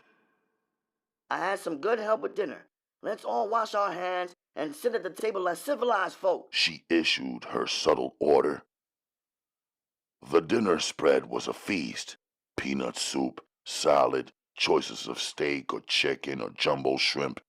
There were plenty of sides. Green beans, okra, macaroni and cheese, mashed potatoes, and stewed tomatoes. Biscuits were piled high, and gravy was available in a sterling silver server at each end of the table. Dr. Moody sat at the head of the table, and his wife at the opposite end. There were 3 seats on each side between them. I sat on one side next to Dr. Moody. His eldest son, Junior, sat across from me. Chiesa sat beside me, and the other brothers fell in wherever they fit. Bless the table, please, honey. Aunt Tasha said. Dr. Moody and his wife bowed their heads. Dr. Moody began the prayer. His sons watched me, and I watched them. Chiesa nudged me. We both said, Bismillah, over our food together at the same time. What does that mean, Chi? Marcus asked my wife. In the name of Allah, I answered him. So, Chi, are you really a Muslim now? Yes. Chiesa said confidently. Where did you meet our Chiesa? Aunt Tasha asked me. In the sky, was all I said. Chiesa smiled. On a flight to Japan. Chiesa explained. Were you part of the martial arts tournament she was in? Xavier asked. Nah, I said. I wasn't. What was your business in Japan? Her uncle questioned me with a seriousness that went deeper than the seriousness that was already in the air. Chiesa's knee nudged me. She did not want us to start off by telling her family about my first wife, which was the only reason that I had traveled to Japan. She had requested that we get over the first few steps, which included meeting them, letting them get accustomed to the fact that we were married teens and that she, who spent all of her time in America, with her African-American Christian family, was now a Muslim.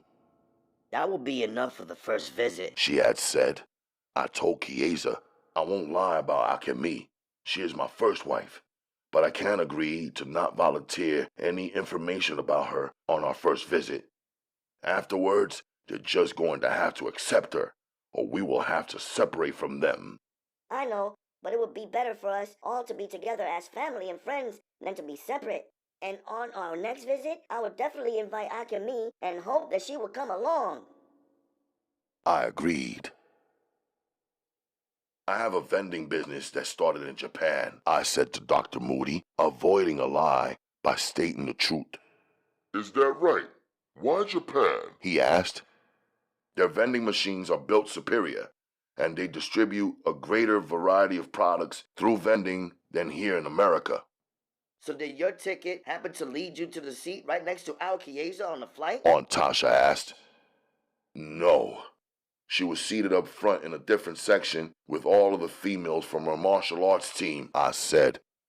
I could feel that these people wanted and were fully prepared to press and squeeze me for the details.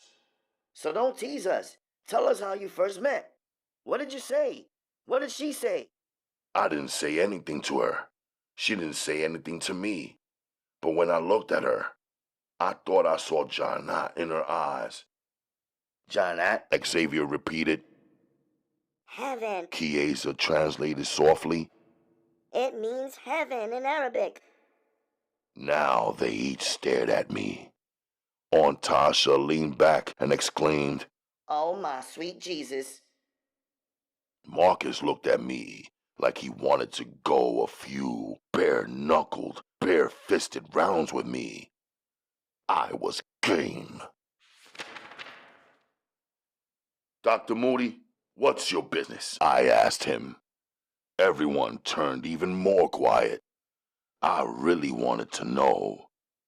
I was also bent on changing the direction of the questioning and moving myself out of the focus. I'm a consultant, he said. Now he was being vague and secretive, same as me. What does a consultant do? I pressed him. I really didn't know. Well, son, if you get a good education and study hard and master one or two areas of knowledge, once you reach a high level of expertise instead of a standard or even an administrative job, major corporations, public and private business entities will come to you to license your expertise for a period of time. Depending on how good you are, you can set your fees at an astronomically high rate and charge these companies for your time instead of being a salaried worker who's part of the daily 9-to-5 rat race. He dipped his biscuit in his gravy and added, And then you can afford all of this. waving one hand in the air as though to say, that's why he can afford 4 sons, a wife, plenty of gravy, and a beautiful home. I also caught his unspoken questions to me. I believed he was inferring, Can you afford our Chiesa? What kind of an education do you have? Are you an expert in anything? Can you house our Chiesa? Can you afford to finance children when you are so young and not yet fully established? I caught it all. Are you a student? Aunt Tasha asked me. I'm a businessman, vending, textiles, import and export, I said confidently. That's a good way to put it, Marcus laughed, and his brother snickered. Legal business exclusively, I said. It shut them down for a second. How about you? I reversed it. I'm at West Point Military Academy. September starts my senior year. My brother Junior graduated from RPI with his master's. He's a chemical engineer with the Dow Chemical Corporation. Martin here just graduated from Princeton. He's about to head off to Georgetown Law School come September. And my little bro Xavier is planning to follow in Chi's footsteps and become a pilot. He looked at me like he thought he had just dropped a bomb on my head. Chiesa, Marcus said in a tone with too much authority for a guy who was not her father or her husband. You're still planning to fly, aren't you? It was a question, but he actually said it like a demand. So I interjected. Sounds good. By the time all of you fellas are through getting an education, I'll have more than enough capital. All four of you can come work for me, I said. Dr. Moody laughed a deep and hearty laugh, and his wife began laughing also. Chiesa was smiling. I wasn't, and neither was Marcus or his brothers. But you do know that education is important, don't you? Aunt Tasha asked me as her laughter evaporated. Part of our social adjustment is hinged on education. We've read all the classics, like the entire Shakespeare collection, Langston Hughes, Edgar Allan Poe's work, James Baldwin, and of course, there are two must-read novels that come to mind. F. Scott Fitzgerald, The Great Gatsby, and Catcher in the Rye, written by J.D. Salinger. Every American has to read those two in high school. This boy doesn't need Shakespeare. He just told us he saw Janat in our Chiesa's eyes. He's a poet. Besides, Shakespeare's Juliet was only 13 and Romeo not much older than her when they married after only knowing one another for one day. If he reads Shakespeare, it might reinforce this boy's ideas, Dr. Moody said, half joking, half serious. Yes, but Romeo and Juliet committed suicide. Chiesa said. Our love is not like theirs. We bypassed our obstacles. We are young and married already, and our love is awesome. She silenced them. I believe it is. Aunt Tasha said. But that's not what we're discussing. What are we discussing? I asked, and Aunt Tasha paused. I think we are all shocked. It is nothing against you at all. We held Chiesa in our arms when she was a newborn. She lived in Japan, but whenever she traveled to America, I raised her like she was my daughter, and so did her uncle. My sons loved Chiesa and grew up beside her over the years when she visited the States. She inhaled, then exhaled, as though she had run a marathon. But she was just talking while seated. It obviously meant a lot to her. We saw her just a couple of months ago, and she was the same girl she had always been. Really beautiful, super intelligent, swift and joyful, and single. She still is, I said. Really beautiful, super intelligent, swift and joyful. The only difference is, now, she is my wife. By choice, not by force. But you are disregarding the elephant in the room, Aunt Tasha said. This past Christmas, Chiesa and our entire family were guests at the Christmas Eve service in the Oghuzan Baptist Church right here in Harlem. That was 7 months ago. Now we are told that she is Muslim. All of these changes happen so dramatically, so swiftly. We are shocked, and I think we need to hear something moving and true to help each of us get comfortable with this idea. She exhaled. Your brother is Chiesa's father, true? I asked Dr. Tasha. Absolutely, She said. He handed his daughter to me. Fucking impossible! Marcus growled. I sincerely hope that's moving and true enough for you. A father has that right, doesn't he? Even her Japanese grandfather agreed, I said, shifting the weight onto the men in my wife's family, where in my tradition it belonged. A daughter goes from the hand of her father to the hand of her husband. That's moving enough for me, Dr. Moody said solemnly. He made it out of Japan with the general's daughter. That couldn't have been easy. He chuckled, a sinister sound. Matter of fact, I'm sure he's making it sound a lot easier than it was, He said, continuing his bass-toned sarcasm and laughter. Besides, her Chiesa is wearing a clear 2-carat pear-shaped diamond wedding ring and 7 diamond bracelets. She wasn't wearing those 3 months ago. That takes more than emotion. That takes commitment and capital. I think this young man is moving and serious, he said, downshifting me from son to this boy, and then promoting me to young man. I enjoyed the food, I complimented Aunt Tasha. It's catered by Copeland's, right here in Harlem, she said with a hint of frustration. Aunt Tasha, Chiesa said softly. Remember how you guys used to tease me about how Japanese I was and how I was so shy and subdued and wouldn't do the same things as you all did? Marcus spent the whole summer trying to teach me how to yell when I'm angry and what to say and how to curse people out when they deserved it. Everyone laughed. They must have been remembering. Well, also, there were the times all of us would go to church and you would ask me if I felt the spirit of Jesus, and I would always say no, and then apologize to you. Remember the lady who jumped up in the middle of the sermon and burst out in tears and began running back and forth in the aisles of the church and speaking some weird language, and you all told me she was speaking in tongues? Then she broke out of her trance and collapsed. Does everybody remember? Chiesa asked, and a few of them mumbled, Yes. Xavier laughed. Well, I think back then there was something missing inside of me. I don't know if it was missing because my mom and my grandparents and everyone on my mom's side is Japanese and they don't really have a religion, or for some other reason, but I knew it was missing. I desperately wanted to find that feeling. When Midnight and I first met, he was fasting from food and water. He told me that he was a Muslim.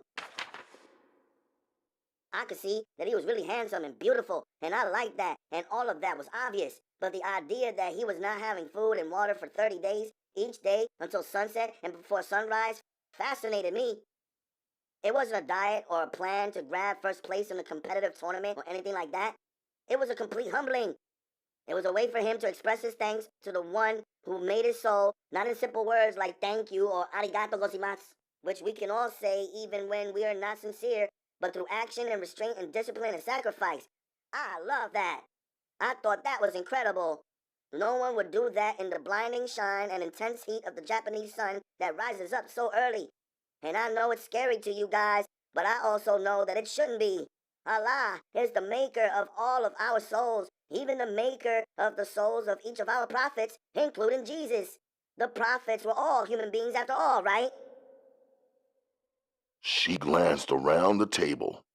In her eyes was both her sincerity and her apprehension.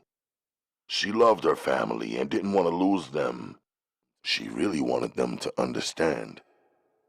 He didn't preach to me or ask me to do anything that he was doing. It was the beauty of the example he was setting for me by simply doing what he believed that struck me. Chiesa said warmly.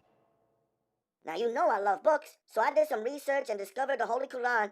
I began reading it, and I fell in love with the rhythm of the words, the meaning of the words, and what felt like the force behind the words. I'll admit, I began reading not at the beginning. I began with the chapter named The Women. I thought it was great, and that it said, Allah created man and woman from one soul. That alone blew me away. And when I saw him pray, he went from standing upright to bowing slightly to going down on his knees and ultimately to pressing his forehead to the ground in what we call a full sajda. Seeing that caused a shift inside of me, and I could really, honestly, finally feel my soul move. The strongest feeling I experienced was that this felt like the truth. And more importantly, that it felt like what I should be doing also. Not for him, but for my soul. Everyone's reaction was the same. Pure silence. Aunt Tasha, it was you who used to encourage me to read the Bible stories. Remember the story of Solomon and Sheba? Each of them had their own kingdoms, territories, and riches and armies and so on. They did not even know one another. Now I find that I am similar to Sheba. She came from a great land, was loved, and had everything she wanted. But she came from a people who worshiped the sun. Like Sheba, I came from a great land, Japan, a great language, a great culture of arts and literature and lifestyle, except Japanese people do not worship God. In Japan, we can wake up each day for thousands of days and years and bow before family, friends, statues, and co-workers, and even complete strangers, but never, ever bend our knees to say a prayer to the one who gave us life. When Solomon heard news of the powerful Queen Sheba, who had everything and who was a ruler in her own right, but that Sheba and her people did not worship Allah, he was saddened by it. How could any king or queen or nation or people not worship the one who created their souls, gave them life, and also created the sun and the moon and the stars and the skies and the heavens and the mountains and the oceans and the universe? Solomon sent Sheba a letter by a courier bird. The bird dropped the letter at the feet of Sheba. When she read the letter that Solomon wrote, urging her and her people to worship only Allah, she did not know how to react. She had her pride, and so did her advisors. The men in the council that surrounded her, whose opinion she respected, wanted her to go to war against Solomon for suggesting that such a great queen and her people of great wealth and prosperity should bow down. Sheba overruled. She said it was better to go take a look and to listen to Solomon and to then consider the truth and the weight of his words. She went, she saw, she bowed down, not to Solomon, but to Allah. My husband is my Solomon, so to speak. He delivered to me the message to bow down to Allah just by being himself. And a girl who thought she had everything before really does have everything now. And I have it in the right order, thankfully. Allah is one. My faith, my man, my family, and the community of everyone and anyone who is striving to live true. But you are not turned against us now that you believe that way, are you? Xavier asked her. Of course not. Chiesa smiled. We will always be family, and goodness gracious, I humble myself before God, and I got married, but I can still ride my horse, and wield my sword, and fly my planes. She was getting excited. And push your Kawasaki. Marcus said. And come to the family celebration on July 4th like every year. Martin said. And play the piano. Aunt Tasha added. After dinner, I could sense by the way things were moving that they did not want to let go of my wife.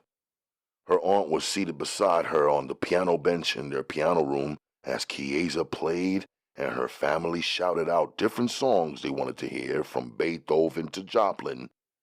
Aunt Tasha's sister-in-law arrived with her grown daughter. Now there were 4 women and 6 men in the house, which made it less tense. Or maybe it just caused a delay in the confrontation of men. Dr. Moody, I'd like to make a phone call if you don't mind, I said. You can use my office. It'll be quiet in there, he said. I followed him out of the piano room and down a corridor. He unlocked his office with a key, I noted. He opened the door and pointed to the phone. It's not long distance, is it, son? No, sir. If it was, I'd pay you for it up front, I smiled. Don't touch my papers, he said. No problem. Thank you. I pulled out a phone card. I didn't want even the local call to appear on their bill. Uma, I began speaking in Arabic. I was just checking on her and Naja. Afterwards, I asked to speak to my first wife. Akemi, I said. Hi. She said softly. You good? I asked her. Hi. She said softly. What are you doing? Music. She said softly. Then she exhaled. I wait. You come. She said. I smiled. You wait. I'll definitely come home to you, I promised her, still smiling. When I looked up, Marcus was standing there in the office doorway. Akemi, Ashiteru, I said, and hung up. Looks like you want something, I said to Marcus because of his grimace. We gon' fight, he said. But not in this house. Just you? Or all 4? I asked him. Me first, he said. You first. You must already know you're gonna lose, I told him, and smiled. Think whatever you want to think. I'll let my hands do the motherfucking talking, he said.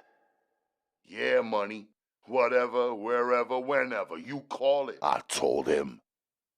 His father stepped up behind him. You done, son? He asked me. Yes, sir, I responded. He put his hand on Marcus's shoulder and asked him, Did you tell the young man we're headed to the club? I was just about to, Marcus said. The men are all headed to the health club for a workout, swimming, basketball, racquetball, weightlifting, steam room, sauna, whatever your thing is. You're invited, Dr. Moody said, taking over what he had obviously sent Marcus to say and do. Marcus had taken it on himself to eavesdrop instead. In Harlem? I asked. I had never seen no facility like that up here, and I had been through Harlem more than a few times and even checked a barber out this way from time to time. Dr. Moody laughed. Harlem's got everything a man who can afford it needs. It's a private club. You could come in on our membership, VIP pass, he offered. I definitely want to, but the women got me out of my Nikes and into my loafers for the night. Plus, I'm wearing a suit. I'm not prepared. Maybe next time, I said, regretting not having my usual ready for all sports, ready for war wear, quote unquote. Marcus looked glad that I couldn't come on one hand and mad that he couldn't try and get at me on the other. They both turned and walked out, and I followed, shutting the door behind me. He better know I wasn't stalling on a battle, I thought. I'd fight him. I already knew I wouldn't hurt him bad, and that he wouldn't hurt me either. He's a son who does not want to disappoint his mother or his girl cousin. I am the same. Yet, we are men, and sometimes we gotta rough each other up and knock each other out for no right reason, just to prove who's dominant. When the three of us men walked up into the den where the others were all gathered now, Chiesa stopped talking with the women and stared at me like she knew something. Aunt Tasha was staring at her husband, then at her son, then at me. What? All three of us men said at the same time. The house is quiet now. Normally, I would have gone to the club as well. It's a really relaxing end to an arduous work week, Aunt Tasha said. Is the club for men and women? I asked. Oh yes, they have something for everybody. I prefer a rough game of racquetball, a steam shower, and the massages. Chiesa, next time you and I will get massaged, but of course for children 16 through 18 because you're not legally adults. I will have to sign a waiver and pay the membership visitor's fee on your behalf. Under 16, you can't even get in. I caught that she thinks that young people ages 16 through 18 are children, quote unquote. I hope you won't mind. I used this opportunity to steal my niece away from you for a while. I'd like to share a few words with her. What will he do? Chiesa interjected swiftly. I haven't even given him the tour of the house yet. From now on, show him to the room of games. He will probably like that. My sons love that room in particular. Then you and I can talk downstairs in my office. Aunt Tasha said to my wife. Your office, Aunt Tasha. I'm not a patient. Chiesa protested sweetly. Don't worry about me. I'm good, I told my wife to calm her. Do you play pool? You must like music. Her aunt asked me. Actually, I'd like to take a closer look at some of the books you have in your library, I said to her aunt. Great then. I can show you the room of books. It's our family library. That will keep you occupied for quite some time. Then Chiesa and I can meet upstairs in my bedroom as we usually would, She said, making it clear that she didn't want me to be close to wherever her private meeting with my wife was taking place. It's there, She said, pointing me towards the family library as she led Chiesa up the stairs. But then, something began beeping. She lifted her blouse slightly, revealing the Metro Media pager on the waistband of her pants. Awful timing. She said, sucking her teeth.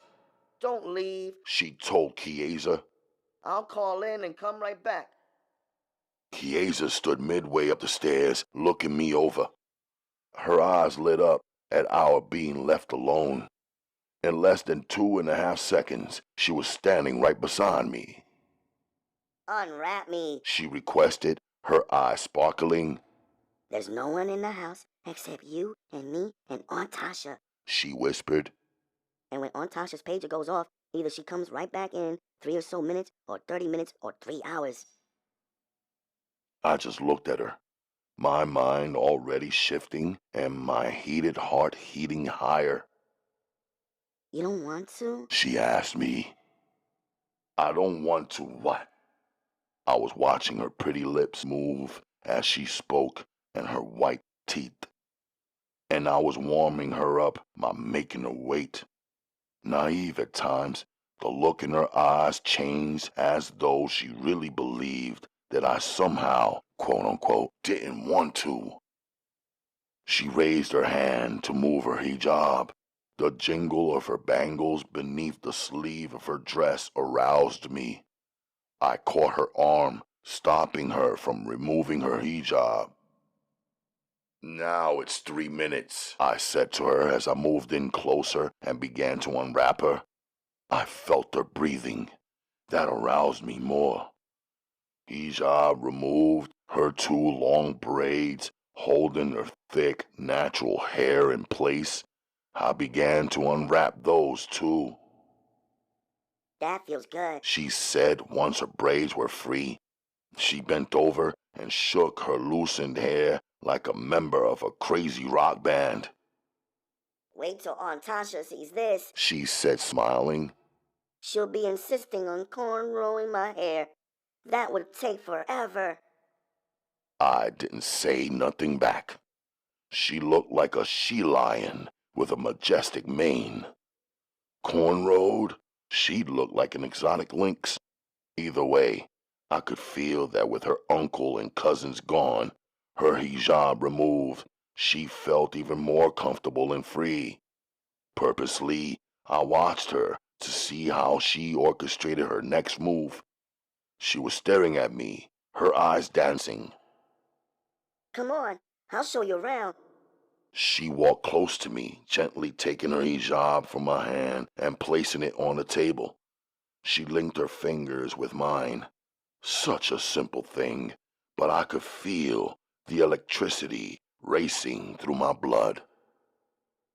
This is the room of games, She said as we entered. The family library is across the hall, but now that I'm here with you, you can play with me. She smiled. Finish unwrapping me. She pleaded.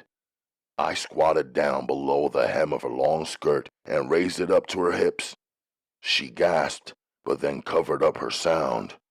When my hands reached her pretty thighs, I rolled down her thigh highs, slowly removing them both so her legs would be free. She sat down on the floor so I could pull them all the way off. The carpet in here feels nice, She said, her pretty unpolished toes wiggling in the fibers. I left her sitting there on the floor on purpose. I walked around, checking out the official size pool table. It hogged up most of the space in the room. Still, there was enough space around the whole perimeter for angle to angle for any kind of shot. Chiesa leapt up, picked up a pool stick from the wall mount. I didn't. I wasn't about to get into a game that wasn't my game with the sharpshooter, marksman's daughter, who had perfect vision and works all the angles with her knives and swords and bamboo sticks. I was ignoring her. Instead, I was checking out the small frame photos of her African-American family. Mostly males on the walls, at different ages in their lives, and the flicks alternated from military uniforms to graduation gowns and funny flat hats. Aunt Tasha's sons appeared to have been in some kind of military-type uniform from when they were young boys. I took note of the fact that there was not one photo of Chiesa's father, the general. Even in her house in Tokyo, she had a wall of photos with no photos of her favorite person in the world. I wasn't in the mood to think deeply about him, even though it was obvious that their whole family had to have some reason that he was not to be photographed or displayed. He could be mentioned, acknowledged briefly, but not discussed. In the corner, was an arcade machine, the same kind that will be in the real arcade. It had Space Invaders, Pac-Man, Asteroids, and Centipede. A 4-in-1. You don't have to put quarters in it to make it work, Chiesa said, squeezing herself in between me and the machine. I was just feeling the feeling. She pushed play for 2 players, and the Pac-Man theme music blasted on as she began to wiggle the joystick around. I pressed up close on her from behind. That's cheating, She said, and turned around to face me. You're about to get eaten, I warned her, but she wouldn't turn back to her screen. I kissed her gently. As we both heard the withering sound of her man getting gobbled in the game, we both laughed. Kiss me with your tongue, She asked softly, my blood boiling now. I smiled. This is what Chiesa likes most of all, deep tonguing and sucking, something that Aunt Tasha would never know. Neck and nipples, she was getting dragged in deep, simply from my touch. You want me to stretch you out on your uncle's pool table? I asked her. She didn't answer, but her eyes revealed that she thought that was a sensual idea. I was imagining her already lying there, bare-assed, with her pretty butt pressed on the plush green felt canvas. She began removing my suit jacket and laid it on the pool table, stuffing her thigh-highs in the inside jacket pocket. Then she began unbuttoning my white dress shirt. I smiled. Luckily, you're not wearing a tie. I'd use it to tie you up and make you my hostage. She smiled, looking like she believed she could. I don't wear ties, I told her. But if I knew you were gonna tie me up, I would have put one on. Come on, let me show you something. She linked 2 fingers into mine and led me out of the room of games into the corridor and then into the family library. Standing in front of a wall of books, she said, Lift me up. I want to sit on your shoulders. I squatted down so she could climb on me. Okay, stand up slowly. She said in her soft, excited voice. I leapt up fast, and she shook and gripped me. You never follow instructions. She laughed, steadying her balance on my shoulders. Move closer. She requested. Closer to the bookshelf? I asked, then stepped in. She reached up and grabbed a big hardcover book off the shelf. I could have gotten that for you, I said. Instead, you're causing all of this acrobatic. She leaned in, and the wall of books opened up, revealing a slim entrance. She jumped down. Push the wall in. She pointed. I pushed. She hugged me from behind. We stepped into a dark corridor. Shh, she said, but I wasn't speaking. She used her hand to feel around the wall. I thought she was searching for a light switch, but then I heard the sound of the bookshelf closing behind us.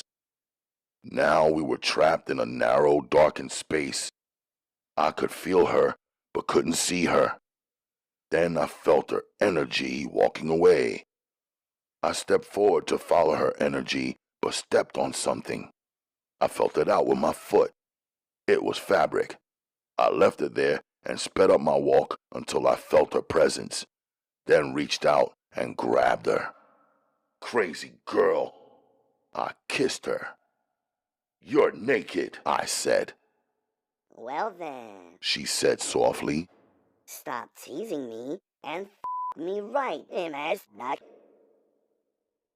Her dirty talk, the curses she didn't used to know and wouldn't ever say, she now used comfortably. We were tonguing.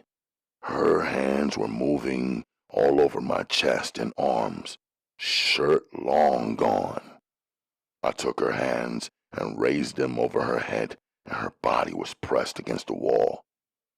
The sound of our breathing was echoing in the empty, narrow space, and even the sound of the moisture of our kiss was amplified.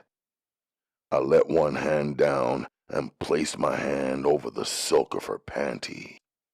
As I massaged that moist cloth over that warm, intimate space, I felt her fingers on my joint, her hands skillfully removing my belt and opening my pants. She wanted to feel skin, not the Armani fabric or the impression. Her body was lifted in the air, pressed against the wall, and I was her so warm and moist and tight that my joint was pulsating. It burst, and her felt so good. I lost my grip, and her body was sliding down the wall and hit the floor with a thump. I dropped down. We were both breathing like crazy, inhaling, exhaling, lying on the floor. She began laughing. "Did that hurt?" I asked her. That felt so good, she said, then rolled around and climbed on top of me. My head so blown over this woman. She was kissing me with those thick lips all over my face, and her whole body was oven warm. We were both completely naked in a dark space. I was loving the feeling, but asking myself, what are you doing in this woman's uncle's house? Yet I could not stop or shift back into discipline mode. "You want some more?" I asked her, but I already knew. She was sucking my chest and her hands were roaming again. She didn't answer anything, just breathing. I flipped her sideways, hit her mouth, and caught her nipple between two fingers. I brought my mouth over and sucked it. She wrapped her leg around me and began humping. I knew she was using my thigh to sit about and liked the feeling of that friction. I lay on her back and mounted her on in the sofa, and she made a sensuous sound. Her aunt called out. Her voice was faint, though. It could hardly be heard. "Don't stop," Chiesa whispered in my ear and squeezed my butt with both her hands. That ignited me. I burned it over again. She kept squeezing. I kept thrusting. Our breathing was so loud it seemed it had to be heard on the other side of the wall. I was moving over her. She was moving beneath me until she cried out and her so fluttered wildly. I didn't pay so. I could hold it longer the second time around, so I sped up my grind, got overwhelmed by the sensation until her snitted all scout and collapsed over her body. "I love you," she said softly. I pulled her hair, kissed her mouth, and said, "I love you too." It wasn't until minutes later, when we eased out of the fog of our funk, that we both began to think clearly. We were seated side by side with our backs against the wall, still couldn't see each other in the dark. "Your aunt's looking for us." "I know." "This is a good hideout, but she's gonna find the trail of your clothes from the striptease that you did to lure me in here," I said. "Oh, stop. I didn't." She slapped my knee. "What is this place?" I asked her. "It's the sealed servants' corridor," she said. "I found it when I was 10. "A nosy little ninja," I said. "Yes, I guess so. Anyway, I found a book in the family library about these Harlem brownstone houses, and it turns out that the people who owned these homes in this area all had servants. And they wanted their servants to be invisible. So these houses were designed more than a century ago to have these interior corridors so servants could go up and down, in and out, serving the owners, but not disturbing them. So you can get to any part of this house through these corridors? I asked. Well, not the bathrooms or other places where it would be weird if someone could be there without you knowing it, or if someone could suddenly come walking out of the wall. Any room in a house where the people living there can be observed without them knowing it is crazy, I said. Aunt Tasha would agree. That's why she had the servants' entrance sealed off. Chiesa said. But you still found it, I said. That's because she had it sealed off after I found it, so I knew all of the hiding places already. Get up, I told her. We gotta find our clothes and get out of here before she panics and starts calling around, alarming everyone. Let's make a plan, she said, standing. I'll go out first and find Aunt Tasha. I'll talk with her just like she wanted to do. I'll tell her that you are in my bedroom waiting patiently for me. You have a bedroom in this house? I asked her. Yes, Aunt Tasha made it for me a very long time ago. She doesn't allow anyone else to use it. I wanted to show you. Besides, Aunt Tasha did say it was okay for me to give you the tour, so I'll tell her that was what I was doing. She plotted. That was a good tour, I laughed.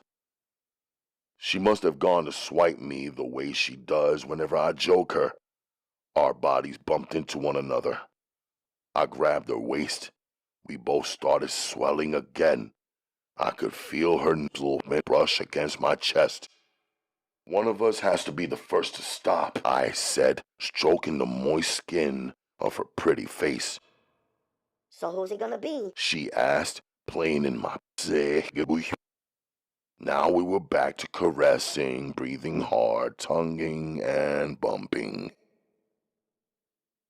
The other way, she said after we came down off the high off the third time.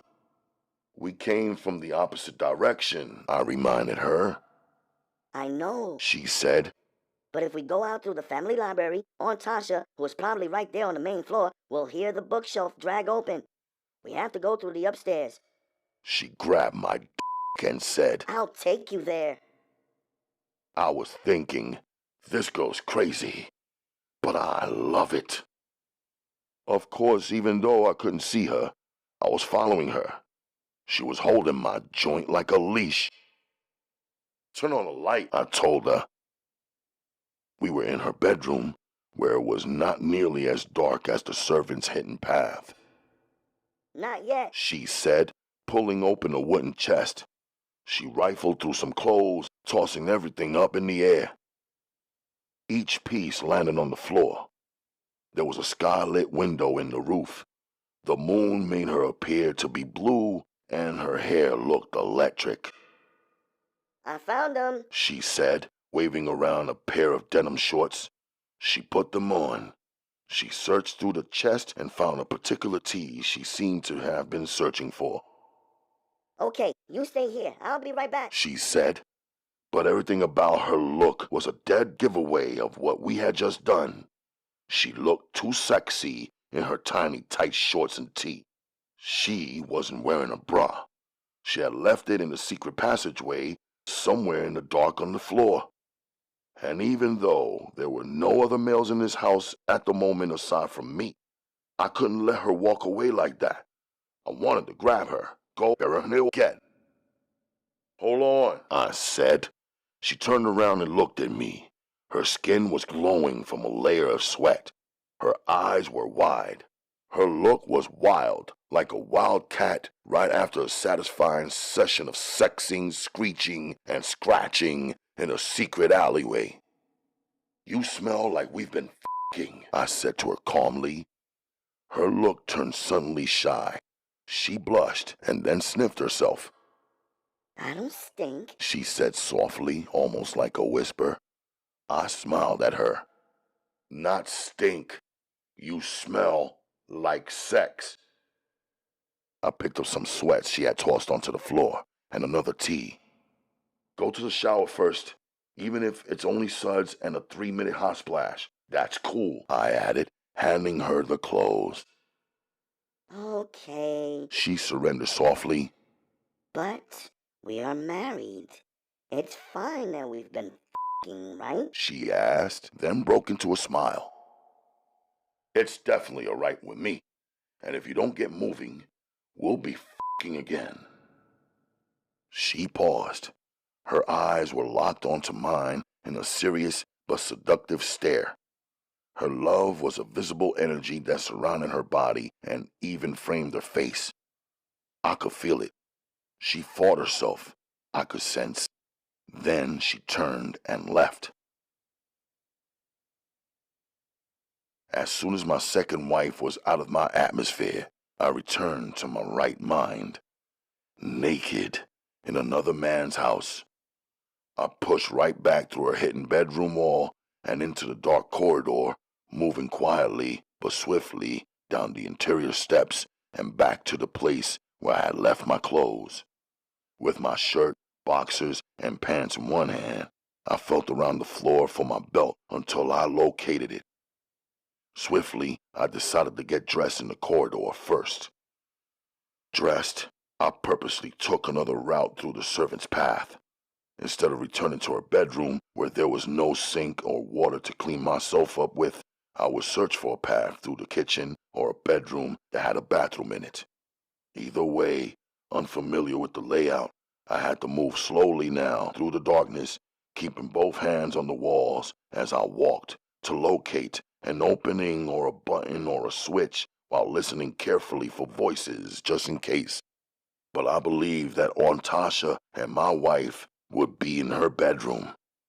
That was on the second floor. Therefore, that was exactly where I wasn't headed.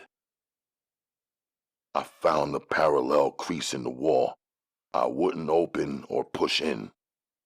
I felt around for a button. There was none.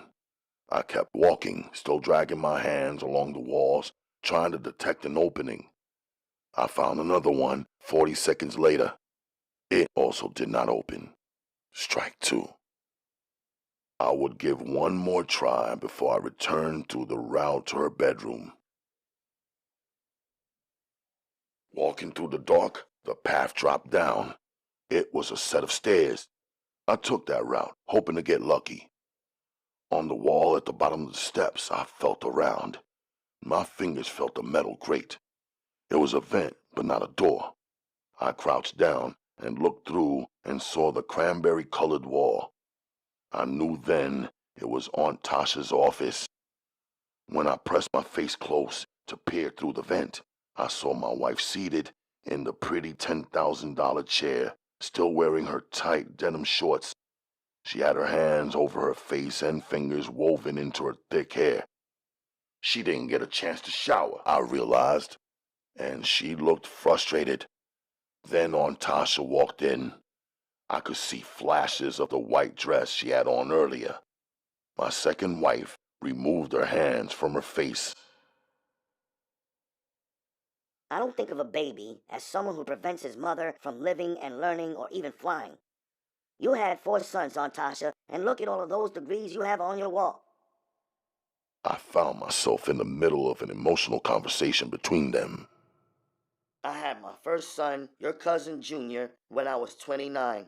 I had already completed all of my degrees and my residency. Her aunt explained. But what if you had met Uncle Clem when you were 16 and you were super sure that he was the man for you? Would you have told him no? Would you have asked him to wait 13 years until you have enough degrees to feel comfortable enough to love and marry him? Chiesa pleaded.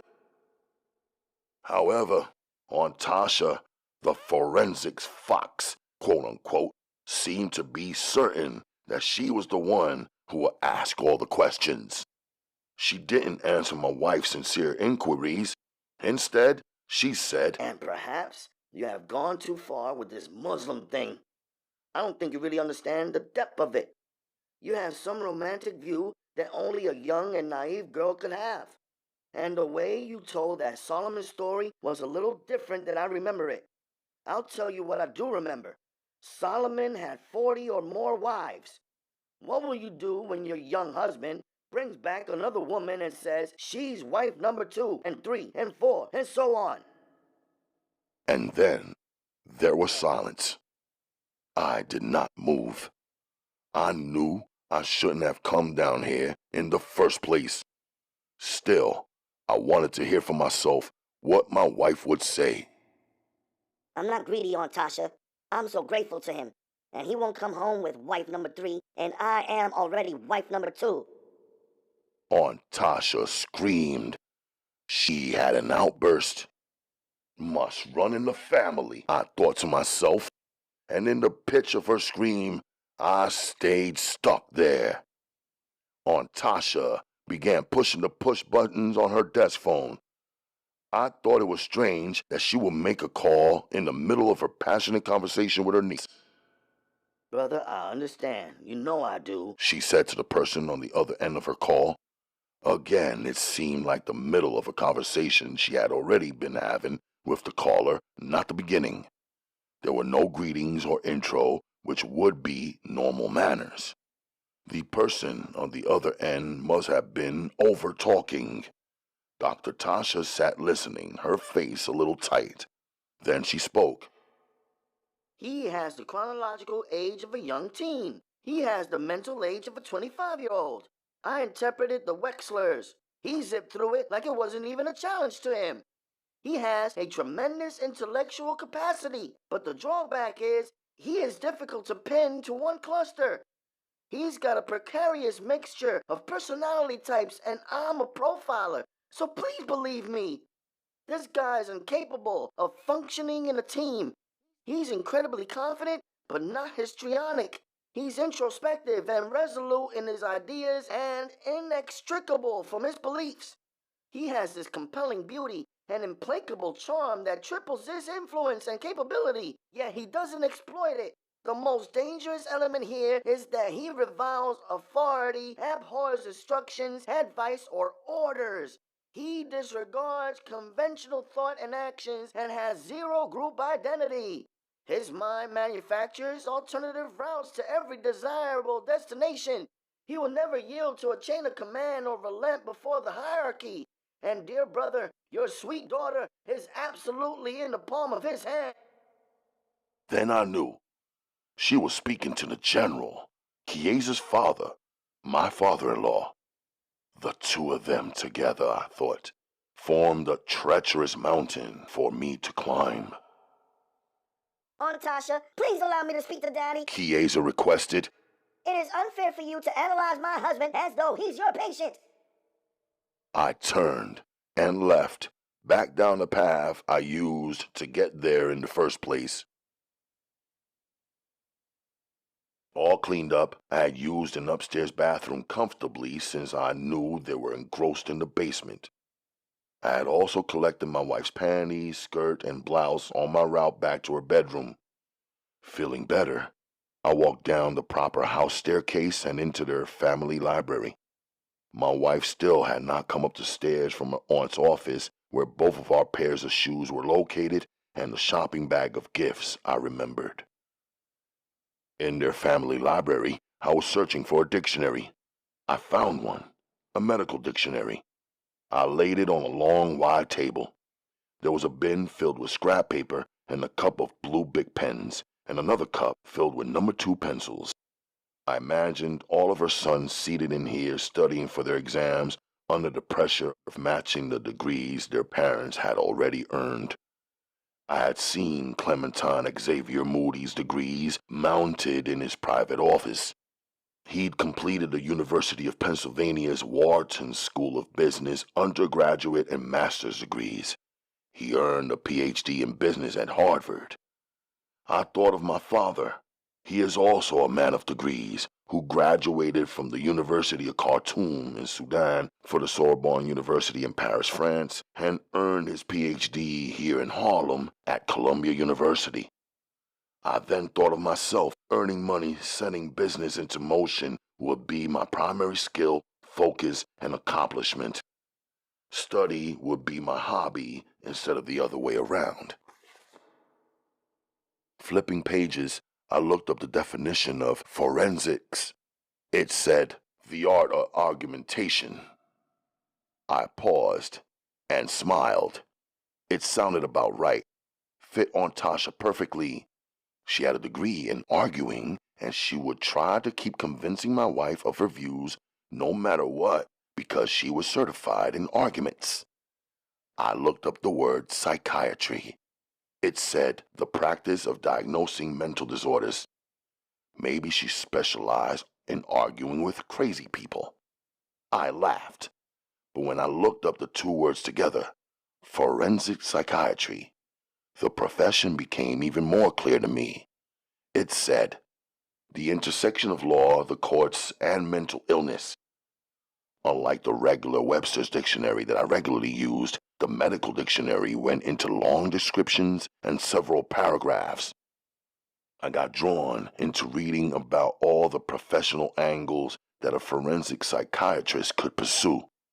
The most amazing one was that a forensic psychiatrist could be hired to reconstruct the mindset of someone who was already dead. I stopped there. I leaned back. My mind was questioning my soul about whether that was even possible. Could one human being, just because he or she was a psychiatrist, even construct the mindset of a living person? Wouldn't that involve the ability to read minds? Isn't that a space reserved only to Allah? Were educated humans just so arrogant that they felt they could confidently enter that space and accurately figured out the workings of another person's brain? And what about reconstructing the mind of someone whose soul had already returned to Allah? How smart would someone have to consider themselves to be to even agree to get paid to do that? I sat quietly. Some minutes later, I decided it was not possible. It was guesswork being done by some people who studied so long and so much that no one could argue well enough with them to convince them that they were not capable of being right and exact or precise about these kinds of things. And if anyone tried to argue with them, they would have to have the same degrees to even be considered part of their discussion. And if they had earned the same degrees, they would just be another person agreeing with what the small group of mind scientists, quote unquote, had already decided. Aunt Tasha was a foxy owl for sure, but I think her belief that she could read people would end up as her weakness. That bedroom she set up for Chiesa in her home was a good example of a misunderstanding. The darkened pink room was filled with furry stuffed animals and dolls. There was a dollhouse with furniture, and the bed had a box spring below the mattress and sat up high in the wooden frame. It was covered with pink sheets and a white laced quilt. Nothing I saw in there was a match for Chiesa, who sleeps on the floor on purpose and would have model airplanes and plastic soldiers and a spinning globe and a wall of knives before ever considering a stuffed animal. Chiesa, definitely not a girl who played with dolls, had been given a room that must have fit Aunt Tasha's designs and hopes and style and misinterpretations of the daughter she never had. And I saw that she thought and felt she knew things about me that clearly she did not. I thought it was bold of her to think she could read me in less than 4 hours, as though she could summarize my life, thoughts, feelings, and even intentions. La kada Allah. She had referred to me as ominous. I looked it up in their standard dictionary. It said fateful, either a good or evil omen. Quickly, I looked up prodigious, another word she had used on me. It said having an extraordinary force. The third word that rolled off her tongue smoothly was pulchritudinous. I fumbled with the spelling for a few seconds. Then I located it. It said physically beautiful. So she believed that I am a physically beautiful, extraordinary force for good or evil. More importantly, that I am faithful, quote unquote. I liked only that part. She needed to know that whatever the case, I am a part of her niece's fate. I found a copy of Catcher in the Rye in their library. I just flipped through it, deciding I would buy my own and read it, since every American high school student should do the same, according to her.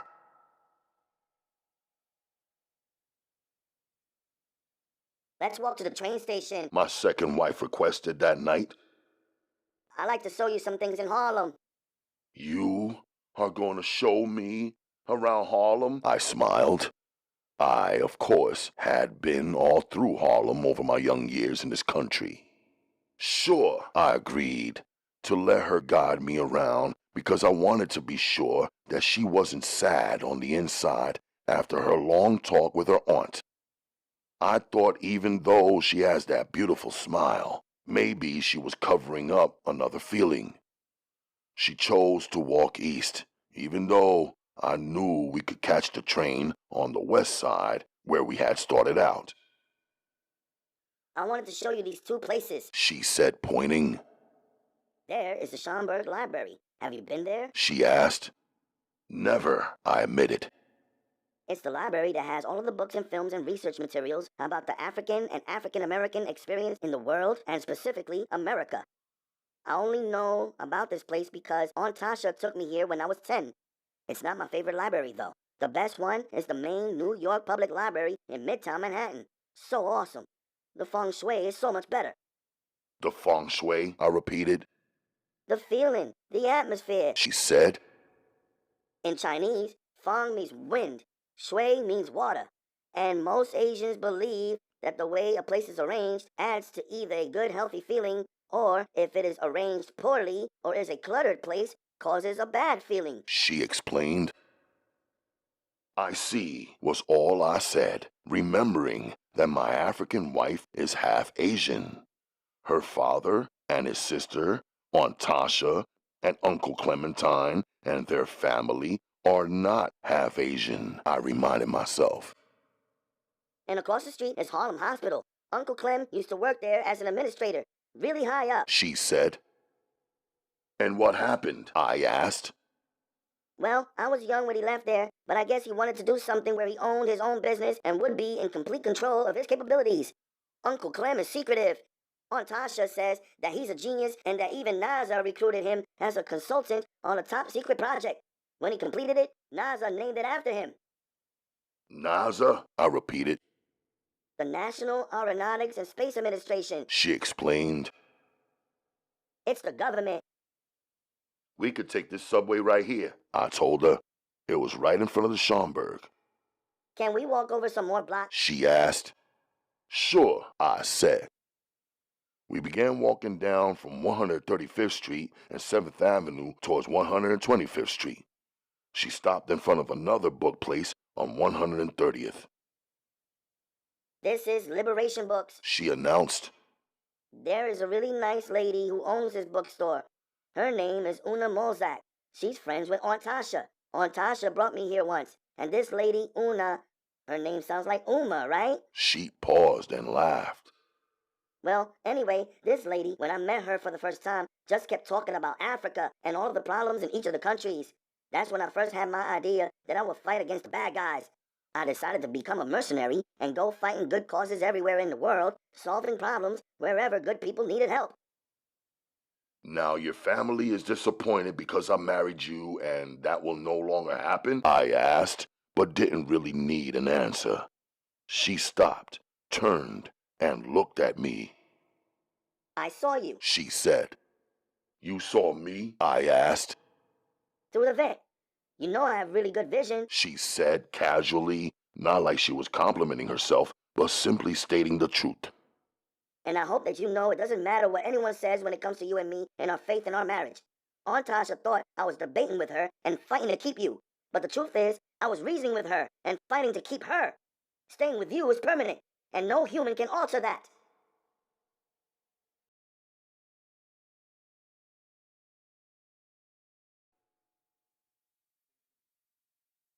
Chapter 16.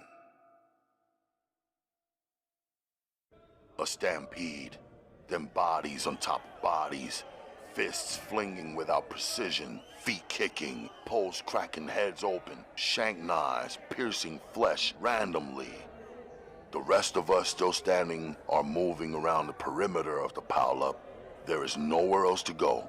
We are all locked in, and we were leery of standing still, so we pace. Screaming from the top tiers, the cheering noise and commands being called out turned this into an echo chamber. Down below where I am, there are grunts and cries. Get the f*** off me! Move! I can't breathe!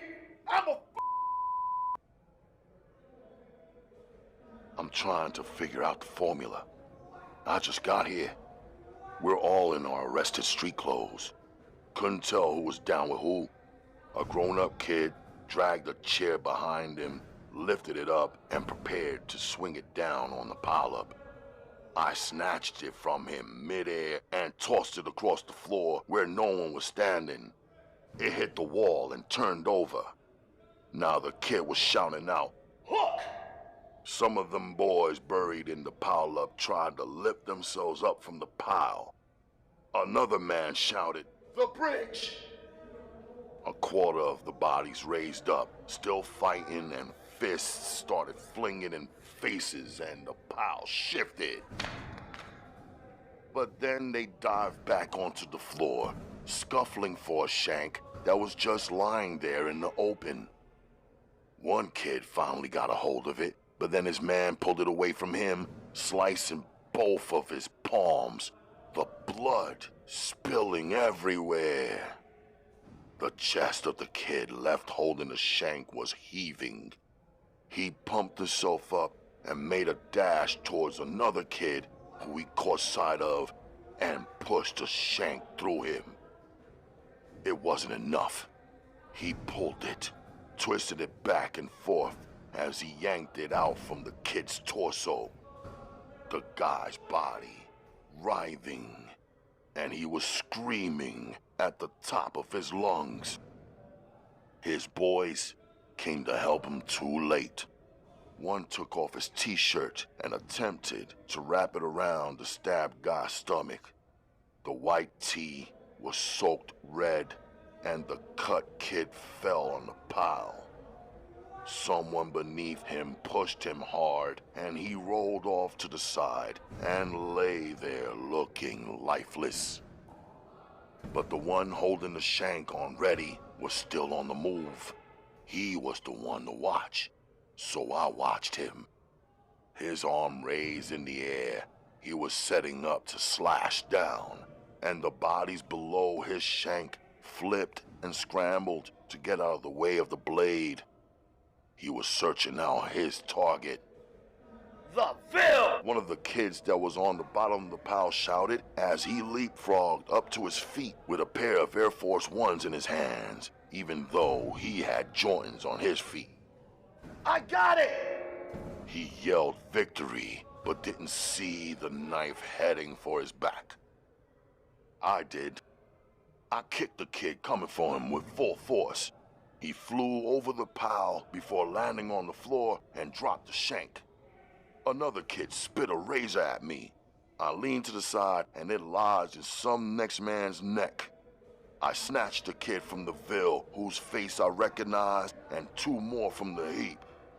"Good looking," one of them said as his eyes checked me like he was taking a snapshot.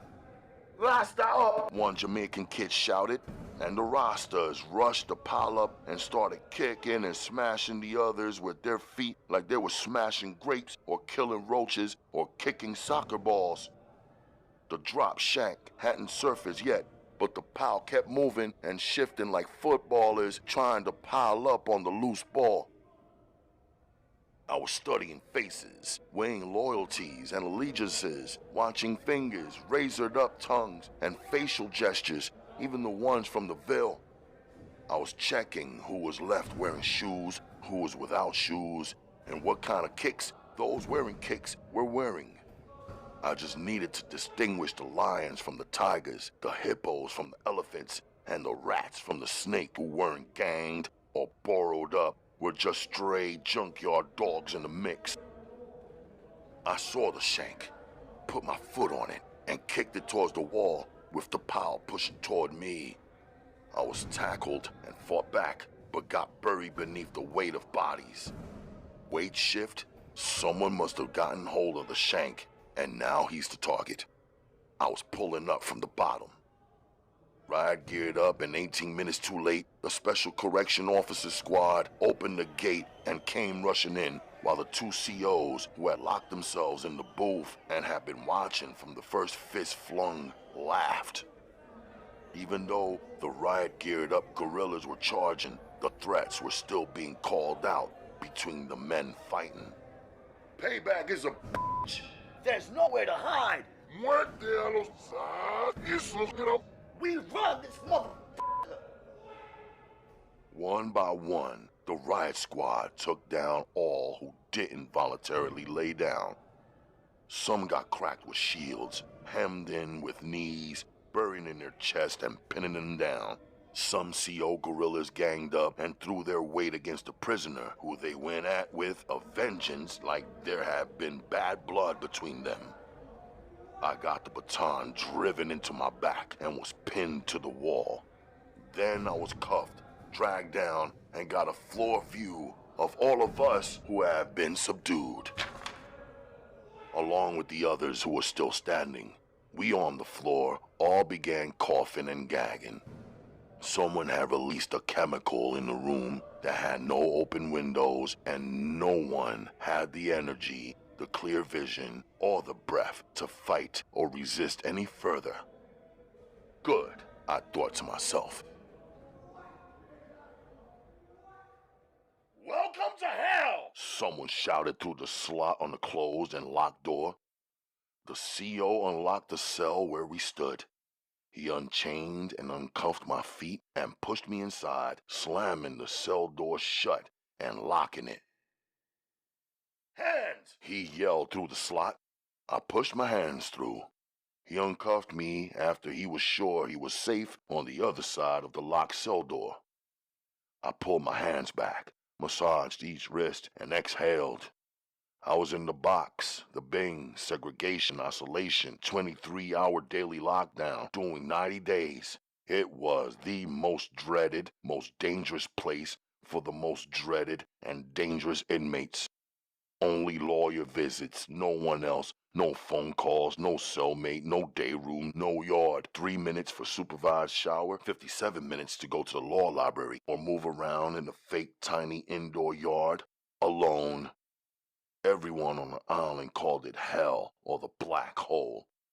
It was exactly where I wanted to be. Welcome to hell! I'd heard it twice more. I just heard it shouted out again. Business must be good, I thought to myself. They're bringing in another prisoner and pushing them into another box. I also heard it before I got up here, on the bus ride from the Tombs to Rikers Island. It was a packed bus, standing room only. Only thing, no one was allowed to stand. We were all seated, cuffed and chained. We started out in silence as the bus pulled into the busy New York streets. Most were looking around at each other, trying to get a read or a feel about who was the weakest, who was the strongest, who should be used, who should be joined, who should be avoided, and who should be feared. Me?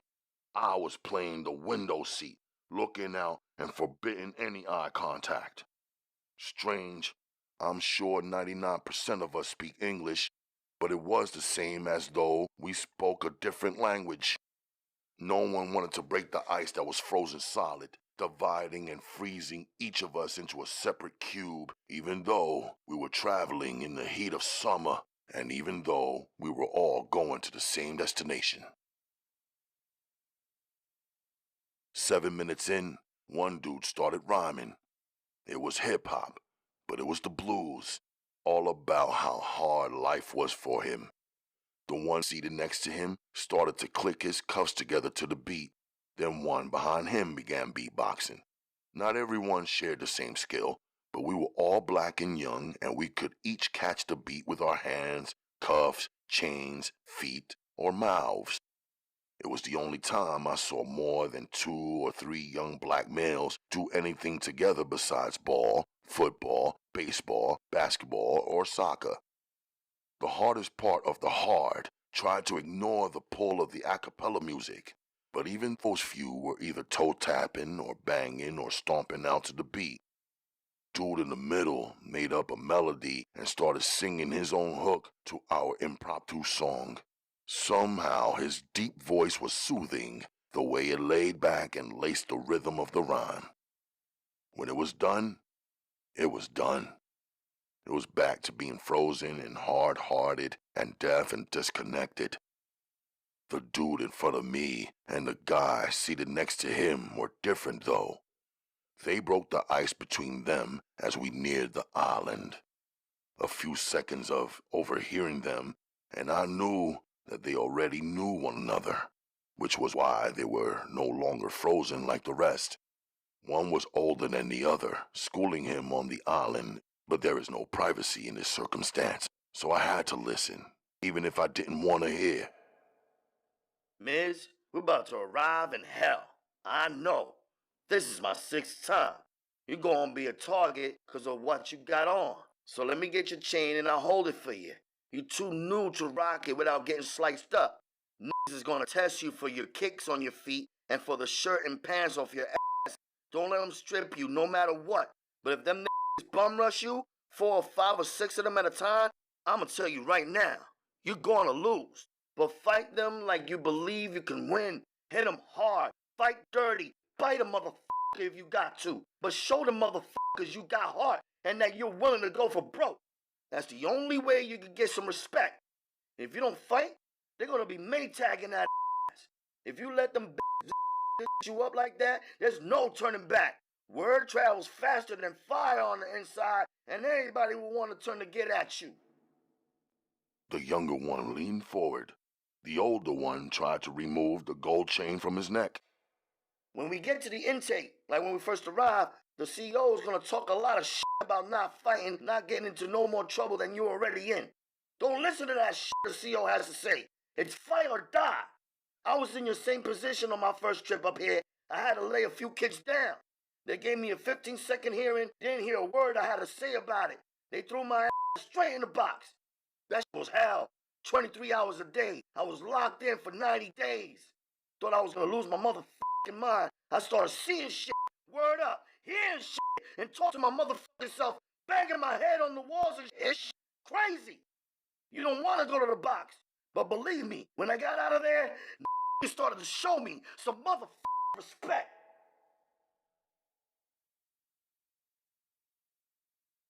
I looked around. A quick glance was all it took to survey the limited space in my box. There was a sink. I went to it, turning on the water, yet not expecting it to pour out. I wasn't expecting anything. In fact, the water rushed out. I rinsed, then cut my hands and began splashing water onto my face. This isn't hell, I thought to myself. There's no sink or cool or cold water in hell. I know better. In the Quran, hell is described to us truthfully and clearly and in great detail. Non-believers wear garments of fire, quote-unquote, and hot boiling water is poured over their heads. Water so hot that what is in their bellies and even their skins will be melted.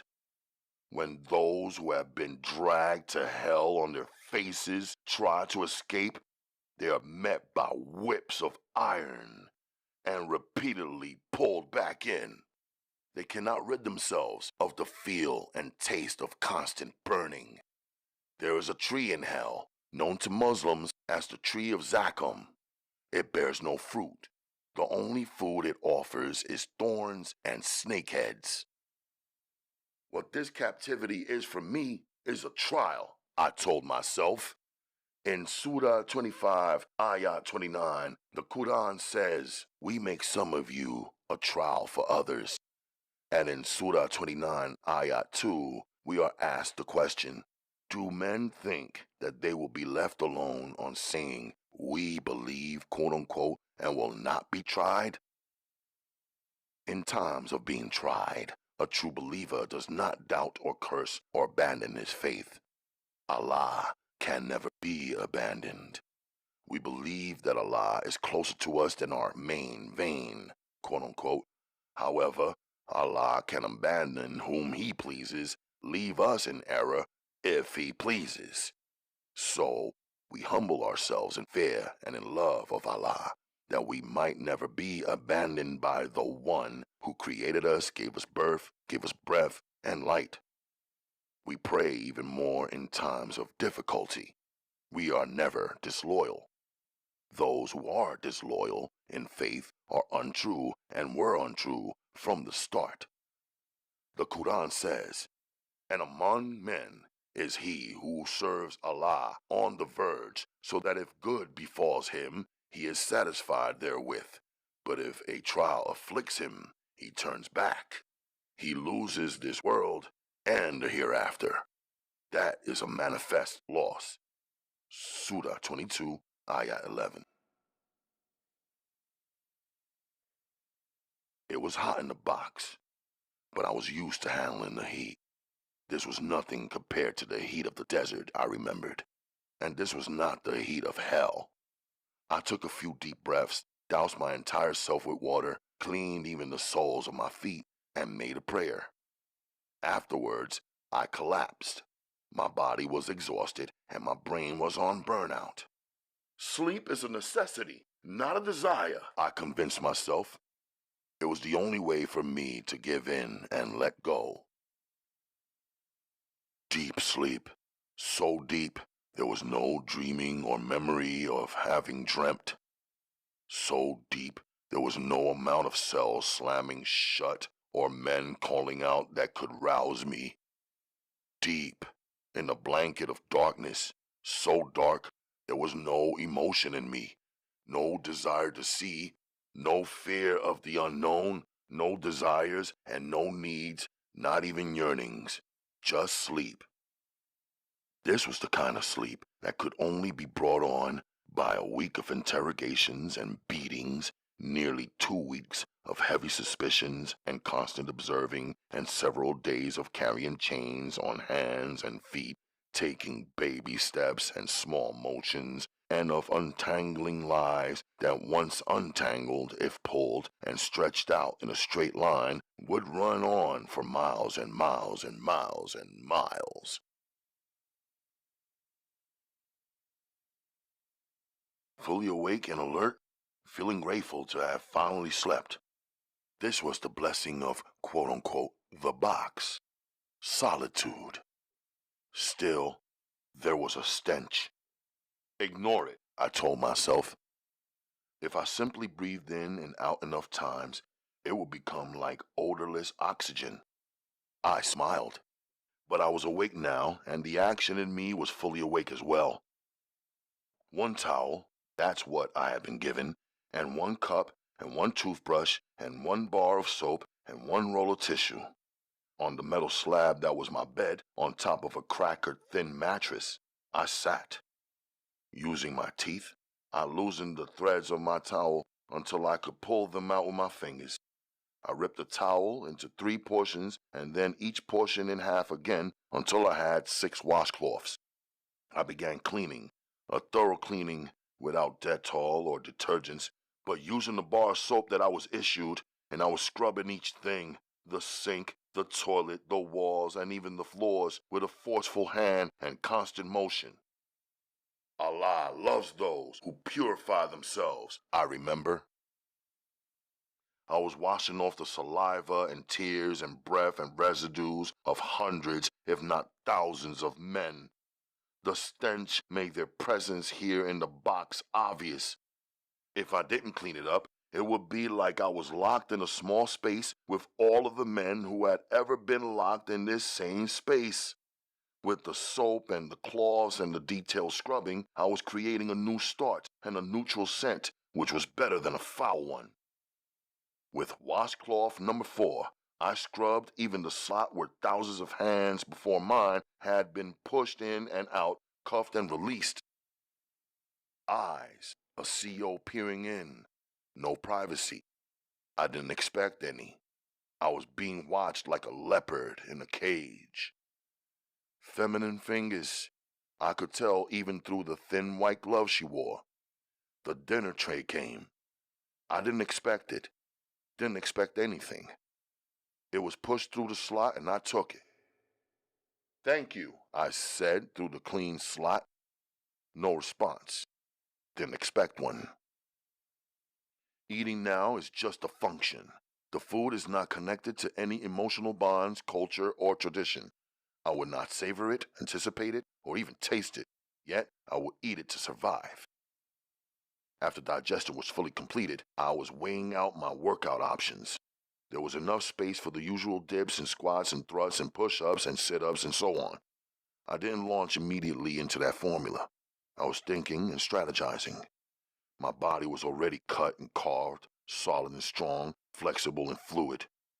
Up against a wall of men, I realized that my most lethal weapon was my martial arts techniques. The Asian fighting arts were all about the art of the empty hands. Hands without guns, and sometimes without even poles or sticks or knives. And in learning those techniques, we are trained to fight more than one man at a time, sometimes 5, sometimes 10, sometimes 15. But there's a difference between men poised to engage in hand-to-hand and a mob like the riot that landed me in the box. The dilemma is that as a ninjutsu warrior, I am trained in the art of the kill. I can have an opponent that is a foot taller than me or a half foot wider than me, like some of these dudes up in here. I can have a rival who is a wall of muscle. Still, I could kill him through the technique of attacking his pressure points, joints, or his eyes, or simply and swiftly catching them at the right angle, punching his flesh inside of his body, and snatching back his organs. We are not trained in the half-kill, quote-unquote. We are not defensive fighters. We are not martial arts exhibitionists or dancers. There's no cute choreography. We aim to eliminate swiftly and to not leave a trace. I did not come here, however, to kill. I came here to serve my time until I am sentenced and sent elsewhere to serve more time, hopefully an amount of time comparable to the valuelessness of the deceased. The trick question, or the trick situation for me, then, is how can I serve my time without accumulating more time by eliminating enemies that simply appeared right in my face for no right reason when I get back into population after my 90 days in the box? Don't overthink it, I told myself. I'd opt to change out of my street clothes and into the Department of Corrections issue top and bottoms. While alone, I'd shadow fight, sharpening my techniques and accuracy, movement and speed, kicks and leaps. While getting deep into the sparring, my peripheral vision was catching glimpses of eyes peering into my cell. Soon as I noticed this, I broke my momentum, not wanting to display my level to the officers for any reason or to anyone who might be collecting information for my still open case. I'm not under any impression that I know what side anyone I come across is on. They're all strangers to me. Give them a few minutes and something they say or do will reveal their hand.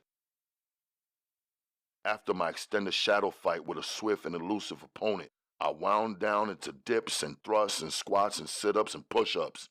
Then I lay on the floor, looking up at the rule book I had been given for this place. It was the only book I had so far. Should I read it when it was already crystal clear that no one on Rikers Island was following any rules anyway? Not the inmates or the keepers? I sat up and cracked it open. It was better for me to learn their official policy than to not learn it.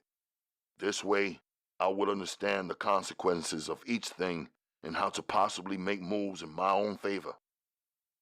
An inmate shall obey all orders of Department of Corrections officers, personnel, and staff at all times and without argument.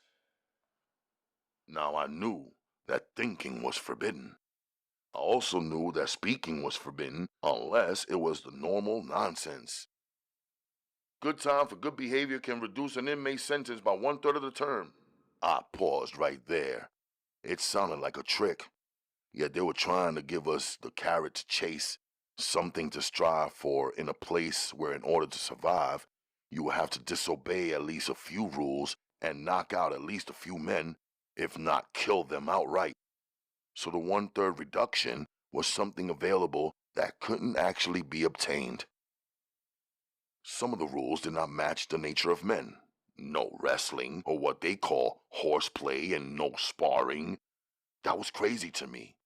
It actually meant that if we were fighting one another, it better be for real, and not because we were young men who were captives, rivals, or friends just doing what was normal for us to do.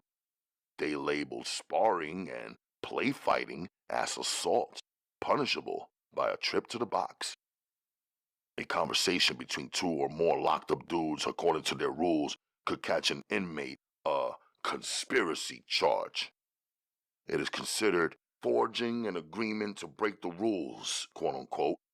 So extreme, even if an inmate gives another inmate something, quote unquote, with the intent to influence the person or benefit himself in any way, it's labeled bribery.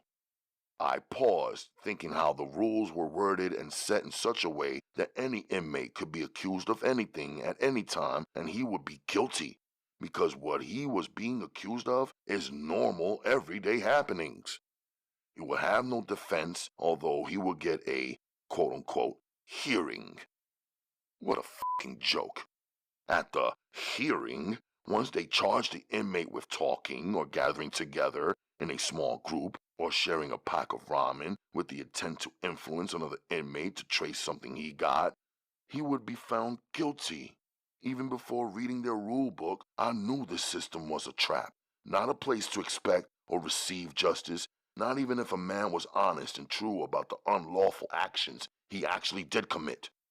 Not even if a man simply wanted to do what the facility was built for, service time and nothing extra. As a businessman, I understood this hustle. Each inmate was a quote-unquote captive consumer. Out in the world, businessmen had to attract the customer by having an excellent product, or a very accessible product, or a very useful or popular, well-advertised product, or a fairly priced, affordable necessity product. But in here, according to their rule book, everything an inmate buys must be purchased from the Department of Corrections commissary. If an inmate buys or shares or trades anything, it is a violation that comes with a write-up and a punishment. It is illegal, and the thing that was purchased, shared, or traded, they labeled contraband. If an inmate got 2 Tylenols or Bayer aspirins and he gave one to his man who was sick, that's a violation. They wrote that in their rule book. Crazy. I learned that in here you could buy food. The food is only legal if it is purchased from commissary. The food could only be stored in our cell if it was purchased from commissary. That's a mean hustle, I thought to myself. One supplier providing products, setting prices, and controlling and monopolizing the market, which was definitely not a free market with competition at all. There were other rules, of course, that were even stranger. Reading them typed out in a leaflet let me know what usually goes on in here. Rules like no demonstration, boycotts, or work stoppages, or interrupting the routine in any way. Same as saying, we know we're robbing you and f***ing you over, but just let it happen. They even stated that no inmate can resist any correction officer or DOC staff member. They put in parentheses the word physically, but they already had stated that it was also wrong to resist by talking back. Inmates should not make threats or take hostages. Now, I was laughing to myself. They made the rules so ridiculous and so tight that it must be an everyday reality in here that shit explodes to the riot that I saw or into inmates, quote-unquote, taking hostages. And the last and filthiest rule, one that should never have to be spoken or written down, is no sex between inmates or anyone at Rikers. No exposing your private parts or asking or paying for sex. An all-male facility, I thought to myself. Why the would there be any mention of sex between them? And what of the feminine fingers I saw?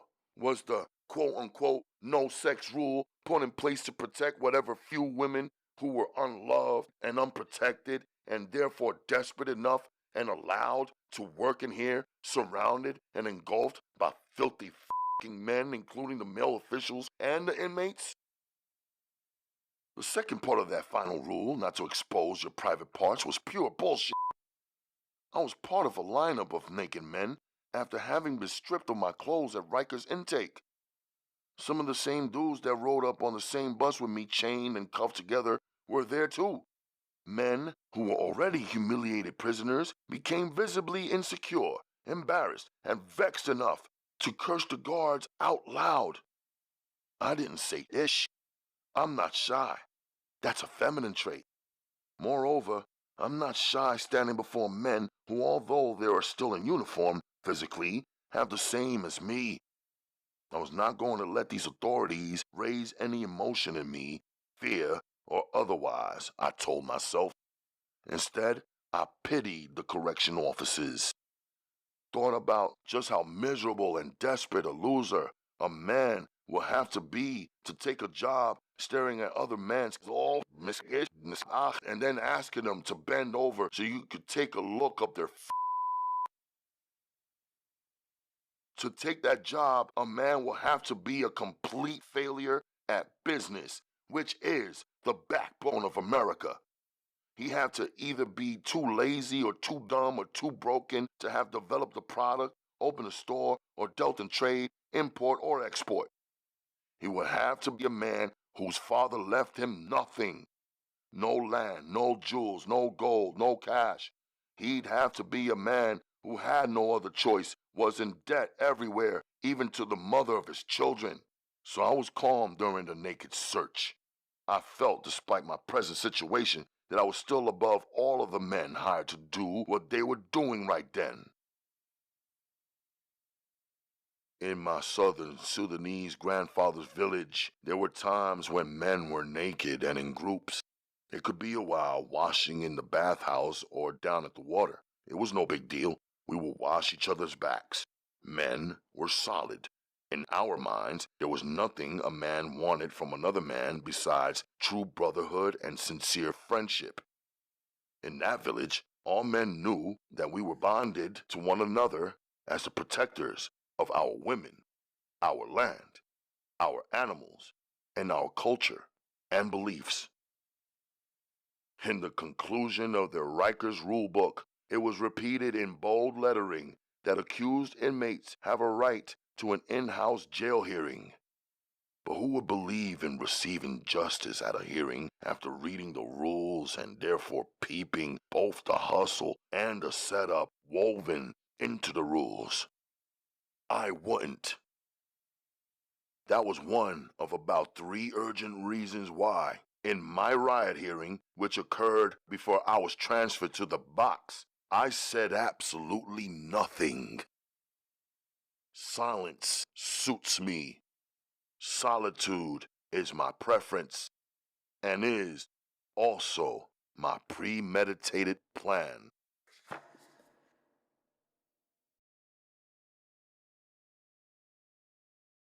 Chapter 17. So which one do you love more, Akemi or Chiesa? Naja asked me. We were standing outside our new home in Queens at her bus stop, waiting for the green minibus that picks her up and takes her to Khadijah's Islamic School for Girls, where she just completed 3rd grade and was now beginning her summer session. It's not a competition, I said calmly, looking down the block for her bus. I didn't say it was, she replied playfully. But everyone has favorites, even Uma, she said, catching my full attention. Did Uma say that she likes one of my wives more than the other? I asked. Nope, she didn't. But you are Uma's favorite. She loves you more than she loves me, she answered with a seriousness searching me for a real reaction. Sounds untrue. Don't feel like that. I hugged her with one arm around her shoulder. I'm older. Uma has known me for more years. I'm a son, so I am responsible for a lot more, I reasoned with her. She stood staring up and into my eyes, her little bronze face framed by her pale pink hijab. You know Uma loves you. If she heard what you were saying right now, she would feel disappointed, I cautioned her without a scolding tone. I know she loves me, Naja said confidently, pulling back her little shoulders in a proud little girl stance. just like I know she loves you more. She laughed, feeling like she had won. You even said it yourself. You said Uma knows you more and that you are responsible for more. You used the word more 2 times, so you agree with me. Your bus is coming, I pointed. So which one is it? I know you love both of your wives, but which one do you love more? She was determined. Assalamu alaikum, I greeted the woman who gets off from their bus, guides the children in, and walks back up the few steps right behind them. Wa alaikum salam, brother. She responded pleasantly to me.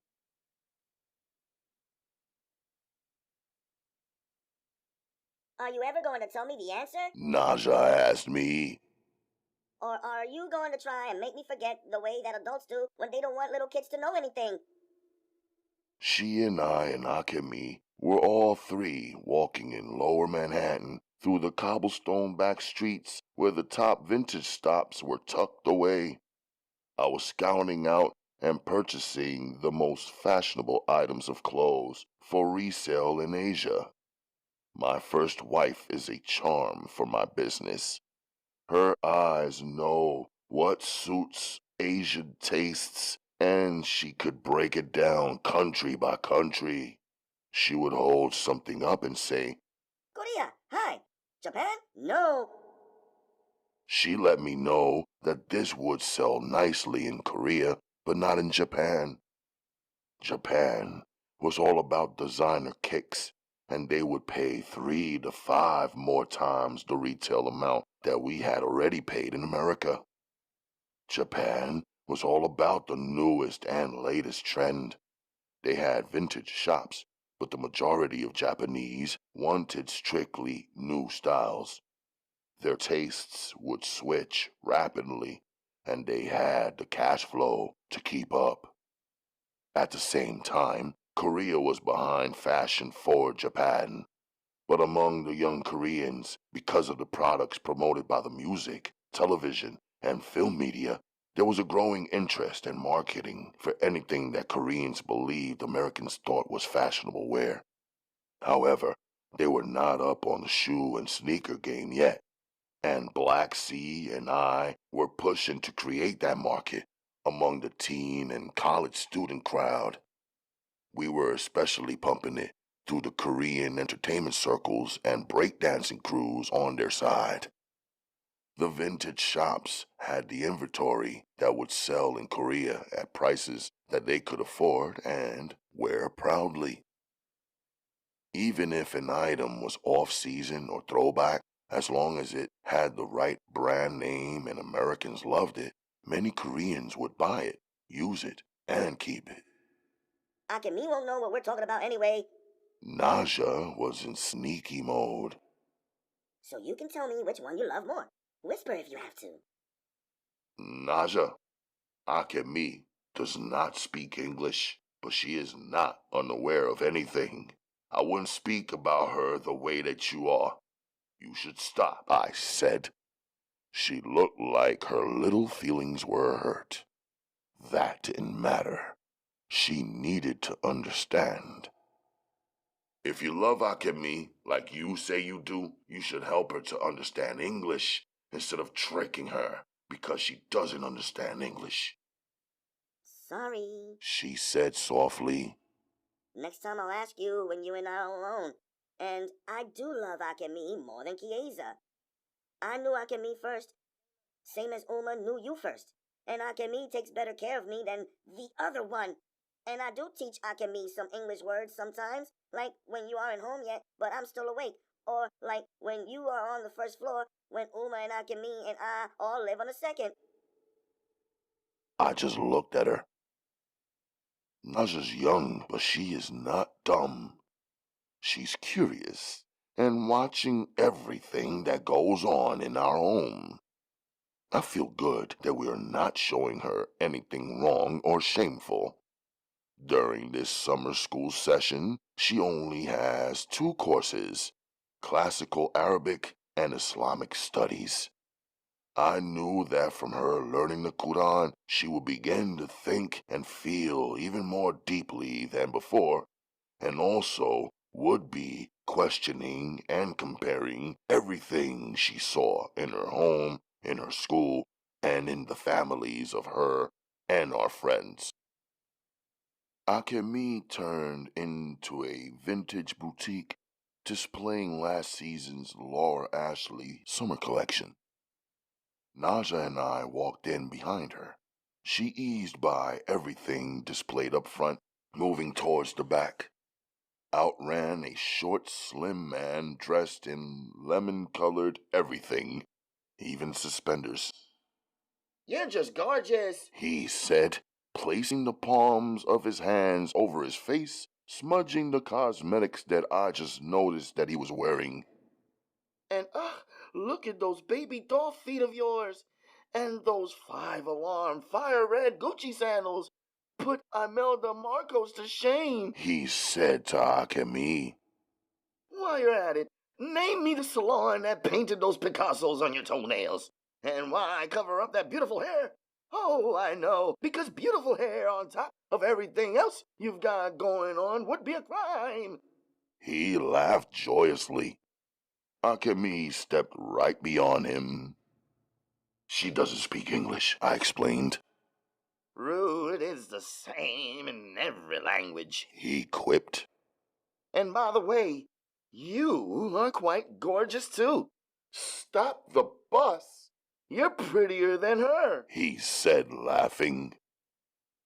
I thought he had a mental illness, but in business, I've learned to interact with all types of characters until whatever deal I'm seeking is complete. He wasn't hurting nothing. Akemi waved in and out of the tables where wooden boxes were piled high with choices. She arrived at a back rack. Then I saw what she saw.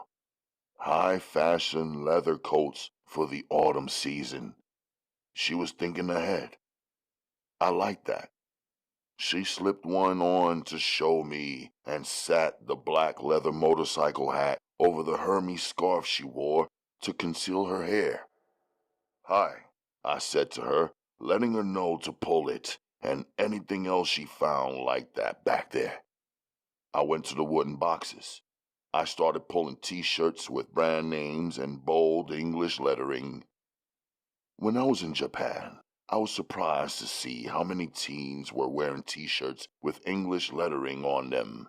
The illest thing, though, was that they would be bootleg with letters that didn't spell a word or had a sentence that didn't make sense. The fashion for them was only the English lettering, I found out. So the English letter t-shirts that had the Coca-Cola brand stamped on them, or Nike, or Reebok, or even Nintendo, I pulled all of them. I thought it was crazy. They manufacture all of that over there, but would pay top dollar to buy it back in the form of fashion. Akemi is super pretty, Naja said. Now we were in a nearby ice cream parlor that both Akemi and Naja could not resist. While I was weighed down with bags, Akemi pointed to the toppings she wanted on her sundae. Yes, she is, I agreed. She has nice eyes, and her hair is long and perfect. Remember when she cut it? And now look, it grew back even longer. I want my hair to be styled the same as hers. Naja said softly, like she was making a wish. But Uma said no. Uma says I am too young to go to the beauty parlor. Whatever Uma says is what you should do always, I assured my little sister. Akemi does not treat me like a baby. She boasted. And she shares. Shares what? I asked. Well, she shares you, first of all, and She continued. she shares her lotions and creams with me. And she painted my face once. That was the best. And when I took a pair of her pretty heels out of her closet and put them on, I fell. Akemi picked me up. Then she showed me how to walk in heels until I got it right. And she even put a book on my head. I had to learn to walk in the heels without the book falling off. That was fun. She said excitedly. Akemi's bedroom is the only place where you could walk in heels with a book on your head or not, I said solemnly. I know, She said, shrugging her little shoulders. Our workshop is in the basement of our queen's home. Initially, I thought it would be my space. In the interest of our varied family business, I opted to make it a place where each of us could organize whatever we were working on. I used a small corner table to take inventory of the items I had purchased and would be sending overseas. On the large table where Uma had her Uma design sewing machine and supplies, as well as a clean and smooth surface for measuring and cutting fabrics, she and Chiesa and Akemi sat. Naja considered herself a helper. She shuttled back and forth on any given night, choosing who she was going to work with on a whim. Akemi and Chiesa were flowing in rapid, fluent, soft-spoken Japanese. Chiesa was describing to Akemi exactly how she wanted her clothing customized. Akemi was listening and imagining and sketching all at once the design that Chiesa was requesting. She would pause after a while and show the drawing to Chiesa for her approval or changes. Uma would then create a pattern for the design that Akemi sketched. Chiesa would choose her fabrics and Uma would make the new wardrobe. Once Uma had the pattern mastered, she could make those designs for sale to any customer if she chose to do so. Naja was looking over the shoulders of my two wives as they worked. Why do you want so many pockets? She asked Chiesa. Pockets are for holding in place whatever I am carrying. But why are you asking Uma to put your pockets on the inside of the skirt instead of on the outside, like everybody else's? Naja asked Chiesa, as she also began leaning on Akemi's shoulder. I like to keep my hands free. Chiesa said patiently. And we are women. Sometimes we don't want everyone to know what we are carrying in our pockets. I have a quarter. Naja said, pulling it out from her jeans pocket. No one knew I had that in my pocket. True. Chiesa said. But a quarter is a small coin. A bigger item might make an impression in the pocket. Then some stranger could tell what it is. Then you should carry a pocketbook like Akemi. Her pocketbooks are beautiful, and she has a different one for every dress or outfit she wears, and even matches them with her pretty shoes. Naja said, with one hand on her hip now. Chiesa could feel what Naja wanted her to feel, I could tell. Yet Chiesa was calm and cool and much more clever than my little sister, of course. Naja, do you know any other little girl who is just like you? She asked. Not exactly. Naja said. Perhaps not even close, right? Nope. Naja said proudly. Right, because every girl and every woman is unique. There must be things about you, Naja, that are special. Things that you like, or things that you do a certain way, or things that you say that are unlike what anyone else likes or does or says. You do these things your way, not because you are a girl, but because you are Naja. Chiesa said excitedly. Naja was thinking. For once, she did not have the swift comeback. Seconds later, she came up with something. At school, all of us girls dress the same way every day. We all speak in English, while we are each learning to speak Arabic better and better every day. We have the same classes all together, so I don't know. Naja admitted. Maybe we should find out. Chiesa said. Find out what? Find out exactly what makes Naja special, different, and unique from others. Maybe. Naja said. She paused. Then she blurted out to Chiesa. But don't you think that you are a little too special? I mean, you don't eat lamb. Everybody else does. Even girls in my school who came from other places like Saudi Arabia and Malaysia and Nigeria all eat lamb. You don't eat beef. Chiesa interrupted her. I don't eat any four-legged animals. Chiesa condensed it to stop Naja from listing all of the animals in the animal kingdom. That's strange. And every other day, instead of eating 3 meals like everybody else, you only drink juices that only you have to make in your loud juicer. And you eat onions the same like they were apples. Nobody in the world does that. You put coconut oil or olive oil on your skin instead of lotion like all of the ladies do. I saw you soaking your feet in cranberry juice and almost had a heart attack. I thought you were bleeding to death. Naja inhaled. I see you have really been watching me. Chiesa smiled.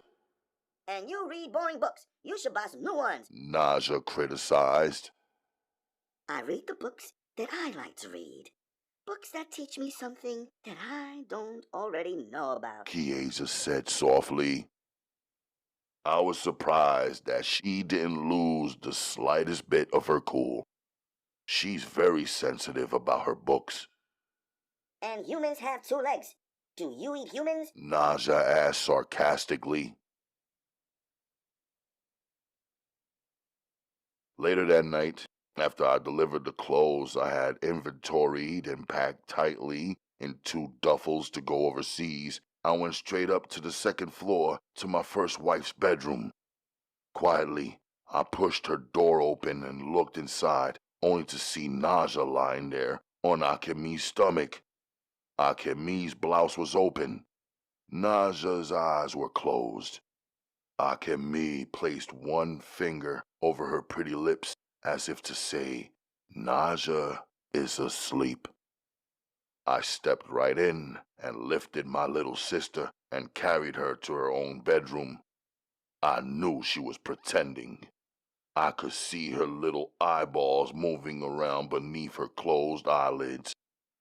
I laid her on her bed, her face landing softly on her pillow.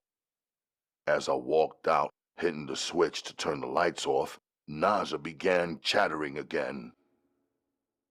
Wait, I have 2 great reasons why you should love Akemi more. She sprung up to the sitting position. Good night, Naja, I said, closing the door. Please listen, She said, with enthusiastic desperation. I stood in the almost shut door, not because I wanted to hear what she had to say, but because I did not want to hurt her little feelings, even though I thought she was heading down a wrong path. 1, remember when we first came to this house? Like before you and Uma even bought it? Naja asked. Of course, I said. Then you'll agree that it was a really stinky, messy place. Akemi changed this whole house and made it the most beautiful home. Not only her bedroom, but every room. She even painted the whole Fatiha on our living room wall. How come she can make the Arabic letters look so perfect when she can't even speak or write in Arabic at all? Naja asked innocently. No one has to convince me about my wife. I chose her. I married her. I love her. Good night, Naja, I said solemnly. And Akemi has 3 hearts. Naja whispered loudly and quickly, holding her 3 fingers in the air and waving them. 3 hearts? I repeated. Yes, I had my face on her tummy. Her skin is so soft. I heard the baby's hearts. They're twins. That's 2. And I heard Akemi's heart beating also. That's 3. I stood in the hallway with her bedroom door now all the way shut. I felt a little tight, and a low-grade anger was building up in me. My head had been business all day and all evening, and business was real good. So I didn't know why I felt stuck the way I did right then. I could see the light glowing from beneath Uma's door. Uma. I knocked lightly just in case she had fallen into sleep. When I heard her reply, I pushed her door open halfway. About Naja, I said. I know. Uma said. I know my daughter has been stirring up a storm in our home. Step in. I can see you have a question. Uma smiled and patted her bedspread, inviting me to sit. Amazed, I loved the way she could possibly know the details of my thoughts and feelings before I expressed them. Uma's bedroom was how I imagined an exclusive spa or club would be, although I had never been to a spa. But people seemed to go there to relax, looking for a clean, good-smelling place to unwind and get massaged. 3 walls, only one with a window, in Uma's room were lined with long, sheer, peach-colored curtains, which she kept open or closed based on her feeling. The moon pouring through the peach fabric would cast beams of colored light, creating the illusion of stars indoors. The 4th wall had wall-to-wall, floor-to-ceiling decorative wooden racks that held 20 test tube-sized designer glass vials in a row and 20 shelves of rows of elixirs of perfumes and oils and treatments that were packaged and sold. The natural scents created a scent that was pleasing and clean when you inhaled. She did not have or want a television, opting for radio, which she had set on her favorite stations. The satin summer quilt that she made and pillows from an array of fabrics made her bed seem incredibly comfortable. Rather than get lost in Uma's atmosphere, her warm smile, or my admiration for her, I opted to sit on her floor and listen carefully to whatever advice she could offer. Do you think it matters if a man loves his wives 50-50 or not? I asked her. She paused in thought. 50-50. She said, with a soft confidence. Or any definite percentage would be impossible, I believe. And a 50-50 portion of your true love to each of your wives is not required in Islam. It is required that a man treat them fairly, because of course the heart and love itself cannot be controlled or legislated by anyone else. Allah created each of us that way. Even you yourself cannot demand that your own heart obey you. You can want it to, you can ask it to, but in the end, the heart feels as it feels and does as it does, She said softly, and then smiled like she somehow could see directly into my thoughts, feelings, and concerns. Your father, before we were married, had once said something to me that I had never considered in my own thoughts. I was young and in love with him, and I listened and hung on to his every word, and he also clung to mine. As you know, I am from the north of Sudan, and your father is from the south. He loved my talks to him about the Quran and my beliefs. I loved his talks to me about his childhood and growing up in the south and their beliefs. Well, your father said that being in love is not necessary to marry. Uma recalled with a melancholy smile. She had mentioned my father. She had my full attention. I raised my head to look into her eyes, not wanting her thoughts of my father and his not being here to cause her to cry. I said to your father that of course love is so necessary for marriage. Then I asked him, if I did not love you so deeply, what would be left over between us? Uma said, and I smiled. I liked her question. Your father answered my question with a question. She explained. He said, Sana, do you think every woman has the same kind of heart as yours? Do you think that each woman can love so deeply as you do? I smiled. I liked my father's questions also. Some women want to marry with me because they think my father is a great man and they want to give birth to one of my father's grandchildren. Uma imitated the rhythm of my father's voice while speaking his words. your father told me that I really laughed a lot at the idea. Some women want to marry me because of the amount of land I have and the size of the house I will build for her. One woman wants to marry me because I have traveled outside of the village and she dreams of one day traveling the world with me. One woman wants to marry because her father is the chief and her father wants me to work for him. If his daughter is able to marry me, he promises her great wealth in exchange for bringing him the golden son-in-law, and even greater wealth than I myself can provide. He explained. What did you say? I asked Uma. It is what he said that matters. He said that he believes that marriage is a choice that a man and woman both make without force, and that was all that was necessary.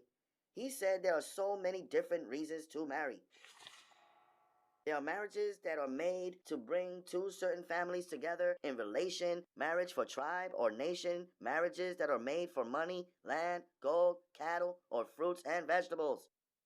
There are marriages that are made because a man took an oath to protect his brother or his friend's wife in the case that their soul returned to Allah and that woman and her children became widowed and alone. And even marriages that are made out of pure compassion. Uma explained. What about love? That's when I asked your father at that point. He said to me, The same I just gave you a short list of reasons that two people want to marry one another. Love is another reason on that list.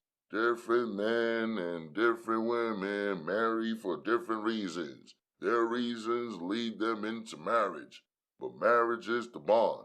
The reason is not as important as the bond. Bonds should never ever be taken as a trifle or lightly and easy to break or throw aside or away. That is why a man and a woman should clearly know each other of their reasons for wanting to marry before forming that sacred bond. And what did you think about his words? I asked. honestly, after he told me all of the different reasons that different women and either their fathers or mothers or families or tribes wanted him as their son-in-law, I had counted about 13 women all desiring to be his wife. Even though I felt I knew, I wanted to know what kind of marriage he believed he would have with me. What was his reason to form our bond? Did you ask him? Of course.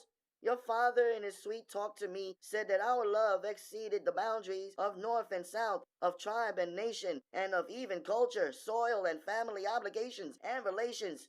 He said that his marriage to me would be a marriage of the heart. He told me that I gave him Islam, and that he gave me his heart, and that we then shared the greatest love that could exist on the planet Earth. Did you believe his words? Or does a woman worry about comparing what type of bond a man has with his other wives and what each woman is receiving from the same man? I asked my Uma. She smiled like the sun. What woman can hear such lovely words and not believe? She laughed. I believed him. We agreed to marry despite all of the opposition and challenges presented to our love and union. Your father chose me as his first wife. I knew there would be two others. I knew that his union and reasons to be with them were different, but that his bond with them and with me was the same. He gave each of us his word. His word was his bond. I did not worry at all about trying to figure out the percentages of his love. His love felt real to me every day, whether he was with me or elsewhere. His love feels real to me even now. I did not feel cheated when he provided for them or spent time with either of them. I accepted them as co-wives and as family. I love him, so I love all that comes with loving him. Uma's words silenced me, and for some moments she had even silenced herself. I agree with Naja. Your second wife is a bit complicated. Uma suddenly said to me, and my jaw tightened. Yet she is quite heavenly, She added. My tightened jaw began to ease.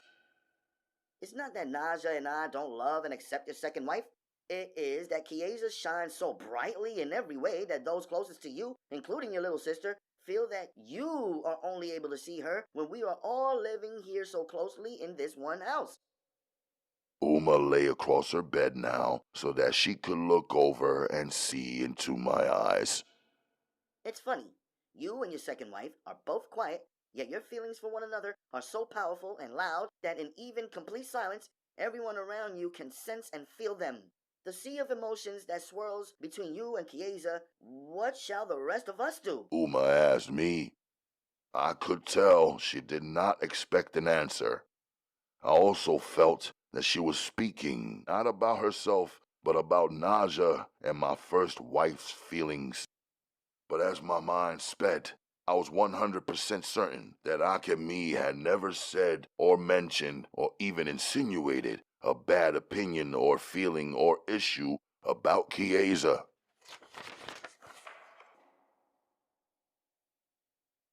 Not to worry too much. I have never seen you doing anything haram. You have treated your first wife with an intensity and tenderness and with great attention and affection. You have provided for her, protected her, and it is so obvious that you love her. I did not have a response. I never acknowledged or confirmed what Uma believed she had observed between Chiesa and me was accurate. I stood up. Shukran was all I could muster, thanking her in Arabic. Afwan. Uma said, Arabic, for you're welcome. I liked that she only said that one word and did not ask me to speak on the feelings of my heart when it came to my wives. Don't be too disappointed in your little sister. She's so young. It's easy for someone to pull her strings like a puppet, especially if you and I don't set her straight. Uma said oddly. My hand was on a doorknob poised to leave. My back was to my mother. I didn't move, still listening. It's not the first or the second wife pulling the strings. It's the one who feels left out and unloved. When a woman feels that way, she will draw closer and closer to the mother and siblings of the man she loves, even as he keeps his distance from her. Then I knew Sudana was the one dropping these thoughts and suggestions into my little sister's head and heart.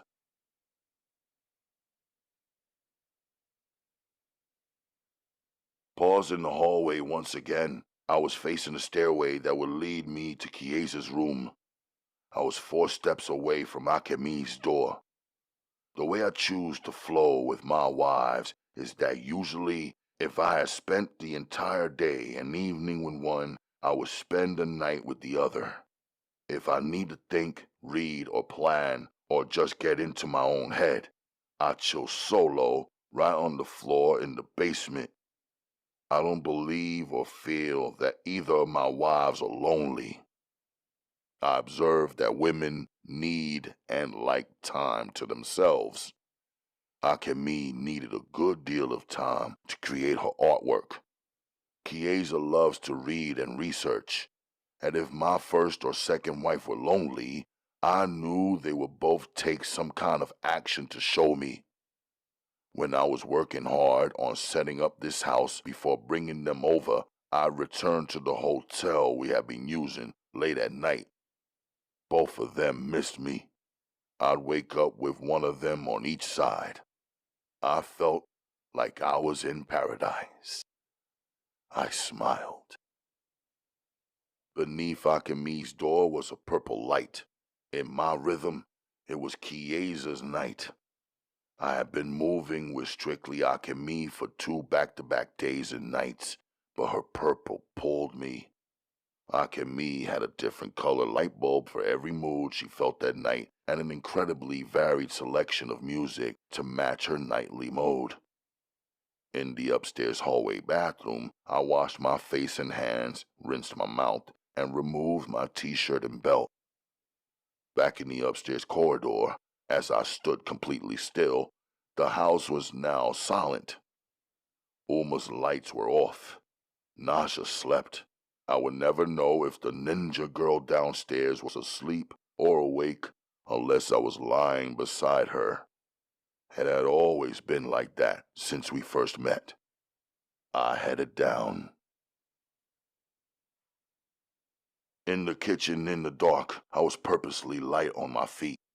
I lifted a clay dish from the cabinet that was filled with clean dishes without clanking it or making even one sound. Gently, I pulled open the refrigerator. I did a good job, but the appliance betrayed me and began humming. Hurrying, I assembled some foods on a dish and grabbed a couple of glasses. When I pushed open her bedroom door, Akemi was in the midst of a yoga workout, the wicked scorpion pose. Topless, she had on only her black satin panties. Her arms were on the floor, holding up the rest of her body. Her legs were curved over her head and dangling with the exact fluid look and feeling and manner in which a scorpion tail is shaped. She didn't move out of the posture or even glance my way. That's how she communicates instead of speaking. I placed the dish on a small wooden tray stand where she kept a pitcher of fresh water each night. As I stepped out of my jeans and shorts, I asked, Akemi, are you hungry? Sukoshi. She said softly, meaning a little. Akemi, why do you have my babies hanging upside down? Nani? She said, meaning, what? Akemi, do you love me? Naja. She said, meaning a lot. I lay down beneath her, breaking her pose on purpose. She tried to ignore me and hold it. I saw her concealing her smile, but when I raised my lips, the good feeling caused her scorpion curve to unravel, and she was then lying flat on my chest. Were you busy? Did I interrupt you? I kissed her. Are you hot? I began pouring the water from the pitcher all over her body, which was already moist from her workout. She rolled off, laughing, but lay on her back so I could wet her breasts and belly. I poured the rest on her and moved the moisture around with my hand, massaging her. I put honey from the dish in her. She put one finger on her, swiped up the honey, and pushed her hands in at her house and rubbing the honey. She wanted me to head her. I was doing his own pose. I was seeing at her and using them to rope her over. She was on top. I was without my furniture. She raised up and threw her head back, but her hips were still swiveling, and I was still turning the show. We changed positions. Face to face, we were sitting and f***ing. She moaned. I pushed my finger in her mouth, the one with the honey on it. She sucked it, a sensuous, quieter sound as we bounced in the room next door to Uma. When she did a lobster grip, hugging me tight as she could, scratching up my back and purring in my ear while I was sucking her neck. She was sitting on my shoulders now, her pretty feet each pressed against one of my thighs, her purple Picasso nail design glowing in her lovely purple light. She leaned forward, her long black hair flowing in my face. She began speaking to me softly and slowly, as though in conversation. Not in Japanese, but in Korean, the beautiful musical language that was itself like a moaning. I was listening to every word, understanding none, but knowing this was some sweet talk she was saying. I flipped her over with one arm, caught and held her with the other. Let's eat, I told her. She smiled. She wanted me to. I gave her a caramel instead, my answer to her sweet talk, and her sweet's cravings. Our mouths tugged over one piece of sushi. We were laughing and spilling rice on the wooden floor where it was already wet and slippery. Last thing I saw, a view from her bedroom floor, was her exotic fish, beautiful designs that Allah created, already glowing and swimming in the lighted water. Her purple light made them look more amazing. I remembered buying her that huge tank and walking from place to place as she said no to hundreds of fish and would find just one here and just one there and another eventually until she had the most beautiful collection of living sea creatures. Everything Akemi did looked beautiful, and that was very sexy to me. Before dawn, my eyes opened. Akemi and I had fallen asleep on the floor. She still held my hands all as she slept. It had been like that with each night that we shared.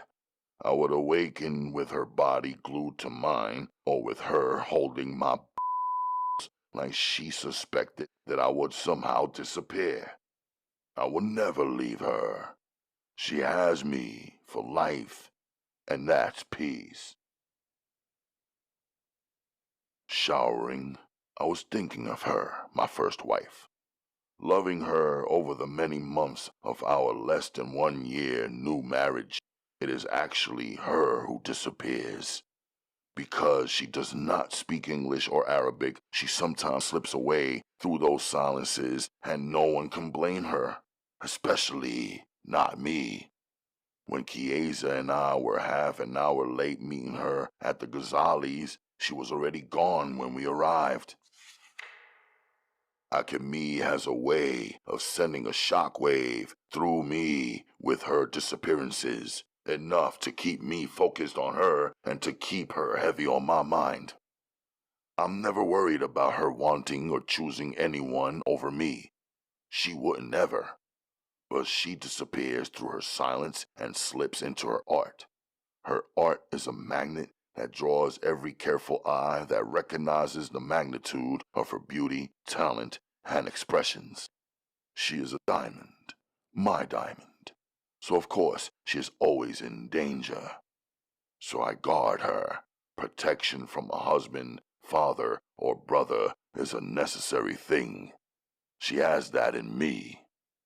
What she doesn't have yet is faith. She sleeps through the prayers and doesn't pray when she's awake. There is no sign of her worshiping anyone but me. To be without spiritual protection is a highly vulnerable and lonely position, no matter how much your man stands beside you. Only Allah can be everywhere at the same time. Still, there is no compulsion in Islam. I don't force her. My prayer is that she will come along naturally on her own schedule, using her own feeling, thoughts, and will. I am 100% certain, however, that she desires our children to be the same as me. They will be born Muslim and will certainly be raised into the faith, inshallah. Dressed, I checked Uma before going downstairs to make prayer. She was not in her bedroom. Naja was not in her bedroom either. Downstairs, Chiesa was not in her bedroom. I jumped into my kicks and pulled the front door open. It was unlocked, so I knew they went through that door. As soon as I stepped out, I saw Uma sitting on our front steps. She greeted me with a silent smile. I gave her a puzzled look. She pointed to the right. I looked. Chiesa and Naja were jogging in the dark, heading up the block towards our house. Come on, don't stop. Don't slow down. You can do it. Chiesa was looking back, cheering Naja on to catch up with her. Ohio gozaimasu. Chiesa called out, waving and running towards Uma and me. Naja finally caught up and was standing there, huffing and puffing, her little brown face covered with sweat. Drop down, Chiesa said. the grass is wet. Naja complained. It's just dew. Chiesa said. It won't hurt you. We're gonna stretch. Naja slumped into the grass. Chiesa led her into some stretches. Uma looked up at me. I looked up at my second wife. All I could do was smile. Salam. Naja said, brushing by Uma and me. She's crazy. She muttered about Chiesa as she went back into the house. Uma followed her in. Are you next? Chiesa asked, her eyes sparkling and her smile bright. I can go for much more. Come on, catch me. She ran off. I chased her. She wasn't jogging no more. She dashed like lightning around the whole block twice. On her third attempt, I sped up and passed her, then spun around and snatched her up and spun her around some more, her heart pounding. You're making me dizzy. That's so unfair. She said, laughing and falling. I grabbed her arm and pinned her against a tree. When it was time for Naja to leave out for her school bus, Chiesa said, I'll take her. I'm going to school with her today anyway. We'll go together. As they walked out the door, Naja gave me a look. I didn't sympathize with her. I thought she should be grateful to have an amazing sister-in-law like Chiesa. Besides, she was getting to leave with my woman, who I was planning to take out with me for the day. Chiesa looked back and gave me her look. I gave her mine. Her eyes thanked me. She was always thanking me, as though I was doing her some favor. She gave Naja cucumber juice for breakfast, Uma said, smiling. but she did pack her lunch. Uma was leaning against the kitchen counter. I was just listening. Maybe I'll go exercising with them tomorrow morning. She said, stunning me. Your second wife told Naja, Your hijab is not a prison or an excuse. Go out and live life. Uma recounted. when Naja translated Chiesa's words to me, I felt something in my soul. You chose quite a powerful one. Her love for you is immense, and she is simply heavenly.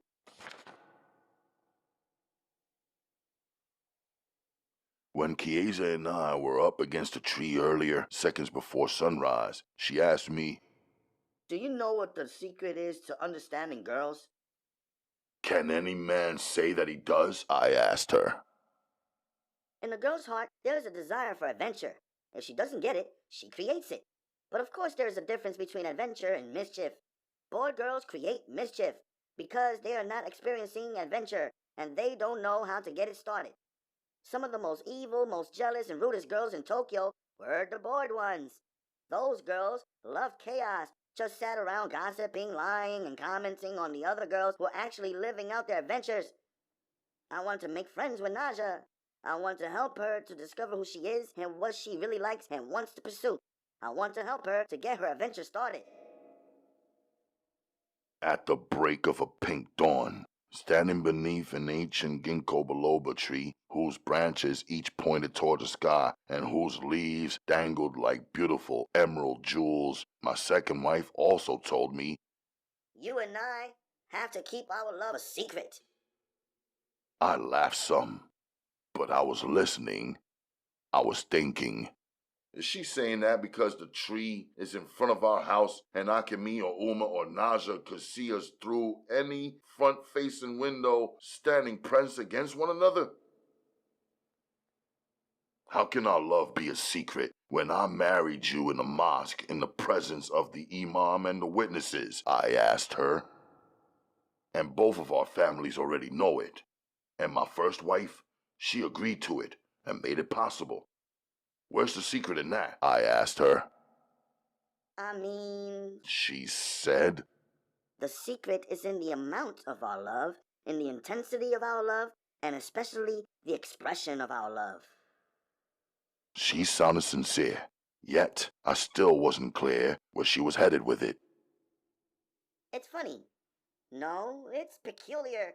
Have you noticed that when two people love each other a lot, it makes the people around them feel bad on the inside? She asked me. I never thought about it.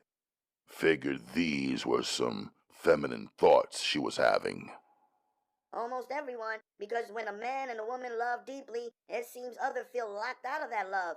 And even if the others are people who the man and woman also love, they still feel cheated. Each person wants the same amount of love, it seems, even when their roles are different. Like Naja, she's your little sister, but because of the intensity of our love, she somehow feels locked out.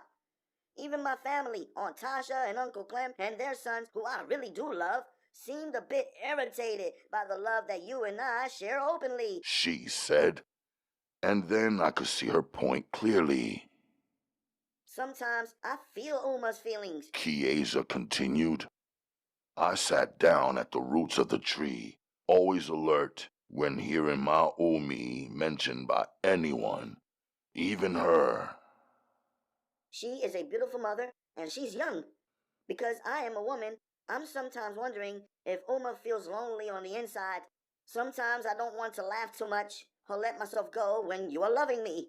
Like when I want to shout out in joy, but I restrain myself because I think Uma might hear. She must miss that feeling so much that your father must have given her. It's impossible not to miss that feeling once you have felt it once. She said. I know. All of this is just a little strange sounding. She said softly.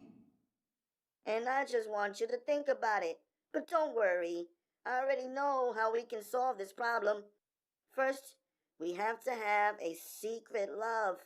Like how the Japanese people conceal their feelings and even manage their facial expressions and gestures and body language. She was looking down towards me. I was looking up towards her. Next, we have to spread our love around more. What? Spread our love around? I cut her off. You want us to hide it and spread it around? I repeated to show her that maybe she was just having one of those emotional confusion days that women have. She laughed. No, I mean yes. We hide ours and we spread more love around to the ones who we love. The ones who feel that you and I or you or I are not loving them enough. Get it? She asked me, smiling. I see, I said. Then when you and I are alone, I mean alone, really just you and I, that's when you'll feel me burst and explode and shout. She jumped up in the air like a cheerleader. Then she dropped down beside where I sat and leaned on me. I leaned on her too. So what are we doing now? I asked her. Are we hiding it, or are we spreading it around? I hugged her. She liked it. She threw her leg over mine. I know it's really hard to hide all of these feelings, isn't it? But I want everyone around us to be as happy as we are and to feel loved enough and comfortable. And if I could conceal all of this love that I have for you and improve the love between us and each of our family members, that would be a really good thing, Ryoshi. She said passionately. Don't hide too much, I told her. or else this hunter will do anything to track you down and drag out whatever you've been hiding that belongs to me. I touched her face. She leapt on me and we fell down, lying on the roots of the tree. We kissed. You making it hard on me, She said. You making it hard for me too, I smiled. In the evening, as Chiesa cleaned the kitchen and Naja helped, I overheard them. Are you planning to go to summer school with me every day? Naja asked her. Why not? My college will not begin until September. Chiesa replied. Yes, but what for? Why are you following me around? Naja asked. Because I'm your sister, and we should at least understand one another. Understand what? Naja asked. Understand who you are, Naja, and who I am as well. You're my brother's second wife. Naja said it like it was an insult. We already know that, but each woman has an identity of her own. I have my own identity and my own reasons. Maybe if you knew my reasons, you might understand me, and then we could love each other more. Chiesa pleaded. Love. I guess we better start off with like. That's probably better. Naja said. Okay. Like. That's just fine. Chiesa said softly. Let's start off with the onions that you asked me about. Yes, eating them like that makes your breath smell. Naja said. Have you ever really smelled my breath? Chiesa asked. Not really. Naja said. It's really nice because I eat healthy. I love onions because they are a powerful vegetable. They are good for your heart, and they cause your hair to grow really nicely. I happen to love them a little more than most people who use them to season foods or thicken soups. Onions make everybody's hair grow? Naja asked curiously. Of course, because onions are good for your heart, and if your heart is good, your blood will circulate nicely. You need great blood circulation for your body to be able to grow nice hair. What about my hair? Do you think it's nice? Akami's is better. Naja said nonchalantly. I used to think so too. Chiesa admitted. But then I realized what a girl thinks about. And also what she thinks about her looks and her hair is what makes her and her hair beautiful. I love my hair now. It's healthy. I keep it moisturized with coconut oil and olive oil. My hair is thick, it's long, and I feel pretty. I think Akemi is beautiful. I don't compare my look to hers though. She's unique and I'm unique. Sounds like you're making a salad on your head. Naja mumbled. Oh, and the not eating four-legged animals, that also helps me to be healthier on the inside. People who eat a lot of meat make themselves heavy, sometimes even sick, and you can smell the meats they eat through their pores when they sweat. Americans eat a lot of meat, so they have to use a lot of deodorant. So it's like they ruin their insides. Then they clog the pores of their skin with a lot of chemical deodorants. I don't want that. Chiesa said thoughtfully. How do you know? Maybe everything you're saying is not all the way right. Naja, I only know what I have learned from people who are older and who have lived longer and have already studied and figured a lot of things out. I am a good student because I really want to learn and because I'm a good listener. I don't always automatically block out everything that I hear. Besides, when I learn something, I experiment and I research it just to double check that it's true. So you think that only old people know everything? Naja asked. I think the wise ones among them know best. But I also learn from young people too, like you and the little girls in your school. I am learning some Arabic words from them and more about Islam. You all were born Muslim, so you've actually been training longer than I have. You should know more. Chiesa admitted. I do know more. Naja mumbled softly. I'm a fighter, Naja. I need to be smart and sharp. I also have to be healthy and light on my feet. And if I don't want to be detected, I don't want the smell of meat oozing from my pores. Chiesa explained. Detected. Naja repeated and then laughed. Is somebody chasing you? She laughed again. No. Chiesa laughed too. Not that I know of, but you never know. I've been training since I was 5 in martial arts. We don't train necessarily because we believe that someone is chasing us. We train because we should, and because we want to be prepared for any and all situations that life might show us. I know you and I are girls, Naja, but I believe that girls should be trained and ready and able to defend themselves. I don't have a big brother like you do, but even if I did, I would still train myself. I asked my brother to teach me how to fly. He didn't. Fly? Chiesa repeated with excitement. Yes, like he does in a dojo. I've been there before. Those guys leap up in the air like they're flying. My sister said with amazement coming into her voice. I can teach you that if you want to learn. I can definitely. Chiesa smiled. I wanted him to teach me. Naja said softly. It's better if a girl teaches you. Why? Because our bodies are made the same way, and we just know more stuff about women than men know. Like what? Naja challenged. Like the reason I soak my feet twice a week in cranberry juice. Oh, that. Naja said, back to sarcasm. In martial arts, we train most often without wearing shoes. We are walking and running, jumping and leaping. Sometimes we are inside of the dojo. A lot of times we are barefoot indoors. That can make the soles of a girl's feet toughen and feel hard. But if you want your feet to be soft feeling and to remove the germs from all of the places where you were barefooted, cranberry juice does that. Chiesa explained. Would you like to see and touch my feet for proof? No! Naja raised her voice and almost dropped the teacup she was drying with the dish towel. But Chiesa caught it. Okay. Chiesa laughed. They're really soft, and I was just joking about you touching my feet. No, you weren't. Naja retorted. And about the books that I read. Chiesa began. That's enough for today. Naja said. I'm going up to my room to do my homework. Now that I know you're going to follow me to my school every day, I have to worry about you telling my brother if I don't complete my assignments. No, I'm not spying or telling on you. I'm just going for a few days each week and to get to know you better. I hope that you'll want to get to know me too.